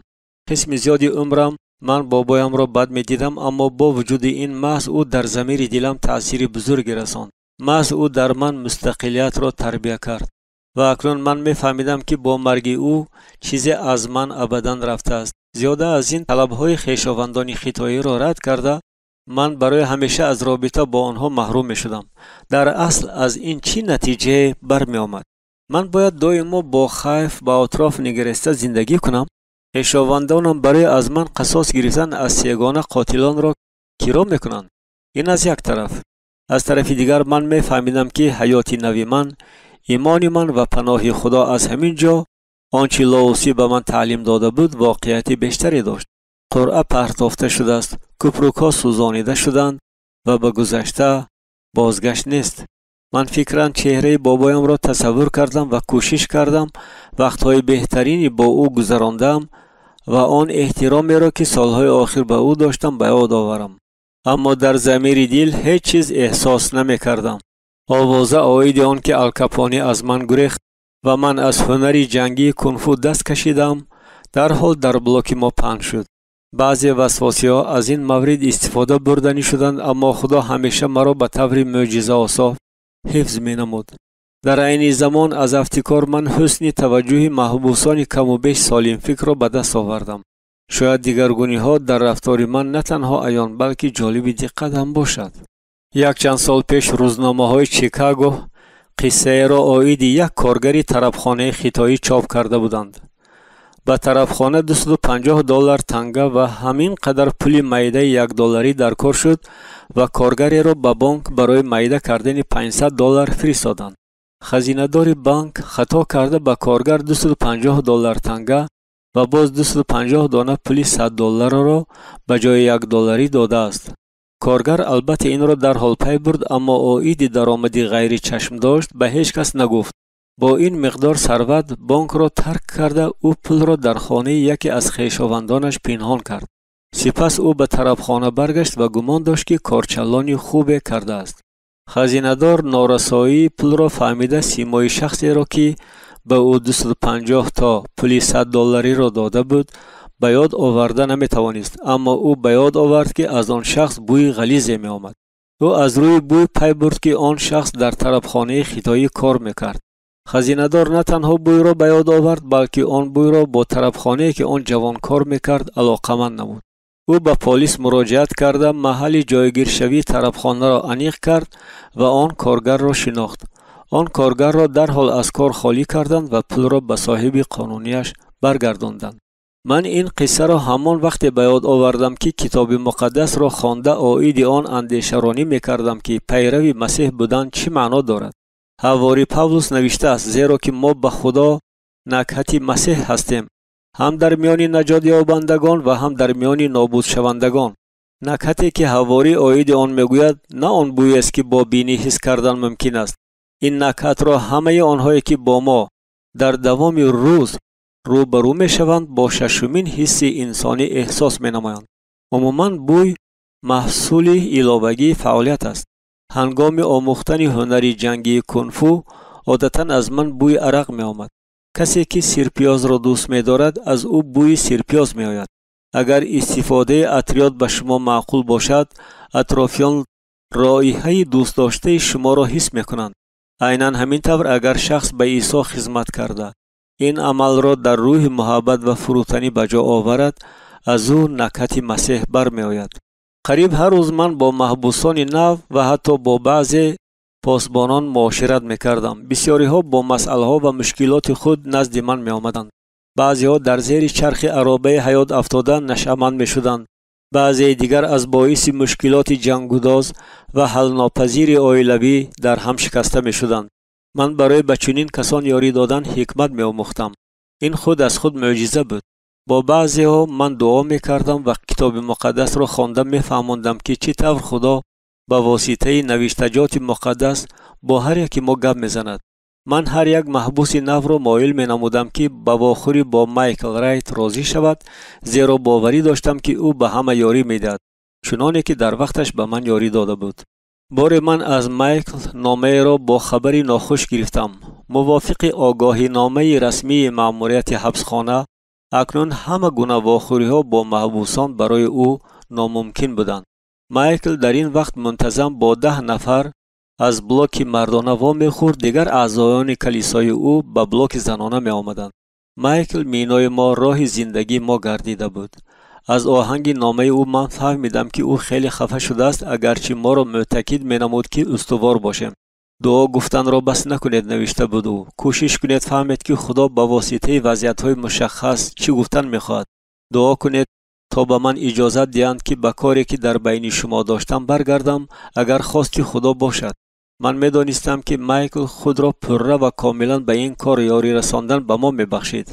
هر دفعه واخوری برای او معنای آن را داشت که او ساکن البیانی سرتومن بریتانیا 2 ساعت در گرمای برایش غیر عادی سفر میکند. در راه بازگشت به مایکل لازم می آمد که در لب راه باز ایستد و از ماشین برآمده اندکی استراحت کند. پس از هر یک واخوری او خمیده قامت شده می رفت، گویا از بار زندگی محبوسانی که حالا با آنها واخورد میانش خم شده باشد. با وجود این مایکل در خدا قوت پیدا نموده از خدمتگزاری خود دست نمی کشید. من به شرافت مایکل حیا دارم. اگر واخوری ها با او نمی بودند من خوشخبر را عائد مسیح نمی شنیدم. من نامه را خوانده در حال گروه مسیحیان را جمع کردم. ما نان شکستیم، عیسی را برای قربانی شکرگزاری نمودیم و بعد در دعا به زانو ایستاده از خدا خواهش نمودیم که مایکل را به خدمت در حبسخانه ما برگرداند. بعد 2 روز آن دعا و مراجعت من به مأموریت حبسخانه عاید واخوری در رابطه با واخوری ها با مایکل مرا جیغ زدند و من عاید تو تنها معلومات های خوب میدهند. تانی گفت پاسبان. همه سخنهای آنها به من تنها عاید آن میگویند که تانی این تانی تا چه درجه دیگرگون شده است. من اکنون مسیحی هستم، یعنی از عالمی بالا زاده شده. شما این را همین طور مینامید؟ و او با دست اشاره معنیداری کرد و خندید. عیناً همین طور جواب دادم. من به او عاید چیزهای بیشتر گفتنی بودم، اما او با من چون گربه با موش بازی میکرد. من خوب میفهمیدم که او مرا به دام کشیده ایستاده است. جناب سردار، من کوشش کردم به زبان یونانی گپ زنم. واخوری ها با مایکل رایت و بسیار محبوسان یاری میرسانند. پاسبان با رومالچه عرق پیشانیش را پاک کرده اشاره نمود که دوام دهم. من باوری دارم که الکی به شما خبر رساندند که اکنون در بلاک ب چگونه آرام است. محبوسان اکنون به شما مشکلات نمی آورند. ظهورات بیرحمی و زورآوری کم شده است. همین طور است. در این خصوص به من دائما خبر می رسانند. پس از شما خواهش میکنم با مایکل اجازه دهید که با محبوسان بازدید نماید. گفتم و در دل به خدا دعا کردم که دل او نرم گردد. پس از 2 هفته مایکل باز اجازت گرفت که با محبوسان بازدید نماید و همه ما خدا را برای اجابت شدن دعاهایمان شکرگزاری میکردیم. و مایکل نه تنها اجازه دادند که به بازدید محبوسان بیاید، به او همچنین اجازت مخصوص دادند که به کتابخانه حبسخانه آمده از کتاب مقدس درس ها گذراند. و این درس ها ریچارد ناکس را با نی راه می دادند. نینوازی ماهرانه او سرودهای همدوستانای ما را هماهنگی می کرد. من آن واخوری ها را هیچگاه فراموش نمی کنم. اما همه این واخوری ها ارزش گرانی داشتند. از مهلت محبوسی 3 ساله من قریب 2.5 سال گذشت. همه گمان می کردند که امروز پگاه مرا از روی عفو یعنی امنیستی آزاد می کنند. و اینک من باز در نزد راهبر بودم. در چهره او تمسخری برایم شناس ویدا بود. با من عاید تو چون پیشتر تنها خبرهای خوب میرسانند. تانی و محبوسان می توانند با این مایکل رایت شمایل بخورند. جناب سردار، تشکر به شما. چرا اون نه عاید آزاد شوی من بلکه در این خصوص گپ سر کرد فکر کردم. من جناب سردار، من توکل کرده گپی او را بریدم. من در فکر آن هستم که کی قرار محکمه عاید عفو من میبراید. نخود من بروی خط عفو شدگان داخل نشده باشم. سردار زهرخنده کرد. خیر، تو میدانی که من با تو مناسبتی خوب دارم و عزتان را نیز راه میدهم، اما در اینجا سخنی سردار قطع گردید در هوا معلق ماند، مثل آن که او از من سخنان شکرگزاری را انتظار بود. اما من تنها خاموشانه به او مینگریستم. تو خودت خوب میدانی که حکومتداران به تو مناسبتی مخصوص دارند. جناب سردار، همه این درس های کتاب مقدس تو بدعت را تعلیم میدهی. برای همین هم عفو نمودن تو را رد کردند. مهلت 3 ساله را پر در حبس میگذرانی. البته برایم علم آور بود، اما من حیران نشدم. مایکل الکی مرا عاید خطر از جانب کلیسای پروسلاوی یونانی که در آنجا موقع استوار داشت آگاه کرده بود. اما من خشمگین شده نمیتوانستم. این برای مسیحی نمیزیبد. حبسخانه یکی از کشتزارهای سفید شده بود که خداوند عاید آنها میگوید و در اینجا برای خدمت میدان فراخ بود. علاوه بر این آمد و رفت مایکل را نیز منع کرده میتوانستند. هر پگاهی در خاموشی پیش از صبح من با خدا گفتگو میکردم. من برای بسیار محبوسان گپ میزدم و در عین حال نامهای آنها را ذکر کرده هرچی مفصلتر درباره‌شان میگفتم. خداوند به بعضی دعاها در حال جواب میداد، اما من هر روز بیشتر غصه میخوردم. صدها محبوسان به نجات احتیاج داشتند. گاها عاید زخمهای عمیق روحی که آدمان مقرری را به قاتلان، تجاوزکاران و وسواسی ها تبدیل میدهند، فکر کرده در سر سینه چون پیش از خروج دل دردی را حس میکردم. در اینجا در حبسخانه مرکزی نیکاسیا در بین افلاسی، شور و غوغا، بوی بد و نقصانهای انسانی شخصانی رو افتاده بودند که حقیقتا از گناه دلریش شده بودند. در حبسخانه استاخانه دوریدگری و سیخ تیپوگرافی بود که در آن محبوسان لیاقتمندترین و اختصاصناکترین کار میکردند. در بین ما بیکار خوجاها نبودند، برای همه کار می رسید و من عادتاً رو به چین و تقسیم خوراک را می سپاریدند. ما یک ریشتراش داشتیم، گیزنت نام عرب. او در استاخانه دوریدگری با کسب خود مشغول بود. تانی دوستم بیا شین. تا به گوشهایش تبسم کرده مرا پیشواز گرفت او. چون هر وقت ریشت را تراشم؟ دوستم امروز من دلیر هستم، اما تو به هر حال با ریشگیرک احتیاطکارانه عمل کن. خیر خودت میدانی که در تمام نیکوسیا هیچ کس ریشی تو را از من بهتر نمی تراشد. ما می خندیدیم و گفتگو می کردیم. گیزنت باشد به کار سر می کرد. من در آینچه خردی کفیده محبوسان را که با اره الکتریکی کار می کردن می دیدم. غلاغله زیاد بود. اسباب ها کار می کردن. آدمان گپ می زدن. سرود می خواندند. دقت مرا کیریاکوس نام یک یونانی قدپس جلب نمود. او خاموشانه در نزد اره الکتریکی می ایستاد. من مدت او را مشاهده می کردم. او به دیسک دور زننده چون جادو شده می نگریست. همه در اطراف با کار مشغول بودند و هیچ چیز را نمی دیدند. گیزنت گپ می زد. اما من ناگاه خواطر شدم. من از کیریاکوس دقتم را دور کرده نمی توانستم و اینک من دیدم که او آهسته دستش را به دیسک دور زننده نزدیک آورد و اره همه انگشتانش را یک پس دیگر برید. انگشتان به فرش افتیدند. کیریاکوس آواز نمی برآورد، تنها می لرزید. من در کرسی تاب خورده نزد او دویده آمدم. حرکت غیر چشم داشتی مرا دیده دیگران نیز کارهای خود را پرتافتند. بسیار یونانیان و عرب ها از این واقعه به دهشت آمده لباسهای خود را می دریدند. کیریاکوس گویا کرخت شده باشد دستش را بالا برداشته نجنبیده می ایستاد. اره الکتریکی چون پیشتر دور می زد و به سر و روی همه خون را می پاشید. شور و غوغا واهمه، هیچ کس نمی دانست که چی کار کردن در کار است. از رخساره های کیریاکوس اشک روان شد. او نالیش کرد. پایهایش خم شدند و او به فرش سنگین پایین فرامدن گرفت. پاسبان که در استاخانه بود فرصت یافته او را نگاه داشت و به یاری جیغ زد. در بستر و سامانی عمومی من انگشتان کیریاکوس را یافتنی شده در بین اره میده‌های پر از خون کفت و کاو می‌کردم. این واقعه دهشت آور بود. این حادثه هر کس را از عقل بیگانه کرده می‌توانست. به کیریاکوس گفته بودند که زنش سبکپا شده است. غیر از این او را از بعضی امتیازها محروم کرده بودند. رنگها و کاغذ را کشیده گرفتند. همه این کاسه درد و عذاب‌های او را لبریز گرداند. چنین حالت‌های خود معیوب کنی در حبسخانه بسیار روی می‌دادند. عموماً زوراوری در حبسخانه پدیده معمولی است، اما من الکی از خونریزی و صحنه‌های دهشت‌آور که پیش به آنها هیچ اهمیت نمی‌دادم سیر شده بودم. اینجا سرچشمه دائمی شدتناکی احساساتی باچکه باروت است. رنجش به آسانی رشته بیکفارفی میشد. بنابراین پیش از آن که تو یگان چیز را فهمی در بلاک الکی ترکیش به عمل می آمد و زد و خورد سر می شد. آن وقت من در کامری خود پنهان می شدم. وقتایی بودند که من به محبوسانی که به عصب من تأثیر می رساندند در می افتادم. قریب همه محبوسان همین طور می کنند. برای آنها زنازنی ها واسطه پس کردن شدتناکی می شود. چنین زد و خوردها به خونریزی نمی گذشتند. بنابراین من می دانستم که چی کار کنم و محض به جنجال های حبسخانه شریک نشوم. تابستان سال 1992 به حد گرم بود و این طبع خیره محبوسان را باز هم خیره‌تر میکرد. آدمان به هیچ سبب عصبانی میشدند و از باعث چیزهای بیهوده به اضطراب می آمدند. بسیاری ها ترکیش احساساتی به جوش آمده را از جمله زد و خورد کلان فلسطینی ها و یونانی ها را انتظار بودند. هنگامی که چنین شد قربانیان بسیار بودند. پس از این گروه های عداوت کننده را عادتاً از هم جدا نگاه می داشتند.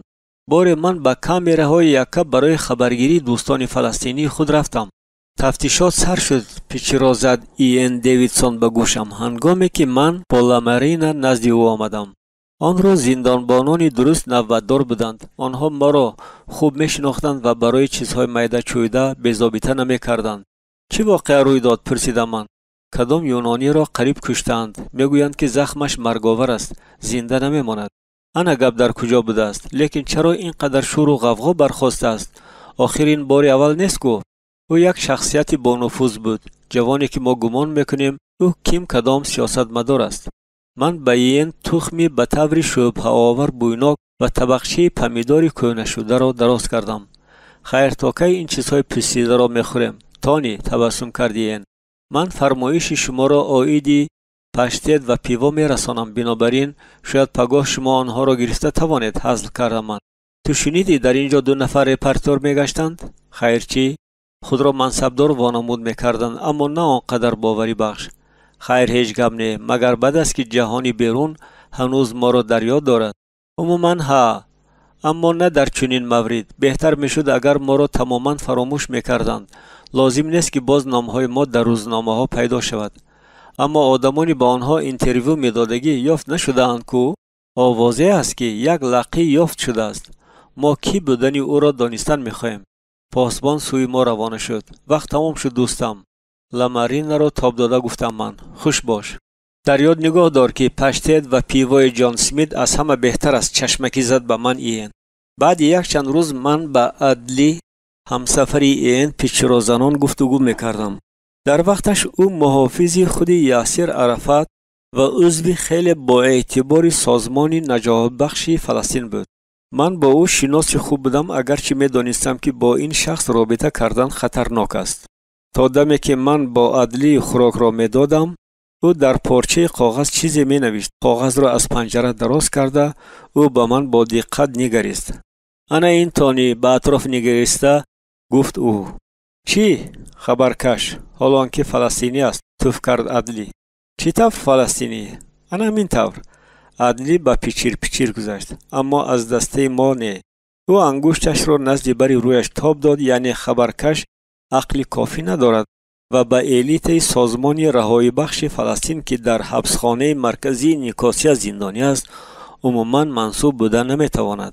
این لقی را همه بد میبینند تانی. ما باید ادبش را دهیم. میفهمی؟ عدلی تو خوب میکنی که من بس کن تانی. گپم رو بریدو. آخر من و تو آشنا هستیم. ما که در اینجا نشستیم گویا دستان و پایهایمان بسته است، اما به او درس عبرت جدی نشان دادن در کار است. خوشبختانه پاسبان به من فرمود که تیزتر خوراک را تقسیم کنم. من پارچه کاغذ را به کیسم پنهان کردم و به عدلی نگاه نکرده لامارین را با آشخانه تیله داده بردم. من به نامه‌ای که در پارچه کاغذ بود نگاه هم نکرده آن را راست به آتش پرتافتم. من هیچ ضرورت ندارم که با او حسابی کنم، اما من باید میدانستم که بسیاری ها محض همین را میخواستند. بعد یک چند روز من در حولی درونی قدم زدم. هوا سلقین‌تر شده بود. این بعد ماه‌های دراز گرمی پر عذاب دیگرگونی خوب بود. از نزد من 2 فلسطینی گذشتند، حسین و یوسف. من به این اهمیت زیاد ندادم. آنها به من سلام دادند. من تبسم کردم و به فکر فرو رفته دورادر قدم زدن را دوام دادم. به نزد آنها برگشته من در جایم مانده ایستادم. او چیکار کرده ایستاده است؟ محبوس یکی جوانتر بود از موی سری شریک خود داشته او را به پس خرک تکیه‌دار پرتافت. بعد به بالایش برآمده بر روی او چسبید. من با دهشت فهمیدم که در دست او الماسی ریشگیری است. من لحظه در جایم شق شده ماندم. همین وقت حسین که محض او بود روی یوسف بدبخت را چون پنیر بریدن گرفت. یوسف خلاص شده نمیشد. خراس میزد. خون هر دوی آنها را آغشته میکرد. ایست، بس کن، داد زدم من و سوی آنها دویدم، اما هنگامی که من نزدیک آمدم حسین الکی غیب زده بود. یوسف بیهوش در خرک دراز کشیده بود.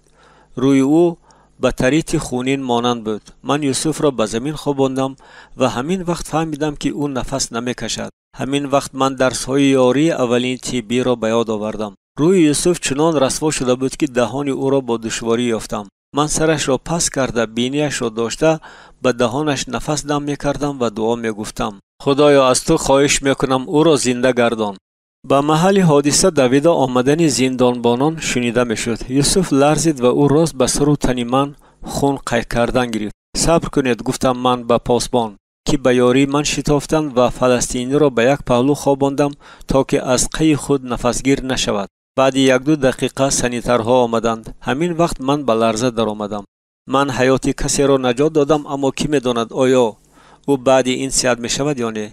در بین چنین بیرحمی و زورآوری من عمیق درک میکردگی شدم که خدا چی طور مسیحیان نو ایمان را حفظ میکند. هر لحظه هر یکی ما را چون یوسف را با الماس ریشگیری تیغ زده میتوانستند.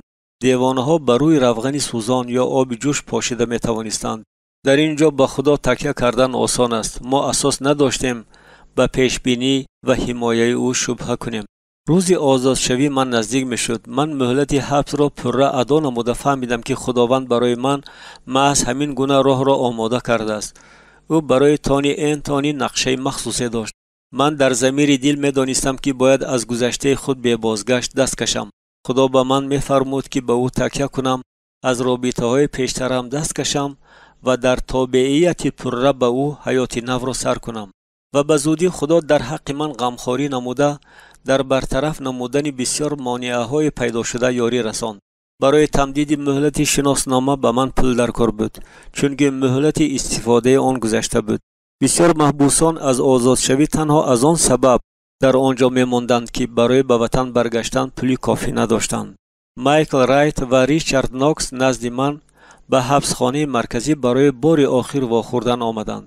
دفعه آینده ما با تو الکی در طرف دیگری پنجره وا میخوریم. تانی تبسم کرد. مایکل: ما با سفارت بریتانیا رابطه کردیم و برایت شناسنامه نو فرمایش نمودیم. غیر از این من به نام تو چیپتر را برای هواپیما در اداره حبسخانه گذاشتم. روز چهارشنبه به تو هر دو حجت را میدهند. من نمیدانستم که منتداری خود را به او چه طور بیان نمایم. ما مدت خاموش نشستیم. مایکل از روی عادت خود تبسم میکرد. زیاده از این چهرهش از خرسندی گویا نورپاشی میکرد. خدا در حق تو غمخواری میکند تانی، گفت او. من به علامت رضا سر جنباندم، اگرچه تصورات نداشتم که مرا در آینده چی انتظار است. من به دوستم کار برینز زنگ زدم. گفت ریچارد: ما زمان همراه در لبنان میسیونری میکردیم. من پیشتر اوید این برادر هلندی و اویلش از ریچارد شنیده بودم. دختر برینز کیرالاین اظهار نمود که هنگامی که به انگلستان برمیگردی تیار است تو را قبول نماید. ریچارد از کیسه‌اش کنورتی خرده را برآورد. در آن صورت اویلوی برینز ها بود. در صورت همه آنها تبسم میکردند. انا این کیرالاین با شوهرش، نام او جان است، نشان داد ریچارد. اینها کودکان آنها، انا 2 ساله و جوشوای خردکک. من پاکی و زیبایی مناسبت های اویلوی این شخصان را دیده ناگاه خود را خیلی تنها حس کردم. ریچارد هنوز اوید برینز ها گپ میزد. آنها در نیو مالدن زندگی میکنند و به کلیسای محلی بپتیستی میروند. آیا آنها میدانند که من کیستم و چه کار کردم؟ با هیجان به اضطراب گپ ریچارد را بریدم من. اما ریچارد صمیمانه تبسم مینمود. در یاد نگاه دار تانی، پس هیچ محکومیت نیست برای آنهایی که در عیسی مسیح هستند و نه به حسب جسم بلکه به حسب روح زندگی میکنند. از کتاب مقدس اقتباس آورده گفت او: برینز ها اویله خوب مسیحی می باشند. آنها تو را محکوم نمی کنند. آنها می دانند که تو را از حبسخانه نیکاسیا آزاد می کنند. محض از همین سبب آنها خواهش پیدا نمودند که تو را در فرودگاه پیشواز گرفته به خانه اشان برند. ریچارد باز کنورت را کشید و از آن نامه کوتاهی را برآورد.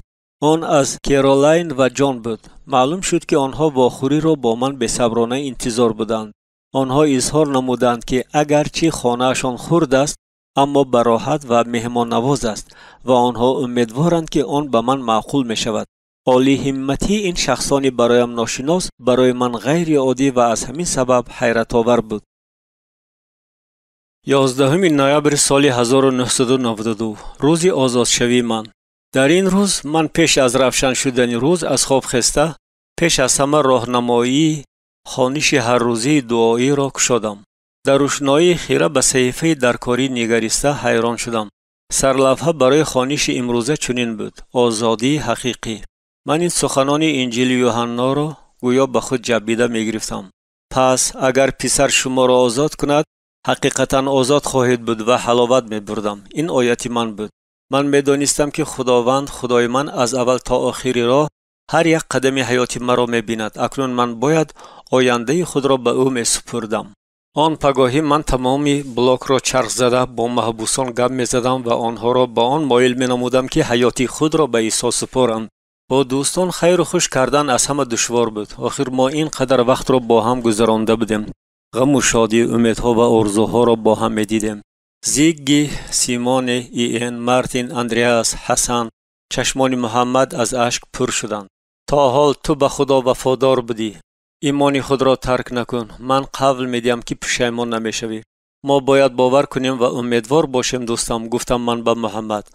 آخر ما آدمان حقیقتا آزاد هستیم. من دستی او را داشتم و به دل جفت کرده او را آغوش کردم.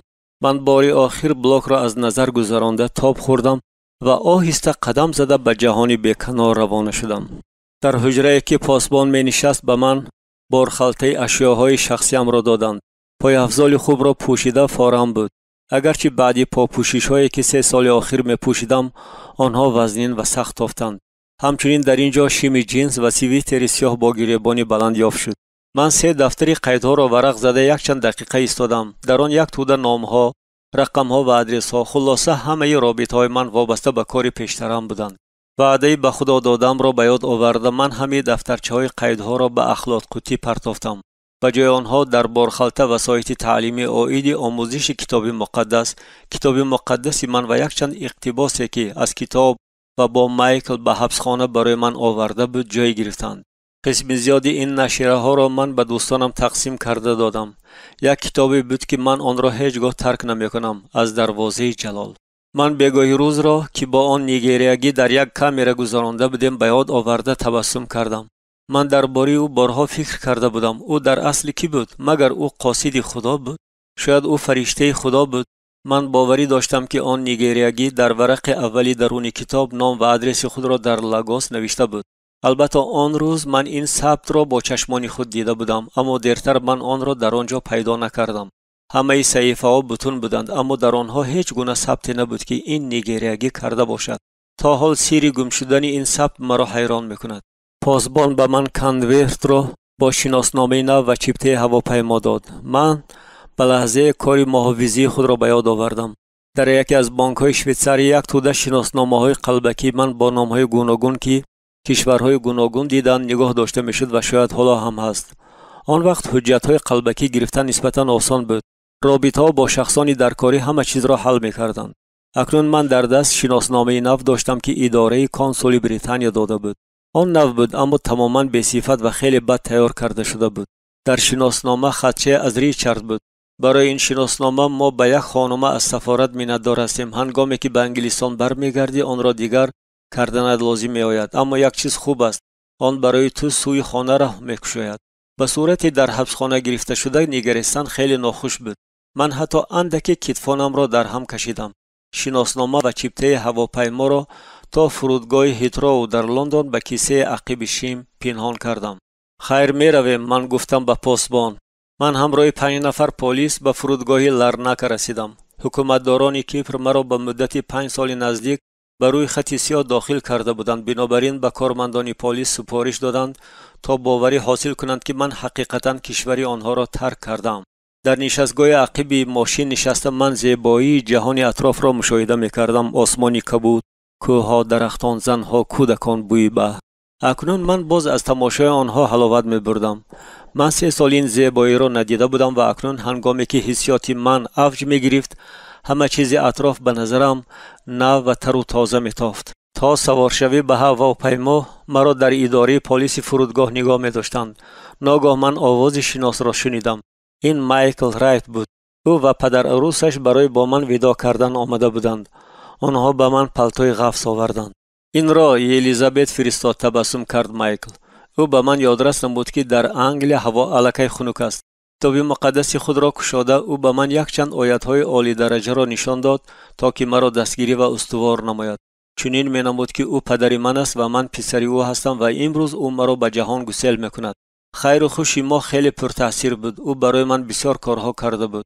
مایکل جماعتی خود را ترک کرده به جستجوی هلاک شوندگان و عذاب کشندگان رهسپار شد. از حیات آسوده و منظم در بین خلقای خود دست کشیده او از روی دعوت خدا به کشوری بیگانه آمد. در اینجا مانعه زبانی، فرقیت‌های مدنی و نژادی را برطرف نموده او به محاربه روحانی درآمد. حبسخانه مرکزی نیکاسیا مکانی بدکرداران است و در روی زمین برای مایکل بر این شخص خوب جای موافق ترین نیست. اما با وجود این او هم در فکرها و هم در عملها به خدا وفادار بود. او هلاک شوندگان را با محبت عیسی دوست می داشت و با آن جایی که ناامیدی و رو افتادگی حکم فرما بود امید و حیات می آورد. آنقدر که من فهمیده توانستم مایکل محض همان کاری را میکرد که عیسی همه ما را به آن دعوت مینماید. او قانع نمودن طلبات‌های خود را یک سو گذاشته برای به من بر این آدمان رساندن خوش خبر اوید مسیح را سپار گردید. مایکل یک نفع معیار مقرر نمود که من باید در آینده هنگام بها دادن ایمانداران در بریتانیا آن را به اساس میگرفتم. متاسفانه این باعث آن گردید که من تصورات‌های خیالی را از دست دادم و تماما رو افتاده شدم. من در طول زندگی بارها با هواپیما پرواز کردم، اما به هر حال آن روز هنگامی که هواپیما از ابرها گذشته بلند میشد، من به روشنایی سیگنال ها در پایان با هیجان مینگریستم. خودی حیات جالب و دلربا بود. من چشمانم را پوشیده تحت صدای یک رنگ محرک ها حیات خود را در 3 سال اخیر به یاد آوردم. من خرسندی میکردم و خدا را برای همه چیز شکرگزاری مینمودم. هنگامی که هواپیما فرود می آمد، دستان و پایهای من از ترس و هیجان می لرزیدند. برای آرام شدن من در دل ترانه 22 زبور را خواندن گرفتم. خداوند چوپان من است، به هیچ چیز محتاج نخواهم شد. در چراگاه‌های سرعلف مرا می‌خواباند، سوی آب‌های راحت افزا مرا می‌برد، جانم را قوت می‌بخشد، به خاطر اسم خود مرا به راه‌های عدالت روانه می‌کند. در وادی ظلمات راه روم هم از بدی نمی‌ترسم، چون که تو با من هستی. عصا و چوب دستی تو مرا تسلی می‌دهد. سفره برای من پیش نظر خصم‌هایم انداخته‌ای. با روغن سرم را تدهین نموده‌ای. کاسه من لبریز است. پس نیکویی و احسان تمام ایام عمرم به من همراهی خواهند کرد و من مدتی دور و دراز در خانه خداوند ساکن خواهم بود.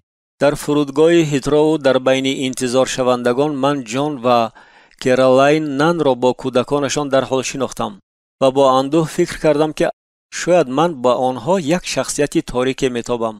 من نام خود را گفته جرأت نداشتم که به چشمان آنها نگاه کنم، اما آنها مرا با آغوش گرفتند گویا من عضو عائله آنها بودم که مدت زیاد گم شده بودم. من چی گفتنم را نمیدانستم. مرا تأثیرات نو به نو فرا میگرفت. من از 3 سالی در کامری تنگ گذراندم. به نظرم همه چیز کلان، بلند آواز و حتی واهمناک میتافت. از سفر با ماشین سرم چرخ زد، اما من به این عائله، به این آدمان عادی که میخندیدند صحبت میکردند و برای خوش پذیرفتن من همه کار را میکردند شکرگزار بودم. در خانه جان من هنوز خود را محدود حس میکردم. سرم چرخ میزد. منزل آنها پر برکت، گرم و براحت بود. بوی یک چیزی با مزه می آمد. در اینجا بسیار صورت‌های عائلوی، کورس‌های براحت بودند و در همه جای فرش بازیچه‌های کودکانه می‌خوابیدند. این برای هر گونه عائله عادتی و معمولی بود، اما برای من تماما غیر عادی و غیر طبیعی بود. جان خانه خود را به من نشان داد و مرا در حجره مهمانان که پیشکی تیار کرده بودند جای داد. از آشخانه آواز کیرالاین شنیده شد. او خبر داد که بعد 15 دقیقه خوراک نصف روزی در روی میز خواهد بود. تنها اکنون من فهمیدم که گرسنه ماندم. در بالای کد نشسته من جای پوش‌های سفید را دست می‌کردم. استامپ‌ها را در دیوار، سچاق‌های تازه و لوازمات شستشویی را که برای من تیار کرده بودند مشاهده می‌نمودم. همش چنان درست و خوب بود، اما من سزاوار آن نبودم. این آدمان هیچ چیز را پی نمیبرند. خود را در آینه دیده فکر کردم. من لباسهایم را به در کرده با آب گرم شستشویی کردم.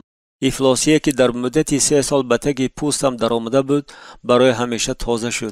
چشمانی دهشت‌آوری به رنگ خون سرخ شده همیشه قربانی می‌جستند. بنابراین تنها شخص احمق تماما لچ شده می‌توانست. آب گرم را نه همیشه می‌دادند. گاه آن را یک چند روز پی هم می‌بستند و هنگامی که صداهای عجیب برآورده از کران کدام یک مائع افلاسی ملرنگ جاری می‌شد، ما برای جای در دوش جنجال می‌کردیم. در پایان موسیقی استریوفونی و تپ تپ پایهای ان صدا می‌دادند. کودک در خانه می‌دوید. پدرش باشد او را به کرسی بلند شناندنی می‌شد. یا پایان فرام مرا در نزد در دیده با تبسم گفت او به من: خودت را چون در خانه خود حس کن. او کودک را برداشت و از جایش داشته الوانج دادن گرفت تا دمی که کودک از وجد چیر راست زد. آنگاه او کودک را راست کرد و با احتیاط به کرسی بلند نزد من شناند. انا به من نگریسته خندید و بعد بازیکنان رویش را با دستانش پوشاند و از سوراخی‌های بین پنجه‌هایش به من نگاه کردن گرفت. کیرالاین با تابه‌ای که بوق می‌برآورد در آمد و آن را بر روی میز گذاشت. من برای تابه را بر روی میز گذاشتنم بخشش نمی‌پرسم تانی. من با حیرت به او نگریستم. تو مهمان نیستی، تو عضو عائله ما هستی، بنابراین خواه ناخواه با آن طرزی که ما خوراک را پیشکش می‌نماییم عادت کن. او با این سخنان حصه های کلان کلانی زاپیکانکای خوشبوی را به طبقچه ها گذاشتن گرفت. جان خدا را برای خوراک شکرگزاری نمود و ما به خوردن خوراک شام سر کردیم. اهل عائله نانها مرا خیلی خوب پذیرایی نمودند، اما از افتکار آنها نفهمیدند که این محیط مقرری عائلوی برای من تا چه اندازه غیر عادی میتافت و با چه گونه دشواری من به آن عادت میکردم. من هیچ گونه تجربه چنین حیات عائلوی را نداشتم. من حیران بودم که آنها به من پوره باور میکنند. هنگامی که جان به کار میرفت، کیرالین در حجره خواب با جاشوه خردسال میماند، من باشم در حجره قبول مهمانان با آن تنها میماندم. من فکر میکردم که نخود آنها تا همین درجه ساده باشند. آخر من در طول حیات خود چقدر زورآوری ها را دیدم و این به اندازه یک قسم شخصیت من گردیده است. آن شوخی و ارکگی میکرد. من پیش از این با کودکان معاشرت نکرده بودم و نمیدانستم که این معاشرت تا چه اندازه مفتون کننده است، اما محض مفتون کنندگی رفتاری طبیعی کودکانه مرا آرام میکرد. بار کیرالین از آن که آن خوراکش را تیز نمیخورد عصبانی شده به بالای میز تایمر را گذاشت. هنگامی که تایمر زنگ میزد، تو باید الکی همش را خورده باشی، اگر نخوری پس تو را جزا دادن لازم میآید، گفت مادر و از آشخانه برآمد. آن به طبقچه شوله جو می نگریست.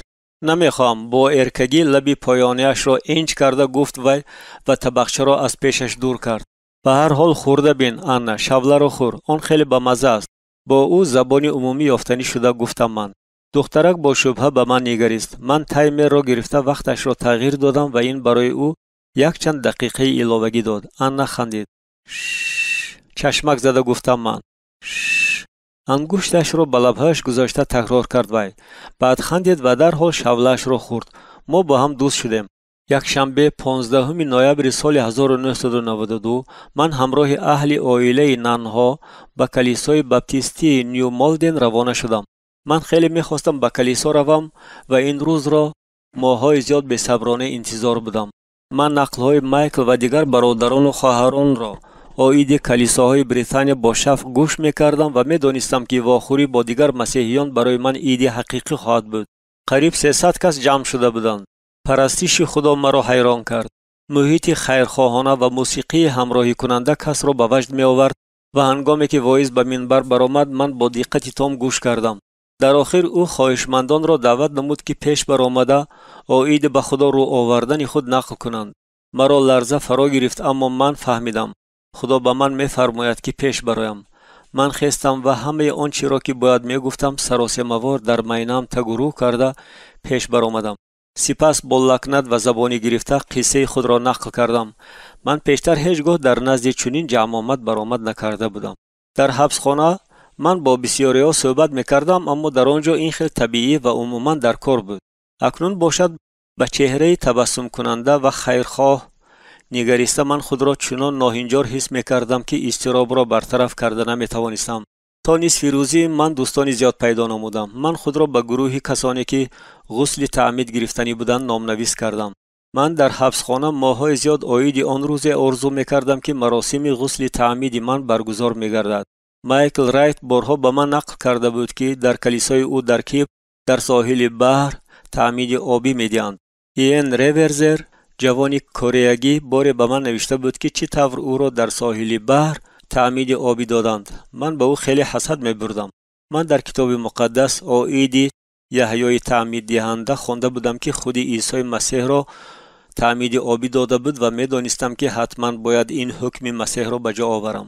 در حبسخانه من مراسمی داشتم که تا حد امکان آن را رعایت می‌کردم.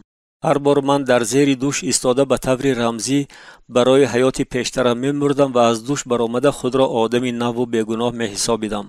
از کلیسا برگشتم من به صاحبان خانه در آرا دادن دسترخوان عیدانه یکشنبگی یاری دادم. نانها 2 مهمان دعوت کرده بودند. فیل و سارا و آنها از کلیسا همراه ما آمدند. هر دو دوستانی خوبی جان و کیرالین بودند. فیل تقریباً همسال من بود. او از دیگران با تبسمی وسیع و دست فشاری صمیمی فرق میکرد. به زودی ما به هم دوست شده. معلوم شد که هر دوی ما دوستداران موتورسیکل می باشیم. سارا به من دست داده به چشمانم نگریست و گفت از شناسایی با شما شدم. ما درباره شما بسیار شنیده بودیم. من خجل شده در جایم قدم زدم. سارا تبسم کرد و سیمای او با نوری باطنی منور گردید. من از جلوی چشمان او مفتون گردیده بودم. نقل‌های او آید آن که خدا چطور خود را در حیات او ظاهر می‌نمود به من معقول بودند. فیل و سارا عیسی را دوست می‌داشتند و بیش از همه من محتاج معاشرت با همین گونه آدمان بودم. بگاهی همان روز من آید سارا فکر نکرده نمی‌توانستم. او یک معجزه بود. هر باری که او را به یاد آورم تبسم می‌کردم. پروردگارا این چیست؟ می‌پرسیدم من از خدا. من به این گونه چیزها تیار نیستم. من نمی‌دانستم که همه این مرا به کجاها می‌برد، اما انیق می‌دانستم که سارا طلا است. او آن بگاه با من چنان مهربان بود که من خواستم به او تحفه پیشکش نمایم. من اسباب‌های خطاطی خوشنویسانه و رنگ را گرفته به کار سر کردم. بعد یک چند روز من به خانه سارا روان شدم. او در پتنی از محل زیست ما خیلی دور زندگی می‌کرد. حیات در حبسخانه مرا خانه‌نشین کرده بود، اگرچه پیشتر هنگامی که محافظ بودم با کارهای مزاجهایم بسیار سفر می‌کردم. اکنون باشد پیش از سفر من خیلی عصبانی می‌شدم. خودی فکر آید اتوبوس یا قطار برای من طاقت فرسا بود. به قریبی من در استاخانه رسام و دکوراتور محلی که در روبروی خانه ننها جایگیر بود به خود کار یافتم. او در آخر روز کاری مزد کاری مرا با پولی نقد می‌داد و من همه مزد کارم را به تاکسی تا پتنی صرف کردم. هنگامی که من به کوچه سارا آمدم دلم قریب از صندوق سینه بیرون می‌جست. من در اینجا چیکار میکنم؟ من در دست استامپ کاغذ پیچ خود و یک دسته گل را داشته می ایستادم. هنگامی که من زنگ در را زیر میکردم دستانم از هیجان می لرزیدند. همراه سارا در این خانه 4 دختری دیگر زندگی میکردند. آنها تجربه آموزان، معلمه های آینده بودند. التجا میکنم سارا، التماس در خانه باش. پیچی راست میزدم من. در را دخترکی قد پستی ملاموی کشاد. هنگامی که من خواهش کردم که سارا را جیغ زنند، او رموز فهمانه تبسم کرد. سارا آمد و من پی بردم که از حجره قبول مهمانان یک چند چهره های کنجکاو نمایان شدند. سارا سرخ شد. تانی، چی بازدید غیر چشم داشت؟ من چی گفتنم را نمیدانستم. من تنها میخواستم به شما این چیز را تحفه کنم. با لکنت سر کردم من. استامپ و گلها را به سارا دراز کرده من الکی خیر و خوش کردنی بودم. استید اندکی به دشواری افتاده گفت او امکان ندارد که شما همین طور روید. اقلا درآمد یک پیاله چای نوشید. من راضی شدم اگرچه هنوز می لرزیدم. این لرزش فاش کننده تنها همان وقت به آخر رسید که من خانه سارا را ترک کرده به نیو مالدن برگشتم. بگاهی من به او زنگ زدم و ما مصلحت کردیم که پگاه به یگان جا رفته یک جای خوراک نصف روزی میخوریم. در دوام یک چند هفته ما باز یک چند بار وا خوردیم. راستی گپ من هنگامی هر یک واخوری خیلی عصبانی میشدم، اما ما اساساً آیید ایمان خود گپ میزدیم و این به من یاری میداد که خود را کم و بیش طبیعی نگاه دارم. از بس که راه من به سوی خدا از حبسخانه از عمق دوزخ گذشته بود، هنگام معاشرت با دوستان نف خود را محدود حس میکردم و خجالت میکشیدم. راه سارا تماما دیگر بود. این دختری زیبا، نیکدل و پاکدامن تمام عمر عیسی را دوست می داشت. من به این حسد می بردم، اما او به من اقرار شد که می خواهد خدا را به طور واقعی درک نماید، چنانه که با من روی داده بود. ولی من سارا را فهمیده نمی توانستم. من آنچه را که خودم از سر گذراندم برای هیچ کس آرزو کرده نمی توانستم. خدا به سارا نه آن طور آشکار گردیده است که به من آشکار شده بود، اما به هر حال من از ایمان کورکورانه او به هیجان می آمدم. سارا هنوز در سالهای کودکی حیات خود را به عیسی بخشیده بود. او آیید خود نقل کرده همیشه تبسم میکرد. همراه پدرم به کلیسایی که او در آنجا موعظه میکرد رفتن به من معقول بود. میگفت او پدرم خادم دست گذاشته کلیسا بود، اما در جماعت ما همه موعظه میکردند. بار بگاهی من آن وقت 10 ساله بودم، همراه او به کلیسا رفتم و چون حاضر در یاد دارم او آیید زمانهای آخر موعظه میکرد. پدرم آیید آن میگفت که آخر زمان هر لحظه فرا رسیده میتواند. عیسی حتما برمیگردد و هر کسی که به او ایمان ندارد برای هلاکت گذاشته می شود. سارا در اینجا درماند و لرزید. تصور کن آخر من حقیقتا هم در بین به هلاکت گذاشته شدگان بوده می توانستم. دوام داد او. من قصه های گوناگون کتاب مقدس را خوانده بودم و الکی آیید عیسی بسیار چیزها را می دانستم. من می فهمیدم که برای نجات یافتن باید به او ایمان آورم. اما من آن وقت الکی به او ایمان داشتم، چنانه که همیشه ایمان داشتم. من تنها از آن شبهه داشتم که آیا درست توبه کردم یا نه. آن بگاه سخنان پدرم را گوش کرده من فهمیدم که باید همان طوری که او به همه حاضران یاد میداد به خدا دعا گویم. من دوام سخنان سارا را انتظار شده به او نگریستم. چشمان او از اشک تر شده بودند. ها تونی. من همان طوری که پدرم یاد میداد دعا گفتم اما هیچ واقعه روی نداد. تماما هیچ واقعه. پیش از این من بارها شنیده بودم که دعا کردن در کار است و آنگاه حیات تو دیگرگون می شود یا در تو چنین حسیات چنان باوری باطنی پیدا می شود که خدا به تو نجات عطا کرده است. اما با من هیچ واقعه روی نداد. هیچ واقعه روی نداد. پرسیدم من و آن بیگاه را در کامیرا به یاد آوردم هنگامی که به دعای صمیمی به عیسی مراجعت نمودم. نه روشنایی زیاد، نه آواز از آسمان، نه یگان خیل از سرگذرانی معجزه آسا، هیچ چیز. و من گمان کردم که یگان کار را نادرست کردم. شاید من سخنان را با ترتیب نادرست به زبان آوردم. شاید دل خود را به قدری کافی فروتن نکردم و دعای من به خدا نه آنقدر صمیمی تافت. اندک تبسم کرد سارا. من 1 سال دراز از این در ترس بودم. دوام داد سارا. شبها در جایگاه خوابیده من به هر گونه خشیرها گوش می انداختم و از همه گونه صداها شاد می شدم. از غیجیراس زینپایه، آواز پستی پدر و مادر، خلاصه از همه آنچه آیدی در خانه بودن پدر و مادر شهادت می داد. گاه من بر دروغ سلفه می کردم. آنگاه مادرم دویده می آمد. یعنی همش خوب است، من تنها نیستم. هنگامی که در خانه خاموشی تام حکم فرما می شد، من می ترسیدم که عیسی الکی همه را نزد خود گرفته است و من تنها ماندم. من با حیرت به سر نگریستم. در آخر من جرأت کرده در این باره با پدر و مادرم گپ زدم. پس از این همش فهمو شد. چی طور؟ پرسیدم من. آنها به تو چی گفتند؟ مادرم فهموند که آنها مرا از روی اولی حیاتم احتیاط می‌کردند و امکان نمی‌دادند به یگان چیز میل پیدا کنم که به روح و جانم درد و عذاب می‌رسانده باشد. عموما حیاتی من به طور کلی دیگرگون شدن نمی‌توانست.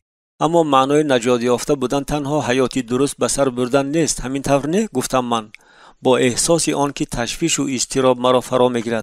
نجات معنای بیشتری دارد. پدرم زندانبان را از فیلیپی که آیید او در کتاب اعمال نوشته شده است به یاد آورد. دوام داد سارا. هنگامی که این پاسبان پاولوس و سیلا را دید که در نتیجه زمین جنبی از زولانه ها آزاد شده بودند، او از آنها پرسید: ای خواجگان، چی باید بکنم که نجات یابم؟ بعد پدرم جواب حواریان را ذکر کرد: به عیسی مسیح خداوند ایمان آور و تو با اهل بیت خود نجات خواهی یافت. علاوه به این آیت کتاب مقدس، پدرم باز بسیار آیت‌های دیگر را به من نشان داد.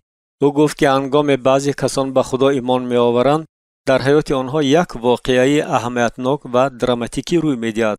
اما این معنی آن را ندارد که با همه باید همین طور شود.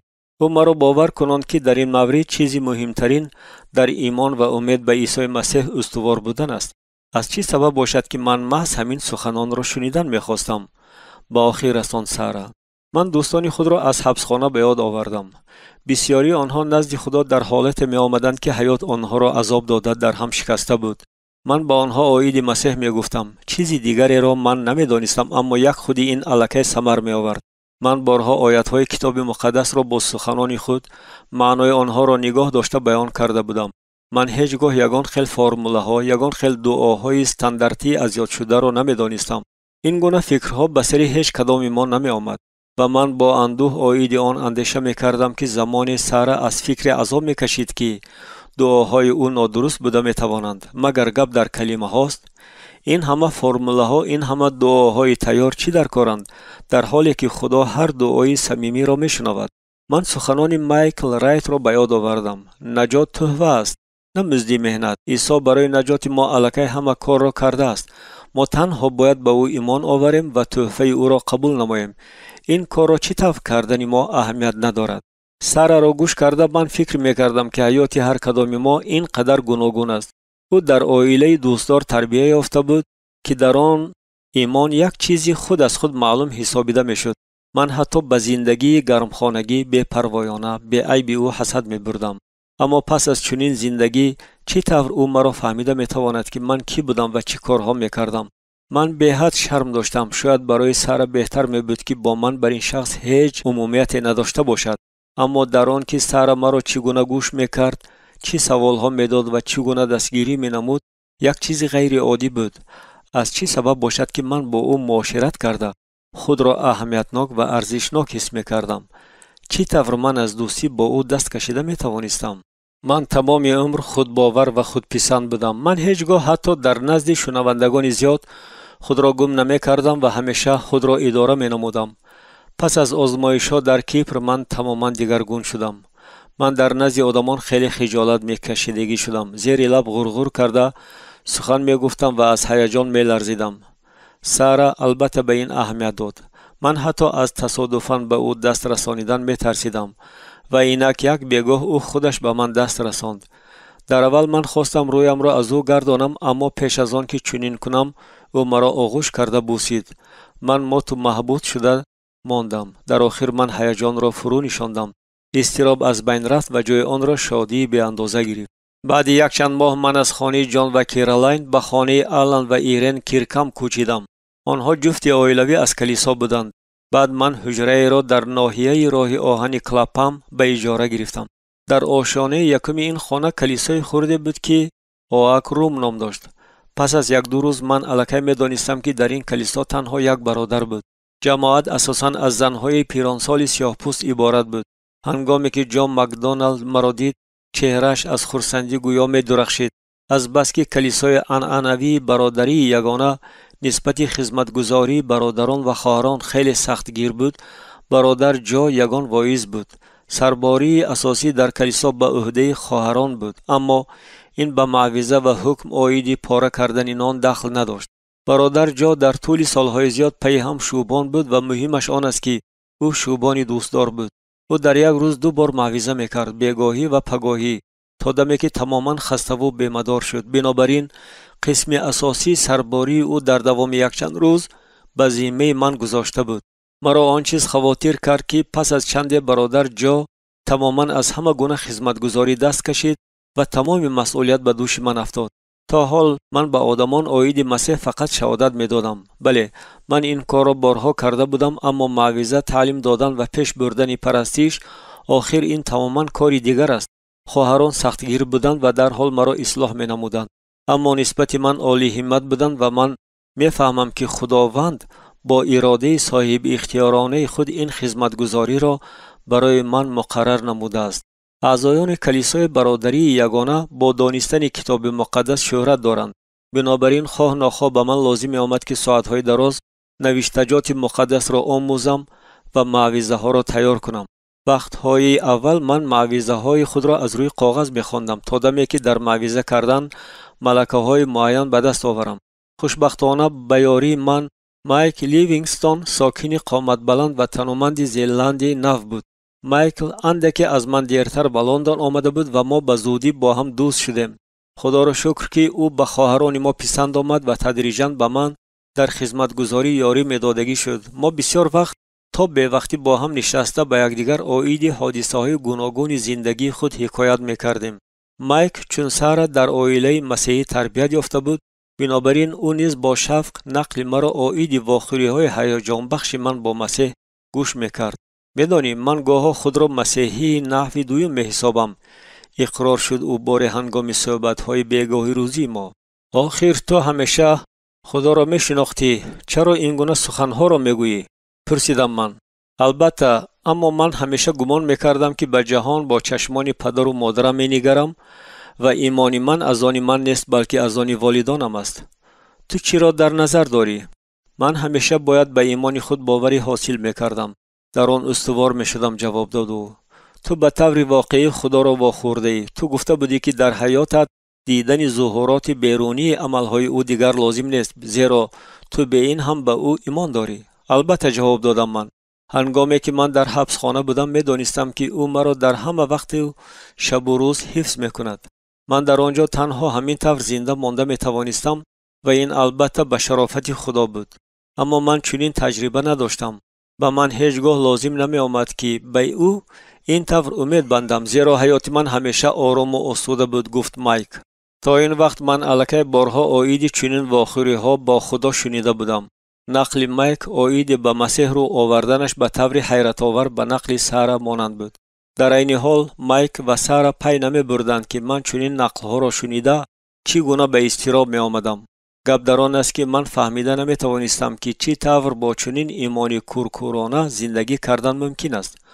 با وجود این مایک و سارا سال به سال خدا را حمد و ثنا گفته و جلال داده، در همه چیز به او باوری کرده و از صمیم دل به او خدمت کرده در ایمان استوار شدن را دوام می‌دادند. خیر چی شده است؟ پرسیدم من از مایک. به هر حال خداوند همیشه با توست. تو با قوه خود هیچ کار کرده نمی‌توانستی.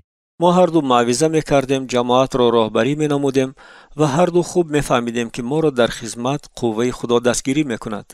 من به تو در همین خصوص گفتن می‌خواهم تونی. تبسم می‌کرد مایک.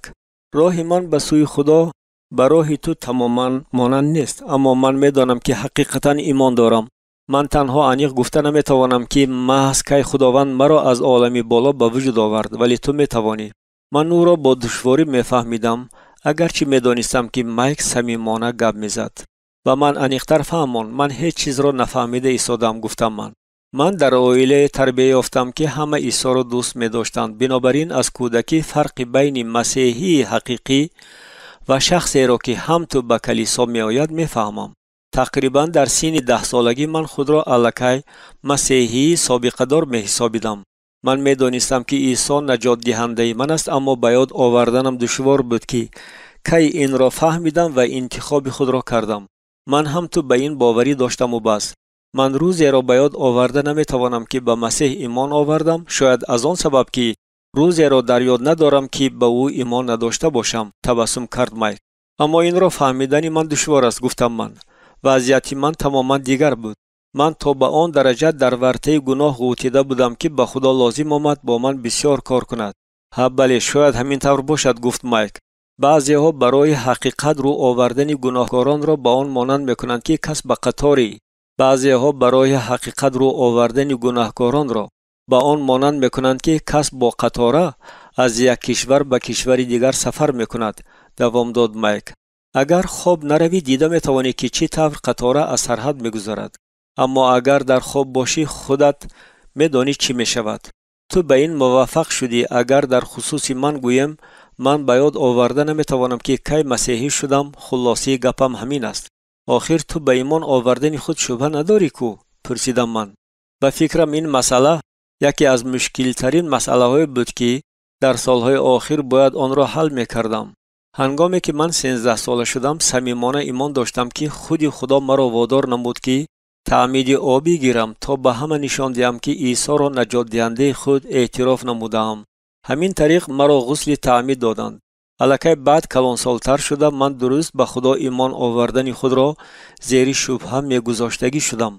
من به یاد آورده نمیتوانستم که محض کی توبه کردم و روز عمیق آن را گفته نمیتوانستم. ماهیت شبهه های من محض در همین بود. خصوصا هنگام با آدمان وا میخوردم که تجربه خداشناسی آنها به تجربه تو مانند بود. من محزونانه تبسم کردم. از این چه خلاصه برمی آید؟ من چنین فکر میکنم که از چنین شبهه ها با دعای دائمی خلاص شدن ممکن است. اگر من از گناه خود بار دیگر توبه کنم چی بدی دارد؟ خندید مایک. غیر از این به فکرم شخصانی که چون تو تجربه در واقعیت بیرحمانه زمینی شناختن خدا را ندارند، دلیل های وجود داشتن او را از نقطه نظری علمی و فلسفی جستجو میکنند. من میدانم که به او ایمان دارم، اما تمام عمر کوشش میکردم که سبب به خدا ایمان داشتن خود را اثبات نمایم. بله، من چنین طرز فکرانی علمی دارم، اما بودن یا نبودن خدا را از جهت علمی اثبات کردن امکان ندارد. موجودیت خدا را به طور تجربوی تصدیق کردن غیر امکان است. در نهایت کار من به چنین خلاصه آمدم. در جهان طبیعی ما مقداری کافی دلیل‌های در ساحه روحانی موجود بودن خدا را داریم. تو چی را در نظر داری؟ پرسیدم من. خیر، پیش از همه این خودی وجود داشتن عالم است. سپس شهادت‌های دیگر ایمانداران. تنها همه این را یکجای کرده با ادراک قدم ایمان را گذاشتن در کار است. خیر، پیش از همه این خودی وجود داشتن عالم است. ما در نیم تاریکی نزد یکدیگر نشسته خاموش ماندیم. من کوشش کردم که گفته های مایکل را درک نمایم. قوه شهادت او مرا حقیقتاً به وجد می آورد. ها، خدا هیچگاه به من از آن جهت هایی که به تو آشکار گردیده است آشکار نشده بود، اما او به هر حال در حیات من معجزه های بزرگ و حیرت آور به عمل می آورد و می آورد. با آخر رسان مایک با آوازی پست. من انیق میدانم که محض او مرا در یک مرحله حیاتم راهنمایی میکرد و برکت میداد. آمین. تبسم کرده گفتم من شبهه نداشتم که محض همین طور است. خدمتگزاری در کلیسا قسم زیادی حیاتی مرا بند میکرد، اما من باید برای روزگذرانی پول کار میکردم. بیرون از کاری کلیسا من از هیچ گونه کار دست نمیکشیدم تا که پولی صورت حسابها را پرداخت نمایم و اندک پول صرفه کنم. گاه کاری سزاوار یافتن آسان نبود، اما من مدتی دراز بیکار نمی نشستم. مدت من پیش خدمت شده کار کردم، بعد با استامپ ها مشغول شدم. در آخر من به ساختارهای محافظی برگشتم. این برای من دشوار نبود، اما در پس آن خطری بازگشت برای حیات پیشتر نهان بود. محافظ عادی بودن به یک اندازه معنای بی‌قدر کردن لیاقت‌های خود را داشت و مزد کارم نیز ناچیز بود، اما به هر حال این کار به من معقول بود، زیرا آن کاری نسبتاً آرام بود. از روی ضروریت خدمت من به کیو گاردنز و دیگر جایهای زیبای اطراف لندن می رفتم. من اهمیت نمی دادم که با کدام واسطه برای روزگذرانی پول می یابم. در هر حالت عیسی و طلبات شهادت دادن عاید آنچه او در حیات من کرده است قوه حرکت دهنده حیات من بود. امکانیت ها زیاد بودند و من هیچ کدام آنها را صرف نظر نمی کردم. راهبریت فیرمی که من در آنجا کار می کردم تجربه گذشته مرا در ساختارهای محافظی زود به نظر گرفت. وظیفه مرا بلند کردند و بعد من زود در منصب بالا رفتم. من از روی وجدان چون برای خدا کار کردن را دوست می داشتم. در جای کاری نو من عاید بهتر کردن کاری فرما تصورات واضح داشتم. به زودی خودم هم پی نبرده من شهرت پرستی پیشتره خود را برقرار نمودم. در دوام 2 سال بیزنس ما با موفقیت انکشاف می‌یافت و فایده هرچی بیشتر می‌آورد. مدت نگذشته من دیرکتور تجارتی شدم و من ماشین خدمتی و در مرکز لندن منزل جدا کرده شد. همچنین باید گفت که ماهانه خوب می‌گرفتگی شدم. من خود را برای آنچه خواستی او میتافت شکر میگفتم. این وقت سارا تحصیل را به آخر رسانیده معلمه شد. ما به توی تیاری میدیدیم. روزهای استراحت را ما در خانه پدر و مادر سارا در اسکس میگذراندیم. برای به دست آوردن دعای نیک آنها من باید از بسیار جهات عقیده آنها را نسبت من دگرگون میکردم. پدر و مادر سارا آدمانی دوستدار و آشکارا بودند، اما من خوب میفهمیدم که برای آنها دامادی پسندیده بودنم از احتمال دور است. آنها برای دختر خود چنین داماد را آرزو نمی کردند. در چنین شرایط یگانه کاری که کرده می توانستم به خدا دعا گفتن بود تا که او با آنها منی نو را آن کسی را آشکار نماید که خداوند روز به روز از افلاسی گناه پاک کرده مرا با آن گونه شخص تبدیل می داد. اما این آنقدر کاری آسان نبود. اگرچه من کنفو را کیها ترک کرده بودم، آن چون پیشتر یک قسمی هستی من بود. بار من در یکی از روزهای استراحت در خانه پدر و مادر سارا استراحت میکردم. من در نقشه داشتم که پگاهی روز دوشنبه به قطاره بروقتی لندن سوار شوم. قریبی های ساعت 5 سحر دیوید پدر سارا خواست مرا بیدار کرده یک پیاله چای گرم دهد.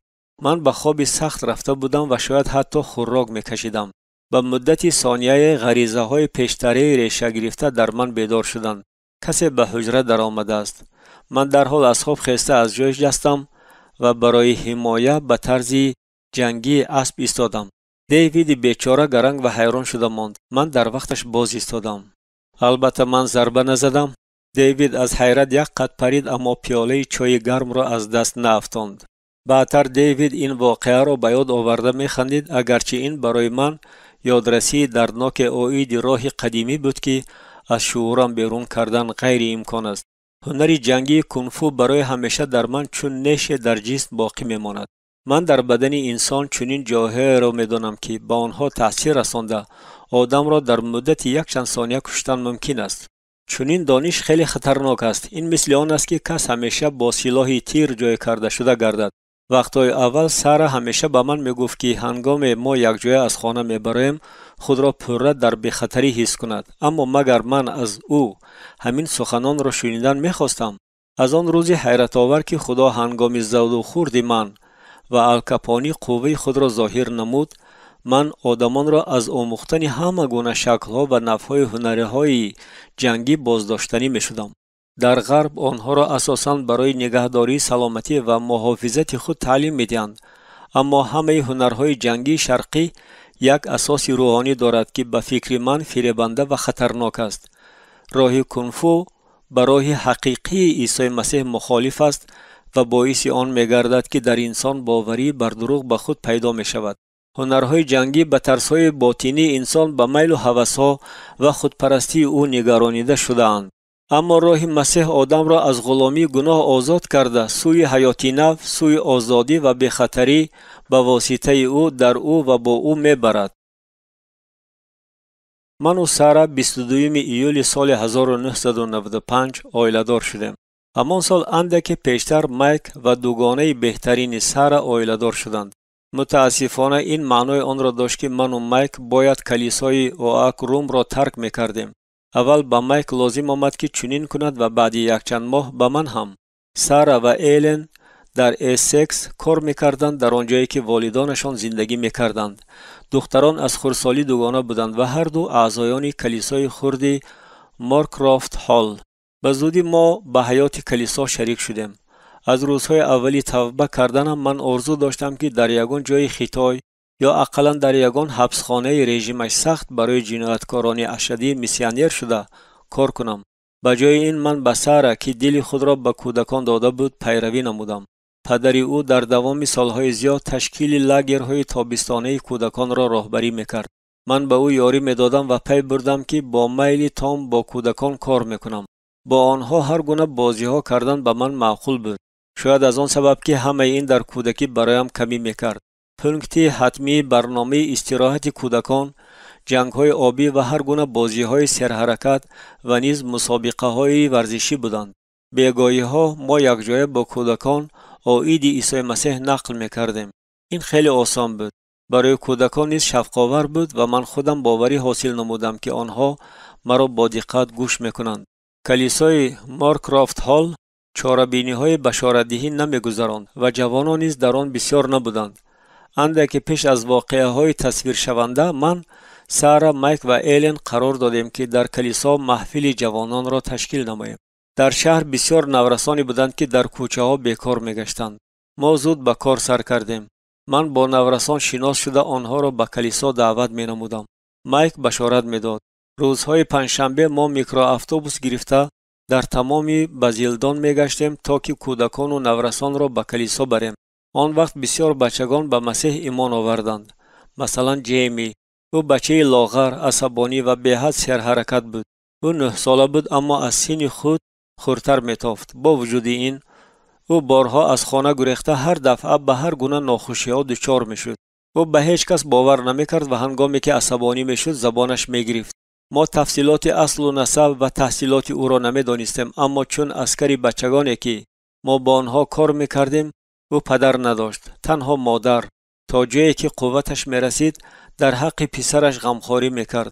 ما کوشش می‌کردیم که تا حد امکان با والدان همه کودکان رابطه برپا کنیم. در عین حال من هیچگاه پنهان نمی‌کردم که مهلتی را در حبسخانه گذراندم. اما در محیطی که ما دور می‌زدیم این شرمندگی زیاد حساب نمی‌شد. بسیاری شوهران یا همخانگان زنها، مادران بچگانی که در وصایت ما بودند، همچنین در حبسخانه‌ها شیشته بودند و اکثر مادران برای یاری در پیشگیری تأثیر ویران کننده کوچه از ما می‌ندار بودند. جیمی هر هفته به محفل جوانان ما می آمد. بعد چند او با دادر و خواهرش جان و مندی می آمدگی شد. اکنون من بسیار وقت به خود سوال می دهم که اگر جیمی در آن دوره دشوار حیات خود آن دستگیری را که در محفل جوانی ما بود پیدا نمی کرد، تقدیر او تا چه اندازه بد شده می توانست. بیکی واتسون جوان دختری زیبایی بود که ما او را هر هفته از بیلرکی می آوردیم. اعضایان محفل جوانان ما هرچی کلانتر می شد. بنابراین تدریجاً ما برای آوردن کودکان و نورسان با یک میکرواتوبوس و 2 ماشین سبکرو می برآمدیم. بار بیگاهی پیش از سرشوی بازی من ناگاه با تأسف به یاد آوردم آوردن بیکی را فراموش کردم. بردن بازی را به یاردمچیان سپردم. من به اصلاح نمودن خطای خود شتافتم. با ملکه‌های ماشین رانی اکستریمالی تکیه کرده من راهی 20 دقیقگی را در مدت خیلی کوتاه‌تر طی نمودم. خیریت که بیکی هنوز نرفته بود. او هنوز مرا انتظار بود اگرچه خنک خورده بود. دختر عالی همتانه مرا بخشید. این در خصلت او بود. در ماشین ما صحبت کردیم و من از او روی روز پرسیدم: به هر حال آیا تو به عیسی مسیح ایمان داری؟ خاموشی شدتناک فرا رسید. هیچ کس و هیچگاه از او در این خصوص روی راست نپرسیده بود. او راست به پیش نگاه میکرد. من باشم از راه چشمم را نمیکندم. ما خاموش بودیم تا دمی که به ماشینگاه ماشین‌های کلیسا در آمدیم.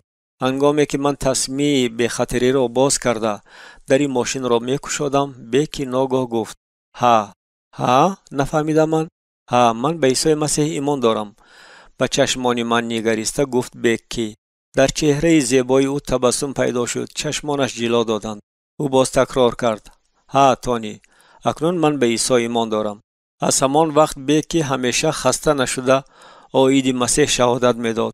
در این حال او همیشه نقل میکرد که یک بیگاهی خوب در ماشین من به خدا ایمان آورد. من باشم خرسند بودم که جرأت کرده به او سوالی روی راست دیدم. بیکی حالا هم چون پیشتر بشارت میدهد. او این کار را چنان ساده و طبیعی به جا می آورد که تا حال همچون سرچشمه الهام من باقی میماند. بسیاری دیگران نیز بودند که دلهای خود را به عیسی میکشادند و عید او بیشتر دانستن میخواستند. ما این جوانان را روزهای سه شنبه برای آموزش کتاب مقدس به خانه‌مان دعوت میکردیم. ما حجره خالی نداشتیم، بنابراین 10-15 نفر جوان پسران و دختران در حجره مهمان قبول کنی ما می نشستند. در تنگی اما بی خفگی. عموما این وقت خیلی خوب بود. در این زمان کارهای من در ساختارهای محافظی زود پیش می رفتند. من همیشه به پیش نگریسته عملهای خود را 10 قدم پیش از رقیبان به نقشه گرفته می توانستم و این باعث بالاروی در منصب و زیاد شدن مزد مهنتم می گردید. من هنوز هم در دل عید آدمان جهانی که عیسی را نمی شناختند غم می خوردم، اما اکنون به عقب نگریسته می فهمم که مرکز حیاتی روحانی من الکی همان وقت دیگر شدن گرفت. من و سر خود را گمراه می کردیم که گویا خدا به ما بسیار می دهد تا که به او بیشتر خیرات کرده توانیم. اما در اصل تماما این طور نه، بلکه تماما برعکس بود. من هرچی بیشتر با کار مشغول می شدم و این مرا از سر، از کلیسا، از خدمتگزاری که خدا مرا با آن دعوت می نمود، چنانه که من آن را کاملا عمیق می فهمیدم، دور می کرد. من خودم نفهمیده به کسی تبدیل می افتم که اکنون مسیحی به دام آسوده کنی خود افتاده می نامم. هنوز یک چند سال پیش من چنین مسیحیان را تحسین نمی کردم و با آنها بهای خیلی بد می دادم، اما اکنون خودم چنین کرده بودم. از لحظه به انگلستان آمدنم من در آرزوی آن بودم که یک جزء کلیسا شوم.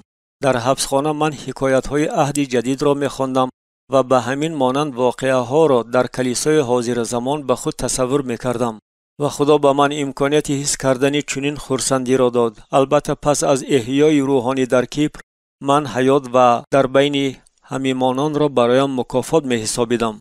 اما وقت می گذشت و بسیار کلیساهایی که من با آنها می رفتم مرا بیش از پیش ناامید می کرد. برادران و خواهران می توانستند یکدیگر را دوست دارند، شادباش گویند و نرمدلی ظاهر نمایند، اما عموما همه آنها بیشتر به کارها و احتیاجات خود توجه داشتند. آنها البته در حق بینوایان، عذاب کشندگان و احتیاجمندان دعا می کردند، اما تنها بعضی ها خواهش داشتند که بیرون از کلیسای خود بشارت دهند. در انجیل مرقس عیسی به پیروان خود می گوید: به تمام عالم بروید و انجیل را به همه مخلوقات موعظه نمایید. فرموده عیسی چنانه که در آن وقت بود حالا نیز همون گونه است.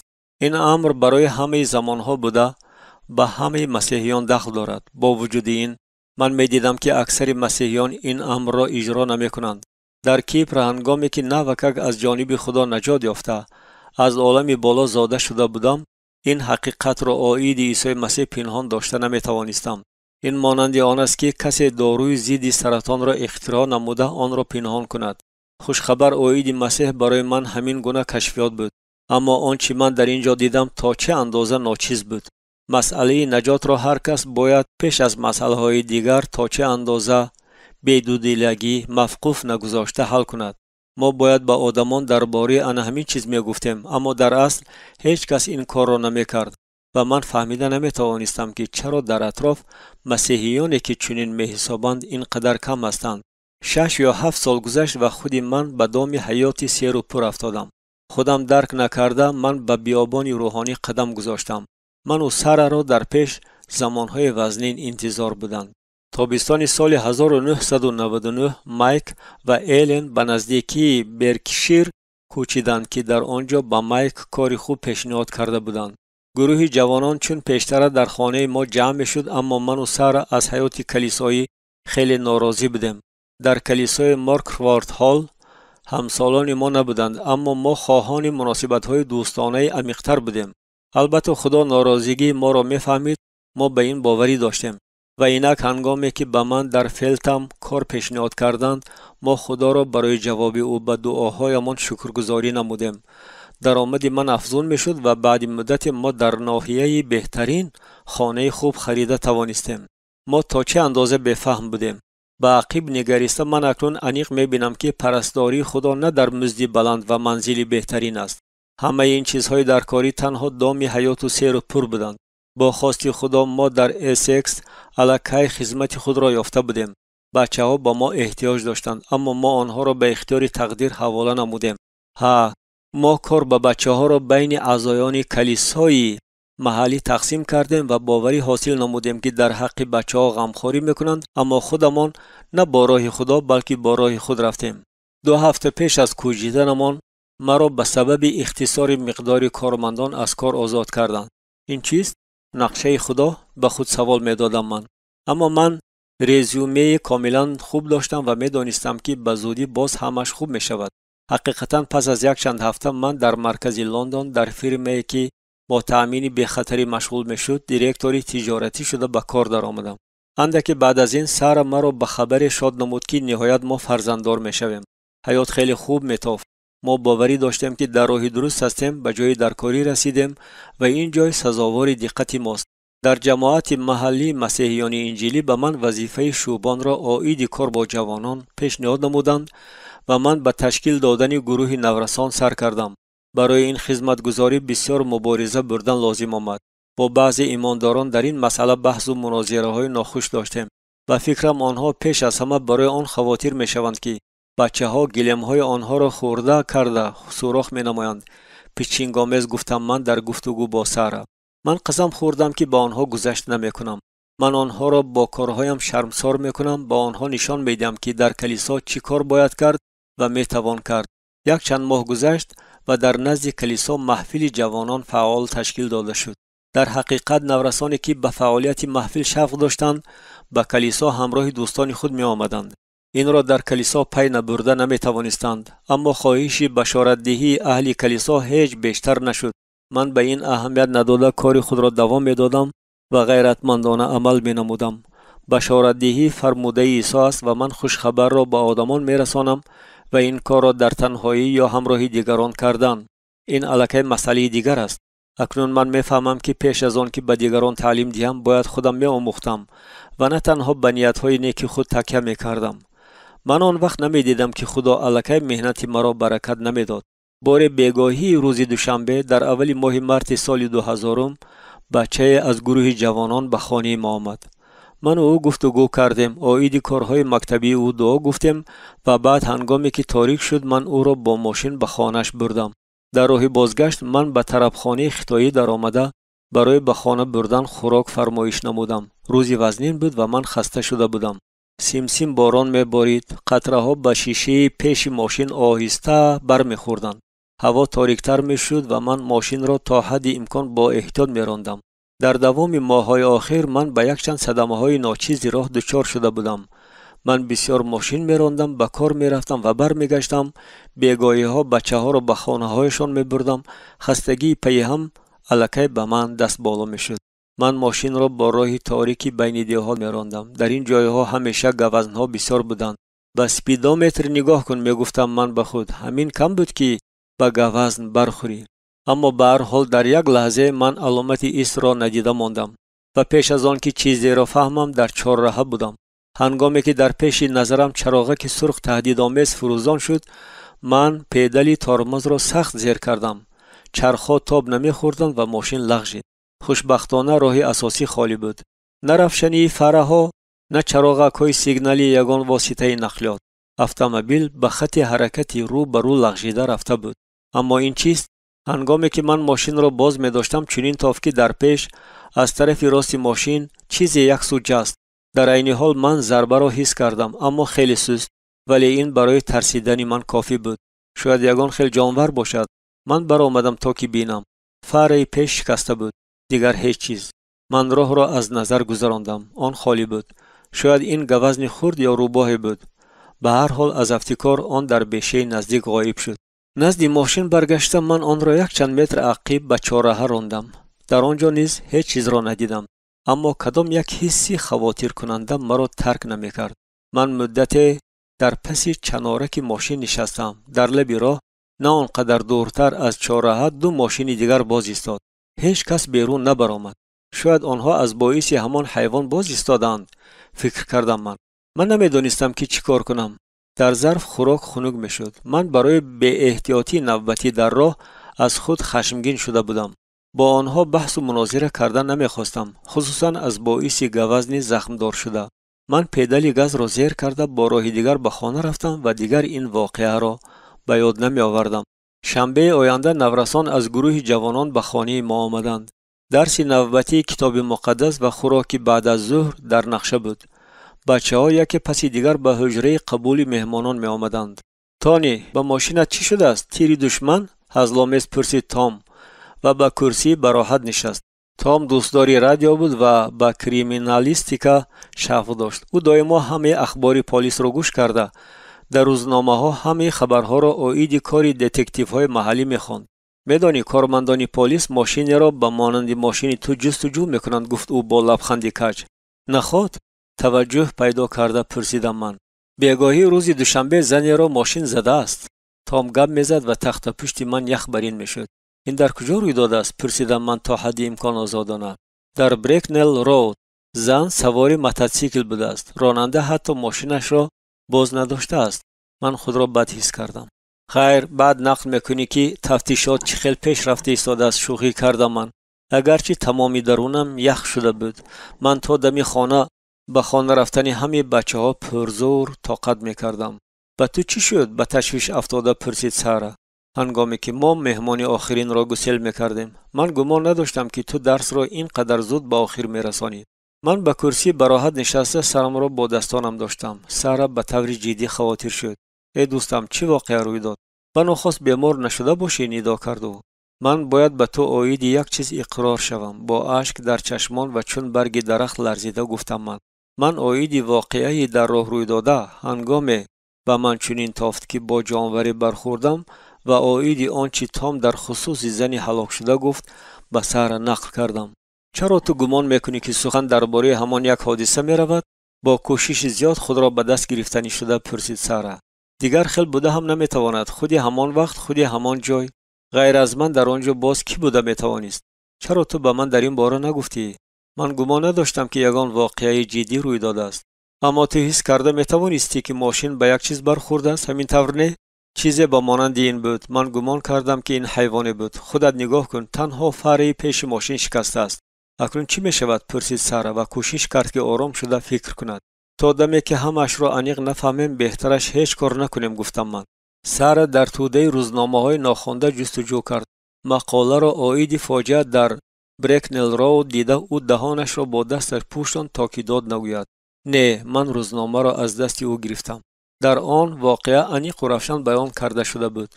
بیگاهی روز دوشنبه تقریبا در ساعت 10 در بریکنل رود موتورسیکل را که از چهارراه میگذشت ماشین زده است. زنی که موتورسیکل میراند در نتیجه ضربه ها به بوتزار افتیده دیرتر در آنجا ففتیده است. او سرور گروهی با اسکاوت های محلی و مادری دو فرزند بوده است. آن بیگاه او از جمع آمد به خانه برمیگشته است. بعد در روزنامه خبر داده میشد که راننده ماشین نامعلوم از جای واقع غیب زده است و اکنون دتکتیو ها امید دارند که جنایتکار را میابند. من به لرزه در آمدم. سارا مثل آن که کودکانمان را حمایه میکرده باشد شکمش را داشته میگریست. اگر من زن را زیر کرده باشم مرا به حبسخانه میشنانند، گفتم من. اما این تنها فلاکت، تصادفی بدبختانه است، ندا کرد سارا. زن مرده است. ناامیدانه فریاد زدم من. خواه تصادف باشد خواه نه، به هر حال مرا به حبسخانه میشنانند. ما تا شب گفتگو کرده عاید آن محاکمه رانی کردیم که از احتمال دور است که خدا ما را باز به حبسخانه فرستادنی باشد. البته او ما را از این رهایی میکند. ما یک جای بسیار دعا کردیم. خداوند عیسی ما را نجات ده و حفظ نما. ما از خدا التماس میکردیم اما درخواستهای ما حقیرانه بودند. ما خواهش میکردیم که او نخواستی خود را بلکه خواستی ما را به جا آورد. ما ناحق بودیم و آسمان ها جواب نمیدادند. ما قرار دادیم که هیچ چاره نمی اندیشیم. بعد یک چند روز ما ماشین را در автосервис ماندیم. من مکانیک را فریب داده گفتم که به ماشین در ماشینگاه ماشین ها آسیب رساندند. در автосервис برای مدت تعمیر به ما ماشین دیگر دادند. من سارا را به مکتبی که او در آنجا کار میکرد بردم. از آنجا راهکی شده من به واسطه آینه نمای قفا دیدم که پلیس دوچرخه سوار سارا را نگاه داشته با او گپ زده ایستاده است. برگشتن لازم آمد. از افتکار من حتی از سارا زیادتر خواطر شدم. سارا آن پلیس را میشناخت. پسرچه او در صنف سارا تحصیل میکرد. با ماشین شما چی شده است میپرسید او از سارا هنگامی که من نزد آنها آمدم. سارا خواطرآمیز به من نگریست. من آن را در автосервис ماندم جواب دادم من. خیلی خوب تبسم کرد پلیس. حاضر ما عیناً ماشین شما بر این ماشین را جستجو داریم. در ناحیه قریب 500 همین گونه ماشین به قید گرفته شده است. یکی از آنها به صدمه اتومبیلی دچار شده. در نتیجه آن شخص هلاک شده است. کاش که سارا خود را نگاه داشته تواند. خیلی آزرده خاطر شده فکر کردم من. خوشبختانه پلیس به زودی از پی کارهای خود رفت. پس از این واخوری من در حال به خانه برگشتم و معلومات نامه تلفنی را گرفته به جستجو در آمدم. من میفهمیدم که به بدبختی کلان دچار شدم. به ما ادوکات در کار بود. روزی دیگر سحری بر وقت در خانه امان را سخت کوفتند. من از جایگاه جسته خستم و به پایان شتافتم. هنگامی که در را گشودم به خانه 5-6 کارمند پلیس با سگ‌ها در آمدند. سارا که به ترس افتاده بود در زینه پایه نمایان شد. کارمندان پلیس به ما اوردر را برای حبس نشان دادند و بعد در خانه کفت و گفت گذراندند. ستیل‌های اخلاط ما را کفته دیدند و کامپیوتر را از خط برق کندند تا که با خود برند. سارا خاموش بود. هنگامی که کارمندان پلیس من و سارا را با ماشین‌های گوناگون می‌تکاندند، پرده‌های خانه‌های همسایه‌ها می‌جنبیدند. دل من بی‌حضور می‌شد. آه من چیکار کردم؟ اکنون چی می‌شود؟ با سارا چی می‌شود؟ او این را چه خیلی از سر می‌گذراند؟ در اداره پلیس ما را جدا نگاه می‌داشتند و برای پرسکوف به حجره‌های گوناگون بردند. ما می‌خواستیم که همه واقعه‌ها را چنانه که بود نقل کنیم، دیگر هیچ گونه دروغ. هر دوی ما می‌خواستیم همه جزئیات این واقعه دهشتناک را بیان نماییم. خود پرسکوف مرا آنقدر به تشویش نمی‌آورد. من مردن می‌خواستم. من تنها آید زنی که کشته بودم فکر می‌کردم. چون بشارت دهنده من باید آدمان را نزد عیسی می‌آوردم تا که او با آنها حیات نو عطا نماید. اما من چیکار کردم؟ من سببگار مرگ زنی ناشناس بیگناهی شدم. مثل من او بعد کار با جوانان به خانه برمیگشت. او در خانه 2 فرزند داشت. اگر او مسیحی نباشد چی؟ این معنی آن را دارد که من او را از امکانیت به دست آوردن حیات ابدی محروم نمودم. من از خدا التجا می نمودم که جای مرا در آسمان ها به آن زن دهد و مرا به عمق اسفل السافلین فرستد. من حیات خود را می دادم اگر این او را زنده کرده می توانست. خداوند نگاه خود را به من روانه کن و مرا به دوزخ انداز. التجا می کردم من از خدا. پلیس ها با ما همدردی می کردند. در آنجا وضعیت را درست بها دادن می خواستند. تفتیشات نشان داد که من سرعت را بلند نکرده بودم، بلکه از باعث باریدن باران راه لغزانک شده بود.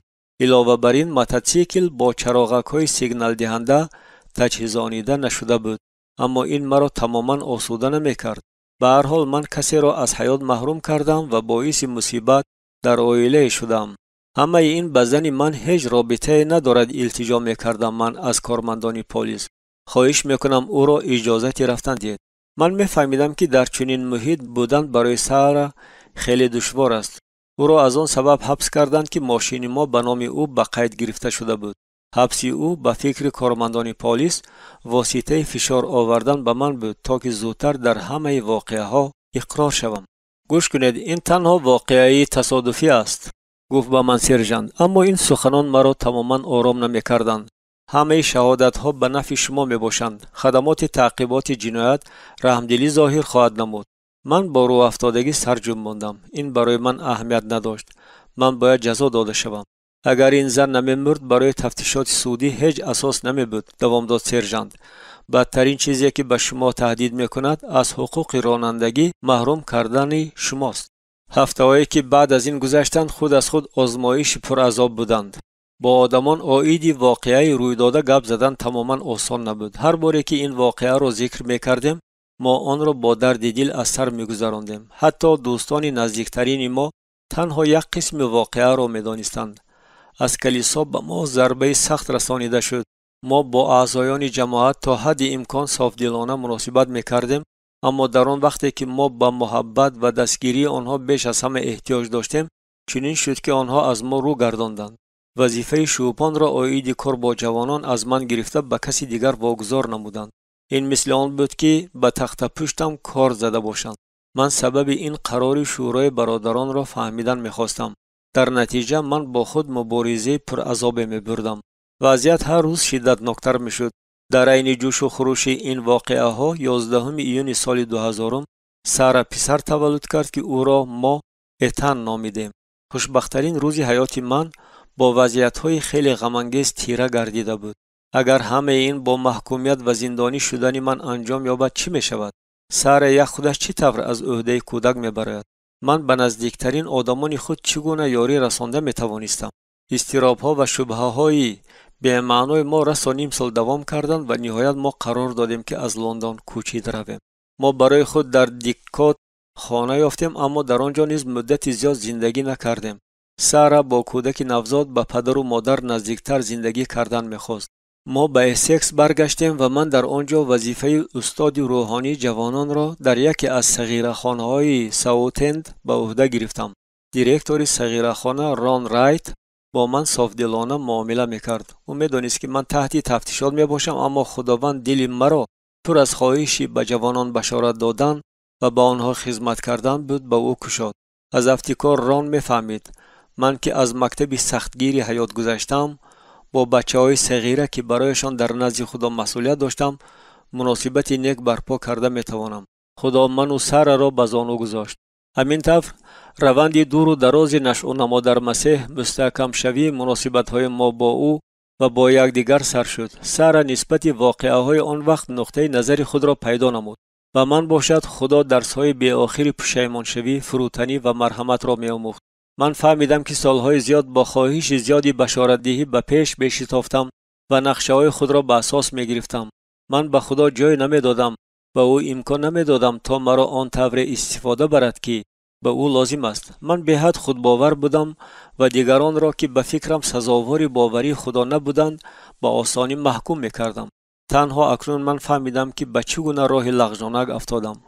بار اول در دوام تمام تاریخ مناسبت‌هایمان من و سارا از صمیم دل یکجای دعا گفتن را سر کردیم. موضوعهای دعاهای ما تغییر یافتند. اکنون دعاهای ما درخواست‌های خودپرستانه نبودند که خدا آنها را برای ما باید اجرا کند. اکنون ما خود را پرره به دست او سپاریده از او خواهش می‌کردیم که به ما مرحمت نماید تا نقشه‌ها و مقصدهای او را فهمیده توانیم. با وجود آن که سارا سالهای زیاد در نزد خدا قدم گذار بود، با وجود آن که من خدا را به طور حیرت آور در حبسخانه کیپر شناخته بودم، ما چنین می‌حسابیدیم که در زینه پایان‌ترین مناسبت‌ها با خدا می‌باشیم. هر ماه عاید پرونده ما مجلس‌های داوری گزارنده می‌شد و هر دفعه جزئیات نو آشکار می‌شدند. ما منتظم با ادوکات‌های خود وا می‌خوردیم. سارا چنین واخوری‌ها را طاقت فرسا می‌حسابید. ریاکارانه بودن تمام نظام داوری مرا حیران نمی‌کرد، اما سارا را به دهشت می‌آورد. شاهدان عاید پرونده ما دروغ می‌گفتند. ادوکات‌ها باشند به ما مصلحت می‌دادند آنچه را گوییم که به حقیقت هیچ مناسبت نداشت. همه این با بهانه ضرورت در مرافعت دست بالا شدن ما کرده می‌شد. همه از ادوکات تا پروکورور گفت و شنیدها و سازش‌ها می‌کردند. اما چرا همه‌اش را چنانه که از گفتن ممکن نیست می‌پرسید سارا از ادوکات خود. او از سادگی سارا می‌خندید. ما در یک جای قدم زده به بالای یک گناه دیگری را ضم کرده ایستادیم. با رو افتادگی به من نگریسته گفت او: من خودم نمی‌دانستم که چیکار کنم. من این سیستم را نه کمتر از سارا بد می‌دیدم. باری دیگر به من فهمانید. مراجعت کردم من به ادوکات خود. به طور مشخص مرا در چه عیبدار می‌کنند؟ عیبنامه رسمی چنین است: به احتیاطکارانه اداره کردن واسطه نقلیات که باعث هلاک شدن شخص گردیده است و عملها با مقصد تحریف نمودن روش تفتیشات. جواب داد او به من: جزء آخر به آن وابسته است که شما به آن پلیس دوچرخه سوار دروغ گفتید. علاوه نمود او. علاوه بر این پروکورور می تواند شما را در آن عیبدار کند که شما در جای واقعه نایستادید و عاید فلاکت خبر ندادید، اگرچه دو عیبدار کنی آخر نه آنقدر اساسناکند. من از رو افتادگی انگشتانم را سخت فشردم، اما این عیبدار کنی مقرری است. تانی به هر حال از همه آنچه انتظار شدن ممکن است بهترینش همین است، گفت ادوکات. آن به مدت طولانی زندانی شدن را استثنا میکند. به هر حال شما را به قتل محکوم نمیکنند. با سر چی می شود درونم یخ برین شده پرسیدم من. هر دو داور مصلحت کردند و بعد ادوکات سارا به من مراجعت کرده گفت اگر شما اقرار شوید که دیده و دانسته تفتیشات را گمراه میکردید، سارا از مسئولیت آزاد کرده می شود و من باوری دارم که او را سفید میکنند. آخر او در حقیقت هم به هیچ کس دروغ نگفته است، گفتم من با رو افتادگی. من فریب کرده بودم. سارا هیچ چیز نگفته است. با درک تمامی بی‌معنایی گفته هایم علاوه نمودم من. ادوکات ها در ورقه های خود به کفت و کاف در آمدند. اما پلیس از افتکار دیگر چیز را میگوید، گفت یکی از ادوکات ها. او شهادت میدهد که محض سارا به او دروغ گفته است. هنگامی او پرسیده است که همان روز ماشین وی در کجا بود. این سخنان را شنیده سارا لب پایانیش را گزید. ادوکات دست او را سیله کرد. تشویش نکشید سارا. از احتمال دور است که هنگام مرافعه داوری در این خصوص اظهار نمایند. وجدان شما صاف است، بنابراین هیچ گونه مشکلی نخواهد بود. ما دقیقه خاموش نشستیم. تانی باز یک چیزی دیگر است. ناگاه با آوازی پست علاوه کرد ادوکاتی دیگر. به این اهمیت ندهید، هم می شود، اما به هر حال باید دانید. من الکی می دانستم که او چی میگوید. این واقعه یک چند هفته پیش روی داده بود. من از اضطراب و شرمساری هنوز به خود نآمده بودم. یکی از مزاجان عالی منصبی کمپانی ما از من خواهش کرد که برای او در یک طربخانه یونانی لندن واخوری کاری تشکیل کنم. هنگامی که من به آنجا برای بند کردن جای زنگ زدم، لازم آمد که با یک شخصی دغل هوابلند گفتگو کنم. من برای بگاهی فردا 6 جای نشست فرمایش کردن میخوام، گفتم من. آیا این امکان پذیر است؟ البته ممکن است چنین جواب بود. با معلومات شما میرسانم که اینجا طربخانه است. من از چنین عکس‌العمل حیران شدم، اما گپم را دوام دادم. مرا وظیفه‌دار نمودند که یک شخص اهمیتناک را پاسبانی کنم، گفتم من. آیا برای من میزی بهترین را بند کرده نمیتوانید؟ همه جایهای نشست ما بهترین میباشند، گفت آن دغل و با آوازی پست زیر لب علاوه نمود. تو چی گفتی؟ من گفتم که همه جایهای نشست ما بهترین میباشند. من گپی تو را شنیدم. تو خودت همین طور گفتی. من یونانی را میفهمم و میدانم که تو حاضر مرا حقارت دادی. آه تو بدذات. سوالهای ابلهانت به دلم زدند. میدانی به کجا رفت؟ گفت او خشمگینانه. حیرتی مرا خشم عوض نمود. آن در درونم مدت زیاد جمع میشد و اکنون چون جین بیرون برآمد. از دهانم سیلاب حقارت‌های بالاخانه‌دار یونانی بیرون آمد. من گویا از عقل بیگانه شده بودم. گویا که یک چند سال آزادی در مسیح نبودند. من باز تانی پیشتر شدم.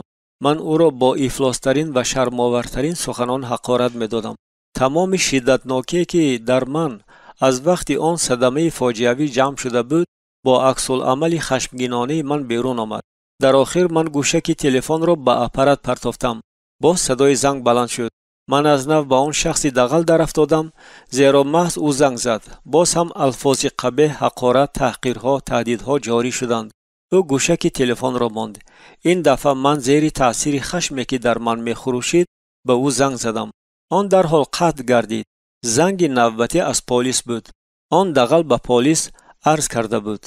ادوکات به من کدام یک حجت را داد. تانی در حق شما چنین عریضه آمده است. من خیلی خجل و شرمسار شدم و به سر نظر افکندم. من میفهمم که از نقطه نظر شما این گپی به معنا میتابد، اما چنین عیبدار کنی به اندازه زیاد عیبدار کنی اساسی را که با صدمه اتومبیلی رابطه دارد وزنین میگرداند. من از کرسی جسته خیستم. تمام کار چپه و راسته شده بود، اما من چون پیشتره عاید آن زنی که نابود کرده بودم، عاید کودکانی که صغیره مانده بودند فکر میکردم. داوری در اول ایون سال 2001 برگزار گردید. پیش از سرشوی مرافعه ما با ادوکات‌های خود مختصر مصلحت کردیم. هر دوی آنها دلپرانه رفتار می‌نمودند، اما من خود را بیمار حس می‌کردم و عصبانی بودم. بیهوده تشویش نکشید، گفت ادوکاتی من. همش خوب می‌شود. به شما وعده می‌دهم که شما را تنها از حقوق رانندگی محروم می‌نمایند و با بعضی کارهای جمعیت فایده‌ناک یا عموماً به مهلت شرطی محکوم می‌کنند. من و سارا در کرسی داوری شوندگان نشسته بیان پرونده خود را می‌شنیدیم. تقریباً بعد 1 ساعت داور به نتیجه گیری گذشت، اما پیش از آن با ادوکات ها یک مقدار مسئله های دویم درجه را محاکمه نمود. من بی‌ضابطه شدن گرفتم. چی شده ایستاده است؟ در آخر داور اعلان نمود که مجلس داوری با برآوردن حکم عاید پرونده من از باعث ضرورت تحقیقات من بعد موقوف گذاشته می شود. من به سارا نگریستم. او به مثل من حیران شده بود. او اندک تبسم کرده دستم را فشرد. او رنگ پریده و خسته حال می‌تافت. من به او چی دردهایی رساندم؟ آیا او مرا برای به این گونه عذاب‌ها روبرو کردنم بخشیده می‌تواند؟ سارا اینتانی از جای خزید، گفت داور. سارا خست و من پی بردم که زانوهایش می‌لرزند. داور گفت که او در آن عیبدار حسابیده شده است که عاید صدمه اتومبیلی فهمیده در حال به پلیس خبر نداده است. سارا خاموشانه سر می‌جنباند. او استوار و قوی بود، اما من می‌دیدم که انگشتان او رنگ پریده شدند و او به اختیار به پیش تخته چسبیده گرفت. من سستی به اندازه را حس کردم. شما به 120 ساعت کارهای برای جمعیت فایده‌ناک محکوم کرده می‌شوید. با آخر رسان داور مرحمت چینید. سارا نشسته و پشت کرسی تکیه کرد. چشمانش اشکبار بودند. او خودداری را از دست نداد، اما من در دل با خشم و آشفتگی مبارزه می‌بردم. من با سرزنش به ادوکات او نگریستم. او سر جنباند. یعنی خودم نمی‌فهمم که چرا این طور شد. مرافعه تکراری عاید پرونده ما 29 ایول برگزار شد. از بس که سارا حکم خود را در مجلس گذشته داوری الکی شنیده بود، باید از پس شیشه خیره در جای برای مردم مخصوص جدا کرده شده می ایستاد. در کرسی حکم شوندگان تنها من بودم. سوی دیواره شیشگی نگریسته من سارا را ندیدم، اما دانستن آن که او در آنجاست مرا دستگیری میکرد. ناگاه از پس دیوار چهره کسی نمایان شد. من با دقت نگریسته او را شناختم. من او را پیشتر دیده بودم. او در هر یک مجلس داوری حضور داشت. او جوانی تقریباً 18 ساله بود. مویهای سیاهش کوتاه قیچی زده و چشمانش فرو رفته بودند. او به من چشم دوخته بود. من به طرف دیگر نگریستم و از عالم گلوگیر شدم. احتمال او پسر زنی هلاک شده بود. نخود او را من صغیره کرده باشم. چهره او از پس شیشه غایب شد. بعد چهره دیگری پیدا شد. او دخترچه بود. من الکی سوی او نگریسته نمیتوانستم. گویا درون و بیرون من چپه و راسته میشد. اگر به سخنان ادوکات خود باور کنم، من از اینجا سفید شده میبرایم، اما من هیچگاه از حس عیبداری خلاص شده نمیتوانم. من چهره آن جوان را فراموش کرده نمیتوانم. مجلس داوری سر شد و ادوکات ها گویا آب را در هاون میکوفتند. این سخنان را همه در محکمه الکی شنیده بودند. برآمدی حمایه کننده مرا عصبانی میکرد. او تنها کار خود را دوام میداد، اما من او را برای آن بد میدیدم که او مرا بررچی بیچاره بیگناه قلمداد مینمود. من دائما عاید فرزندان آن زن که در پس شیشه خیره بودند فکر میکردم. هیچ کس تمام وزنینی گناه و درد دلم را فهمیده نمیتواند. سپس پروکورور برآمد کرد. این دفعه او معلوماتی از اینترپول گرفته شده را خوانده داد و آن فکت را بیان نمود که من در گذشته در کبر زندانی شده بودم. ادوکات من در حال اعتراض بیان نمود. این با پرونده داده شده هیچ رابطه ندارد جناب داور، گفت او. داور اعتراضی او را رد نمود و ادوکات مجبور شد که در جایش نشیند. مرافعه دوام داشت. من قریب نمیشنیدم که آنها چی میگویند.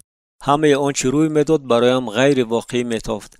من در نزد خدا عیبدار بودم و مردن میخواستم. نهایت هنگامی که به خواندن حکمنامه سر کردند، در تالار مجلس داوری خاموشی حکم فرما گردید و صدای گریه کسی شنیده شد. مرا به مدت 15 ماه از آزادی محروم نمودند. автофургони сиёҳи полис дар паҳнои оксфордшир ҳаракат мекард.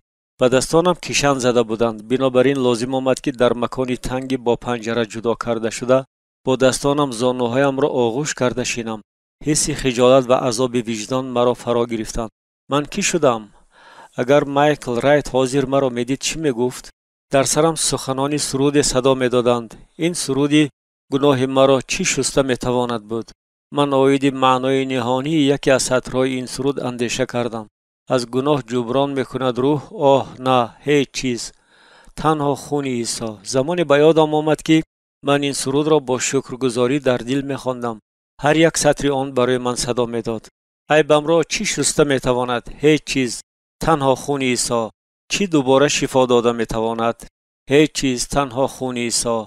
چی گونه گرانبهاست خونی که مرا پاک نمود؟ آن از بحرها قوی تر است. هیچ چیز، تنها خون عیسی. حقانیت سخنان این سرود تا عمق دل تأثیر میرساند. از رخساره های من اشک‌ها جاری می شدند. من تمام سالهای عمری با شعورانه خود را فکران از نظر گذراندم. من گناهکاری بودم که خدا نجات داد و حفظ نمود، اگرچه من سزاوار این نبودم. اکنون چنین برمی آمد که من همه چیز را از دست دادم. من اکنون نقل کرده نمی توانستم که خدا با من چی کرد. من برای شهادت دادن آیید عیسی مسیح سخن نمی یافتم. آیا اکنون انتظار آن شده می توانستم که باز اسلحه خدا می شوم؟ من قرار دادم که دیگر در خصوص او گپ نزنم، ولی خودم هیچگاه از خدا دلخنک نمی شوم. برای من او همیشه واقعیتی بحث ناپذیر بود و هست، اما اکنون من سزاوار آن نیستم که نام او را به زبان آورم. من سرم را برداشتم، محکوم شده دیگر را دیدم. در افتافورگان از محبوسان تنها 2 نفری ما بودیم، من و او. او بچه سرتراشیده بوده، در ابرویش حلقه کلان داشت. او به من تبسم کرد. این تبسم گویا می گفت که غم نخور دوستم، همش را پسی سر میکنی. او هیچ چیز را نمیفهمید. من نه از باعث حبس شدنم غم میخوردم. من در هر گونه حبسخانه حساب خود را مییابم. پس از حبسخانه نیکاسیا مؤسسه پشیمانشوی بیلینگدون برایم استراحتگاه میتافت. اما من حبسخانه خود را داشتم. وجدان من از باعث شرم و عیبداری به حبس افتاده بود. احوال من هیچگاه اینقدر بد نشده بود. در دوام 8 ماه آخر حبسخانه بیلینگدون باید خانه من میشد. هنگام داخل حبسخانه شدن من از همه رسمیت های ضروری آرامانه گذشتم. تفتیش شخصی، صورتگیری، گرفتن پی انگشتان، همه این به من شناس بود. در اینجا در بیلینگدون حبسخانه روشن بوده، بویناک نبود. آن از حبسخانه نیکاسیا چون آسمان و زمین فرق داشت. من به کامری افتادم که در آن 2 محبوس دیگر بودند. هنگامی که زندانبانان شرایط را به من میفهماندند، ساکنان کامره در حال به آنها شکایت ها و طلبات خود را پیشنهاد نمودند. این کامره نه اخلاطوده است، گفت یکی از آنها. کی به کامره ما تلویزیون میگذارند؟ نیم ماه پیش وعده داده بودند. هر 2 نفرت مرا آوردند. شاید آنها گمان میکنند که اینجا در استراحتگاه میباشند. در مقایسه با نیکاسیا اینجا باغچه بچگان است. در بلاک گشت و گذار کردم. من محبوسانی را دیدم که بیلیارد و تنیس بازی میکردند. در اینجا کامپیوترها، تلویزیونها بودند. گفتن ممکن است که تمام شرایط فراهم آورده شده است. من به کت خود دراز کشیدم. کت نه آنقدر وسیع بود، اما در اینجا اقلاً کورپچه و کمپل بود و باید گفت که تب تازه. من جرأت نمی کردم آید سارا و ایتان فکر کنم. احتمال اکنون سارا مرا بد میبیند. بعد آنچه من با او کردم، من خودم خود را بد دیدم. اکنون من چگونه شوهر هستم و از این پس من چگونه پدر میشوم؟ شاید برای پسری من این داغ برای تمام عمر میشود. سارا قریب هر روز به من نامه می نوشت. کتاب مقدس و یک چند کتاب دیگر را به من رساند. او در نامه ها مرا روح بلند میکرد، اما به نفع خودش. من با او واخورده نمیخواستم. سارا موافق حکمنامه در مغازه محلی خیریه به کار سر کرد. البته او یک خودش با کودک دشواری میکشید، اما هیچگاه شکوه نمیکرد. او حالا همراه ایتان در خانه پدر و مادر زندگی میکرد، اما منزل ارزان اجاره‌ای را میجست. این آنقدر آسان نبود. از بس که من در حبسخانه بودم، دولت به او چون به مادری تنها یاردم پولی خوب میداد، اما به هر حال برای اجاره منزل‌های نزدیکترین اطراف پولش نمیرسید. من یک چند عائله ها را که در سالهای اول به اسکس آمدنم با آنها کار میکردم به یاد آوردم و ترسیدم که برای سارا تنها حجره برای 2 کس در کدام یک گوشه دور یافت می شود. هفته ها پی هم می گذشتند، اما من به فکرهای خود غوطه‌ور شده آیید بشارت دادن فکر هم نمی کردم. برای رفتار نمونوی مرا به کامره یکه گذراندند. اکنون من از آرامی نسبی حلاوت می بردم، چون که در بیلینگدون هیچگاه آرامی نیست. اما از همه بدتر آن روزهای بودند که محبوسان پیروی جماعی غیر معمولی را به بلاک اساسی سر می دادند. این در یک هفته 2 بار روی میداد. در کامره های محبوسان دیگر را قفل کردند. محبوسان پیروی جماعی غیر معمولی را همه بد می دیدند.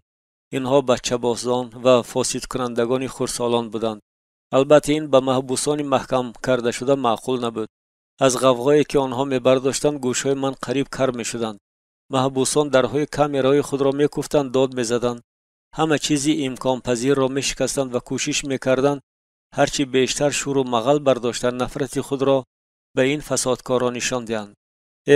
اگر به من امکان می‌دادند که با یکی از این منفوران یک به یک واخورم. به کف دست خود مشت زده با خشم گفت لنی. در گذشته در حق من نیز همین طور میگفتند. گفتم من: نه، تو تماما به این ناقص العقل‌های وحشی مانند نیستی. خشمگینانه به هوا مشت زده میگفت لنی: مانند هستم. عموما من با لنی راضی بودم. هنگامی که من آیید این آدمان و آیید پسری خود فکر میکردم، پوست بدنم مرغک میدوید. نفرت به چنین آدمان برای من فهماب بود.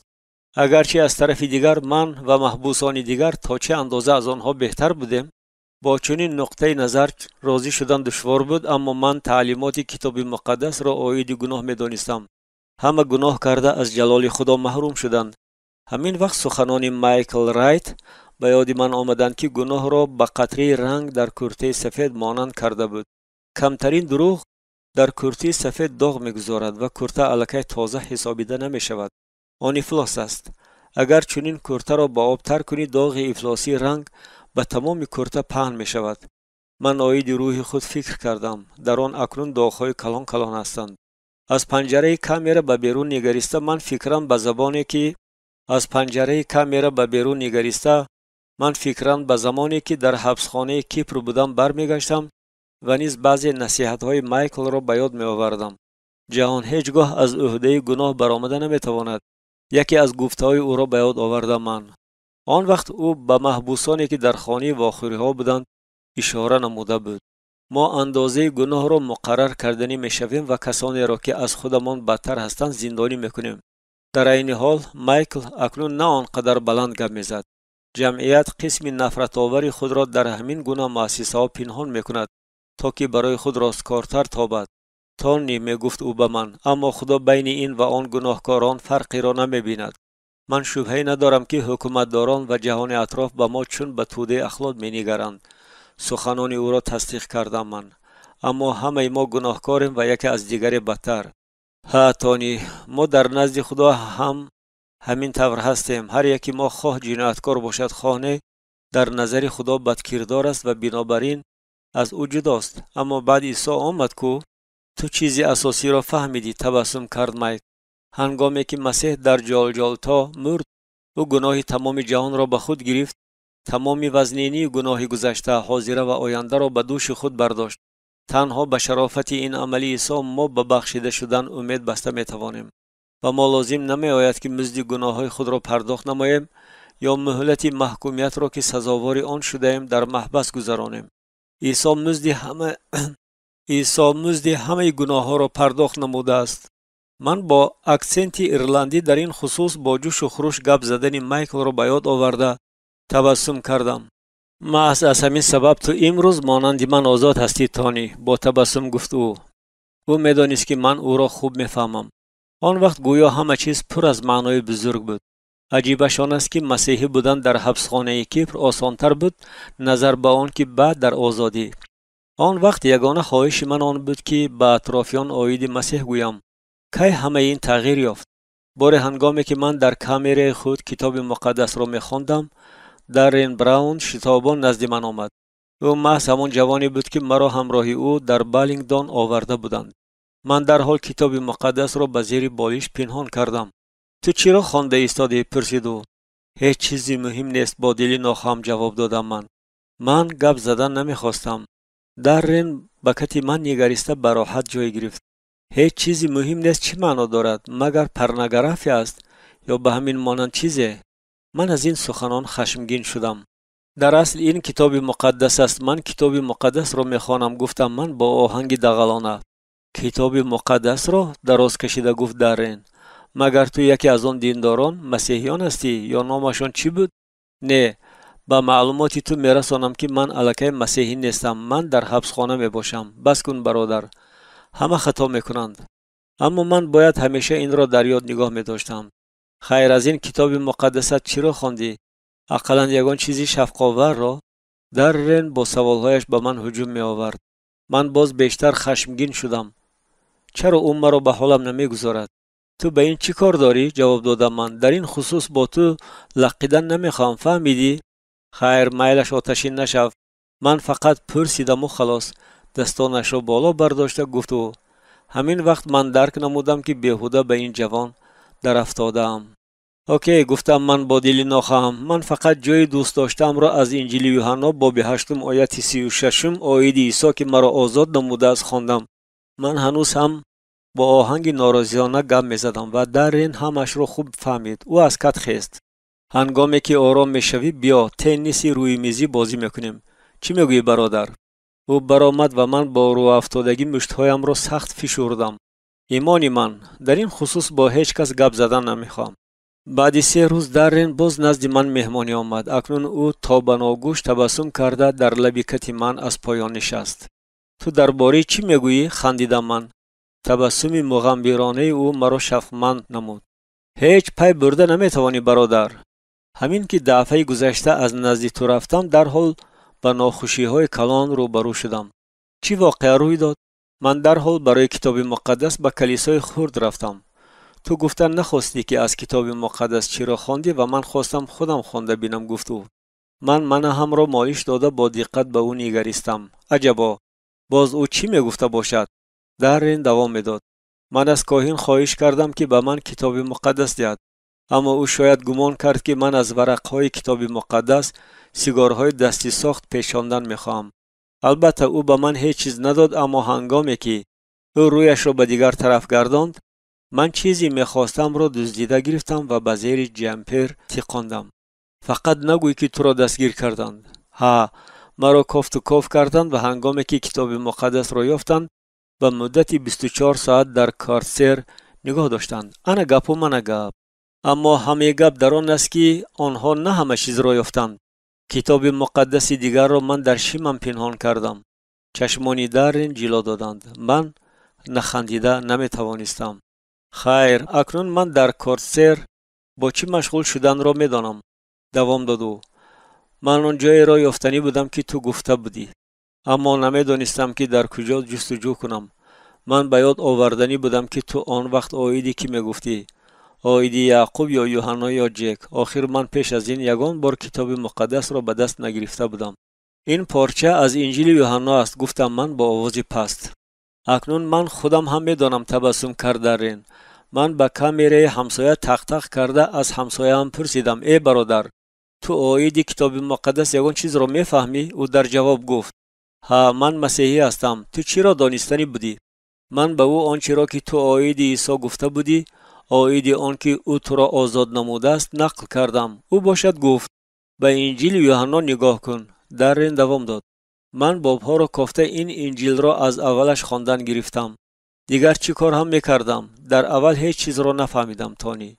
همه این سفسطه را آیدی آن که در ابتدا کلام بود و کلام خدا شد تماما نفهمم، اما بعد فهمم شد. عیسی آب را به می تبدیل داد.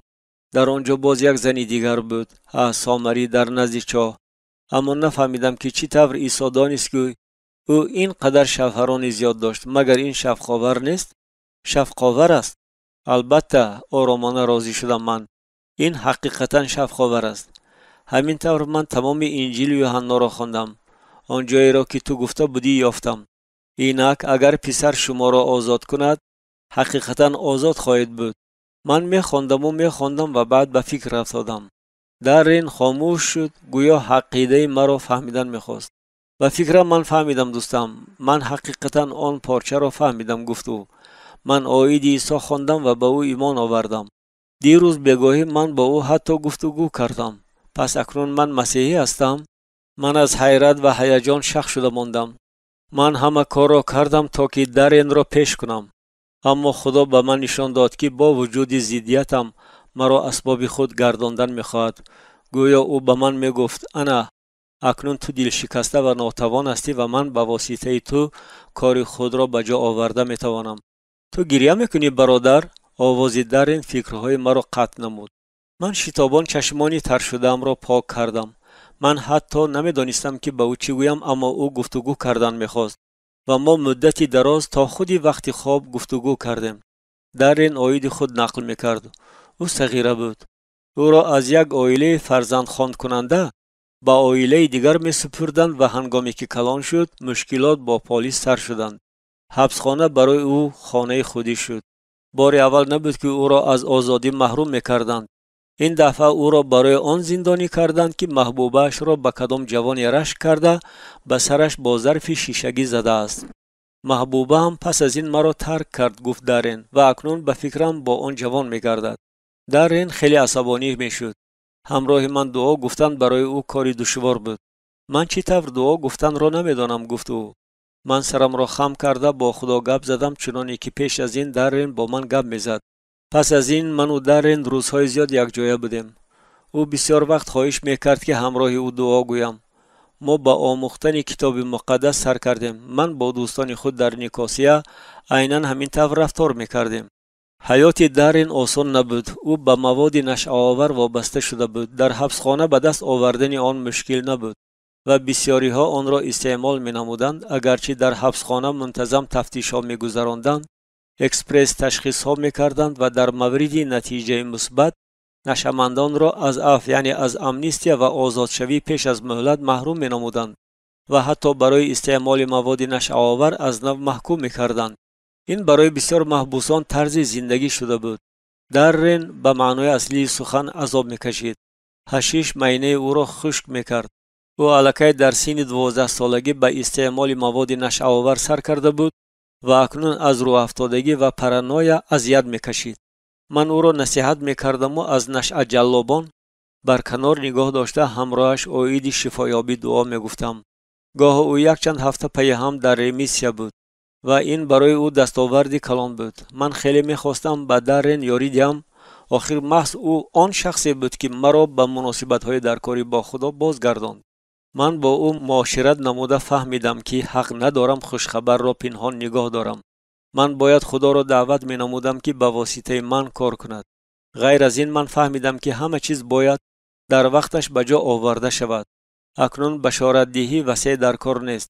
هیچ گونه خودباوری، هیچ گونه تکیه به قوه خود. من باید نزد خدا پرو غلطیده توبه می کردم.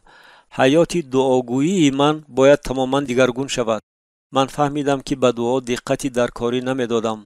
من همیشه برای این گونه خدمتگزاری وقت زیاد نداشتم. دعاهای من برای خطی طلبات مانند بودند که من به خدا پیشنهاد می نمودم و بعد اجرا شوی آنها را انتظار می شدم. عجیبش این است که خدا تمام این مدت می خواست که من بازایستم و همطور در حضور او باشم. اکنون من می فهمیدم که بیش از همه به چه احتیاج داشتم، با آن که با خدا وقت گذرانم و او را گوش کنم. من الماس ریشگیری را از ریشگیرک بیرون کرده از کاغذ صلیب بریدم.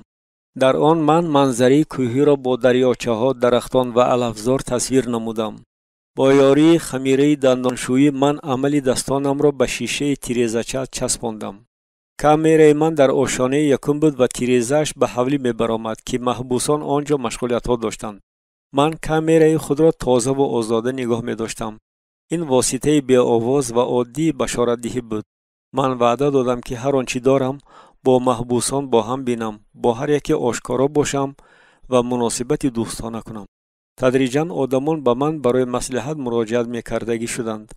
عاید خود نقل کردن آسان بود، هم به محبوسان، هم به زندانبانان، هم به راهبریت حبسخانه. چه طور به بالینگدون افتادن مرا فهمیده بسیاری ها حیران می‌شدند. آنها فهمیده نمی‌توانستند که چرا چنین صدمه تصادفی برای این گونه حکم اساس شده است. مرا بسیار وقت بیگناه محکوم شده می‌نامیدند. این بارها باعث آن میشد که من اقرار می‌شدم اگرچه من مسیحی هستم خطا کرده می‌توانم. با فکرم جای من در همین جاست. میگفتم من خدا راه داد که من به اینجا بیایم تا که به من درسی نوبتی عبرت دهد. به زودی همه مرا شوبان و گاه فروشنده امید برخلاف فروشندگان مواد نشع‌آور در حبسخانه می‌نامیدگی شدند. هر روز هنگام قدم زنی 40 دقیقه هر روز هنگام قدم زنی در مدت 40 دقیقه در حولی من امکان داشتم که عاید مسیح بشارت دهم. بار نایجل پیترز، شخصی که برای کشتار زندانی شده بود، با من برابر شد. او کل، ریش و مویلبش تازه تراشیده و سنش تقریبا 35 ساله بود. او هیچگاه سیگار نمی‌کشید و با یاری دویدن‌های هر روزه سلامتی خود را در حالت خوب نگاه می‌داشت.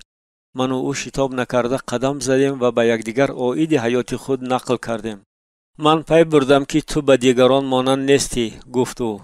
همه دیگران از جنایت‌های خود فخر میکنند، اما تو چنانی که من میشنوم تنها عاید خدا گپ میزنی. من راه به او تبسم کردم. بعد یک دو روز من با نایجل هنگام از تالار ورزشی برآمدنش روبرو شدم. او عرقشار شده بود. خیر چطور؟ خوب مشق کردی؟ پرسیدم من. راستی گپ من از همه‌اش خسته شدم، جواب داد او. او در حقیقت به من رو افتاده و رنجیده خاطر تافت. من الکی 14 سال زندانی هستم تانی و هیچگاه به جای نادرکار بینی نمیخلاندم. اکنون نگاه کن که من به چی تبدیل یافتم. نایجل را به قریبی از حبسخانه دیگر به بالینگدون گذرانده بودند. رژیم آن برخلاف اینجا آنقدر سخت نبود. در آنجا او با آن کامیاب شده بود که هفته یک روز از کار آزاد بود، اما بعد از باعث ناخوشی ها با نشأمندان از این امتیاز محروم شد. یک بگاه همراه آنها بودم و خلاص. همه امتیازها را از دست دادم، گفت او به من. من آن وقت تماما دیوانه شدم. از همین سبب مرا به اینجا گذراندند. تا آخر مهلت محبوسی هیچ گونه امید روز استراحت گرفتن نیست و این معنای آن را دارد که باز 3.5 سال دیگر پی هم از اینجا بیرون نبرآمده میشینم. ما مدت خاموشانه قدم میزدیم و ناگاه او غیر چشم داشت پرسید: اگر در گرد و اطراف چنین واقعه ها روی میداده باشند مگر خدا در جهان هست؟ من مدت فکر کردم و بعد پیشنهاد نمودم: بیا من به تو مسئله را نقل میکنم. خیر میلش، من گوش میکنم. یک کشتی بریف های زیر آبی برخورده شکست. پس از این تنها یک کس زنده موند. او با کدام یک طرز به جزیره بی آدمی افتید و تنها در آنجا فهمید که به چه وضعیتی ناعلاج گرفتار شده است. آنگاه او به خدا دعا کرد، اما هیچ واقعه روی نداد. او چرا انتظار شده میتوانست در حالی که خدا نیست؟ گپ هم را برید نایجل. آنگاه او برای خود چیله ساخت تا که از باد و باران سرپناهی داشته باشد، دوام دادم من. بار او به جستجوی خوراک رفت و هنگام بازگشتن دید که چیله‌اش آتش گرفته است. نصف روزی هوا چنان گرم بود که خسی بالای چیله با آسانی آتش می‌گرفت. آدمی بیچاره سوخته تمام شدن امید آخرین خود را می‌دید. آنگاه او خیلی خشمگین شد. ای خدا! شب او در زیر درخت از ترس و از خنکی لرزیده دراز کشیده بود. پگاهی او از آواز آدمان بیدار شد. شمایان مرا چطور یافتید؟ پرسید او با حیرت. ما سیگنال دود را دیدیم، گفتند آنها. هنگامی که من نقلم را به آخر رساندم، نایجل تنها فرق کرد. گاها محبت خدا با ما چون نفرت او میتابد، گفتم من. ما نه همیشه میفهمیم که چرا او در حیات ما یگان واقعه ناخوش رو روی میدهد. من هم فهمیده نمیتوانستم که چرا به این حبسخانه افتادم. تو نیز حالا نمیفهمی که چرا امتیازهای خود را از دست داده ای. اما من گمان میکنم که امید آخرین تو سیگنال دود است. شاید همین طور هم باشد، گفت نایجل. گوش کن، دوام دادم من. در کتاب مقدس پارچه است در نامه به رومیان باب 8 آیه 28. در برابر این ما میدانیم که به دوستداران خدا که موافق پیشبینی و دعوت شدند همه چیز بر نفعشان یاری میدهد. یعنی همه آنچه در حیات دوستداران خدا روی میدهد به منفعت آنها خدمت میکند. در این آیت نایجل کلمه اساسی هم است. در این کلمه هم بد است و هم نیک نهفته است. از آن جمله امتیازهای تو نیز. اگر تو به عیسی مسیح ایمان آوری، حتی در چنین وضعیتی که در آن هستی باخت نمی کنی. آن را مغلوبیت حساب نکن. در این وضعیت خودی حاضر خدا برای نفع تو عمل کرده ایستاده است. نایجل در جای شک شدگی بر این ایستاده ماند. به فکرم این سخنان با عمق دل او تاثیر کردند. او تو را دوست می دارد نایجل. او در حق تو چون در حق فرزند خود غمخواری میکند. نایجل به من نگریست. تشکر برای مثل، گفت او و آهسته از نزد من دور شد. روز دیگر او باز در حولی داخلی به من رسیده گرفت. تانی، این مسئله که تو به من نقل کردی از فکر و خیالم بیرون نمی رود سرکرد و من با خود هیچ کار کرده نمی توانم. آیید خدای خود به من نقل کن. من به او آیید مسیح و خوشخبری او شهادت دادم، اما خوب میفهمیدم که باید نه تنها آیید نجات گپ زنم. من دشواری های حیات مسیحی را خیلی خوب میدانستم. خدا تو را از عذاب ها رها نمی کند، گفتم من به نایجل، اما محض هنگام عذاب و اندوه ها. او تو را بهتر کرده میتواند. من از تجربه خود میدانم که هنگام زندگی کس خوب است او به خدا کم تکیه میکند. من این درس عبرت را با دشواری زیاد از خود نمودم. نایجل، اما به هر حال هر روز خدا را برای آن شکر میگویم که مرا به اینجا آورد و حقیقت را به من آموخت. اما من شبهه دارم که آیا در من ایمان هست یا نه تانی. شبهه نکن دوستم، گفتم من. انا گوش کن. تو امروز پگاهی بیدار شدی. تو نفس میکشیدی. تو حتی فکر نکردی که چرا نفس میکشیدی. ما هوا را دیده نمیتوانیم. نایجل تبسم کرد و من دوام دادم. هنگامی که تو به کرسی می نشینی مگر اول آن را دست دست کرده می بینی که وزن تو را می بردارد یا نه؟ نه، تو این طور نمی کنی. اکنون نایجل خندید. خدا نیز همین طور است. راست به چشمان نایجل نگریسته گفتم من. او در اینجاست. تو فقط باید به این باور کنی. نایجل نگاهش را از من دور کرده با دقت به آسمان نگریست. باره یک بچه بادبرک سر میداد. روزی ابرناک بود. پیرمرد نزد او آمده گفت: تو در اینجا چی کار میکنی؟ بچه جواب داد: بادبرک سر میدیم. پیرمرد با او هزل کردنی شد. اما من هیچ گونه بادبرک را نمیبینم. بچه سرش را برداشته بادبرک خود را ندید.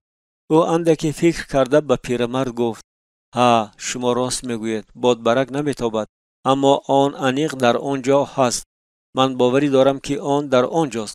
آخر من حس میکنم که رشته چی طور ترنگ شده است. من به حب سفرم نگریستم. نایجل، اگر تو به مسیح ایمان آوری همین گونه رابطه را با او حس میکنی. همان بگاه من به نایجل مکتوب نوشتم. در آن من آنچه را که هنگام سیر و گشت به او گفته بودم مختصر بیان نمودم و با آیات‌های کتاب مقدس پره کرده مصلحت دادم که آن جاهایی را که به او یاری رسانده میتوانند خواند. بعد گرفتن مکتوب من مدت زیادی نگذشته او از صمیم دل به عیسی ایمان آورد.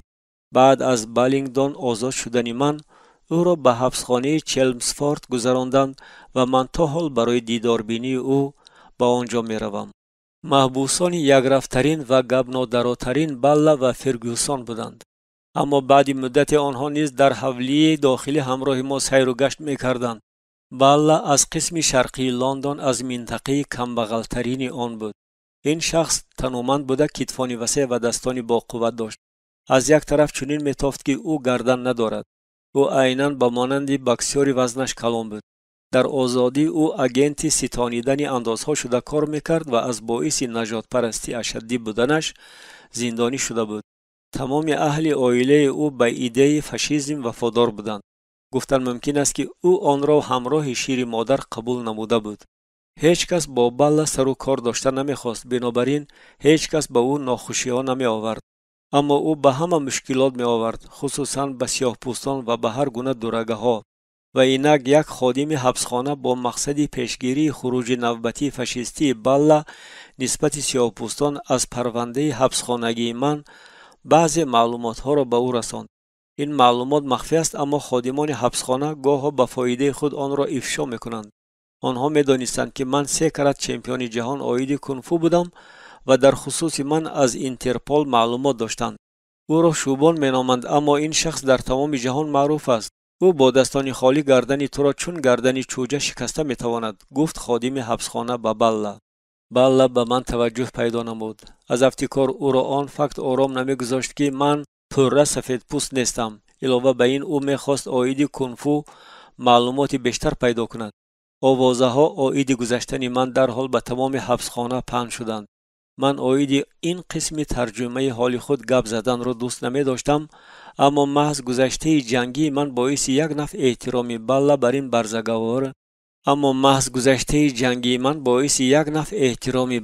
این برزگاوان یکرو گردید. و فکرم آنها دانستن میخواستند که چرا من یک قسم حصه خوراک خود را به دیگران میدیم، به محبوسان دیگر در نوشتن نامه یاری میرسانم و همراه هر کسی میخواسته دعا میگویم. بار هنگامی که ما در حولی سیر و گشت میکردیم بالا به من چقیدن گرفت. نگاه کن، از افتش من سر و نوگ این کنفو را دریافتم. او وانمود میکرد که با دستان و پایها ضربه ها میزند. خیر چی؟ بودا به من معقول است. من آنقدر شخص دیندار نیستم، اما برای تو چنانه که من میدانم او اهمیت زیاد دارد. من خودم هم با او نزدیکتر شناس شدن میخواهم. با بوداییه یا نامش چی بود؟ شمانیزم یا چیزی دیگر؟ در آخر همش یک سفسطه است. من ایستادم و راست به چشمانش من ایستادم و راست به چشمانش نگریستم. ها، تو چیزی اساسی را فهمیده ای دوستم، گفتم من استوارانه. بله، اندکی گرنگ شده بود. آنچه تو میگویی تنها یک نوع جنگ غبار دینی است. گمراهی پره از دین فایده زیاد نیست، آن پره از دروغ عبارت است. آرام شو تانی. نه مرا گوش کن. در یک پله ترازو ایمان به خدا، در پله دیگری آن همه دینهای جهان می باشند. من به یگانه خدای آفریدگار و به پسری او عیسی مسیح ایمان دارم. تنها عیسی آیید خود میگوید من راه و راستی و حیات هستم. هیچ کس نزد پدر نمی آید جز این که به واسطه من. آها، خیلی خودپسندانه صدا میدهد. این خودپسندی نیست، بله این حقیقت است. در کتاب مقدس در نامه یکم به قرنتیان باب 8 آیت 6 نوشته شده است که تنها یک خدا پدر که به ما همه چیز را میدهد و یک خداوند عیسی مسیح است. تو نباید با حقیقت بحث کنی یا آن را با خاک و روبه تعلیماتی که آدمان بافته برآوردند آمیخته کرده تحریف نمایی. ما باز در بر یکدیگر قدم میزدیم و ناگاه بله گفت ایمان تو برایت همان ارزش را دارد که برای من میلوآل ارزش دارد. تو چی ها میگویی بله؟ گوش کن، میلوآل دسته بهترین ورزشی است، همین طور نه؟ یگانه و ناتکرار، دیگر دسته ها اهمیتی ندارند. دوام ده گفتم من. عجیب است که تو گپ را به کیم کجاها برده ای. عیناً به مانند تو تانی. تو فهمیدی برای تو این ایمان به عیسی اهمیت زیاد دارد. برای من کلوب فوتبال میلوآل. من فکر کردم که بیهوده وقت را صرف کرده ایستادم، اما همراه او خنده کردم. نه تو هیچ چیز را نفهمیدی. چرا نفهمیدم؟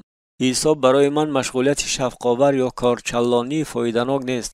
گفتن ممکن نیست که من به عیسی همان قدر شفق دارم که تو به فوتبال شفق داری و کسی دیگر به شاهماد یا رقص‌های بزمی. آیستر گپ زن برادر. گوش کن، عیسی برای من همه چیز است. او نه تنها دوستی خوب است، او اساس زندگی من است. او حیاتی من است. تو می توانی قبول کنی یا نکنی، اما این همان طور است. من به این همان قدر باوری دارم که به کبود بودن آسمان و سبز بودن درختان باوری دارم. هیچ چیز نمی تواند مرا وادار کند که چنین نیست. اما من می خواهم که همه در این باره دانند. این مسئله حیات و مرگ است. می بینم که تو به مسئله دوست داشته دخل کرده ای. بگذار همین طور باشد. تو به این ایمان داری و این ایمانی توست. نه تنها ایمان من، بلکه میلیون ها ایمانداران دیگر که قدم ایمان را گذاشته حقیقت را برای خود کشف نمودند. ها، اما من یکی از آنها نیستم. اوکی، فرض میکنیم که تو در پب نشسته ای. در اطراف دوستانی تو میباشند و همه شما بازی عالی درجه فوتبال را تماشا میکنید. داور ضربه آزاد تعیین میکند، اما همین وقت تو حس میکنی که باید در حال به حاجتخانه روی. تو از میدان رفتی و همین وقت ضربه زده شد و دروازه‌بان شما توپ را داشته گرفت. تو دویده برمیگردی، دوستانت خرسندی میکنند چون دیوانه ها داد میگویند چون که آنها این ضربه و جستن دروازه‌بان را دیدند. این اپیزود بهترین بود. این گونه اپیزود را تو هیچگاه ندیده بودی.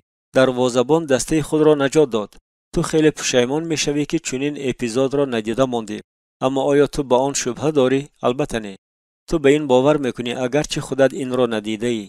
تو باور میکنی چون که دوستانت در این باره نگفته نمیتوانند. تو در اینجا نبودی و بهترین اپیزود فوتبال همه زمانها و خلقها را ندیده ماندی وقتی که دروازه‌بان تمام دستت را نجات داد. تو در اینجا نبودی و بهترین اپیزود فوتبال همه زمانها و خلقها را ندیده ماندی وقتی که دروازه‌بان تمام دست را نجات داد. اما از بس که آنها این را دیدند تو هم به این باور میکنی. اکنون فهم شد اگر من آن را با چشمان خود ندیده باشم این معنای آن را ندارد که آن حقیقت نیست.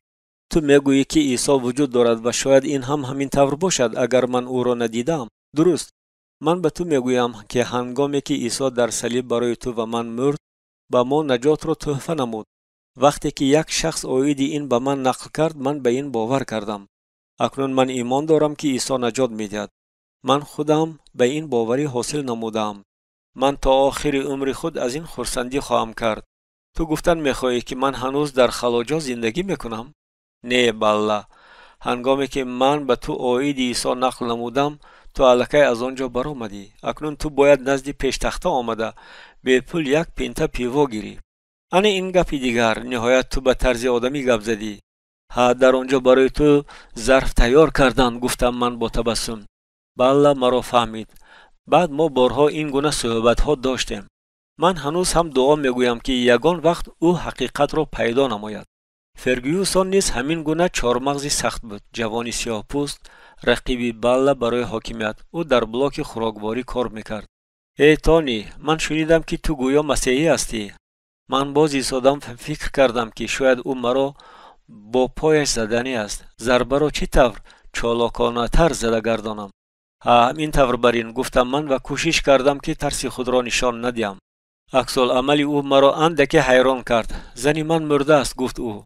من الکی باطناً خود را به نظام درآوردم. پس او علم خود را از من گرفتنی است. 1 2 3 ثانیه گذشت. من حس کردم که دستی او به بالای کتف من فرود آمد. برای او دعا میکنی؟ من نه به زودی به خود آمدم. البته من برای او دعا میگویم گفتم من، اما همچنین برای تو به خدا دعا میکنم چون که تو را او زنده نگاه داشت.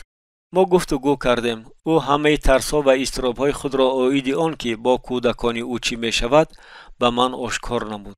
یگانه کاری که من برای او کرده میتوانستم همراه او دعا کردن بود و او این را با ممنونیت قبول نمود. پس از این واقعه هر باره که فرگیوسون در بلاک خوراکواری نوبتدار باشد حتما به من خوراک علاوگی را در شکل اپلسین ها و پودینگ می آورد. کاری که همه محبوسان با آن میل زیاد داشتند کار با دستبندهای سرخ بود. با آنها در یک هفته 5 فوند می دادند. با دستبندهای سرخ بیرون از حدود بلاک روبوچین نمودن حولی حبسخانه را می سپردند. آنها به هیچ گونه نظارت رفته می آمدند، اما سرداران حبسخانه هنگامی به کار تعیین نمودن محبوسان احتیاطکاری زیاد ظاهر می نمودند. در اطراف حبسخانه دیواری بلندی بود، اما اگر کس جسماً با قوت باشد از دیوار گذشتن خواهد به هیچ گونه مشکلات زیاد از آن گذشته می توانست.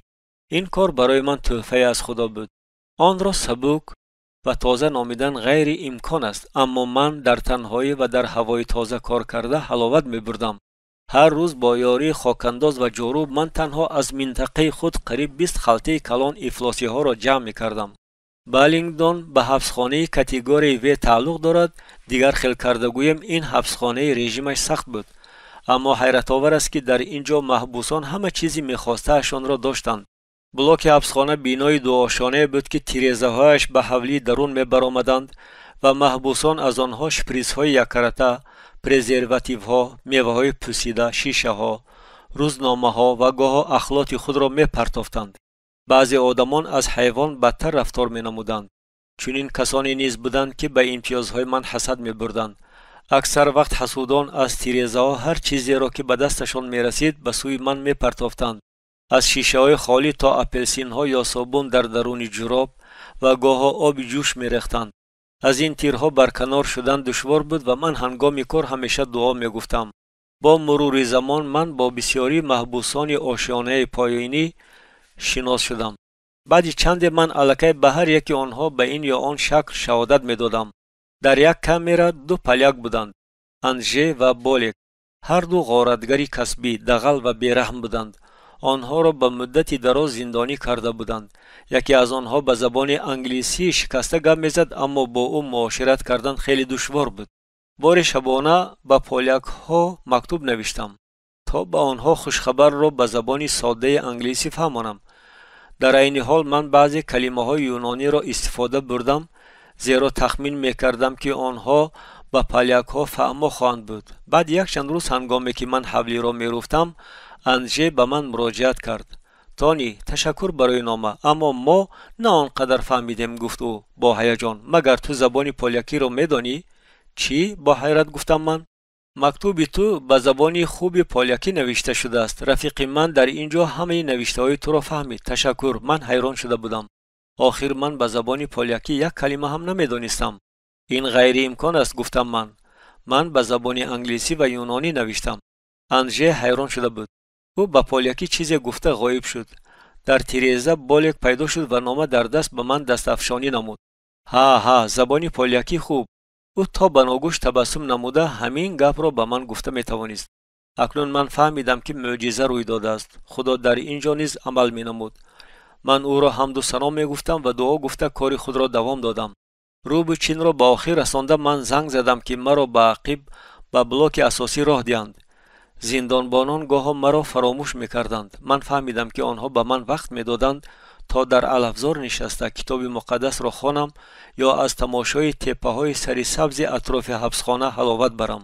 باری از کامیره آشیانه بالایی آواز شنیده شد: ای شوبان، عیسی مرده است، آیا این را میدانی؟ من در حال گوش به قمار شدم. این محبوس پیشتر هم به من ضرر میرساند. او به سوی من شیشه های خالی میپرتافت و حقارت میکرد، اما من هیچگاه او را ندیده بودم. من به طور غریزوی دست به بیل بردم گویا با آن به سر او زدنی باشم. اما سری وقت به خود آمدم و فکر کردم که عیسی در جای من چی کار میکرد و قرار دادم که گپهای او را صرف نظر نمایم. اما او هیچ بس نمیکرد. او گستاخانه رفتار مینمود و اکنون چون دیوانه میخندید. یگان خیل عکس العمل کردن در کار بود. مرا خشم گلوگیر میکرد، اما من قرار قطعی قبول نمودم. نه، گپ تماما نادرست، گفتم من هرچی آرامانه تر. عیسی زنده است. من این را از آن سبب میدانم که او در دل من زندگی میکند. بنابراین من تو را میبخشم. بگذار خداوند تو را برکت دهد. لحظه خاموشی فرا رسید. من فهمیدم که از پی این چی روی میدهد. من باز ایستادم و سرم را خم کرده ترانه 22 زبور را از یاد خواندن گرفتم. در وادی ظلمات راه روم هم از بدی نمیترسم، چون که تو با من هستی. عصا و چوب دستی تو مرا تسلی میدهد. آب جوش از آشیانه بالا به بالای من ریخت. من در جایم شخ شده ماندم. از لباس من بوغ برآمد، اما آب به من سوزانید، بلکه اندک خنکتر تافت. هیچ جای بدنم نسوخت. من حیران شده اندک ایستادم و بعد کسی را که این کار را کرده بود جیغ زدم: ای پیش تریزه بیا. در جواب خنده وحشیانه شنیده شد. چی ترسیدی؟ داد زدم من. وی خاموش بود. چی باید کرد؟ باز او را جیغ زدن لازم آمد. هر کسی که باشی من میخوام که تو دانی من خبرکش نیستم، بنابراین عاید این کاری تو خبرکشی نمیکنم. من حتی تو را جستجو نمیکنم. اگر من مسیحی نمی بودم مینه‌ات را زده می برآوردم، اما من مسیح را دوست می‌دارم و از همین سبب این کار را نمیکنم. من برای گناه خودم در این حبسخانه هستم و از این خیلی شرم می‌دارم. از بالا هیچ آواز نمی آمد. من دوام می‌دادم: من می‌خوام که تو دانی من تو را به نام عیسی مسیح میبخشم. بگذار خداوند تو را برکت دهد. واقعه روی داده را بسیار کسان دیده و شنیده می توانستند. ادب او را 10 تانی مصلحت می دادند به من و ما گویی که آب از کجا ریخت و ما او را می یابیم. نه، من این کار را نمی کنم، جواب می دادم من. همه فکر کردند که من از عقل بیگانه شدم. هنگامی که من به بلاک برگشتم زندانبانان الکی از واقعه خبردار شده بودند. و ما گویی که او کی بود تانی؟ ما همه چاره های درکاری را می اندیشیم. وعده دادند آنها. نه، من خبرکشی نمی کنم. من به او وعده دادم، اما او را همین طور به جزا گذاشتن ممکن نیست. گفتند به من. یکی از زندانبانان از دست من گرفته با آرامی فهماند: گوش کن، ما وانمود میکنیم که ندیده ایم. بالا رفته جزایش را ده. ما هم بعد 1-2 دقیقه برآمده به او علاوه میکنیم. میدانید من این کار را کرده نمیتوانم، گفتم من. اکنون من با راه دیگر روانم. زندانبانان خیلی حیران شده بودند. من فهماندنی شدم. میدانید من این شخص را بخشیدن میخوام. قوه بخشیدن آزادی را میدهد. بخشیدن از قصاص بالاتر است. من به آنها عاید عادت قدیمی یهودیان نقل کردم که در سالهای یوبیل امیران و پادشاهان محبوسان را آزاد مینمودند و همه قرضها را بیکار میکردند. به عیسی مسیح ایمان آوردن معنای به دست آوردن همین گونه آزادی را دارد، گفتم من. این عیناً به مانند همان سال یوبیل، وقتی خرسندانه تنتنه و خوشحالی است. بخشیدن به دلهای آدمان آزادی حقیقی و خوشبختی می آورد و برعکس نفرت به زندان ابدی محبوس می گرداند. این شخص هر کسی که باشد من می دانم که باید او را بخشم. زندانبانان به یکدیگر نگاه کرده کتف در هم کشیدند. یکی از آنها حتی تپ تپ به کتف من زد. تو از من بهتر هستی شوبان، گفت او با تبسم. من از آن شخص قصاص نگرفتم، اما دیرتر فهمیدم که دوستانم از آشیانه پایانی فهمیدند که از کجا به بالای من آب جوش ریخته شده بود و همین که فرصت شد آنها بالا برآمده جزای او را دادند. من دیگر با آن شخص مشکلی نداشتم. کلیسای خرد برای واخوری ها جای خوبی بود. محبوسان به آنجا می رفتند چون که این برای آنها امکانیت بود که از کامیره هایشان بیرون روند. کاهن کلیسای انگلیکانی در موعظه انجیل کوشش زیاد نمی کرد. او الکی سالهای زیاد در حبسخانه کار می کرد و این کار برای او مشغولیت دلگیر کننده شده بود. هر بگاه او به جهانی بیرون برمیگشت، اما چون هر یکی ما که در کامراها زندانی کرده شده ایم اسیر بود. عید مسیح شهادت دادن من البته او را ناراحت میکرد، اما با وجود این او به من مانع نمیشد. هفته نبود که یگان نفر محبوس به خدا ایمان نآورد. ما منتظم در کلیسای خود جمع می شدیم و صحبت می نمودیم. کتاب مقدس را می خواندیم و منتظم دعا می کردیم. در جماعت های ما همیشه کنجکاوان نیز حاضر بودند. بعضی ها دیرتر به جماعت حبسخانگی ما همراه می شدند. بسیله خوشنمود جوانی که نشمندی رنگ پریده بوده، نگاهی دزدانه داشت، یکی از آنها بود. قسم زیادی حیاتی با شعورانش را او در حبسخانه گذرانده بود. بار او هنگام صحبت باوریناک به من اقرار شد. در آزادی من چرا ندیدم؟ هر دفعه در آخر مهلت محبوسی خود او یگان جنایتی به قدر کافی جدی صادر نموده به مهلت نوبتی زندانی می‌گردید. اینجا خانه من است، می‌فهماند او به من. در آزادی دشوار است. من در آنجا به هیچ کس در کار نیستم. تنها یک تشویش. از روی صورت حساب‌ها پول پرداخت نما و برای زیستن سرپناه یاب. این به من چی در کار است؟ در اینجا من 3 بار خوراک می‌خورم و غیر از این دوستانم در نزد من میباشند. بسیله خوشنمود بر این کسان بسیار بودند، حتی خیلی بسیار. مثلا باز یک محبوس دیگر که لقبش سیلکسل بود. سیلکسل دائما در نزد کلیسای خود جنب و جول میکرد. در آزادی او شهرت قهرمان ملی را داشت. البته صورت او و مقاله ها عاید او در همه روزنامه ها چاپ می شدند و همش از باعث سعی و کوشش او برای تازگی محیط اطراف. در حبسخانه باشد او ناعهده برای مقرری میتافت.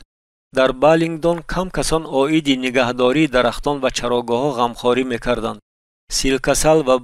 سیلکسل به بتپرستی شفق زیاد داشت و بسیار وقت در کلیسای خرد با راهبه خود وا میخورد. راهبه با اشوهگری حتی دل کاهن را یافته بود و کاهن در روزهای یکشنبه به راهبه اجازت میداد که یک قسم پرستش را از روی مراسم انگلیکانی پیش برد. این مرا تماما عصبانی میکرد، اما من تنها دعا کرده میتوانستم و حقیقتا خدا دخالت نمود. نمیدانم از چه سبب، اما واخوری های راهبه را با سیلکسل منع کردند. بار به کامره من سیلکسل دویده در آمد. او مرا تله داده گفت: ای، من عاید تو و سفسطه بدعتکارانه تو شنیدم. محبوبه مرا از باعث تو پیش کردند. حالا صبر کن، من سزای تو را میدم. من با حرکتی تیز دستی او را از کتفم دور کردم. او از من خیلی بلندتر بود، بنابراین هنگامی که من برخستم چشمانم در سطح بینی او بودند. اکنون گپ مرا گوش کن، گفتم من. آنچه در نقشه داشتی بجا آور. اگر خواهی من حاضر به تو پشت گردانده میستم و تو به من ضربه زن. راست به چشمان او نگریسته گفتم من. اما دانستم آن دوام دادم من. تو هر کاری کنی من تو را میبخشم. من تو را به خاطر عیسی مسیح دوست می‌دارم. من به تو هیچ بدی نمیخوام، اما تو هر کاری که خواهی کردن گیر. سیلکسل به من چشم دوخته خاموش شد. هیچ کدام ما نمیدانستیم که در لحظه آینده چی روی میدهد. نهایت سیلکسل حقارت کرده برآمده رفت. 6 ماه گذشت و به من خبر رساندند که به قریبی آزاد میشوم. من نمیدانستم که در پیش مرا چه انتظار است، اما در اینجا خدا به من یک چند درس عالی درجه عبرت نشان داد. اکنون من شخص دیگر بودم. سارا نیز روحاً مستحکم شد. او به خدا بیشتر باوری میکردگی شد و مثل من وقتی بیشتر را در دعا میگذراند. حیات او و ایتن آسان نبود، اما هنگامی که او عاید محبت به عیسی گپ میزد من زنده دل میشدم. تا وقتی آزاد شوی، این 12 فوریه سال 2002 روی داد. من اندک پول جمع کردم. در آخر من خواستم به رفیقانم که ماهای زیاد با آنها بودم تحفه غیر چشم داشت کنم. من به کلیسای خرد رفتم. در آنجا شخصانی همیشه می آمده و یک چند شخصانی نو بودند. در سمکه چی داری شوبان؟ پرسید سیم پال که به من این لقب را داده بود. من در نوبت خود او را هاگرید می نامیدم. من سمکه را چپه کرده از آن بتانچه های مرس را بر روی میز ریختم. در اینجا به همه می رسد اگر یک تاگی گیرید. من کوشش کردم از غوغا و خنده عمومی بلندتر گپ زنم. شکلات را محبوسان خیلی دوست می داشتند، خصوصا آنهایی که همه پولهای در حبسخانه داده شونده را به سیگار صرف می کردند. گوش کنید رفیقان، امروز من بار آخر در اینجا هستم. چنانه که می دانید من سیگار نمی کشم. از همین سبب اندک پول صرفه کرده بودم تا که برای شما یگان تحفه کنم. من با این گفتن میخواهم بگذار خداوند شما را برکت دهد. من تمام کلیسای خرد را گشتم تا باوری حاصل کنم که شکلات به همه رسیده است. من در اینجا سیلکسل را دیده خرسند شدم. او خود را اندک ناباورانه حس میکرد. از روی عنعنه مسیحی ما دوره گرفته به یکدیگر دعای خیر گفتیم. بگذار فیض خداوند ما عیسی مسیح و محبت خدا پدر و مشارکت روح القدس با همه ما باشد. آمین. هنگامی که ما راست می ایستادیم به همه نظر انداختم. در اینجا بسیار محبوسانی بودند که در دوام این ماه‌ها تماما دیگرگون شدند. سیلکسل نیز در دوره ایستاده بود. او همراه ما دعا نمی گفت اما تبسم می نمود. بعد او نزد من آمده برای خیر خوش دستم را فشرد. همش خوب است برادر، گفت او. بگذار خدا تو را برکت دهد. دستی او را فشرده تبسم کردم. من پس از آزاد شوی من به سیلکسل و بسیار محبوسانی دیگر نامه ها می نوشتم. در جواب نامه های زیاد می آمدند و اکنون این خدمتگزاری من گردیده است.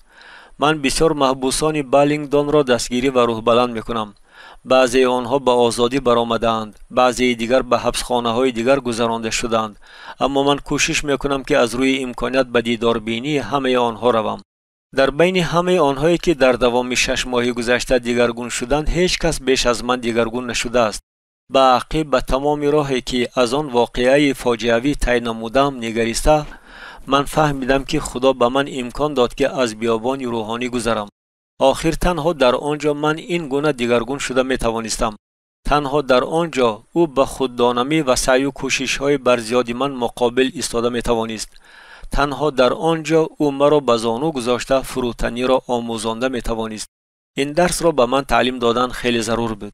نوشتجات مقدس را تدقیق نموده من فهمیدم که بسیار شخصان انتخاب کرده خدا در بیابان روحانی از سنجش گذشتند. بعضی ها را خدا از بیابان حقیقی می گذراند. پس از آن که موسی و بنی اسرائیل به طور حیرت آور و معجزه آسا از غلامی آزاد شدند 40 سال را در بیابان گذراندند. من قصه آنها را در باب 8 کتاب تکرار شریعت خواندم و این آیت اساسی را جدا کردم و در خاطر نگاه دار تمام راهی را که خداوند خدای تو 40 سال تو را با آن در بیابان برد تا که تو را اذیت داده بیازماید و آنچه را که در دل توست بداند که آیا احکام او را رعایت خواهی کرد یا نه. من فهمیدم که مثل من بنی اسرائیل گناه کردن را دوام میدادند. آنها عهد با خدا را ویران میکردند اگرچه عملهای بزرگ و توانای او را دیده بودند. با وجود این خدا آنها را دوست می‌داشت. من دوامش را خوانده با حیرت پیدا نمودم که خدا به آنها آب، خوراک، پایافزال و لباسی را میداد که کهنه نمیشد. خدا نسبت این خلق اسیانکار نقشه خود را داشت.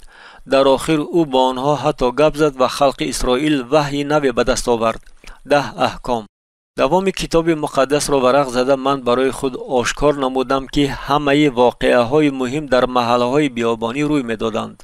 من نوشتجات را از اول تا به آخر تدقیق نموده از آن حیران شدم که یکی از کلمه های عبرانی که بیابان را افاده می کند چون جایی که خدا گپ میزند ترجمه می شود.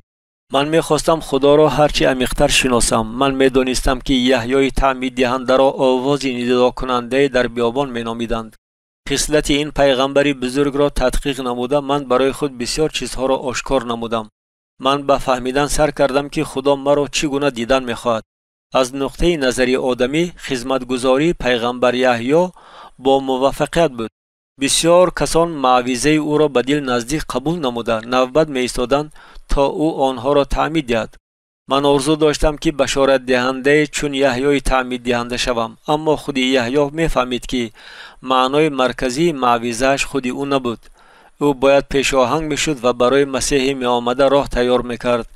انجیل یوحنا را خوانده من آیت 30 را از باب 3 جدا کردم که آنجا یحیای تعمید دهنده آیید عیسی می گوید او باید نشأ و نما یابد و من زوال یابم. آیید این آیت نوشتجات مقدس هر قدر بیشتر فکر کنم همان قدر از آن به وجد می آمدم. حتی عیسی را چنانه که من می خواندم روح القدس به بیابان برده بود. او 40 شب و 40 روز در آنجا بود و 3 بار به وسوسه شیطان روبرو شد. برخلاف بسیاری قهرمانان کتاب مقدس عیسی به پدر خود اطاعتکار ماند. او در رو بروی همه وسوسه های این جهان ایستادگی نمود. عیسی بهترین نمونه پیروی است قرار دادم من. من آن وقتی را که بالینگدون به من امکانیت تحقیق نمودن کتاب مقدس و شناختن عیسی مسیح را میداد با خوشنودی به یاد می آوردم. اگرچه در بیابان عیسی به مقابل وسوسه های شیطان قوه روحانی را ظاهر نمود، با وجود این او نمونه کامل فروتنی بود. او با جسم و جانی در هم شکسته همه گناه های انسانیت را به دوش گرفت و در صلیب جلجلتا برای همه مرد. من به عهد قدیم رو آوردم تا آنچه را که پیغمبران عاید او پیشگویی کرده بودند تدقیق نمایم. در ترانه 21 زبور من سخنان پیغمبرانه را عاید خود عیسی پیدا نمودم. آیت 7 به من تأثیر به اندازه بخشید. آن به من فهمیش پیشترم را عاید هنر جنگی کنفو و جانورانی که من با آنها تقلید میکردم یادرس نمود. من کرم هستم و نه آدمیزاد، گفته است داوود. من به یاد آوردم که چطور اسلوب جنگی مار را از خود میکردم. مار هنگام زده گرداندن ضربه سر میبرارد، فشاس میزند و ضربه جوابی میزند. این تصویری حقانی من آدمی است، اما کرم برعکس هیچ گونه مقابلت نمی کند.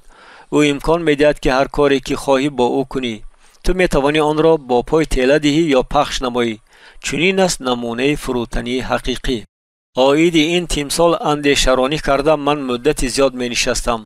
به خاطر من بر این کسان عیسی پسر خدا آفریدگار کائنات میخواست که او را چنانه که کرم را پخش میکنند در هم شکنند. پس من به خاطر او باید چند برابر بیشتر عذابها را پس سر کنم. عیسی مسیحی کامل را نمی جست که از همه جهتها بی‌عیب باشد، اما من آرزو داشتم که محض همین گونه باشم. چون همه آنهایی که در این جهان زندگی میکنند من به گرداب وسوسه ها افتادم. مرا کار، قرضها، خواهش ماشین خوب داشتن و عموما همه چیز خوب داشتن به خوب جلب نمود. من سخنان عیسی را از مثل عاید کارنده به یاد آوردم که در انجیل مرقس ثبت شده است. اندیشه های دنیایی، حرص ثروت و هوس چیزهای دیگر داخل شده کلام را پخش میکنند و آن به ثمر میگردد. مگر خانه خوب و چیزهای زیبا داشتن گناه است؟ اندیشه میکردم من. اما اکنون من دیدم که عیسی به همه این چیزها چگونه مناسبت کردن را می آموزد. من خودم پی نبردم که حیات سیر و پر مقصدی من گردید. من نه با جستجوی خدا مشغول بودم، بلکه از پی چیزهای زمینی شدم. از روزهای اولی به خدا ایمان آوردنم من حیات حواری پاولوس را می آموختم. او شخصی بود که من به او از بسیار جهتها مانند بودم. پاولوس چون من گناهکار بزرگ بود. به مانند من او عیسی را در شرایط غیر عادی واخورد. مثل من او به زندان پرتافته شد. پاولوس عاید خود چنین نوشته است: در حق ما نیز دعا گوید تا خدا در کلام را به ما باز کند که سر مسیح را که من برایش بنده هستم بیان نمایم. هنگامی در حبسخانه بودن من اندیشرانی میکردم. از تیریزه حبسخانه من محبوسان را میدیدم که در حولی داخلی قدم میزدند. بعضی آنها از گذشته جنایتکارانه خود فخر میکردند. دیگران چون من شرم می‌داشتند و توبه می‌نمودند. به هر حال فکر می‌کردم من همه آنها در بند گناهکاری خود می‌باشند. من خیلی می‌خواستم که آنها فیض نجات بخش عیسی مسیح را درک نمایند. من بسیار وقت فکرهای به سرم می‌آمده را نوشته می‌گرفتم و گاهی عاید نوشتجات مقدس اندیشه نموده به اختیار در روی کاغذ چیزی می‌نوشتم. به دفترچه‌ام نگریسته من فهمیدم که به اختیار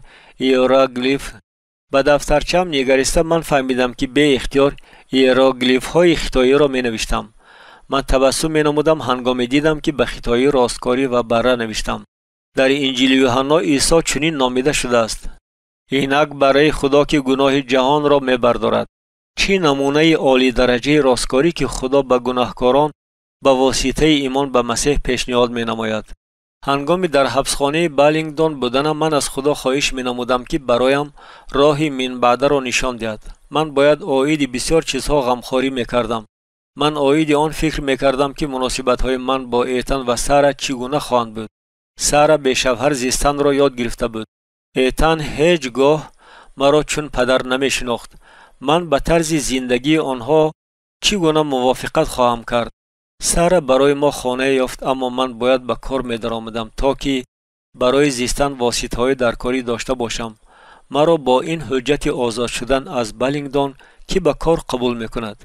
پیش از همه من در نزد خود مقصد گذاشتم چنان مسیحی نباشم که پیش از زندانی شدن در بالینگدون بودم.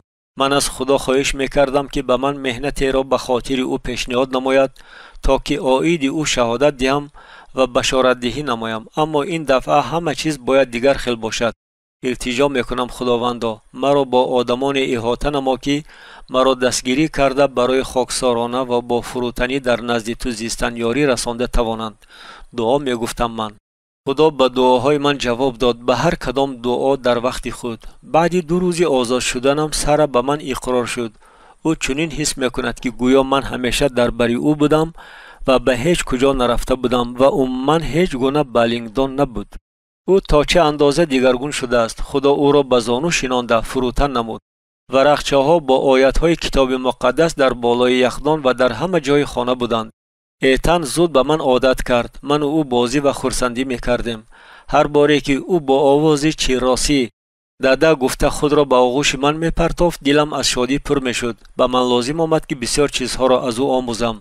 در آخر هفته اولی در آزادی بودنم من کار پیشخدمتی را در طرابخانه یافتم. من به دیرکتور صافدلانه گفتم که 6 ماه آخر در کجا بودم. با وجود حجت آزاد شوه از زندان داشتنم او مرا با خوشنودی در کارخانهش به کار گرفت. البته معاش خیلی کم بود اما من هر روز به کار با چهره پرتبسم می آمدم. تبسم من شهادت عاید مسیح بود. مرا باز خرسندی فرا گرفته بود. من فهمیدم که خدا به من امکانیت دوم میدهد و این مرا روح بلند می نمود. خواهشی استفاده بردن قوه خرابی آور خود غیب زد. من حس می کردم که عیسی در من چیزهای نو به نو را آشکار می نماید. من دیدن سیماهای حقیقی آدمان را که در زیر نقابی نیک و احوالی نهان بود یاد می گرفتم.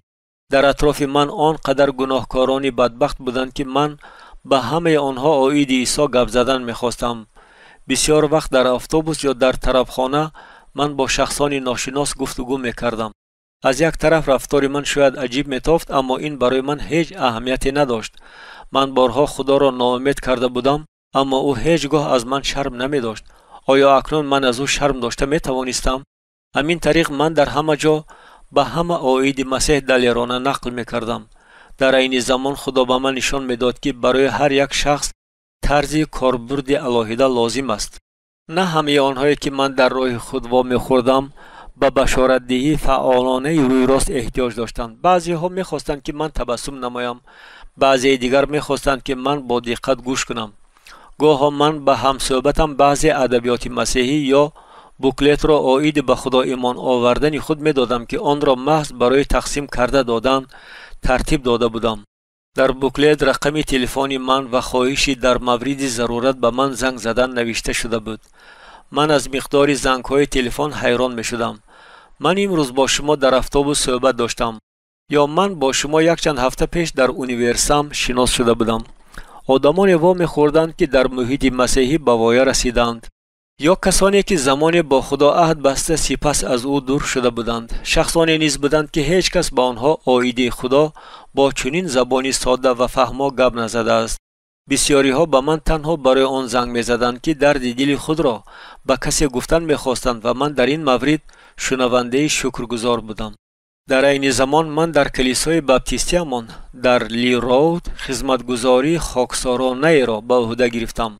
برادران و خواهران هنگامی در بالینگدون محبوس بودنم من و سر را خیلی دستگیری می نمودند و حالا پس از آزاد شدنم همچنین مرا با محبت قبول نمودند. من در حال به خدمتگزاری کلیسا شریک شدنی بودم اما انتظاری راهنمایی خدا شدم. هنگامی که در بالینگدون محبوس بودم یک پارچه از باب یکم کتاب اعمال به من تأثیرات عمیق گذاشته بود. وقتی که عیسی بعد زنده شدن به شاگردان ظاهر می شد آنها به او سوالها داده مقصدش را فهمیدنی می شدند. او باشد با آنها فرمود که تا وقتی از پدر به دست آوردن چیزی که با آنها وعده کرده شده است در اورشلیم بمانند. به من نیز خدا عیناً همین را فرمود. چیزی وعده شده را در وقتش انتظار شو. شوبان استیون همبری به من همیشه با فهمش مناسبت میکرد و مرا خوش قبول مینمود. او عاید تجربه‌ای که هنگام کار با جوانان به دست آورده بودم میدانست و جد و جهد مرا در کار با نورسان محلی و در میسیه‌های جوانان دستگیری مینمود. او مرا دعوت نمود که در کلیسا با شهادت عاید به خدا ایمان آوردنم برآمد کنم. من عاید بسیار چیزها نقل کردنی بودم، بنابراین برآمد خود را به دو قسم جدا کردم. با قسم دویم شهادت معویزه خود من تقریبا بعد نیم سال برآمد نمودم. اهل کلیسا هر دو معویزه را با دقت زیاد گوش کردند. همه از نقل من عاید کودکی، جوانی و واخوری اولینم با خدا حیران می شدند. در بین شنوندگان کم کسان یافت می شدند که با کنفو رابطه داشته باشند و با زوراوری روبرو شده باشند. اما چیزی دیگر مهم بود. از نقل من بعضی شنوندگان بار اول در حیاتشان به واقعیت عیسی مسیح باوری حاصل نمودند. آن روز برای من عید کلان بود. اما برآمد دوم من باعث عکس العمل باز هم حیرت آور گردید. بسیاری آدمان در جمع آمد ما سالهای زیاد مسیحی بودند. بعضی آنها به همان تورهای افتاده بودند که من پیش از آن صدمه فاجعه‌ای اتومبیلی به آن افتاده بودم. این آدمان در قدمگذاری خود پیش خدا راه وسیع و بی‌غبار را می جستند. آنها محبت به عیسی را از دست داده به نزدیکان عاید او گفتن را بس کرده بودند. بسیاری آنهایی که در نزد من نشسته بودند، من این را خوب می‌فهمیدم، آدمانی نیک و پاک وجدان بودند. آنها قوه خود را دریغ نداشته برای کلیسای خود مهنت می‌کردند و یکدیگر را از صمیم دل دوست می‌داشتند. اما آیا شما حقیقتاً خواست خدا را به جا آوردن می‌خواهید؟ می‌پرسیدم من از آنها. یا شما به خود و قوه خود تکیه کرده به خدا خدمت می‌کنید و با همان راه می‌روید که من می‌رفتم؟ در اینجا من سخنان حواری پاولوس را که در نامه به غلاطیان نوشته شده است مخصوص جدا کردم و اکنون نه من زندگی میکنم بلکه مسیح در من زندگی میکند. من فهمیدم که گفتم من به دوستانم عیسی میتواند در من زیسته خود را به واسطه من تا آن دم ظاهر نماید که من مغرور در هم شکسته شود. یک روی خودپرستی دوام دادم. من همیشه خود را سفید کرده میتوانند و انسان با راه خود رفتنی شده به حقیقت مقابلت میکند و خواهان شهرت و جلال خود میگردد. تا دمی که در نزد خدا فروتن نشوید، تا دمی که گناه خود را اعتراف نکنید و خود را پره به عیسی نبخشید، او هیچگاه در شما با خواست خود عمل نمی کند. شما هیچگاه پررگی حیات و خرسندی را در او درک نمی کنید و تنها با شادی های موقتی اجرا شوی خواهش های خودپرستانه اتان محدود می گردید. در کلیسا خاموشی تام حکم فرما شد.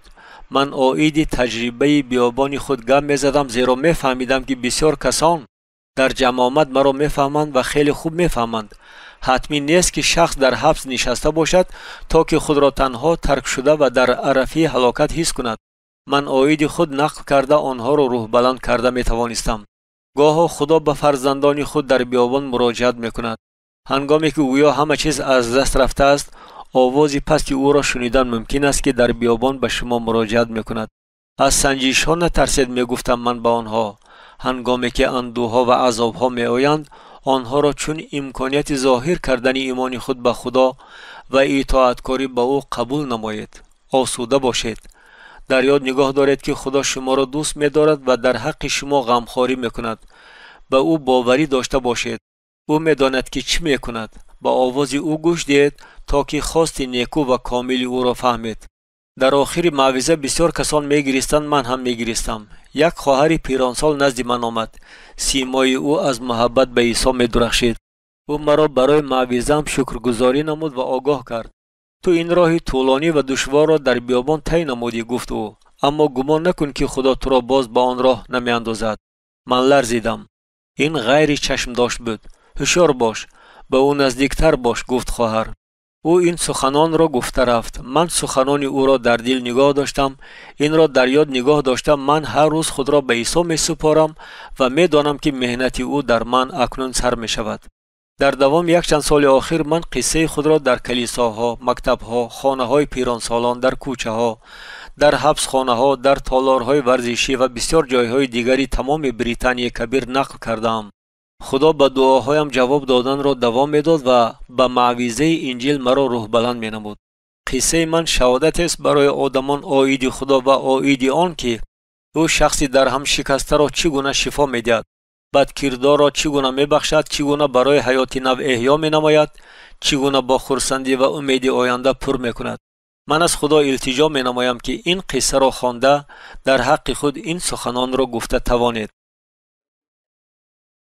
در سال 2003 تونی انتونی با دستگیری شخصانی با اعتبار جمعیت مسئولیتش محدود اونتی را تشکیل نمود. اونتی از زبان ایتالیایی چون راه رفتن قدم زدن ترجمه می شود. بنابراین نام این تشکیلات از سپارش بزرگ عیسی مسیح برمی آید.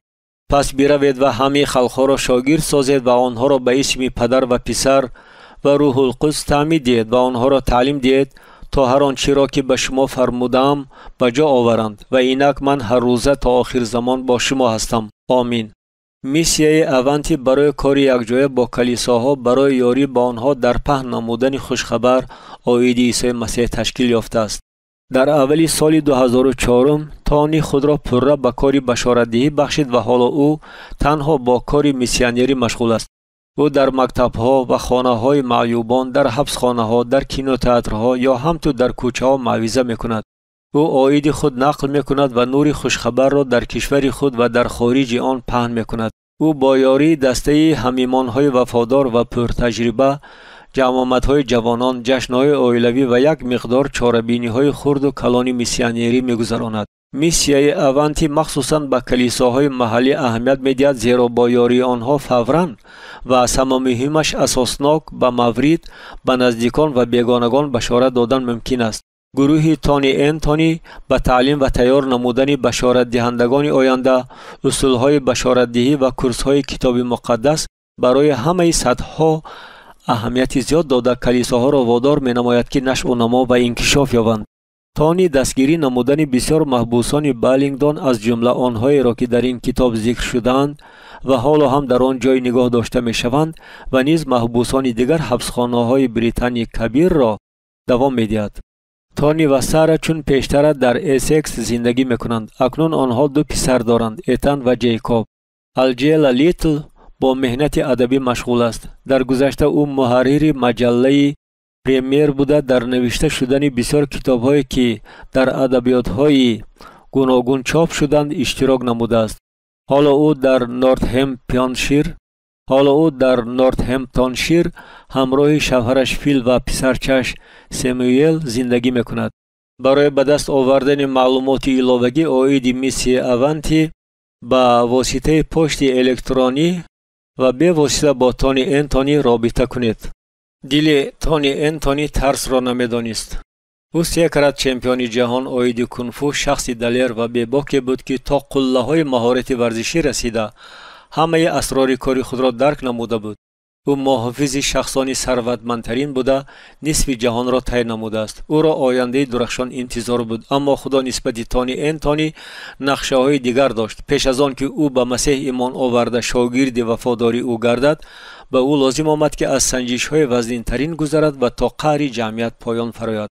قصه تونی انتونی حقیقتاً خالص است و شناسایی با آن شما را بے پروا نخواهد گذاشت. کتاب پلنگ رام شده به آخر رسید.